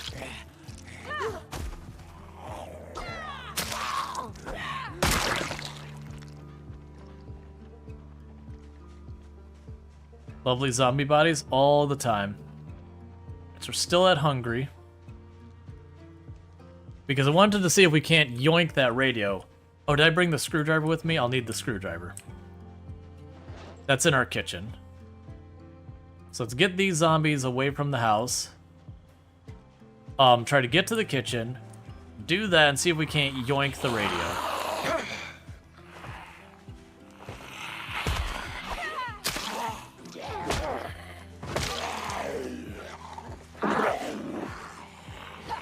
Oh, come on. You were standing in there.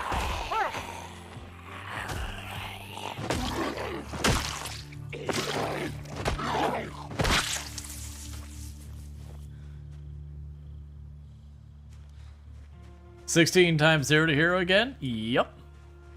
Kind of what I got known for in Project Zomboid. Sweaty try-hard settings.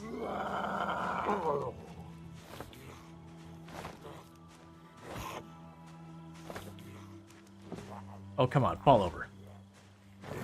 I will push you till you fall over. There you go.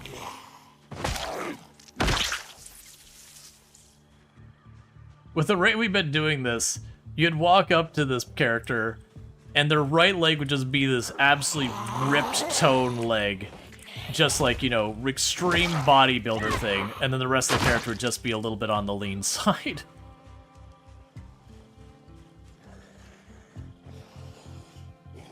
You skipped his military boots? Yeah, I noticed him after the fact. I'd already moved. Because they're probably getting pretty close to due for another boot replacement. Wearing out all our boots on people's faces. And new boots day. Yep, because ours were about half broken.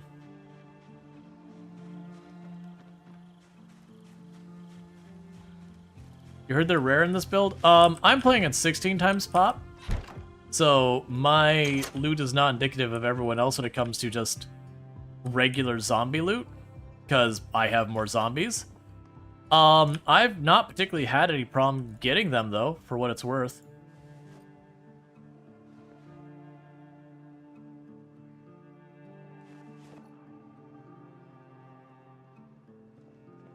Okay, did you actually see me, or are you just looming out there menacingly? I think you're just looming out there, so let's go upstairs.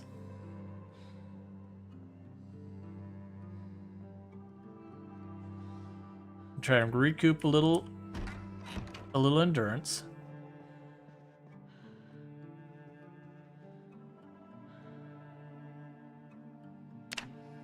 All right. Yeah, no, I locked the door because I have smart zombies and all that. But there's not much I could do the window until I board them up, and I can't board them up without nails, and who even knows the next time I'll see nails. Alright, that should be enough.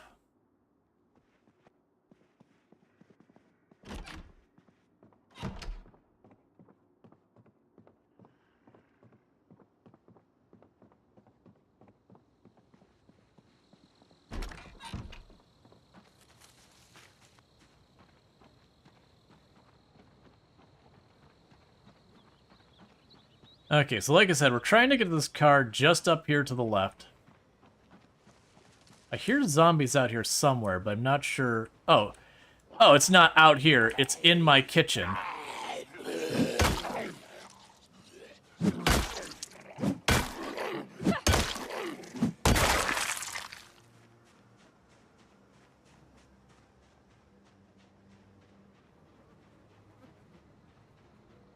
All right, we got a couple more up here. Big group over by the barracks thing over there.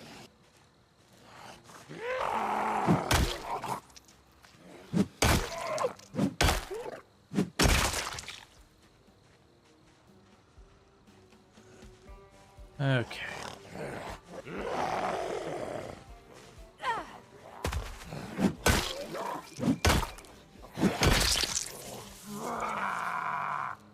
Yeah, I heard the zombie coming up from behind.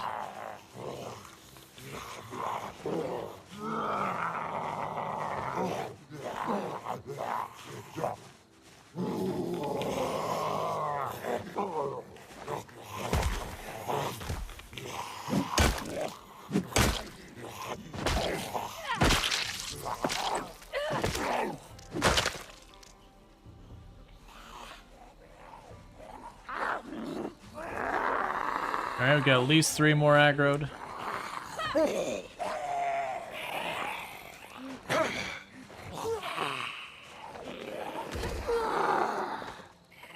I almost stepped too far to the side where I would have missed the push.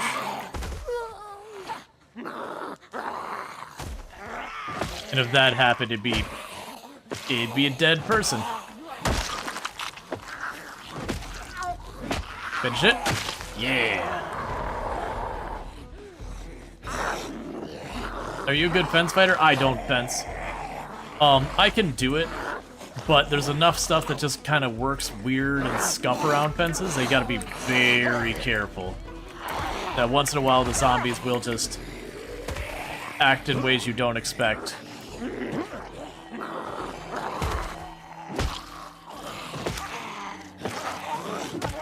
So I'd rather take my straight up fighting without any funky weirdness.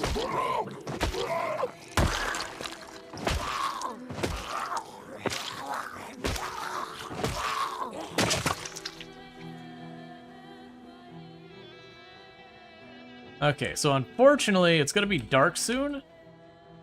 And we are getting pretty exerted. So we're not going to be able to keep pushing for the car. Oh, I got one more on me.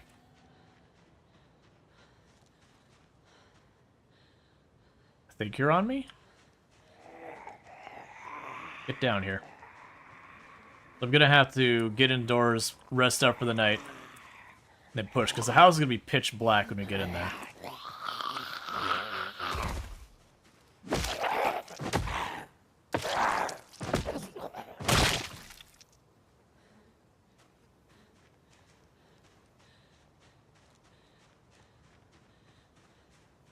All right.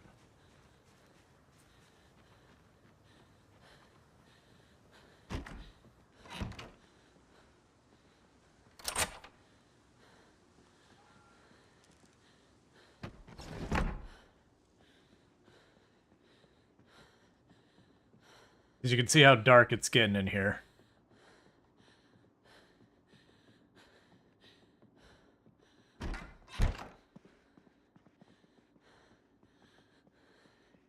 Cool. So we can rest. It's too early for us to go to sleep. Alright, we have hit very hungry, so tomorrow I'm going to have to focus on food. As much as I've been trying to do the radio, if I don't get back to going for food, we can only stretch the poison berry so far. This room just happened to have a ton of boxes? Yep. Yeah, we're in a cultist compound kind of place.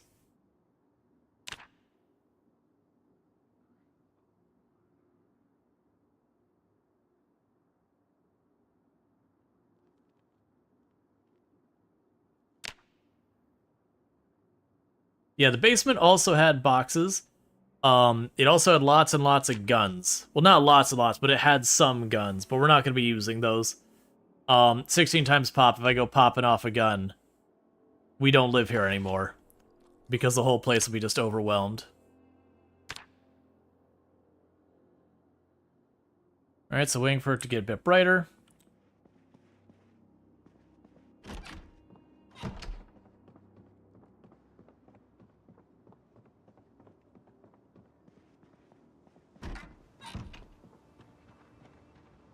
Okay. So I need to find food.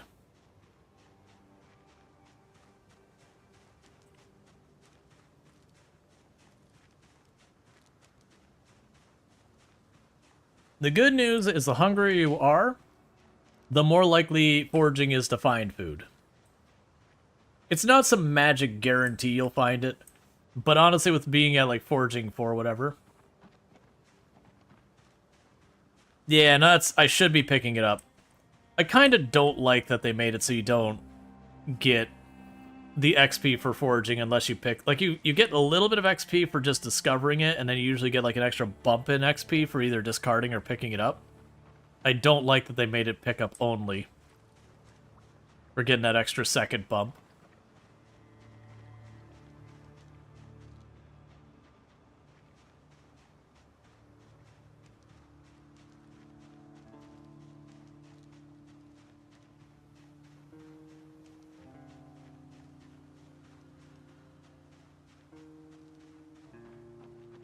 We're just doing a little walking around, trying to find anything we can. We're not doing any focus.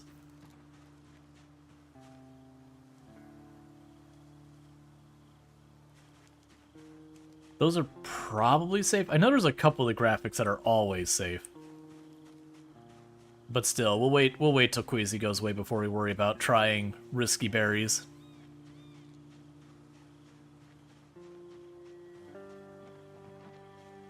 Because it can be just a really bad way to die. Oh, rose hips. I didn't think you could find those outside winter. Rose hips are always safe.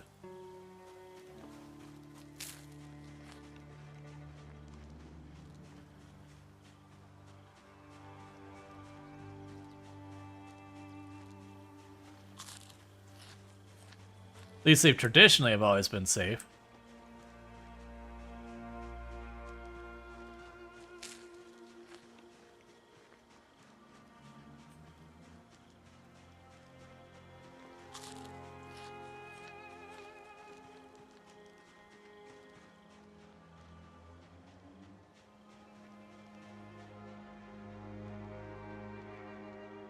Alright.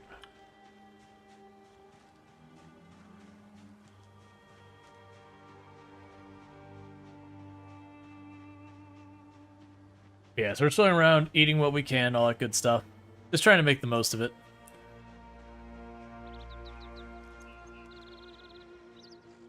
A couple zombies right up there, we'll just leave them there for right now. Trying to avoid accidentally aggroing a whole group till we're ready.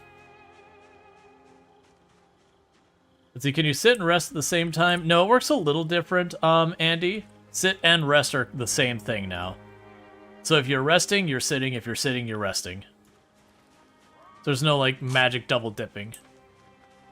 Do you need a book to make your first trap? No, I need to get my carving to 1, I believe it was, because I need to be able to make twine to make it. Like, got most of the materials I need to make it, and they're not hard to get materials if I don't. But I need carving to make the rod, to make the twine. Get a handful over there. Go ahead and eat her caterpillar.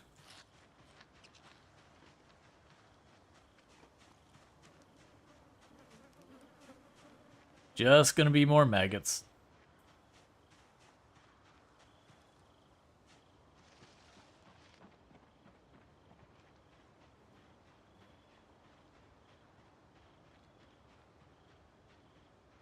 I am forging in the general direction of the truck to see if we can't yoink the radio. Because we're in the range, the helicopter can absolutely happen any day now again. On our settings.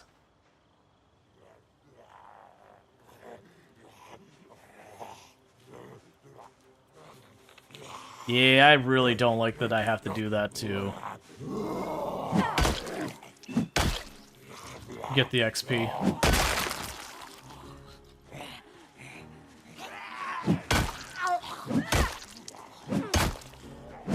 I hear the one to the left. I'm trying to finish this one real quick.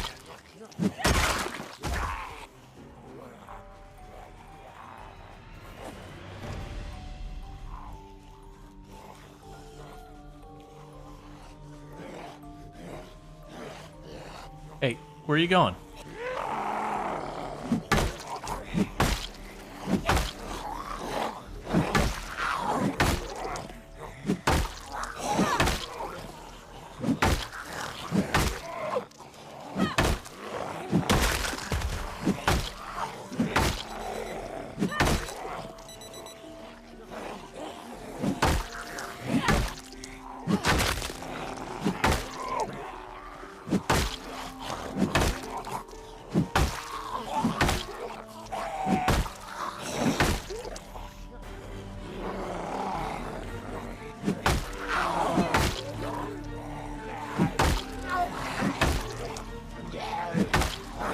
Alright, good. Take there's the penalty.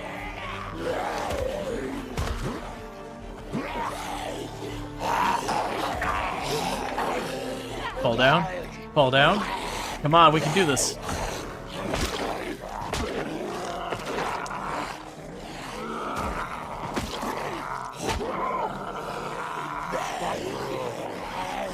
Ah, too late. When that last one came from above, there was no recovering it. I got all excited. I was like, we can get like 5 of those. How long has this guy been alive? About a month? 29 days?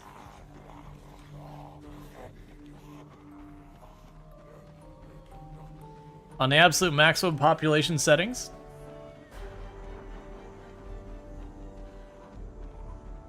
Okay, so you're keeping up. Let's grab you, finish you off.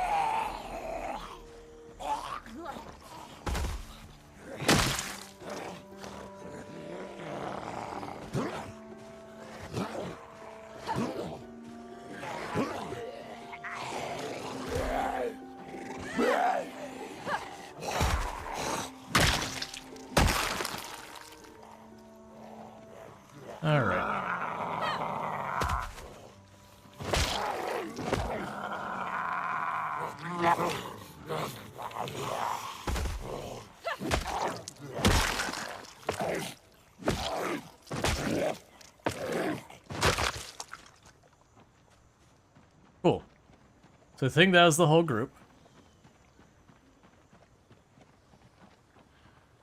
We can rest up real fast.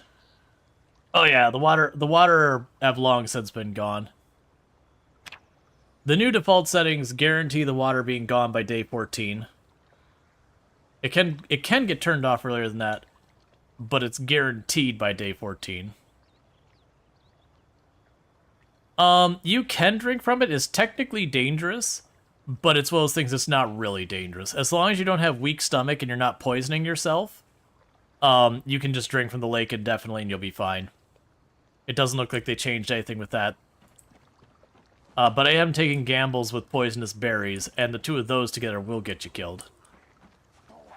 That could be a new fishing stool? You can't sit while fishing. At least I don't think you can. That'd be something new and different if they did that.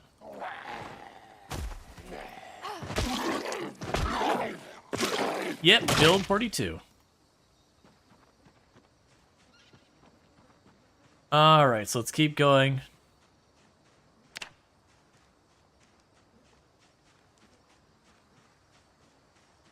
You know, if you played, but that'd be cool.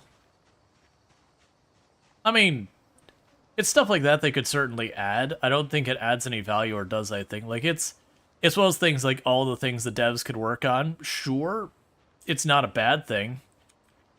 But also, it's not a thing that really adds, like, there's just a lot of other things they could be doing that are more meaningful in that time.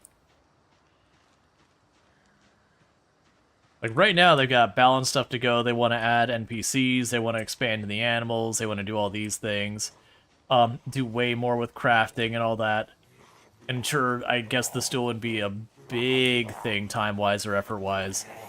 But it's just, would you be willing to give up the other development for that? And it's like, well, no, not really.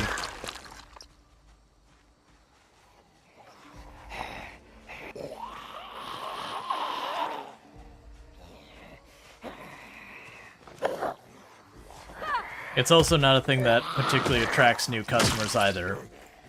Versus, like, NPCs do tend to be something that people want. Having more depth with the animals and stuff people want. The ability to sit on a chair while fishing.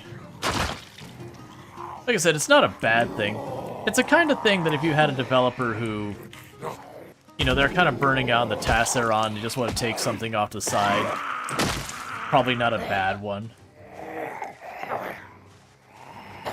Hire interns?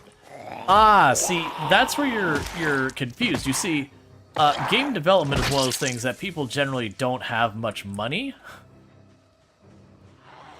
And hiring people's expensive. To be fair, I have no idea how financially Indiestone's doing. I'm imagining they're not like struggling to keep the lights on. Hire volunteer interns, illegal in most countries. Or if not illegal, heavily regulated. With good reason. Because that is a practice a lot of companies did to just avoid paying for staff.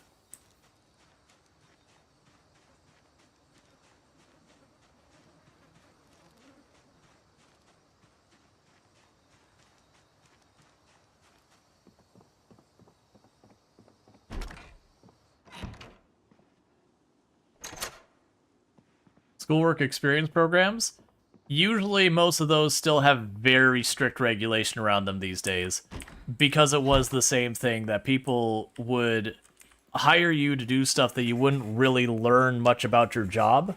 They would give you the busy work, and so you as the person working that job wouldn't really benefit from the training, and it was just a way to not pay people. So nowadays, at least in a lot of places here in the US, you have to demonstrate that the job you're doing, that you as the individual are benefiting more than the company. And there's a lot that goes into it. I don't know all the nuance for. But it is those things that they can only do limited benefit to you as the company. The idea is that you are choosing to train someone with the intent of maybe hiring them, that kind of thing. Because again, there was pretty egregious exploitation going on. Like, once upon a time, they were more in the up and up, and then then companies realized, like, oh, we could just, you know, have staff that we don't pay for. And so then regulation came in to take corrective action. Because it was a real big problem that you'd get promised so much, they would take you in as an intern, and when it came time for them to fulfill their side of the promise, you know, they didn't need the staff anymore, so there wasn't a job for you to move into. And then they get the next intern.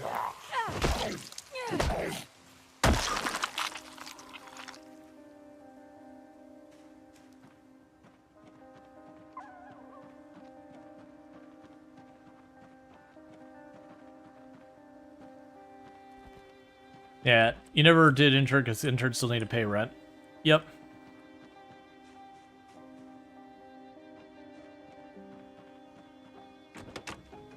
Even, I know you're joking about the children working and all that. Ooh, that's actually a pretty nice car.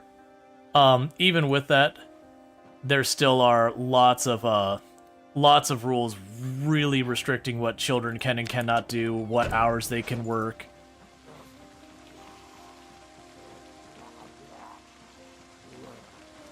So while I get we're memeing and all that. Oh wait, don't damage that.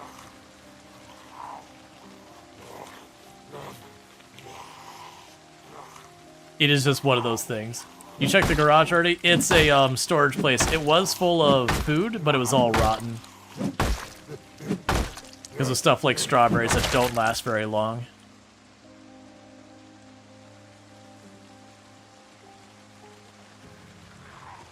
But yeah, I know all that stuff's heavily regulated. But a lot of it became heavily regulated because, again, really awful stuff was happening. And it was widespread awful stuff, so they're eventually like, alright, y'all can't behave, so we're gonna have to write up a bunch of rules around it. You know, the classic children chimney sweeps where they're dying super young because chimney sweeps.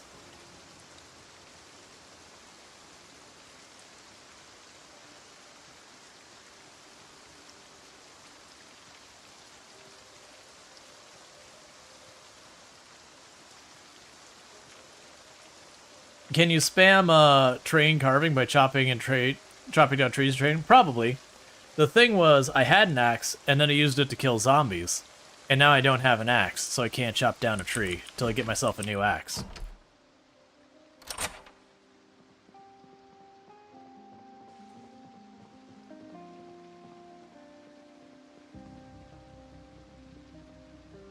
So drop that back off. There's nothing new and exciting I can do here. Not really. So with this, we can drink. That. Need another sharp piece of flint? Yep. I'm gonna rest upstairs for just a minute.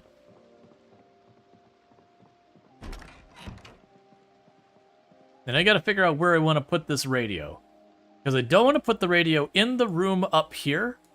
And the reason I don't want to do that is it makes noise, and I don't want to draw zombies into my little safe room up here. Downstairs is a lot more meaningful. I'll probably put it out front is what I'll probably do. That way, if I am drawing in zombies and all that, at least I'm drawing them into an open space. Oh, I have a piece of flint in there. I thought I had cleared all that up. Put in the basement. Oh, you... game, you're such a troll.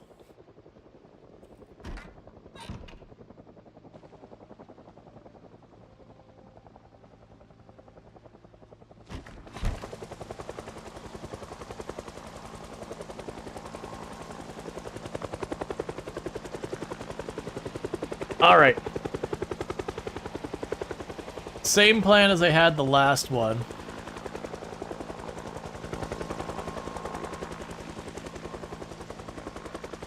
But I'm gonna go north as best we can, and I'm gonna go west.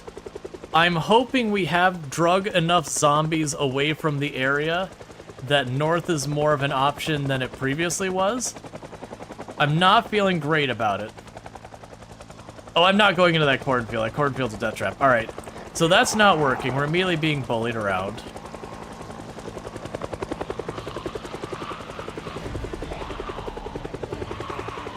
My fear is that we did have that meta event that took things to the west.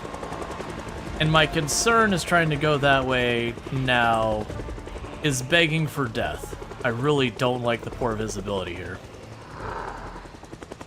Like the line of sight in this? Yeah, I thought there was a gap over there.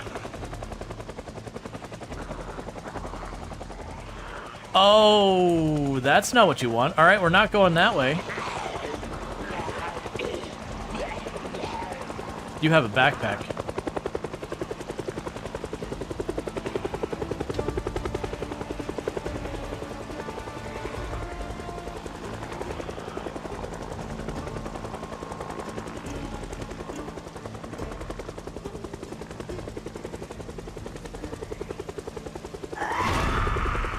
It's fine.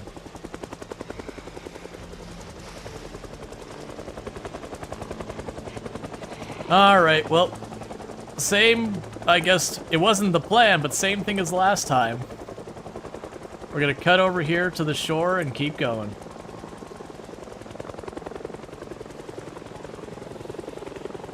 Yeah, you don't want to be at base because it does draw the zombies to wherever you're at, because it's circling us, so it's making noise all around us and it's super loud.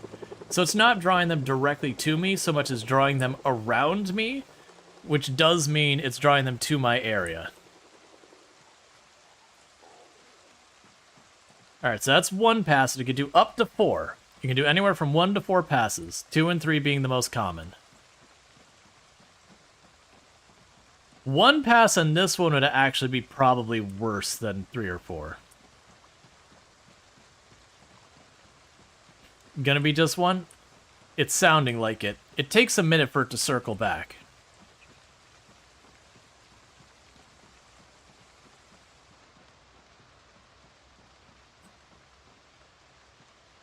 And the reason it's bad is that one pass is just gonna drag stuff.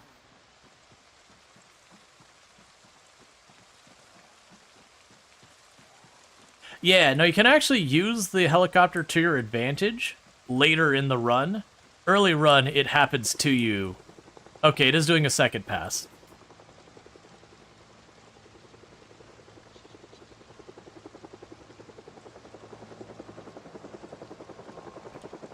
Because the more passes it does, generally the farther away it pulls the zombies from, like, whatever. So if we are running up this way and doing multiple passes with the helicopter, it gives me a chance to try and pull the zombies away from the compound we're trying to stay at. Now the downside is, does mean I am pulling them to this river, and this is really kind of the only way to go back and forth, because cutting through the trees is begging to die.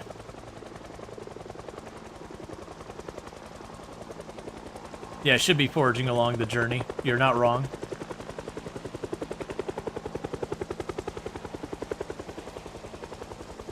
The good news is the river is clear of bodies for the most part, so we should drop Queasy. I'll be able to see if these berries are safe for me or not.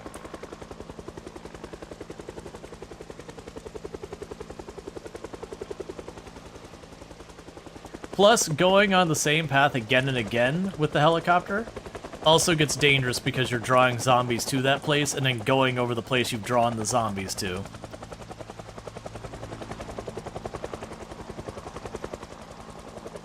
So there's more likelihood for me to run some random zombies in these trees.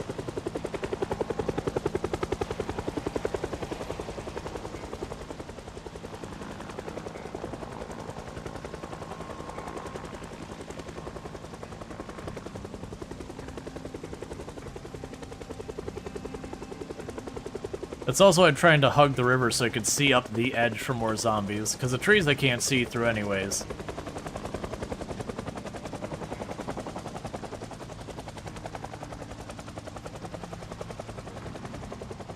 Yep, so we got zombies over here in the trees. There's at least a good 5 or 6 of them.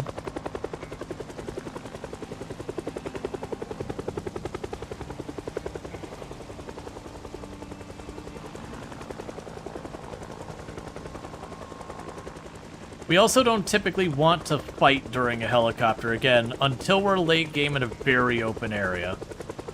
Late game, once you get juiced enough, if you've got the area clear enough, it can be worth fighting. Early game, it's not worth it. You leave, you walk. Hell, you make noise. Noise bad. Facts. Woo-hoo-hoo-hoo. That was bait is what that sat. That scavenge was.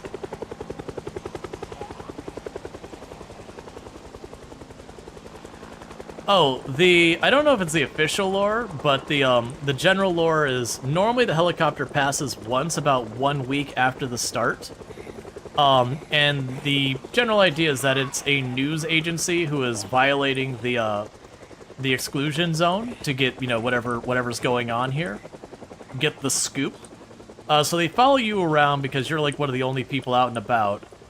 That seems okay. And then the idea of why it buggers off after a while could be, you know, they need to refuel, or that they realize they're causing you more of a problem than a benefit, or whatever. And the reason the helicopter never comes back after that is if you listen to the radio and TV stations, the zombie apocalypse do as all zombie apocalypse do, and they breach the exclusion zone. Alright, so we're going for a 3-passer. This area to the right, the left here is going to get really bad pretty fast.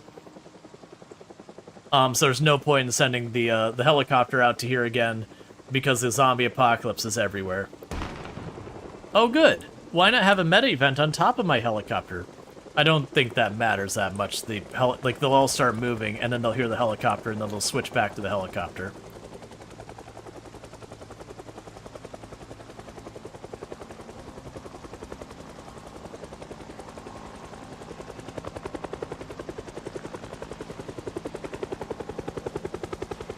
But yeah, generally, if you'd ever, like, what should I do during a helicopter? Go for a walk. As long as there's no fog or tropical storm. Yeah, that's the worst helicopter we've gone through that I've survived in game. Was the latest the helicopter can arrive is, I believe, 7 p.m. And at the same time, we were having a tropical storm in game that day, because yes, there are tropical storms in Project Zomboid. No, I'm not foraging right now. We almost took a death there because I went to go after something and almost got grabbed. We're in an area that, as you can see, it's getting pretty hot. So, safety is more important right now than snagging like 1 or 2 more things. I want all the visibility I can get with all these trees.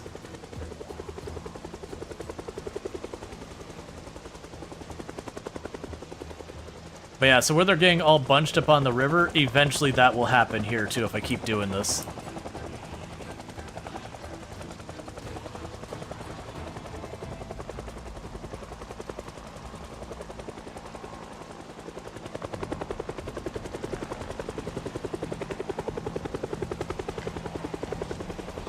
So now I get to find out if these berries are okay.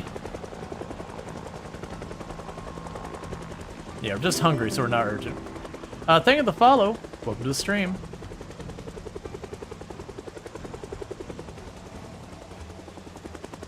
I don't like this corner.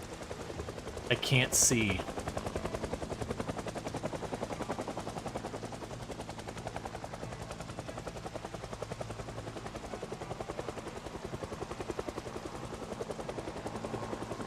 Oh, for the record, I'm like not actually upset that the helicopter keeps causing us grief. It's these moments you get thrown off your balance that are the things that keep Project Zomboid spicy once you start getting good at the game.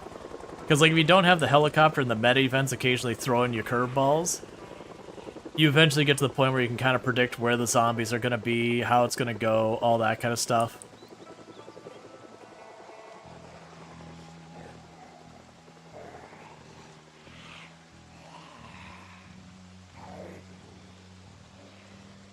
Alright, these berries look... Hey, it's home! Did any of our crops survive?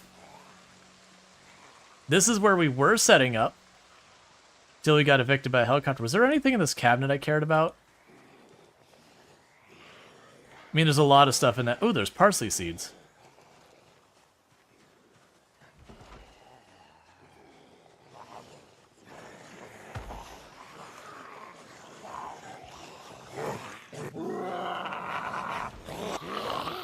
There's a zombie hitting it from behind, I believe.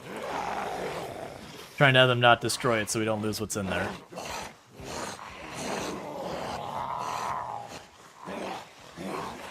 No, there's only one ending to Project Zomboid. That ending is death.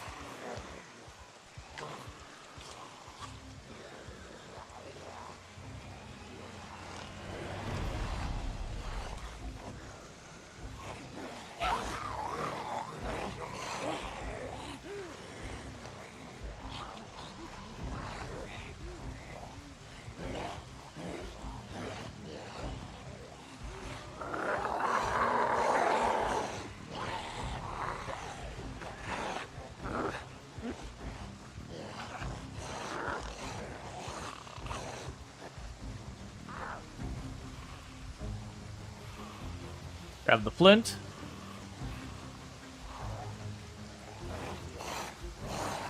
That's fine. Yeah, go trash it. I don't care anymore.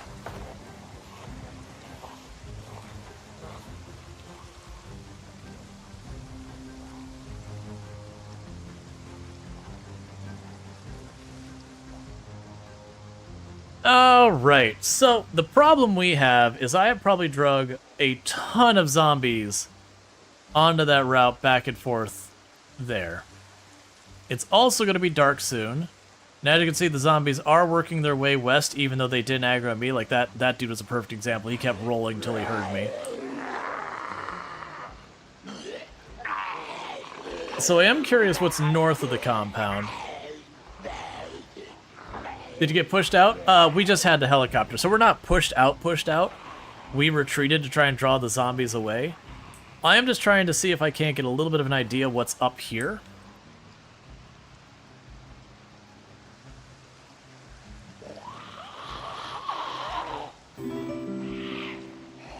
Thank you for the follow. Welcome to the stream.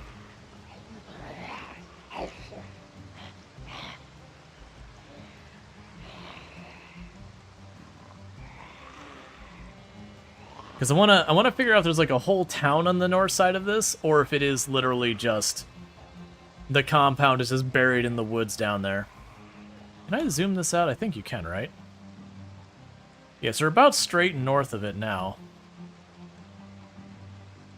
And you can see where that cornfield is down there.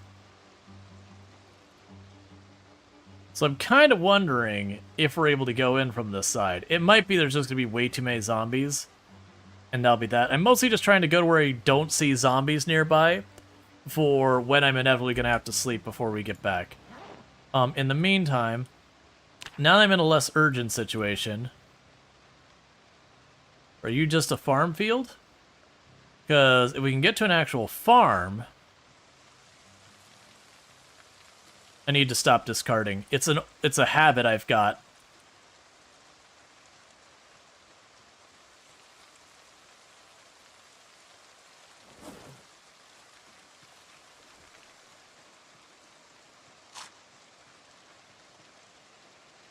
An actual farm has a much better chance of finding food and all that. Actually, it says normal there as well. So we've got more fields over here. Oh, you have to cook that to eat that safely. It's venomous and poisonous and just generally bad for you.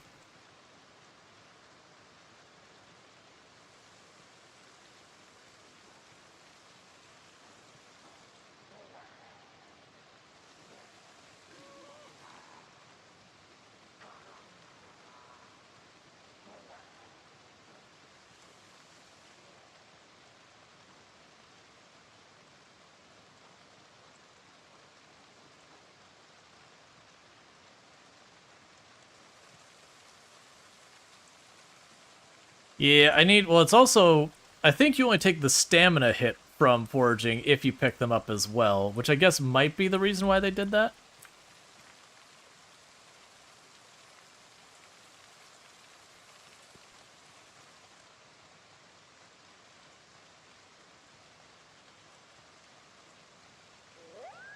I don't think there's any way we cross through the woods to go down there.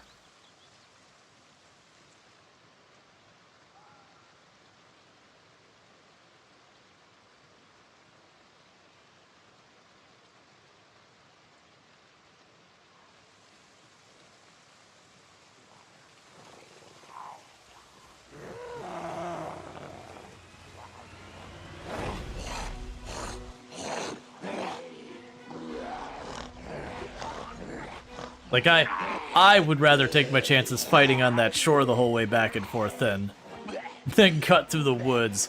Not unless they get to be some pretty thin woods.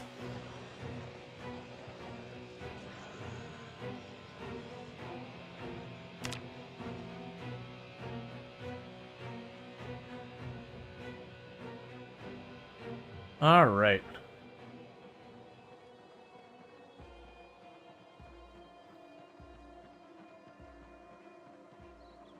But like I said, I'm fully intending to have to sleep out here. I'm also curious, because he might get lucky, and I might find the other side of that river, and just come in from the other side. There must be a path. Why is the car there? I'm assuming there's going to be a dirt road somewhere. And we just need to find it.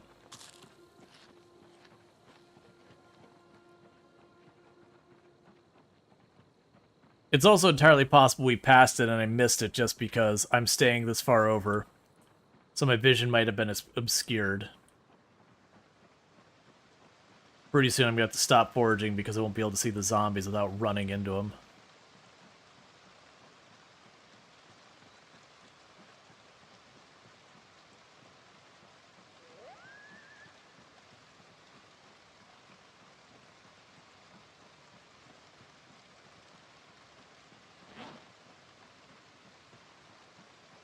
You've got an actual road over here.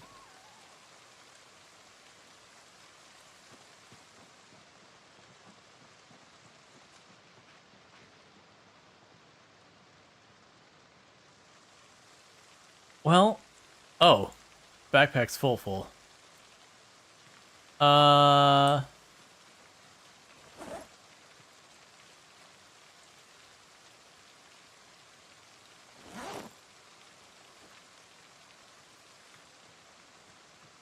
Yeah, let's stop picking that stuff up. We don't know how long we're going to be out tonight.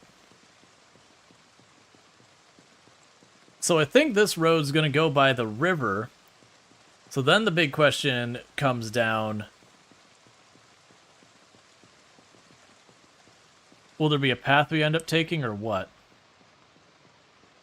It'll be good to have like this scoped out as well anyways.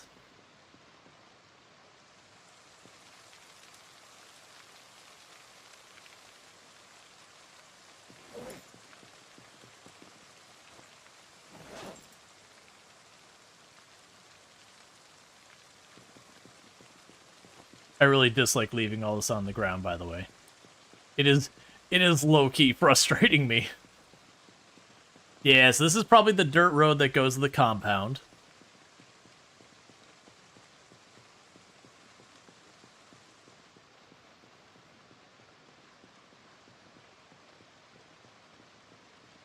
Yeah, that's almost certainly the dirt road that goes there. I'm not going to take it right now. Rotten. Rotten.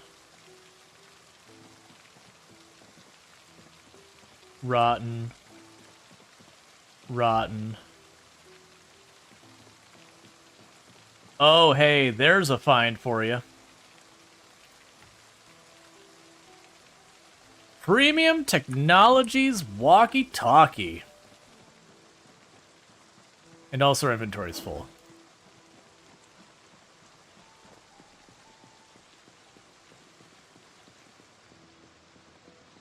And you might be like, wait, if you just found the road there, what are you doing? I'm looking to see if the river meets up and there's a bridge here. Because if so, then I can take that route back and not go through where I expect to see all the zombies.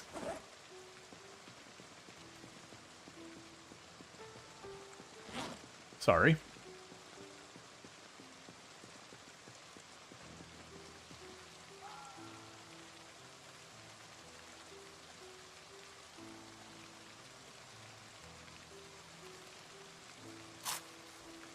Alright, so I think we still need to lose a little bit. Yeah, I'm pretty close to time that I'm going to put away the foraging. Because visibility is becoming too problematic.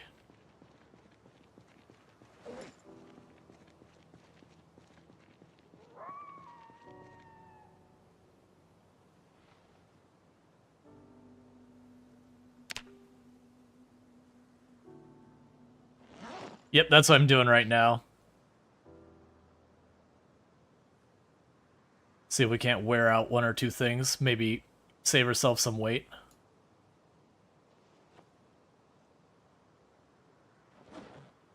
I think that did reduce its weight by 0.1.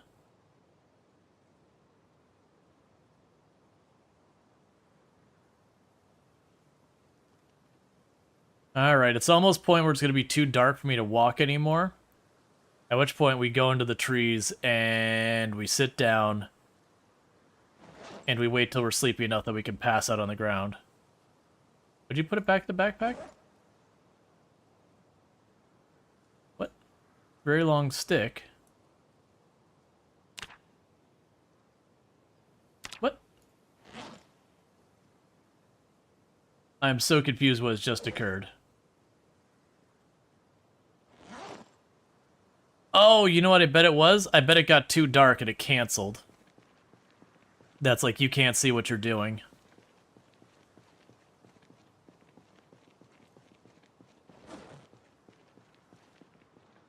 Like I said, I'm hoping that this will go down to a bridge, and I'll be able to cut across the bridge and do that. We're only drowsy, and we need to be ridiculously tired to sleep on the ground if it comes down to it. And unfortunately, I don't have the carry strength to justify chucking a chair in my bag. Or a tent. I usually prefer the tent. Do you have any skills to craft spear? I made a spear. I think that one is a skill 0 carving. So it's actually helping me grind up my carving skill. Yeah, so carving is very slow getting there. We're gonna have to make a lot of stuff before carving is any good. And we're getting ready to go underweight soon, which is gonna be a little bit of a concern.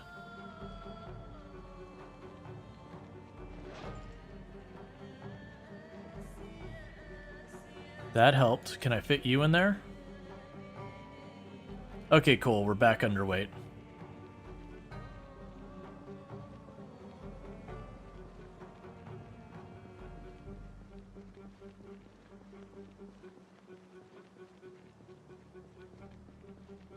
We do have a car wreck ahead of us. It looks like it's flipped over on its top. I can't really make it out.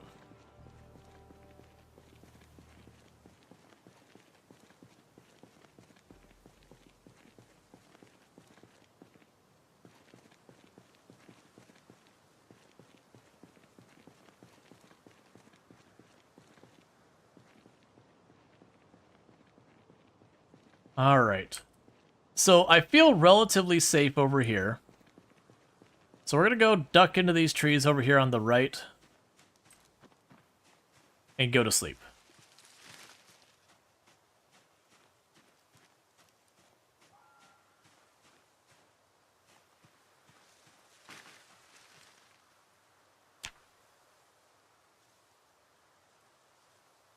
So we're waiting to get to ridiculously tired.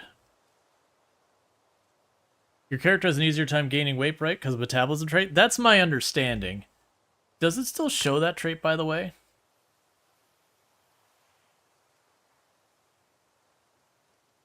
I don't see it. Alright, so we're tired. We are getting cold, which is fine. You get colder as you get more tired. The big concern...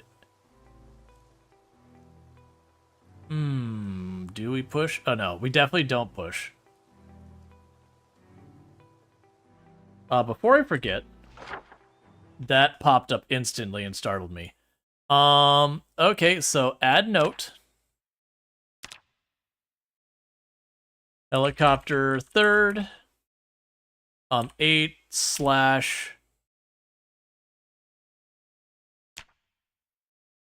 Nine. Well, 8/8. Helicopter 3rd. 8/03/ No, it was 8/08/93. And that does two things for me doing that. One, it lets me keep track of the helicopter and all that. And it lets me get an idea. It's like, okay, has it been 10 since my last one? It's going pretty okay. We keep getting bullied by the helicopter, so we're about to go sleep on the ground. And then work our way back home. Okay, so we can go to sleep now. Nice, nice, cozy ground sleep. But hey, Bonds, how's it going? Thank you for the follow. Welcome to the stream. Alright, let's get back out here, get back to foraging. Okay, so my theory is I'm going to be able to follow this river right along, because the lake is right there. Oh goody, an instant food.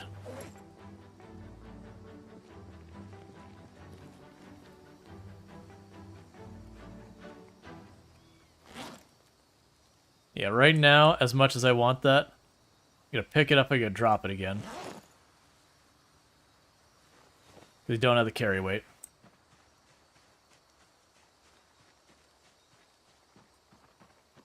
I should have paused during the ad break and used the restroom real fast. I'll end up doing that here in a minute for the stretch and everything, because, you know, it's a thing. Ooh, good, danger berries. And gamble number one, is it a safe berry or a poison berry?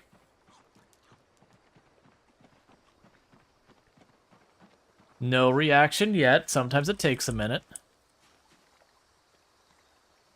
Oh, and now safe food.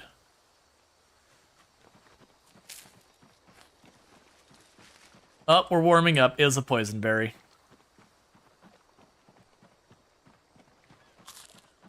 That's way denser than the West Pass. That's a little bit more dangerous. Let's go around this way. I like how dense that spot of trees is. Up and a little queasy.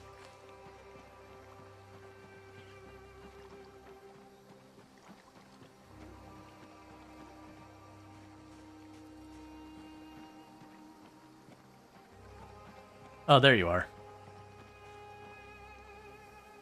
And we got ourselves a leek. You didn't know you could eat thistle? Yep.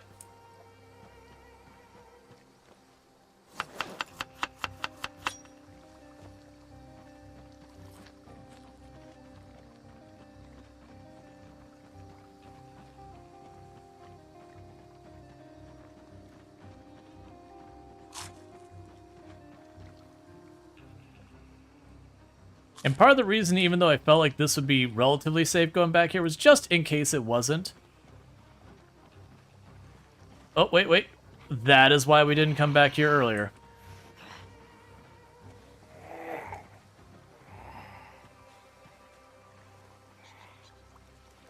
All right.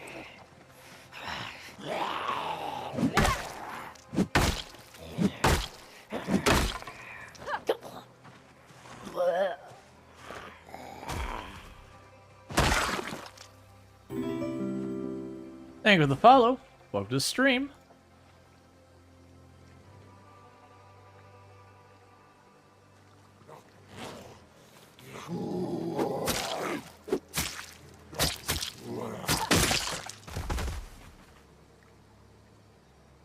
Okay.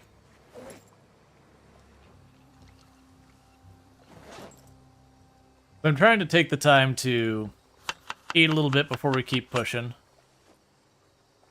Get our hunger up to hopefully neutral so we get all our carry weight we can and all that.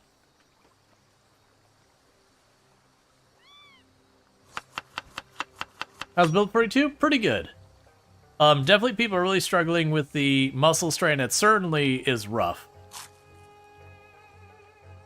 Okay, so that's all the stuff I can eat safely. And I thought I heard another zombie over here, and I don't have line of sight, which I hate.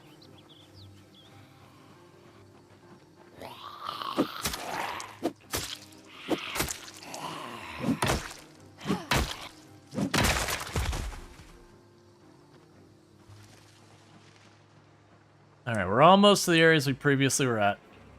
Got another zombie right here. Yeah, I probably would have died if I traded to make my way in the dark, because I would have been able to see them, so I'd have heard them and just, like, panic look around, hoping to get the outline to appear.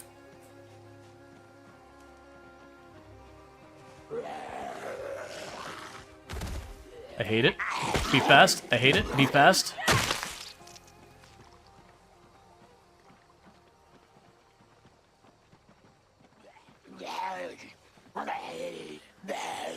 Pick it up, man. Really not feeling this situation. Being this close to trees, making noise, is not my favorite.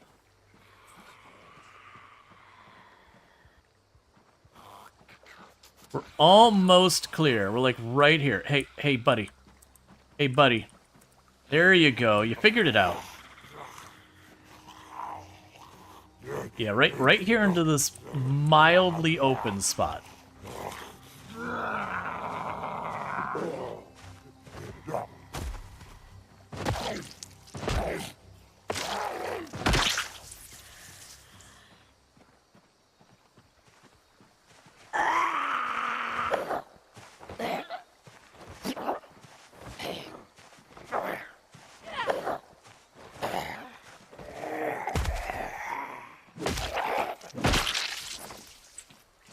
Can you sneak up and assassinate him? Not really. There is with like the spear and the knife a one-hit kill animation, but it's not those things that you sneak up and you guaranteed get it or anything quite that strong. It's there's a chance you do it, and the odds of actually landing it get pretty not great. All right, so I also saw there's one way over there to the right as well.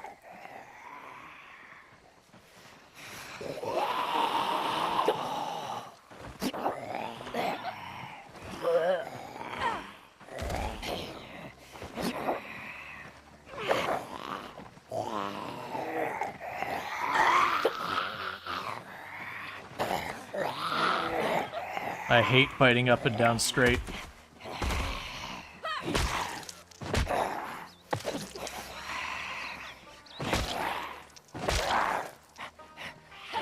Perfect. That'll work.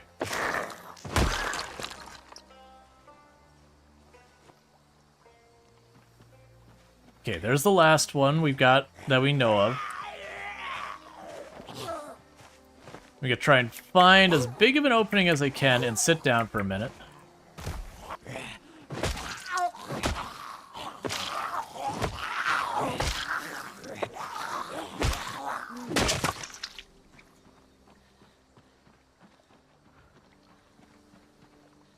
This is not a good place to be. Oh, don't be drowsy again already. I know you slept on the ground, and it's really not good sleeping.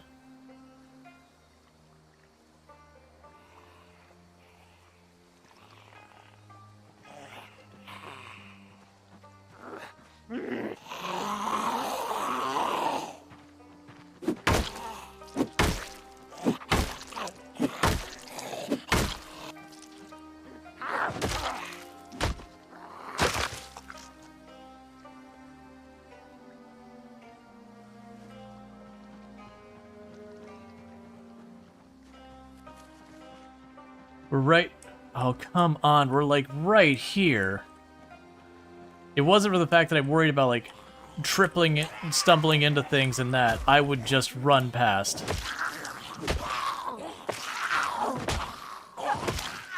Yeah, you can quick stand up still. I've always actually been pretty bad at the quick stand up. Let me through. I'm tired of being in this tree line. Okay.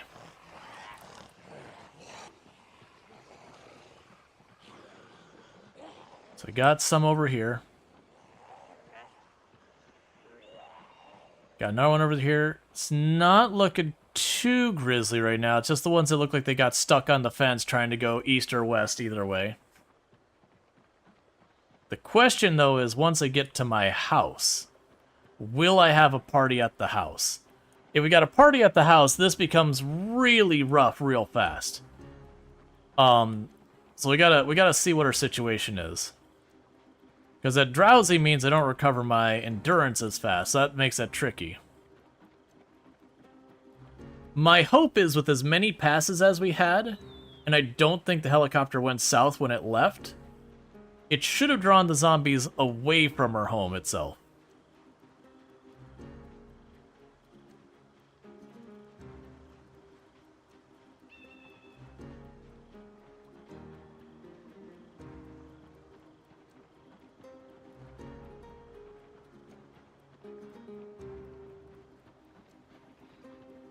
I'm pretty sure we ditched him for now.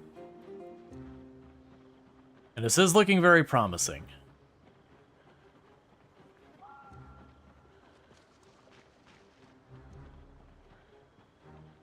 I think that's our breathing that's throwing me all off. Yeah, so I think the fact that we took that helicopter to the north and to the west, it's probably made that west path really bad for us. If I get caught here again, I'm probably going to take the south path. Did I see a zombie, or was that just my eyes doing stuff?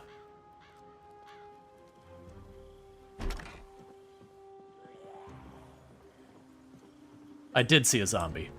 Okay.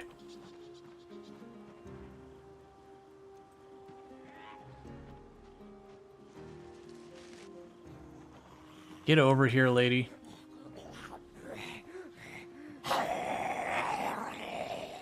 I don't know why we turned so weird, but I'm glad I stood up because we almost didn't make it out of that. We had like a weird like animation stick.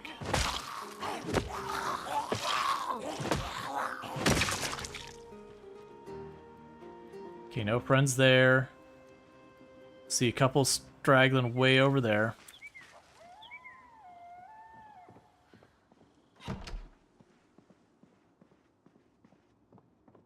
We got a side window open there, so someone's coming from that side. And the windows on the left, so we had zombies cross through the building. Okay, cool. Alright. So that was cursed. So first, let's sit the rest. Ooh, I think I have to... Let's wait to do the radio, because I think the radio will make noise when I go to do it. And so I don't want to be sitting right here when that happens.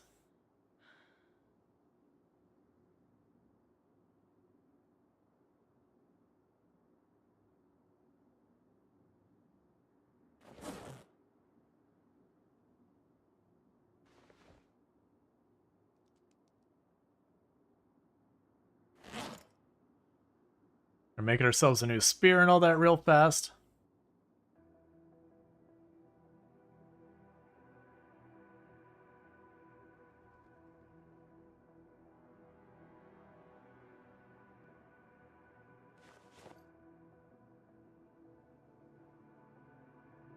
Alright, that's fine.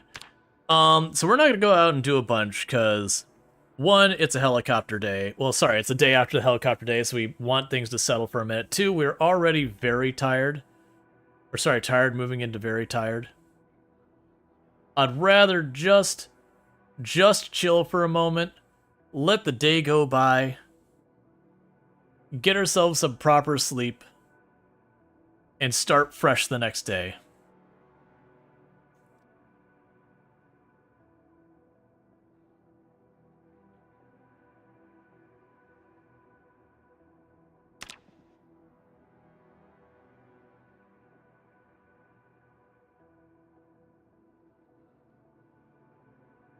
Okay.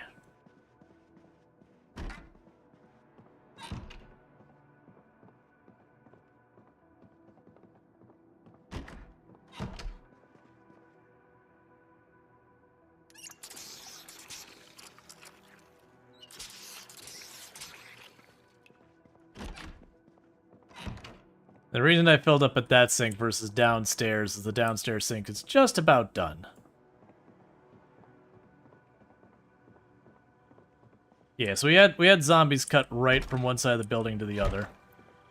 Alright, so let's do the quick tour around the house. We got a group of 3 or 4 zombies over here. I thought I saw one over there. That might have been just my eyes.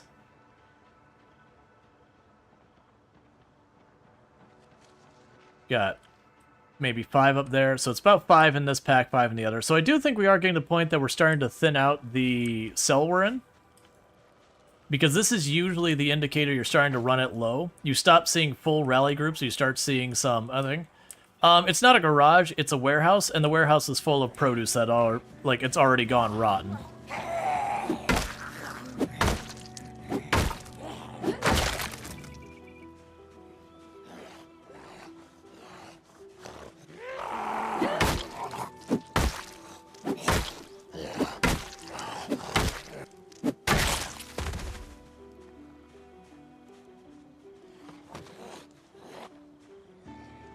Okay.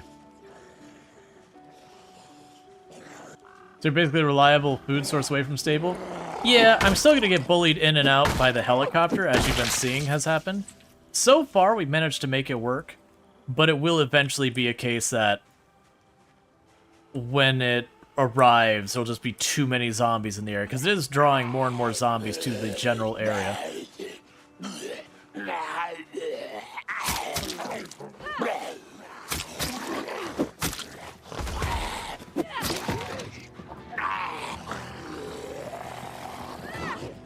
Let's just get over that fence. He almost faked me there. There's a reason why I don't usually fight near fences if I can help it.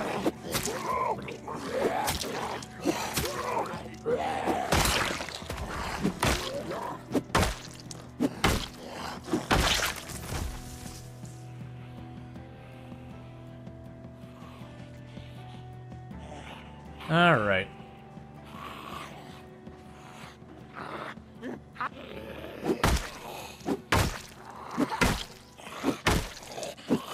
The good news is, eventually, once we cleared the area, I've got a field up there, and field is usually very reliable foraging for food. It also helps you get like seeds and other good stuff for planting your own stuff. Granted, I'm starting to worry we're getting too late in the year. Yeah, no, if I get the if I catch with the radio that the helicopter's on its way, if I get the broadcast early enough, then what I do is I leave the area before it arrives. So I draw the zombies to that place.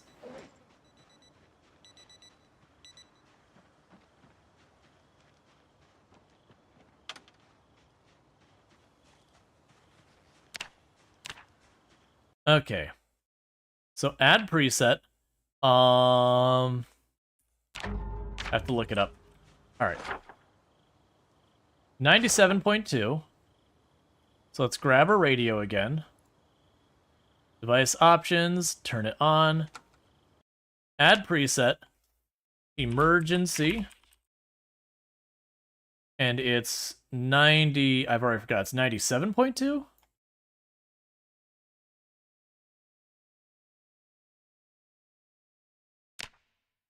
Cool. Yep, that's right, because it's got titled right.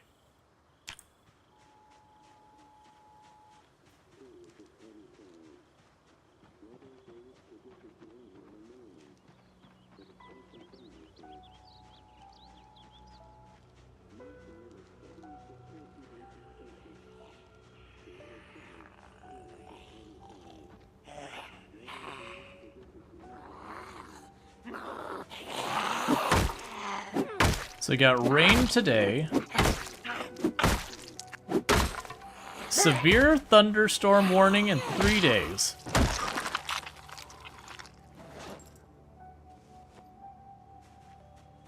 And now I just turn it off.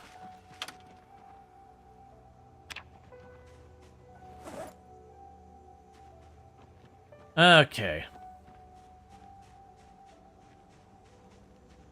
But yeah, so each day we just do that at 8 a.m. Or sorry, yeah, 8 a.m. because that's the first broadcast that'll warn you about the helicopter. And if it ends with air activity detected, that means our immediate goal is to get the heck out of Dodge to where I'd like to draw the zombies to. And we go over that way. Alright, so it looks like we're relatively stable right now, so I need food desperately.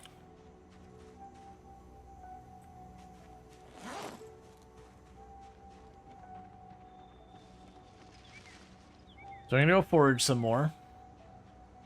Try and make that happen.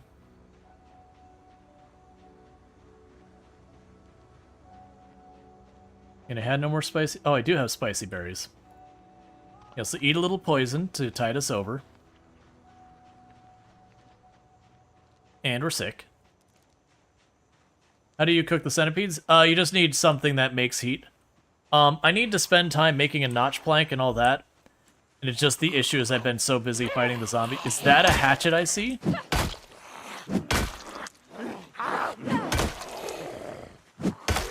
Thanks, man. You know it's not quite Christmas, but I appreciate it. Now, I don't appreciate all your friends slowly closing in on us and making it so I'm not going to be able to keep the pressure up. That part I don't like. Oh, there's actually a lot of them.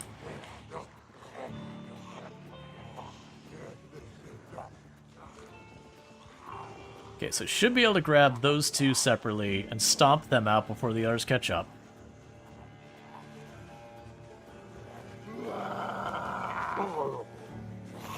Unless you take forever to fall over. Come on.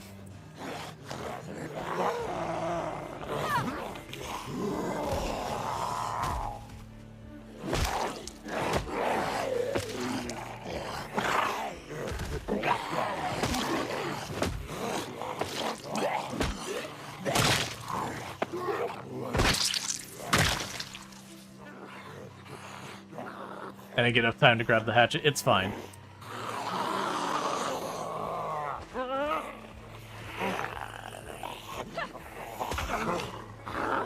Yeah, it's not worth it. Okay. We'll just remember it's near the little gazebo that we left the hatchet on the ground.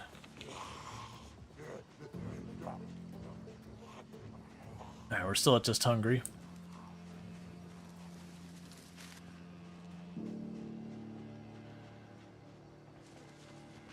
Yeah, because they're too bunched up.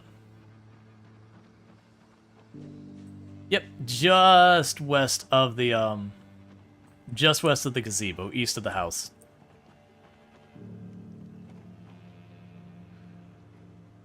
Yeah, so you're gonna catch up to us pretty quick, that's fine. I'm hoping we can get that to drop, but we'll see. I don't think it will.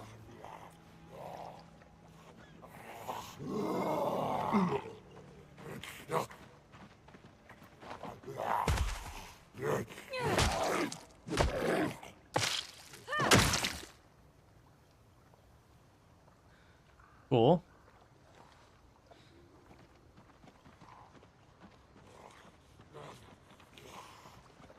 Just have to keep it up.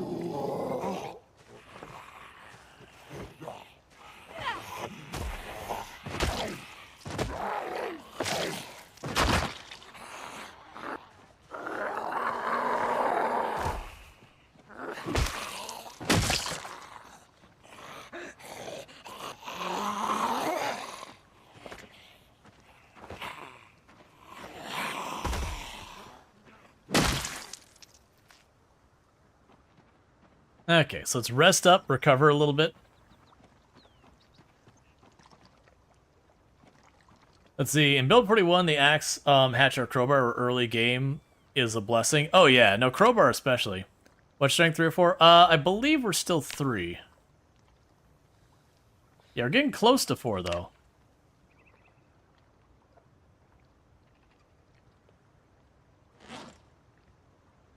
Alright. Number of bodies down here is thinning out, which makes me pretty happy. Thank you for the follow. Welcome to the stream.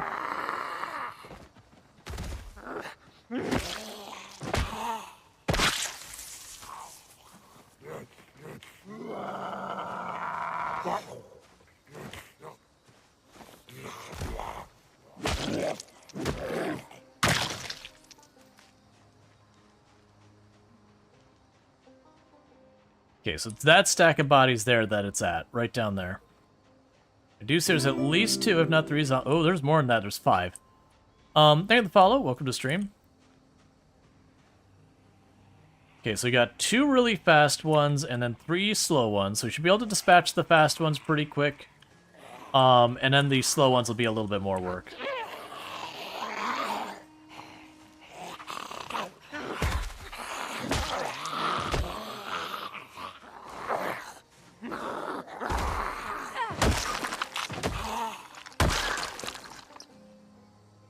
Large knife. Okay, that's new. Hey, Italics! Thank you so much for the raid. I do hope you had yourself a good stream. Welcome in, Raiders. Give me just a moment to deal with these 3 zombies, and I'll get you a proper shout-out and all that stuff. Oh, this is not that bad. This is actually less than we've had here. The bison area have started to decay.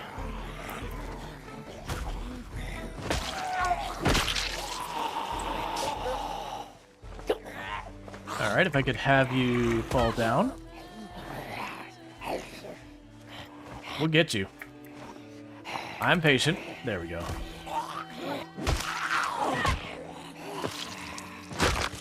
Alright, I'll get you a proper shout out here in just a second. Because for those who don't know, Attack's absolutely fantastic content. Ooh, but kitchen knife. Absolutely fantastic content creator. Which, I did read one of those diaries, there's nothing in it. But yeah, for those who don't know, Italic's absolutely fantastic content creator, plays a whole lot of games similar to what we play. You know, has played RimWorld and all that. According to Twitch, has been playing some Project Zomboid. May or may not be checking out Build 42, I'm assuming you are.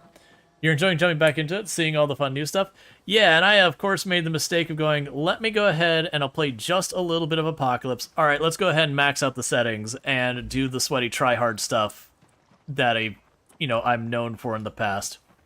But again, first of all, check out Italics. Absolutely fantastic content creator. Definitely recommend. Good times. Plays a whole range of games similar to what we got here. Oh, you thought Italics was joking about the corpses? Oh, no. No.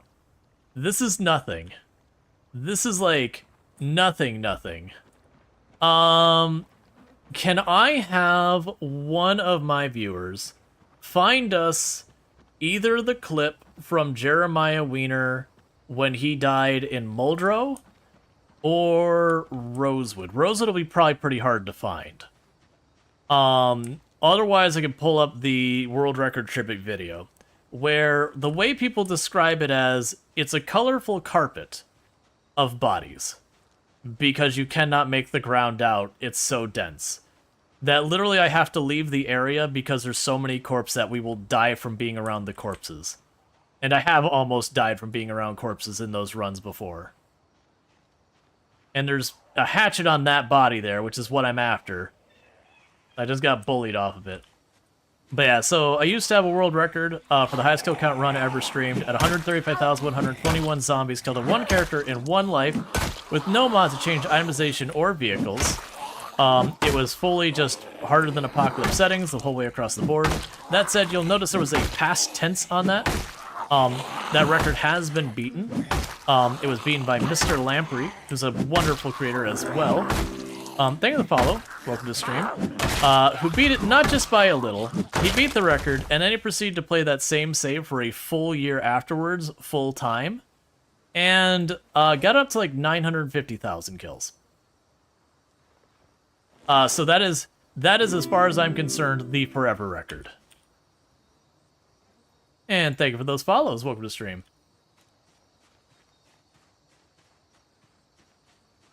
Let's see. Oh, I read that comment earlier.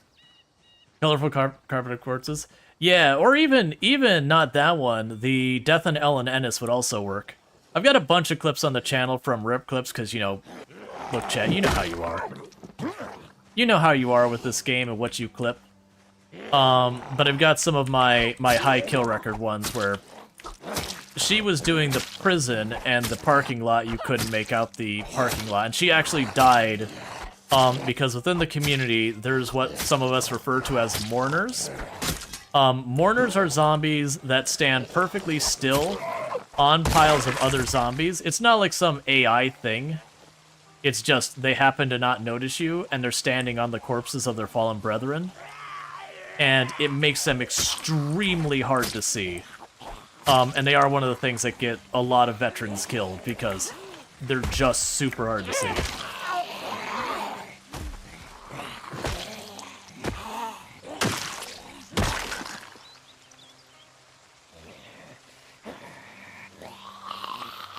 Lamprey's ability to get right before milestones is uncanny. Yeah, it happens. What I'll probably do here is, can you cook beans? Yes. There's Ellen. Yeah, that'll work. So let me go ahead and pull up. This is not our world record run. This is actually my first high pop death. Let me go ahead and grab this and just quickly toss it up on the screen. If I could find what the maybe what I'll do is the next ad break is I will toss up. I've got like a tribute video from the world record run. I said pause. Oh, I guess that one's not that much. Yeah, I guess that is not nearly as bad as the other one. But that is 75,000, well 72,000 kill. But you can see that the ground here is like just dense with bodies. But that one's not really as thick as the other one. Which all that one is just me going, oh man, it's just a mod. Honk for more? Oh, is that a good one? Yeah, I think that's a good one. Ever lost a run by not pausing? No, I haven't lost a run for that.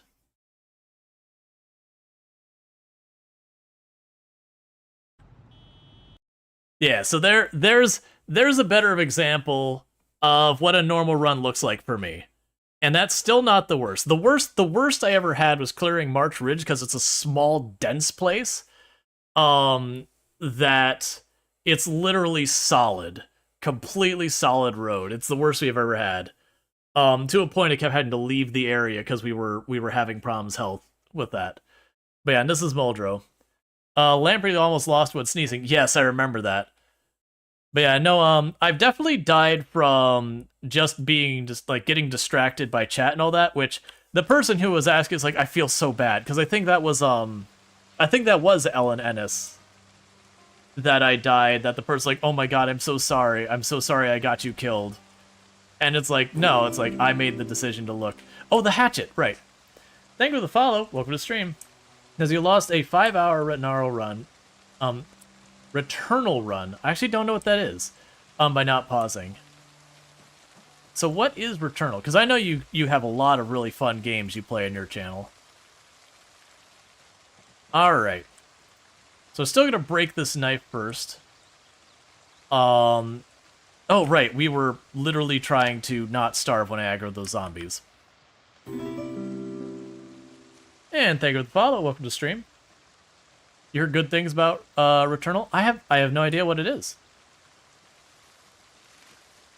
Like, not to drag you into necessarily, like if you're just trying to enjoy a lurk. Third-person sci-fi action roguelike. You have me listening. And thank you for those follows. Welcome to the stream. I do enjoy a good roguelike. I don't get to play nearly as many as I used to.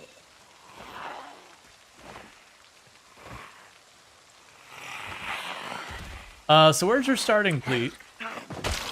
So where was your starting point, please? You want to try too? Oh, if you want to try doing the exact same thing I'm doing, I can show you. So the town I started in, oh, I still have all that junk in my inventory. The town I started into is the new town Echo Creek. Hey, Lanix, it's going pretty good. And I ended up going south when they bullied me out of town. That is, for the record, I've had people who tried desperately to stay in town on 16 times pop. It's not that it's impossible, it's not impossible. But in all reality, just expect you're going to be kind of doing a rolling retreat from towns and all that until you start getting your first couple skills enough that you can stand up in a fight. So don't feel like you're failing a run if you start your run and within 5 minutes you're running out of town as the whole town's knocking down your door. That's actually pretty much the standard beginning to the run. I have tried to sit there and just hold in town. I've pulled it off once or twice. But that was like spawning, you know, with the random spawn. Oh yeah, I could get rid of the objective to do the radio. We've got that. So let's go here to our objective text. What would be the next thing to do? Let's see.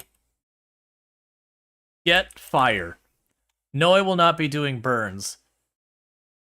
I just need a way to cook. As you never did what you're doing, you're gonna see how it works. But you won't be going 0 to hero, but with a normal. 1 second. My audio software bugged out. And we're back. Food? Yeah, no, I need to rest first. I do need food, but I need to not be exerted. That way if I get into a fight, it's not a one-way trip. Oh good, more maggots. Lovely.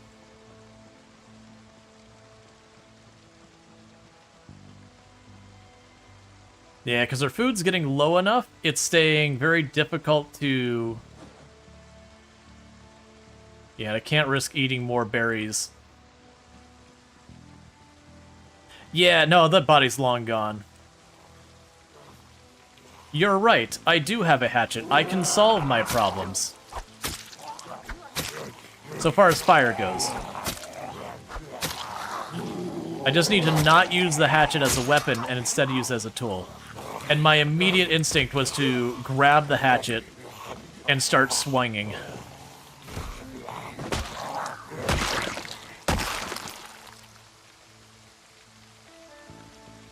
That's okay, because I have a old-fashioned can opener we can use as a weapon.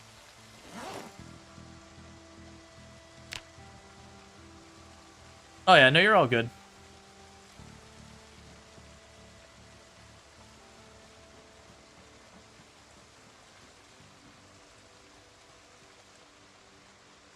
Yeah, it's because all those zombies that got ditched there. We still need to kill those. We're not urgent yet.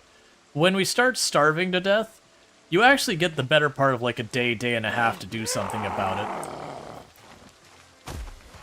it. That's one of my advice things for new players is slow down. In every way of describing it, slow down. You don't need to run, you don't need to sprint. The only time you should ever be running is just if you're about to be intercepted, you need to get those 1 or 2 steps ahead or whatever, then you can certainly run. But otherwise, you're just wasting endurance you could be using for fighting, doing something that is being just impatient. Plus, you're much louder when you run, so you draw zombies from farther away. You don't need the loot right now, you don't need the food right now, you don't need the water right now, you don't need to be in that place, you don't need your generator, you don't need your magazine, you don't need any of those things. If you just slow down... no, insane is not. If you're going to do 16 times pop, you have to go to, there's a checkbox at the very bottom that says Advanced Settings. Set all the population settings to custom, and then set them all to 4. That's how you get 16 times pop. It's a whole big thing now. It used to be you just changed them all to 4 and you were just done, but they hid it behind the advanced checkbox. Oh, hey, friend. I didn't realize my vision was obscured there.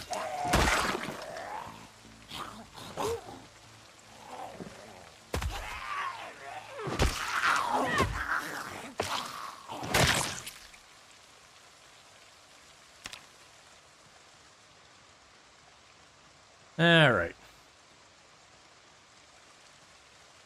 Respawn off, migration, I have it on default. Yeah, if you're gonna turn your population, like if you're doing like anything like higher insane pop or more, you want respawns off. The theoretical max kills you can sustain is like for, I don't know about this version, but for the previous version was around, it was around 700-800, 600-700-800. You can certainly get higher, you just can't sustain it. So if you have respawns turned on at higher populations, if you just do the math, like downtown West Point is something like 23,000 on 16 times pop, with respawns on, and it respawns about 10% every 3 days, if I remember correctly. I could have the numbers wrong. But you get the idea. Do the math, you can kill 500, 600, 700 a day, and every 3 days, like 2,300 are going to reappear. Roughly. There's a lot more that goes into the math. I'm oversimplifying. But the point is, you're not going to wipe them all out.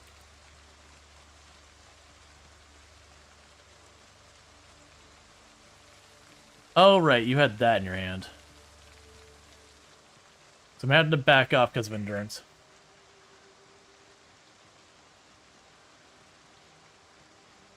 Oh yeah, the thing is, the experience at 16 times versus Insane is very different. Insane is like 2.5 times pop or something like that, versus 16. So think about it this way: for every zombie you see, I'll see 8.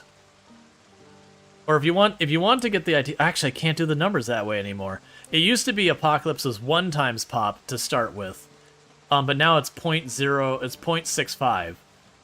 So I used to say for every individual zombie you see, I see a rally group, because it was a 16 zombies per rally group. And so that was very easy, but now it's 0.65 by default. Don't play with respawns? No.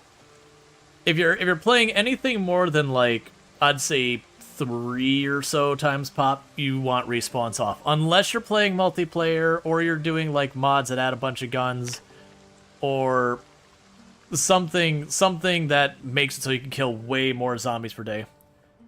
So you think 500 days still viable with muscle fatigue? Yes. With the testing I did where I maxed out my stats, I do think somewhere around 500.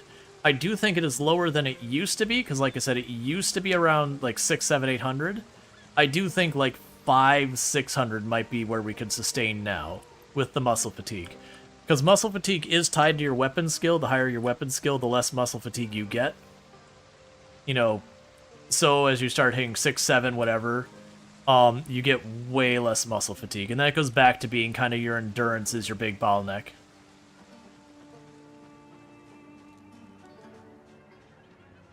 Yeah, if you turn down respawns, it's also doable. But I made the mistake before in the past of doing 16 times pop and then just trying to hold a place. And even at a place that wasn't super high population, but, you know, relatively high, it was the warehouses south of Louisville. It was basically walk outside, spend the entire day fighting to get, like, this tiny little gap around there. And that was with the old foraging where you could just sit in a corner and pick up berries and sustain yourself forever. And even then, like, it was just a losing battle that eventually is going to malnutrition to death.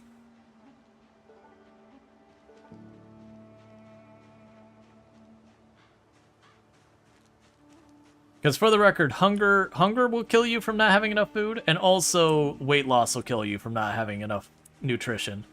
So think of one as like just direct starve versus the other is like, oh hey, the other's more malnutrition where you're eating, but you're not eating anything that's giving you your body what it needs to stay alive.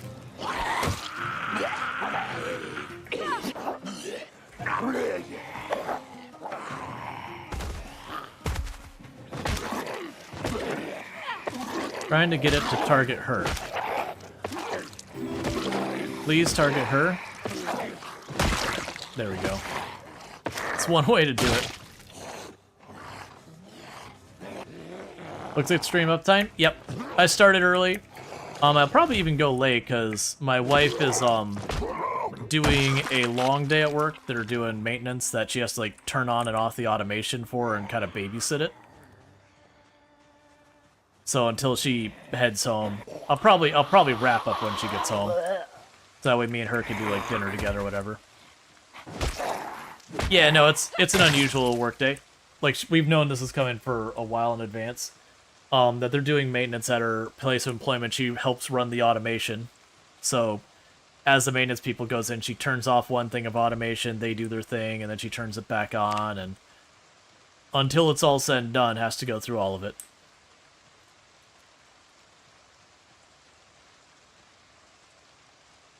I'm actually expecting she'll probably send me a message soon. I'd expect it to be wrapping up in not too long. We had plans for tomorrow. I wonder if those are still going to happen. Because she's probably going to be really tired. We'll see. They're nothing that's like appointments or anything. It was just something that she really wanted to do. Well, I mean, she'll probably still want to do it. Because it's time sensitive in the sense that next month it won't be around anymore. Plan sleep, maybe eat. Eating is part of those plans.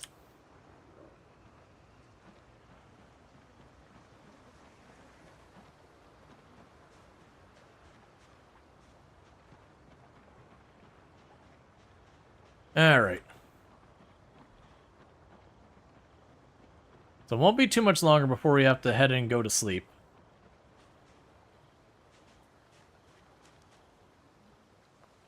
Oh, I keep seeing those glasses, so we just chucked them on a body. Oh, we can actually eat a berry again. We're not sick.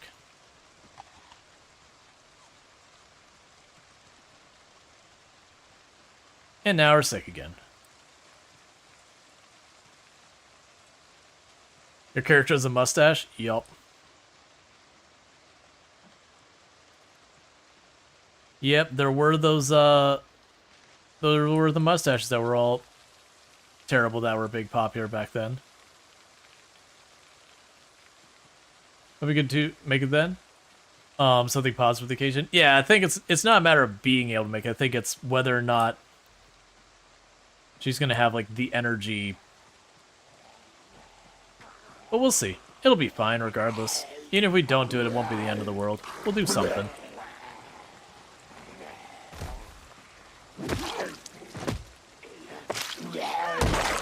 Oh, he obviously didn't sit long enough.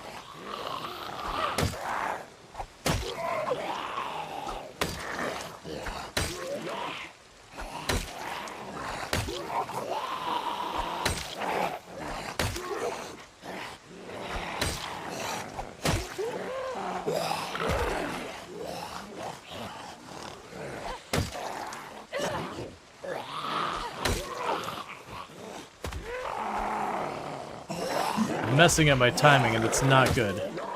Alright, you just became a crawler like a big jerk.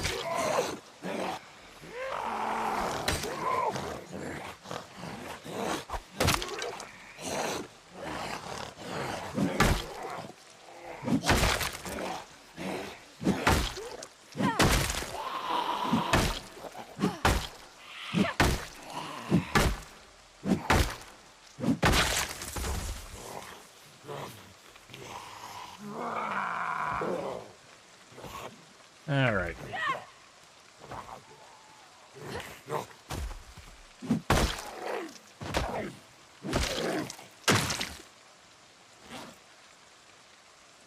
So you could take that. Oh man, our carry weight is getting bad because of our starvation. Well, I mean, we're not starving yet. We're just hungry. But we're probably going to be starving in not too long. Has had real bad luck on our getting stuff today. I get pretty close to the point during the day that I'm not going to be able to keep pushing forward. We got to go in and go to sleep.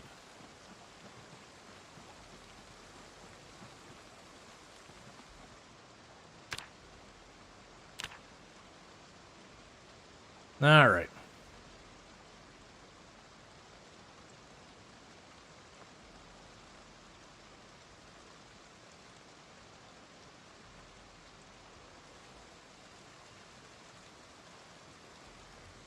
Give it a little bit longer just to make sure we don't immediately go exert again. Because when you see the exerted moodle, you're actually already, I think it's like 40 or 60% exerted. So if you wait and just like the moment it disappears, you hop back up, you're still basically still going to be mostly exerted. So you'll hit like 1 or 2 zombies and go right back into exerted. So you do have to rest a little bit longer. They do obscure that information on you a little bit.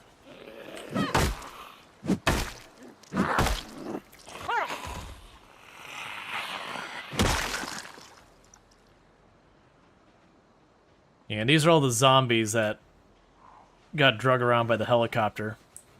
I'm a little worried we're going to get near the house and some of those zombies from the north left wandered back in. And we're going to get bullied away.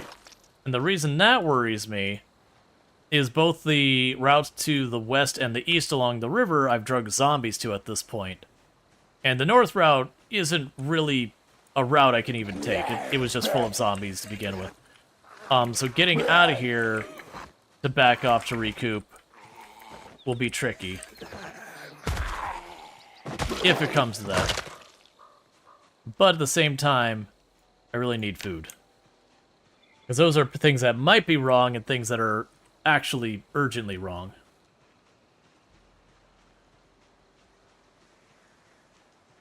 But yeah, we do get a buff to our ability to find food by being hungry.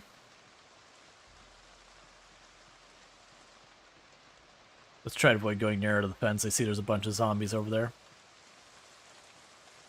And you stop getting drug into fight after fight.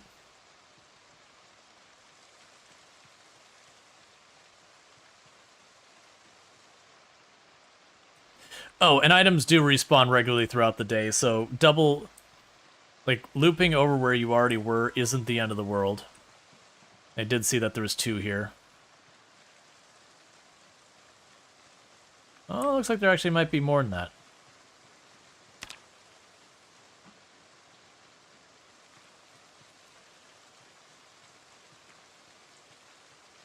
I saw there's at least 3. There's one near that tree. I lost track of it, so it's sitting inside that tree, most likely.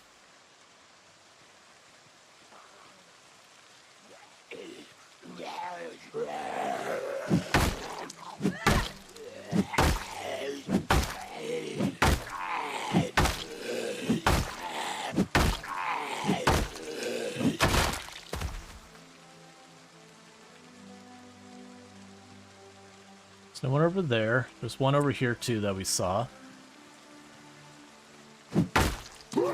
Hey, buddy.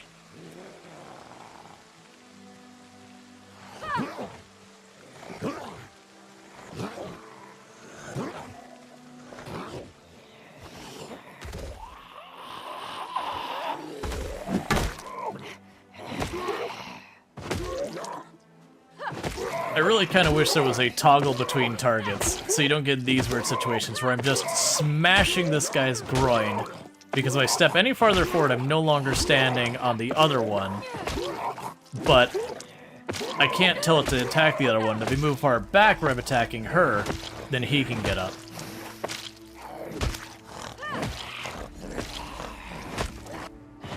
Come on. I really need you to die now.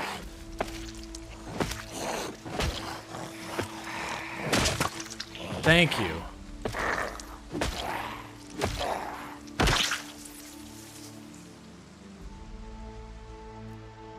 Yeah, there's a couple things. I think the worst issue I've seen, this isn't build 42, it's been a problem in the game forever, is if you have a zombie that is a crawler and you have a zombie laying down the crawler and is standing up, you will target the zombie that is standing up, not the crawler. So you have to be very careful when that kind of thing happens, because you'll hit the one standing up, which gives the other one all... Sorry, I thought I heard a zombie. Which gives the other one all the opportunity in the world to just walk up and bite your ankles.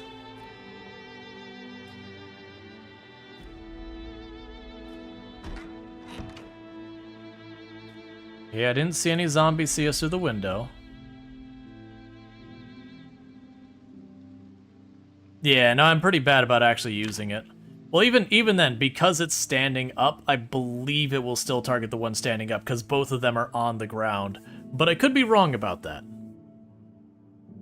But it's just one of those things, when I have a crawler and I've got one next to it, if I'm not standing on them both, I usually will try and just leave it alone.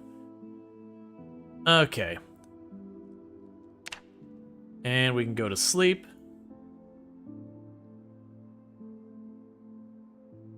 Yeah, and I'm pretty bad about using the keybind for ground attack.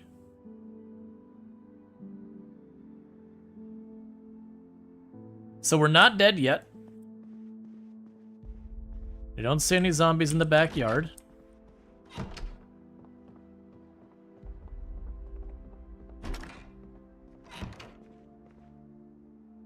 So let's drink some water.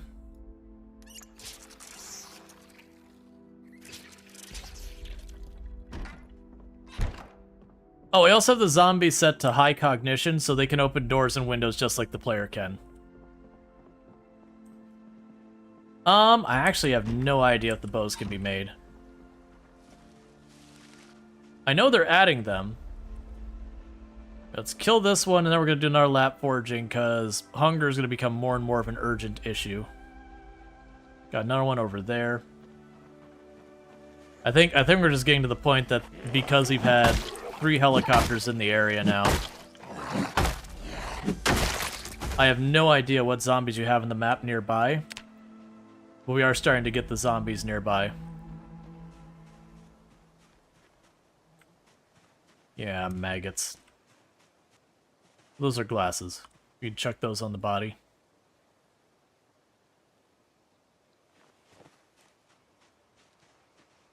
So pro tip, first thing in the morning when you're at minimum tiredness is when your radius is the largest. If you go into combat stance, it'll increase the radius that you can see. It's not super noticeable. Or if you go stealth stance, it'll increase the radius you can see. I usually just walk it, because it's not a huge increase. But once you start getting to high level foraging, because it's I believe it's a % bigger, you'll start to really notice it. That said, we're about to get hit with an ad break, so bear with me for just a moment. What I'm gonna go ahead and do is give me 2 seconds to pull up. I have an old YouTube video that I made for the Tribute World Record Run, because I need to stretch my legs, use the restroom, do all that stuff, so I'm going to take 2 seconds, and I'll put that up. Give me a moment. It's going to take me a second to find this, because this will be way back. Because now there's the Tribute video is the one I'm looking for. And thank you for the follow. Welcome to the stream, because then I'll use the restroom real fast while that's going on. And unless it's like super long, I don't think it is. Alright, so that's where we got our Project Zomboid videos in general. Why am I not searching? There's the long dark. We're gonna be like solidly in the ad by the time I get this started. You'd think I'd have I used to have like a command to pull it up. Oh my god, there's so many Project Zomboid videos. If I don't find it here in a second, I'm going to do a quick search, and if I don't find it then, we'll just do the regular clips. That's Record to a Journey. That's the long one. That's not the one we're looking for. That's the 15. There we go. I found it. Alright, so let's pop this over here, do this, bring this up. I'll just start the volume low.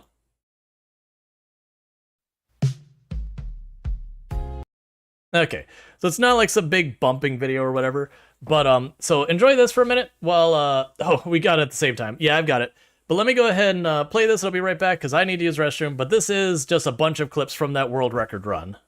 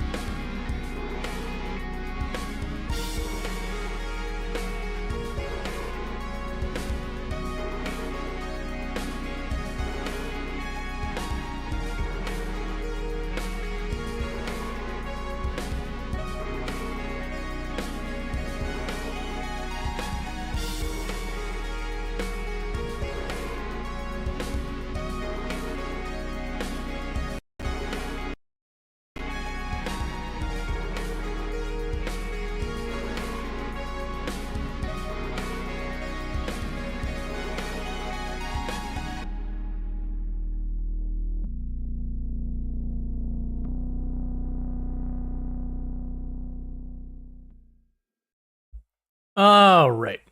Yeah, so we're just playing that quick video because we had a an ad break anyways, and that just kind of showed you like how ridiculous that got. But yeah, that was what was the record at the time. But yeah, and there was like so many moments in that you like I just remember forgot about. Like the sleeping in the gas station, hearing the windows get smashed down, and then the character didn't even wake up for it. Hear the tent that my character was, in theory, sleeping in get destroyed, still didn't wake up for it, and then managing to barely run away as the zombies tried to grab me. Yeah, the woods in the dark was sketchy. Oh yeah, no, that was, I thought I had an ingenious strategy of... Oh no, that was the corpse sickness. That was right. Yeah, no, because we tried to push the helicopter into the military checkpoint, which got in there, immediately realized that was a mistake. And so bailed on that. And that was one spicy setback. And then followed that up by... I thought I was far enough away from the corpses to not get corpse sickness, went to sleep, started having my character get sicker and sicker and sicker, until the point we actually hit feverish. Or for those who don't know, when you hit feverish, that's when you're genuinely like on your road to death. Like that's the oh god, what have I done stage of that. Woke up while feverish, opened the doors, and booked it into the woods, stripping off all of our clothes and eating every bit of food we had in our inventory, because we were using the food bonus to try and give us a little boost to our life regeneration to try and slow down the degen that feverish causes, and just try and cool off our character as quickly as we could to try and survive the fever. And we did. But it led me to running around in the woods in the dark. And then, so I jumped in the vehicle to drive home. I'm trying to drive from the secret military base up that road, which has like all sorts of like kind of false roads and dead ends. In the middle of the night, with zombies like closing in all over the place because of all the noise being made. Because we had just had a helicopter. Yeah, and we were like naked and everything. It was a whole thing. But that was the only, there's only 2 injuries that character took. They took that injury, no wait, was there a third one? I don't remember. But they took that injury in the woods as their first injury. Which was already like almost 100,000 in, just a little bit before 100,000.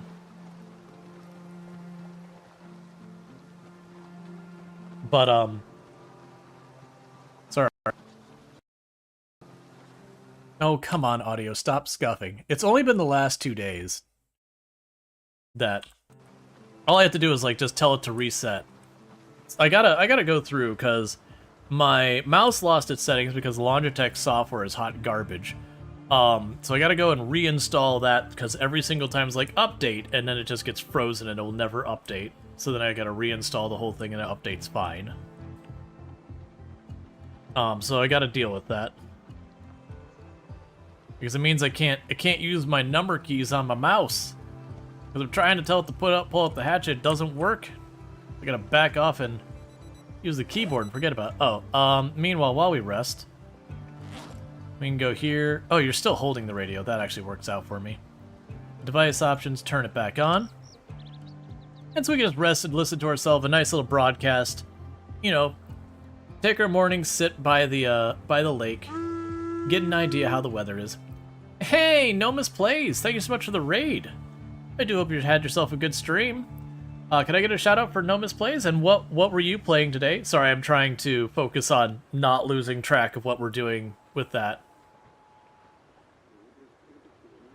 Sorry, I'm going by context that maybe Project Zomboid? Perhaps the product of the Zomboids? Gotcha. So how have you been enjoying Build 42 and all that good stuff? We're playing on super sweaty tryhard settings. Because, I don't know, I make good choices. We got severe weather warning coming in 2 days. That's probably going to be the only thing going on. We're too soon for another helicopter. Okay. What is that? Logitech gets their software right? Speakers... Oh yeah, no, Logitech software is really bad. And I say this as someone who has been a software developer for a very long time. Oh hey! The long blade survived that. The handle's what broke. So I can actually go and possibly make ourselves a new knight. Wait, who can give you a weather warning? Is zombie? It's like an automated system. How is 68 times pop? 0 to hero? The helicopter's a big bully who won't leave us alone. And I'm struggling to find food right now because the zombies won't leave me alone. We did find a cultist compound though. Because we found this key, the cultist's key, and I had to figure out where that went. I would show you the basement, but the power's off, so you can only hear me tell you of the basement. But it was definitely one of those ones you walk in the building and go, ah, okay. And it wasn't like I was searching for it. I had a place where I was staying, and the helicopter happened. I got bullied out of that, and I went down the river and found this location. Oh, come on. Give food. We're at 4 foraging, we're extremely hungry, and that gives us a lot of buffs for finding food. The thing that surprises me is we're finding literally nothing. I know I'm going to regret trying to go up the river. But let's try going up the river. It's going to be a maggot. Because we have been dragging zombies over there, whether we want to or not, because of the helicopter. But we haven't been foraging over here. So let's forage up the riverway. Because if I don't find food soon, I'm gonna have to leave and go for the farms. Have we gone up to the north yet to see if it's populated still? Let's do that.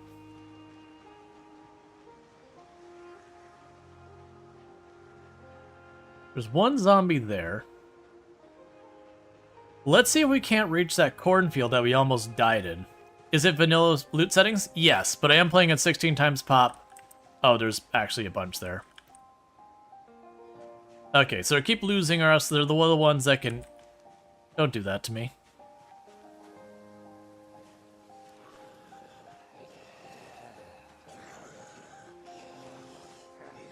Yeah, they can hear me farther than they can see, because that's the thing that can happen. Yeah, it's on the other side of the fence, and just because of a weird angle, I can't quite see it.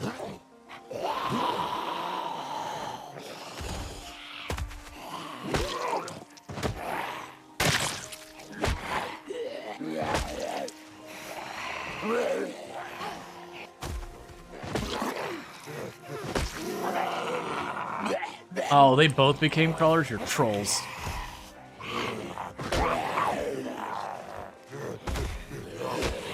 That's the exact situation. So you saw there where he got up and I targeted him even though I had one actively grabbing my ankle. That's... I fully, wholeheartedly think you should always target the ground zombie between that and stand-up. Like, the stand-up needs its own priorities. That's, like, as low as can be. Not really, but lower than the crawler. Let's go deal with these two.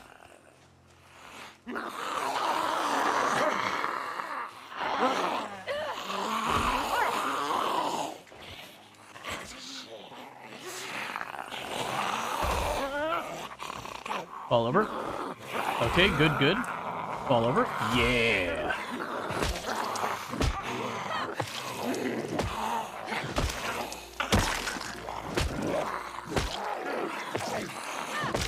Alright. Can you deplete a foraging? No, it respawns. Would you say it's too late to learn the game? No, it's definitely not too late to learn the game.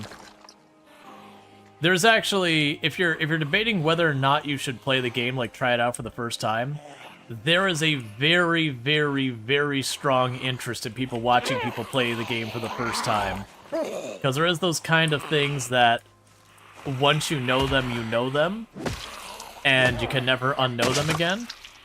And so people love to watch people figuring it out. You'll just have to be, like, open about what your backseating rules are. I do find most people are relatively alright when it comes to not being too backseaty without having that. It's just one of those things to be like, hey, here's the amount of backseating that we're chill with. But yeah, there's definitely a lot of interest in watching people learn the game for the first time, because a lot of people like to watch you die terribly. And that's the entire beginning of the game. No matter how good a gamer you are, you're going to die a lot.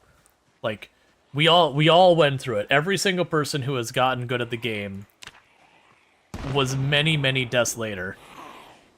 Oh, you're just scared about the sheer amount? Oh, don't worry about that. It is one of those games that you can ignore 90% of the game and still be successful. It's just, you know, the more you know, the more opportunities to solve certain problems. Also, can I get a shout out for Penny Meowie? Another fantastic content creator on the platform that I definitely recommend checking out. And I'm gonna check to see, because I know I've caught a couple of your games, or a couple of your streams recently, but I mix up who's playing what. First try was 16 times pop. Not dead technically, but surrounded. Out of breath. You're just a nerd, chat. Don't listen to him. I'm not sure if you realize what type of content people come here for, but just a nerd was a very solid sales pitch. Alright, let me go ahead and get you a shout out and all that good stuff. Because another fantastic content creator. I was typing poll for some reason. I don't know why I was typing poll. That had nothing to do with any of the things. Yeah, so check out Penny Meowie. Absolutely fantastic content creator and all that. Been playing some retro games lately. but definitely plays a whole lot of fun, different stuff. And thank you for the follow. Welcome to the stream. But yeah, no, it's definitely a game that's... It's never too late to learn. It's not like RimWorld where there's just layers on layers on layers on layers that you have to learn. About the only thing you have to learn is you do have to learn how to fight the zombies. Just mechanically, like, bashing them in the head. Because the controls are a little different. They're not good, bad, or otherwise. It's just different than most other games. So there is definitely a little bit of figuring that out. And then after that, like, long-term survival, there's a little bit of a learning curve. But it's one of those things that, as I mentioned before, you can not know 90% of it and still succeed. Fighting zombies, they get a big truck, go burr. That's actually one of the things that I mentioned for the longest time. Using your vehicle as a weapon is how you convert a perfectly good vehicle into a coffin. You can kill a lot of zombies, and then suddenly the car stops making the go sounds. It makes the sad sounds. And then you're in a herd of zombies, and then you die. This one's a little more approachable than RimWorld. I would say so between the two games. Both do have a bit of a learning curve to them. Thank you for the follow. Welcome to the stream. But I would say RimWorld has more systems you can't ignore. That you just have to deal with. Oh. I thought you were following me, friend. Gonna drop those branches in the ground so we're not as overburned.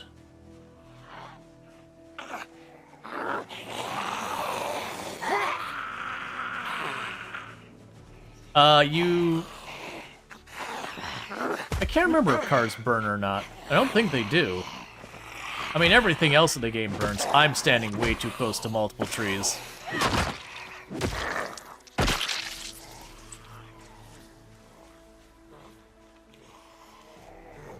So I think the plan of seeing if I could get to the field was not a good plan. Considering I'm just... Hey! 4 strength! We could carry slightly more. Like those tree branches I just dropped. Build 42 treated me pretty well. But yeah, generally you'll have a lot of people push you to like start fires and do all that. You can do that. Just understand there's lots of consequences to that. The fire does spread pretty aggressively. I know they're reworking the fire to be nowhere near as good for killing zombies, though. Is exercise important now? Not really. Exercise only applies to strength and fitness. If you're worried about muscle fatigue from weapons, that's your weapon skill, not the other stuff. Yeah, so I can't make that work. That's fine. Alright, so we need to drop back. I have to find food. We're probably right around the point that we're going to start losing life from starvation. Can't take my chances with mushrooms.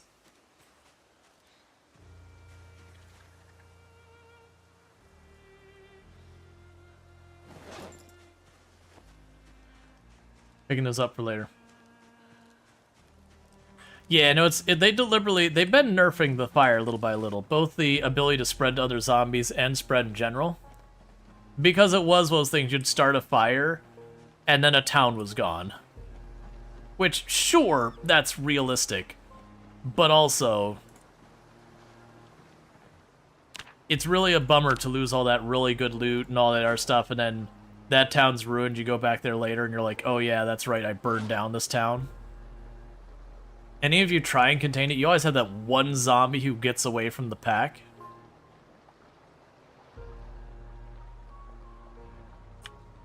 Alright.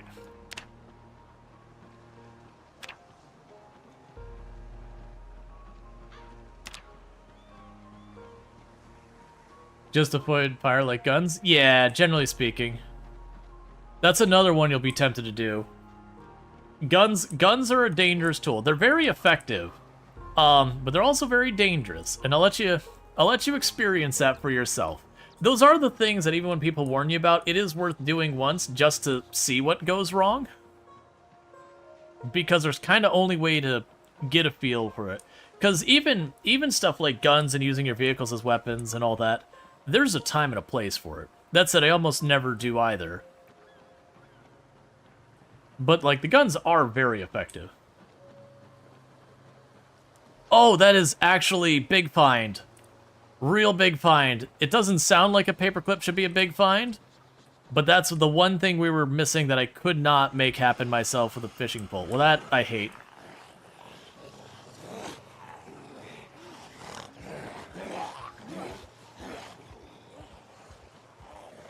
The problem is, I still need food. But with that, if we get carving 1, I can make my own fishing pole and we can fish. I'll still need to get the fire sorted, but the fire is a relatively easy problem to solve. You just make a notch plank and all that.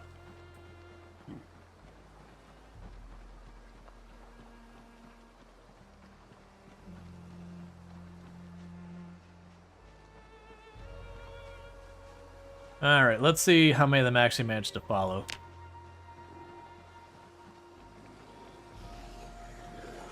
What do you need for a fishing pole? You need a wooden rod, twine, and a paperclip. You can also use a nail or a fishing hook or other stuff in place of that. But, you know, it is those things you need one of those things.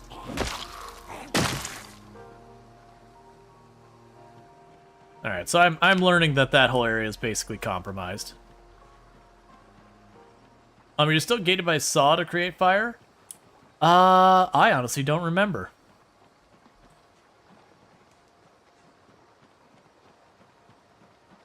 That said, usually if you start going out of your way, you can find matches or a lighter. They are more rare on zombies than they used to be, but you can still find them on zombies. I also don't remember where they appear in the inventory, if it's like near the top or the bottom. Because I haven't been watching super carefully. We really should be, because I will be needing that very soon.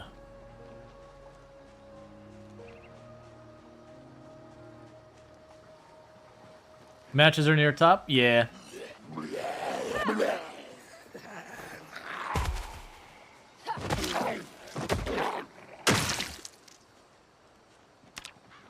Matches are category junk?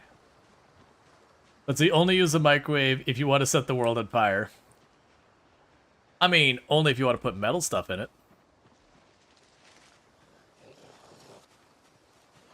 Oh, actually, we have a backpack. I was about to say, it's like we could get a backpack. It's like, oh, right. I have the water backpack. I want a good backpack, though.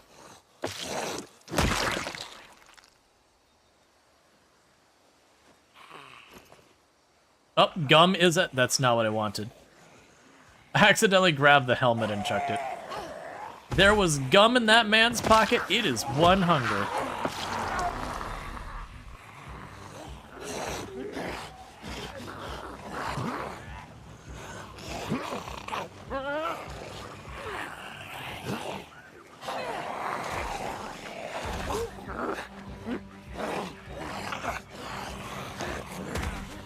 Get back down.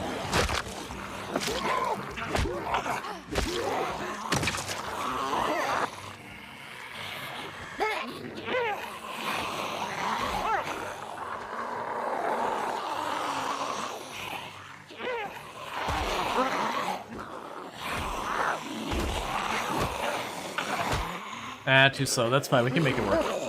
Fall over.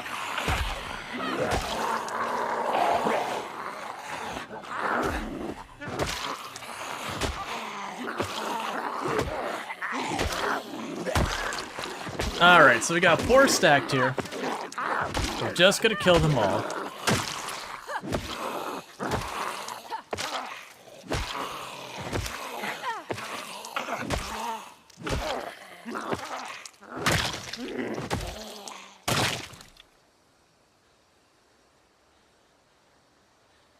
I'll use that as a weapon, that's fine.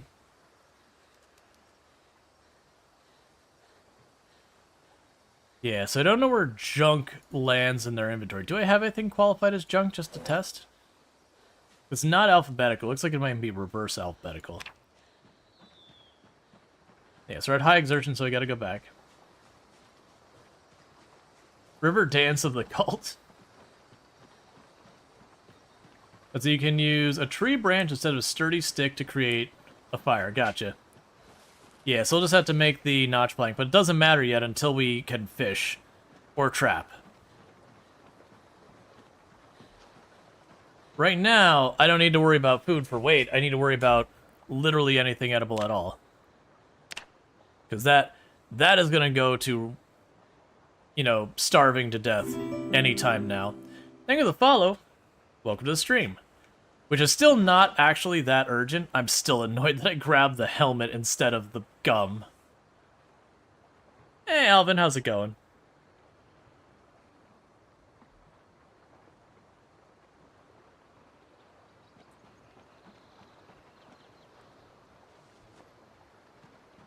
Yeah, no, I've been making stakes out of branches as well.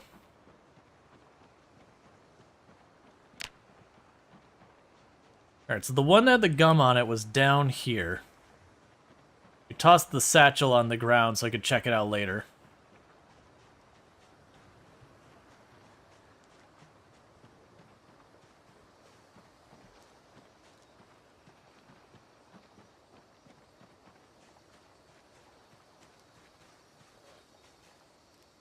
Give me the gum.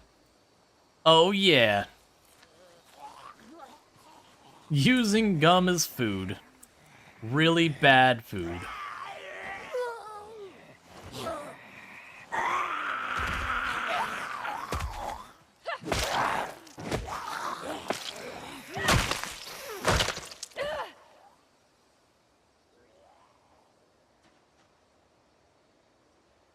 Oh, it's... There you are. Okay, so rock blocks line of sight. Good to know. Those boulders are new.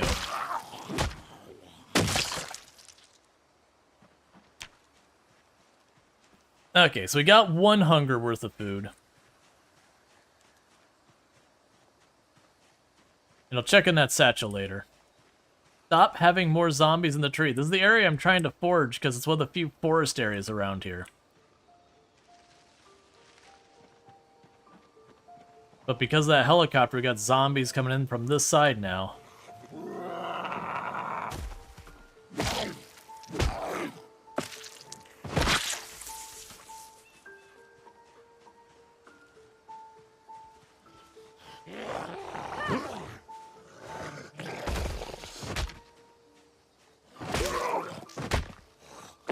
The farm to the north is a no-go. It's going to be overrun.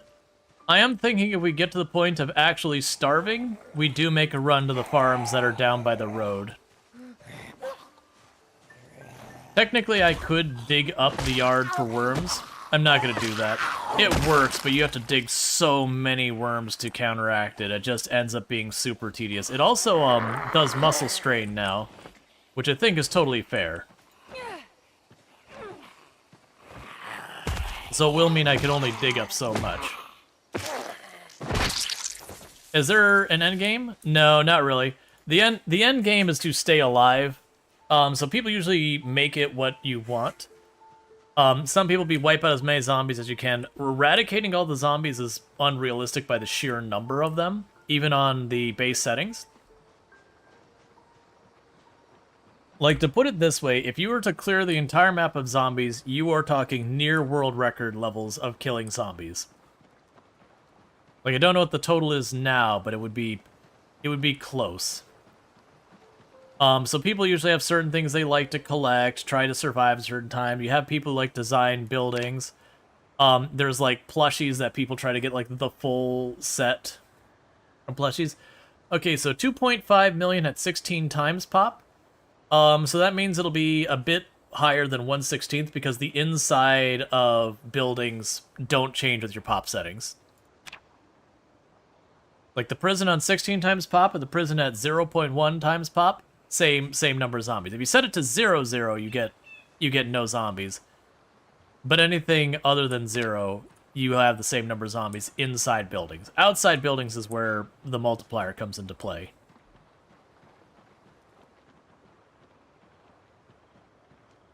I hear there's a zombie over here. So keep in mind we haven't eaten today, and we've been at very hungry almost the entire day. That gives you an idea of how long you can last before being low on food is actually life-threatening.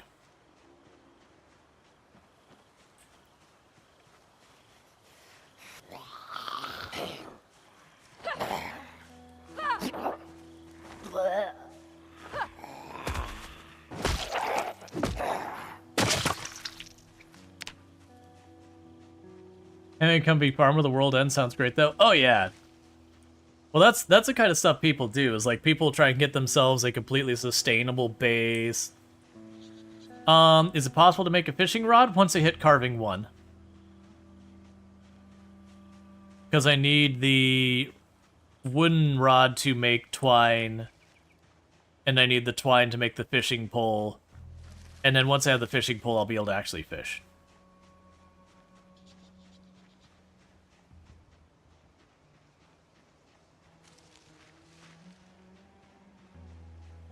Do you need a hook? I did find a paperclip. And that does work as a hook.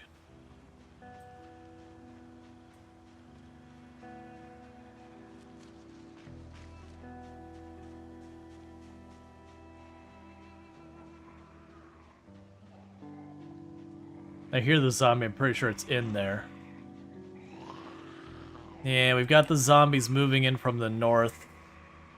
I'm really kind of concerned that I'm going to get bullied out of the house and I won't be able to necessarily sleep there tonight. Yeah, we got zombies at the house. Because we've been so focused down here, we haven't been keeping the house safe, but... Well, there's more branches. I'll deal with that in a second.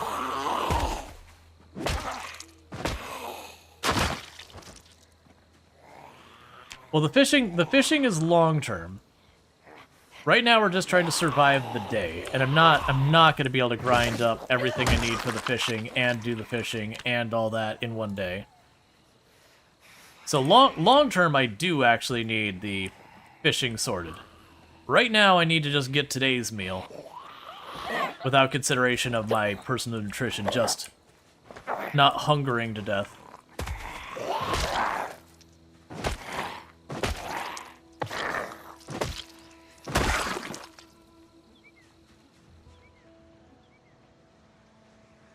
Yeah.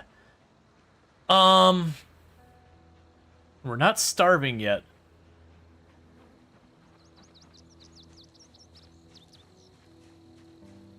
Did they remove stabbing water? Yes, fishing has been reworked. You have to look for bubbles in the water, and then you do that. But yeah, spearfishing is gone.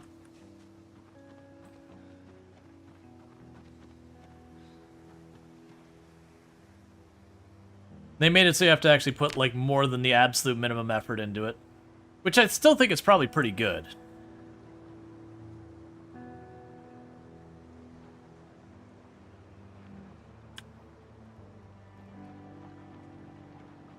That said, I did just get my message that my wife will be home, so this will probably be our last in-game day. Before I have to call it for the night. But all I need to do is find like one stack of nettles or whatever, and we're good. Thistle will go a pretty good ways. We are starving to death. Alright, so new plan. We're abandoning what we're doing here, and we're going straight to the farms to the east. I really don't want to do that, but we are going to die otherwise. So if we look over here, you can see that heart moving, and you'd be like, oh man, you must be dying really fast. No, we are actively dying. But you get the idea. This thing will crawl. We'll be able to get a good half a day or so in before we're actually in proper danger.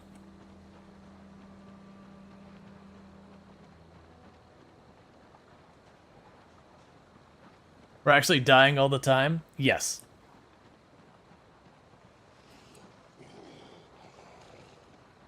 Alright, well, let's get this out of the way as much as I'd like to do this.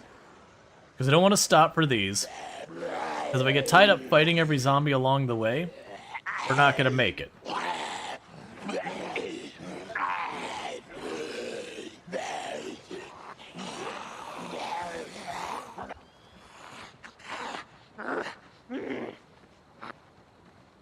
Now, what this is going to do, and why I didn't want to do this more than any reason, is this will drag the zombies along this path, which means fighting back in is going to be way worse, especially with how poor visibility we have along here. But it is one of those things I don't really have a good plan C.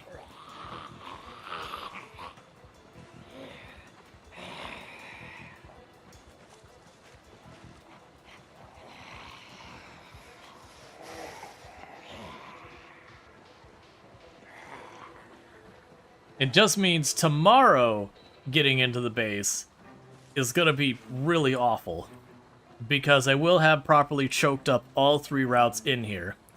The main road is choked up to begin with, just with the nature of how the location was. The path to the west, the 2 helicopters, well actually 3 helicopters technically, we've drugged past there, that's going to be completely a mess. And then this path wasn't particularly nice to take in the first place, and we've certainly made it worse. But step 1 is survive today, step 2 is worry about tomorrow.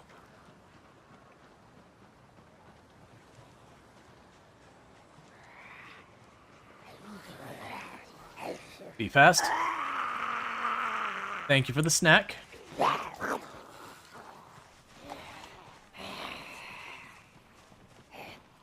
Are they poison? Maybe, maybe not. We gotta wait and see. That was enough that it took us from actively dying to just being on the fence of actively dying. Because I also want to get out of here before it's too dark.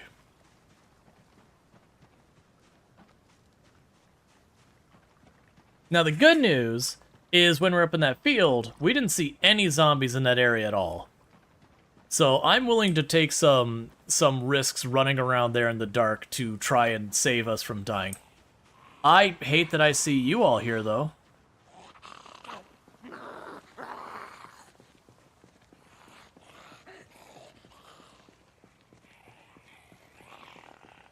We didn't get a fever, so I'm going to go ahead and eat the other one.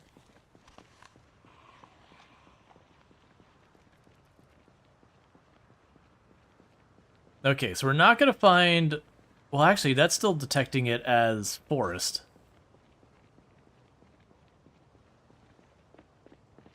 I don't normally like to run, but right now I want to make sure we get distance between us and those zombies before we go to the farm, because I'm going to do laps in the farm trying to get anything edible. Yeah, no, the distribution of zombies has been completely reworked. It's just not even the same of what it used to be. Okay, that should be way more than enough to get them off our tail. As we look back there, they can't see us, we can't see them. Because up here is a farm. Is rotten food useful or terrible? If you get extremely high cooking, you can cook with rotten food safely, but it gives you negligible nutrients. So it's kind of just good for getting like 1 extra hunger, and getting a little bit more happiness by the fact that you have different ingredients in your food. Mostly it's not useful. You can also put in a compost bin, but I'm going to be honest, I couldn't tell you the last time I've used a compost bin in the game. Compost makes your crops grow a little bit faster, but you can just plant more crops and not care.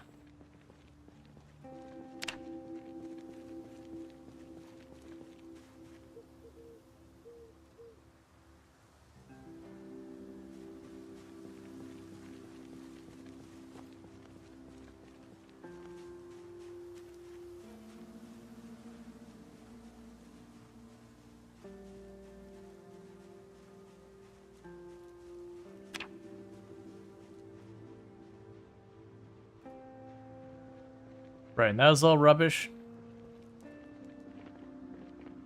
Let's get to the farm. The farm's this corner right here.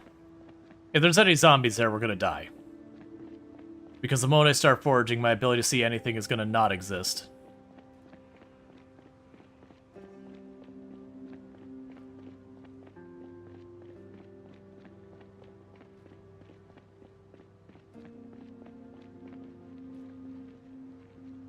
Yeah, those are tree branches I couldn't carry earlier. Okay.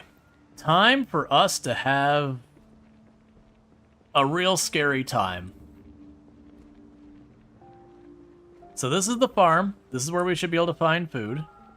More reliably, I mean.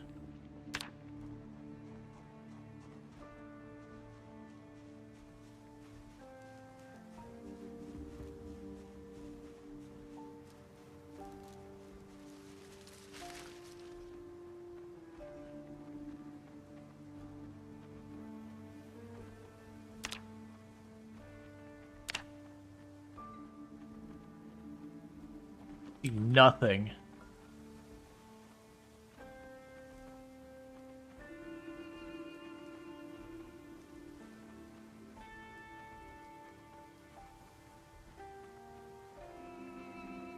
Yeah, darkness is a penalty.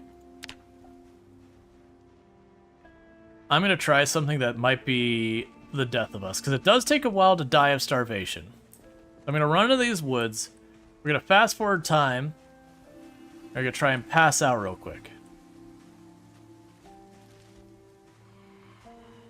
Oh, there's a zombie down there.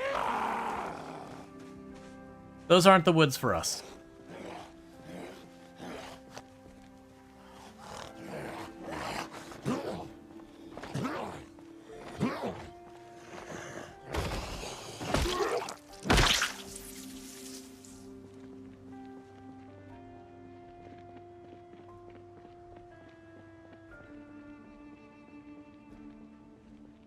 New plan. And the reason I'm trying to go in the woods is to make it harder for zombies to see me line of sight. That way they have to be like right on top of me. These I don't think are dense enough to do.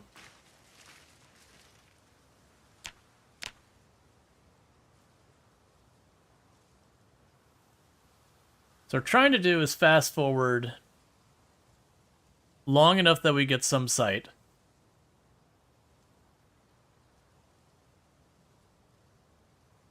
Because we're still very hungry because we did find those 2 berries. And those 2 berries will carry us pretty far.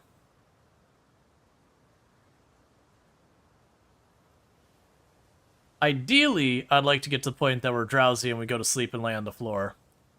But I don't think we can push that far. Okay, that's going to do good enough. That's what we're going to run with. Okay, so the darkness is slowly going away. I'm surprised we're not getting a penalty for the tired, because that also weighs into it. But right now, we take what we can get.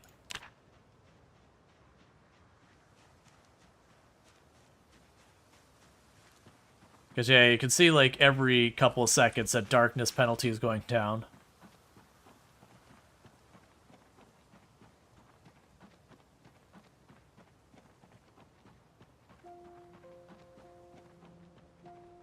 Yeah, but since it's a farmland, we have a good chance of finding food. We also have a good chance of finding food that gives us seeds to plant for later.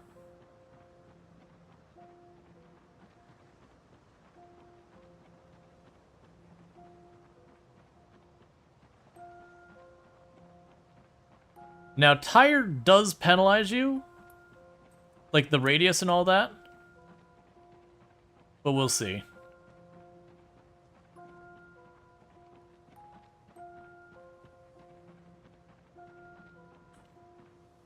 Oh, we have ourselves an onion.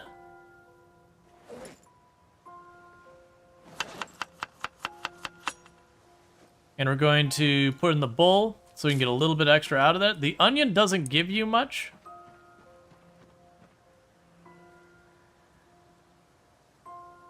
But that's still something.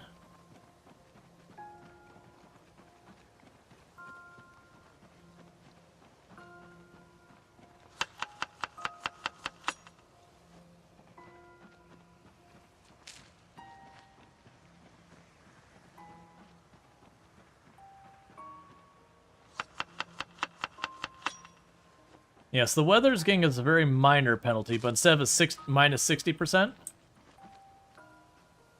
This is clay. We've been meaning to grab that for a while.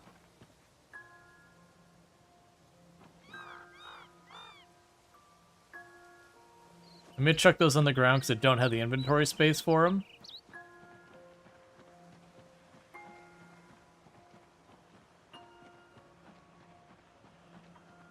Alright.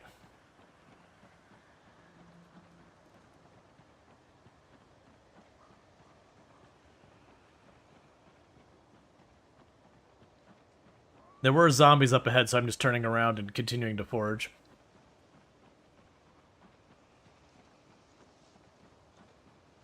Which all this takes is for us to find, like, a stack of nettle, a stack of tomatoes, a stack of acorns, and we're just good.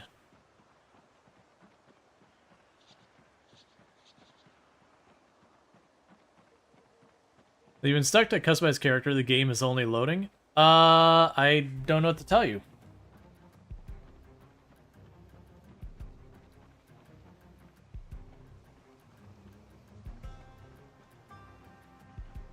Are we just playing the general pickup music? Can't take my chances with the mushrooms. Those will kill me.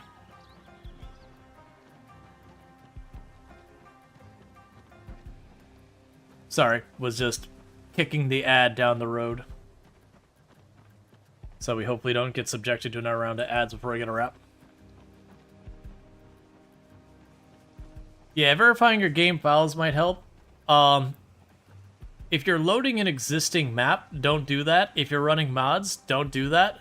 You are talking the unstable branch. Just assume all ads aren't, or all mods aren't going to work, and existing save files probably won't work.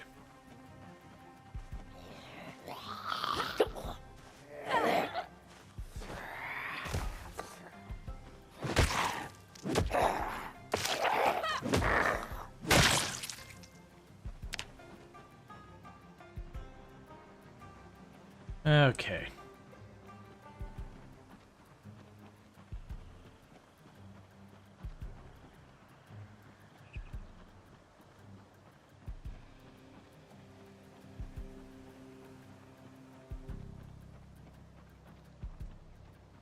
Let's see, do you have to close chickens in with the eggs to make the eggs hatch? I don't think so. I haven't gotten to mess with that too much.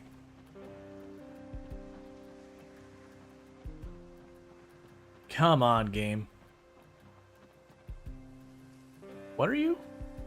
A cold pack.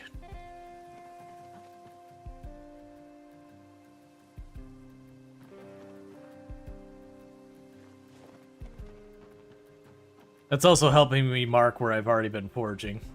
I'm not liking that my world is going to be full of junk from this, but right now, I'll worry about it later. We can do cleanup when it matters.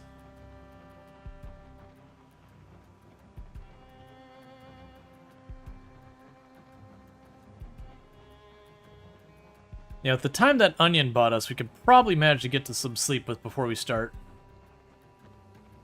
starving again.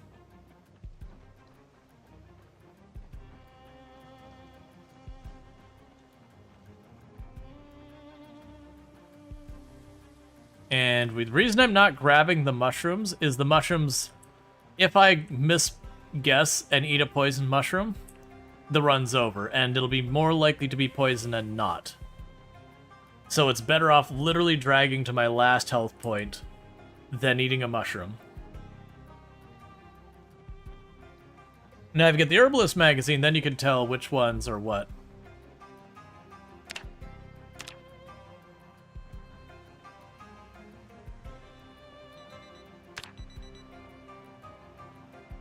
I was seeing if any of these changed as we've gone up.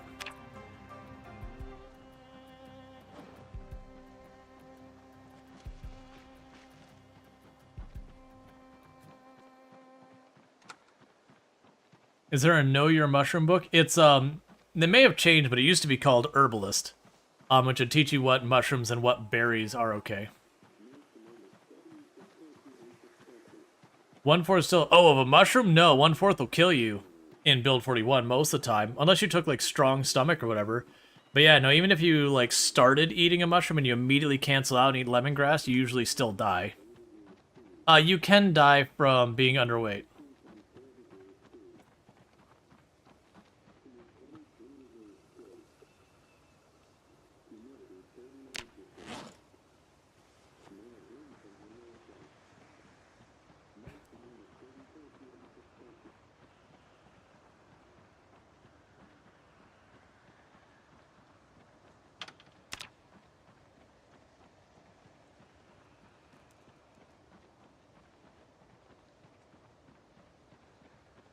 Oh, almost missed whatever that was.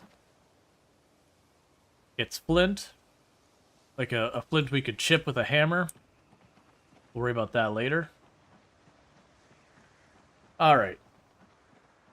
We are going to have to go have our character pass out in the woods here in a minute.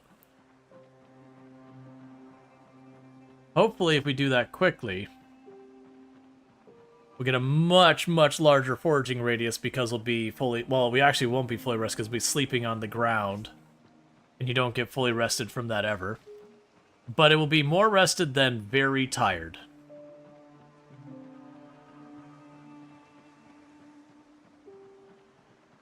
Yeah, some berries are poisonous, like mushrooms. It's just the difference is you can juggle the berries to slowly eat them, even if they're poisonous. Oh, wait, I still have more onion? Why did it not... I thought I'd eaten already all the onion. Passing out of the woods before a thunderstorm? Yeah, it's probably fine. Don't worry about it.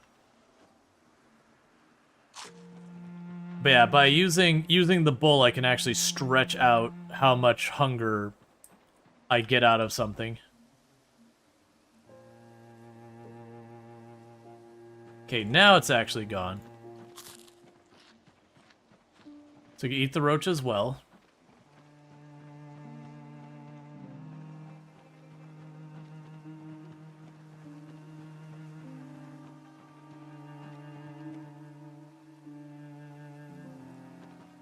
Oh, tomatoes. Heck yeah. And we did get a couple tomato seeds as well.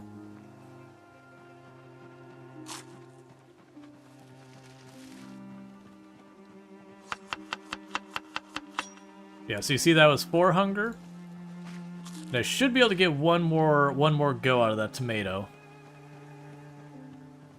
Or not. So that one I didn't get more.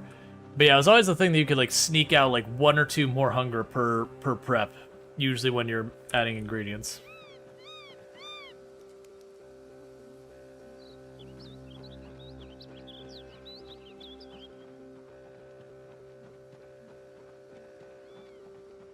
Yeah, pretty soon we'll be ridiculously tired. Then we go sleep in the woods. And then we wake up and we start foraging again right away. Oh, cabbage. Cabbage is good eating.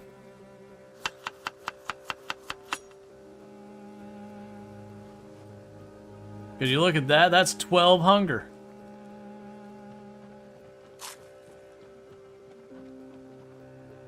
So that's got 11 hunger left in it. Yeah, I'm not actually getting the extra. Maybe they did away with that. And now we're all the way back to just peckish. What's the worst that could happen?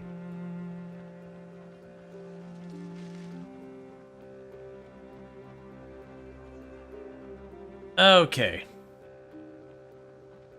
So we're already very tired, which is dangerous enough as it is. I want to find a pack of trees to squeeze myself into to hopefully make myself as hidden as possible. Because then I want to fast forward till we can pass out real quick. Because we aren't doing crap with how tired we are. This tree right here? Perfect. It's not perfect. It's really terrible, actually. Right now, it's very beggars can't be choosers.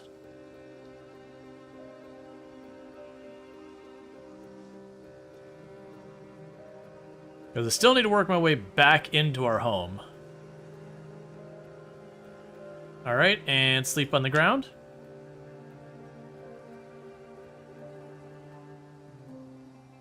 I was really hoping that would get done sooner. Alright though, chat. With that said, it is going to be about that time. My wife should be home any moment if she's not already here. And I haven't eaten my dinner, and neither has she, so we're going to figure that out. But in the meantime, thanks so much for tuning in. As a reminder that Thursdays and Fridays are normally my day off. So maybe not we have a stream those days. I know I got plans for tomorrow, but we'll figure it out. But with that said, if you're overwatching on YouTube, the stream will be ending abruptly because I don't have enough subscribers over there to host anyone. So don't forget to subscribe and all that. If you are over here on Twitch, don't go anywhere, because what I am going to go ahead and do is I am going to raid out to someone else. But thank you so much for tuning in, but don't forget to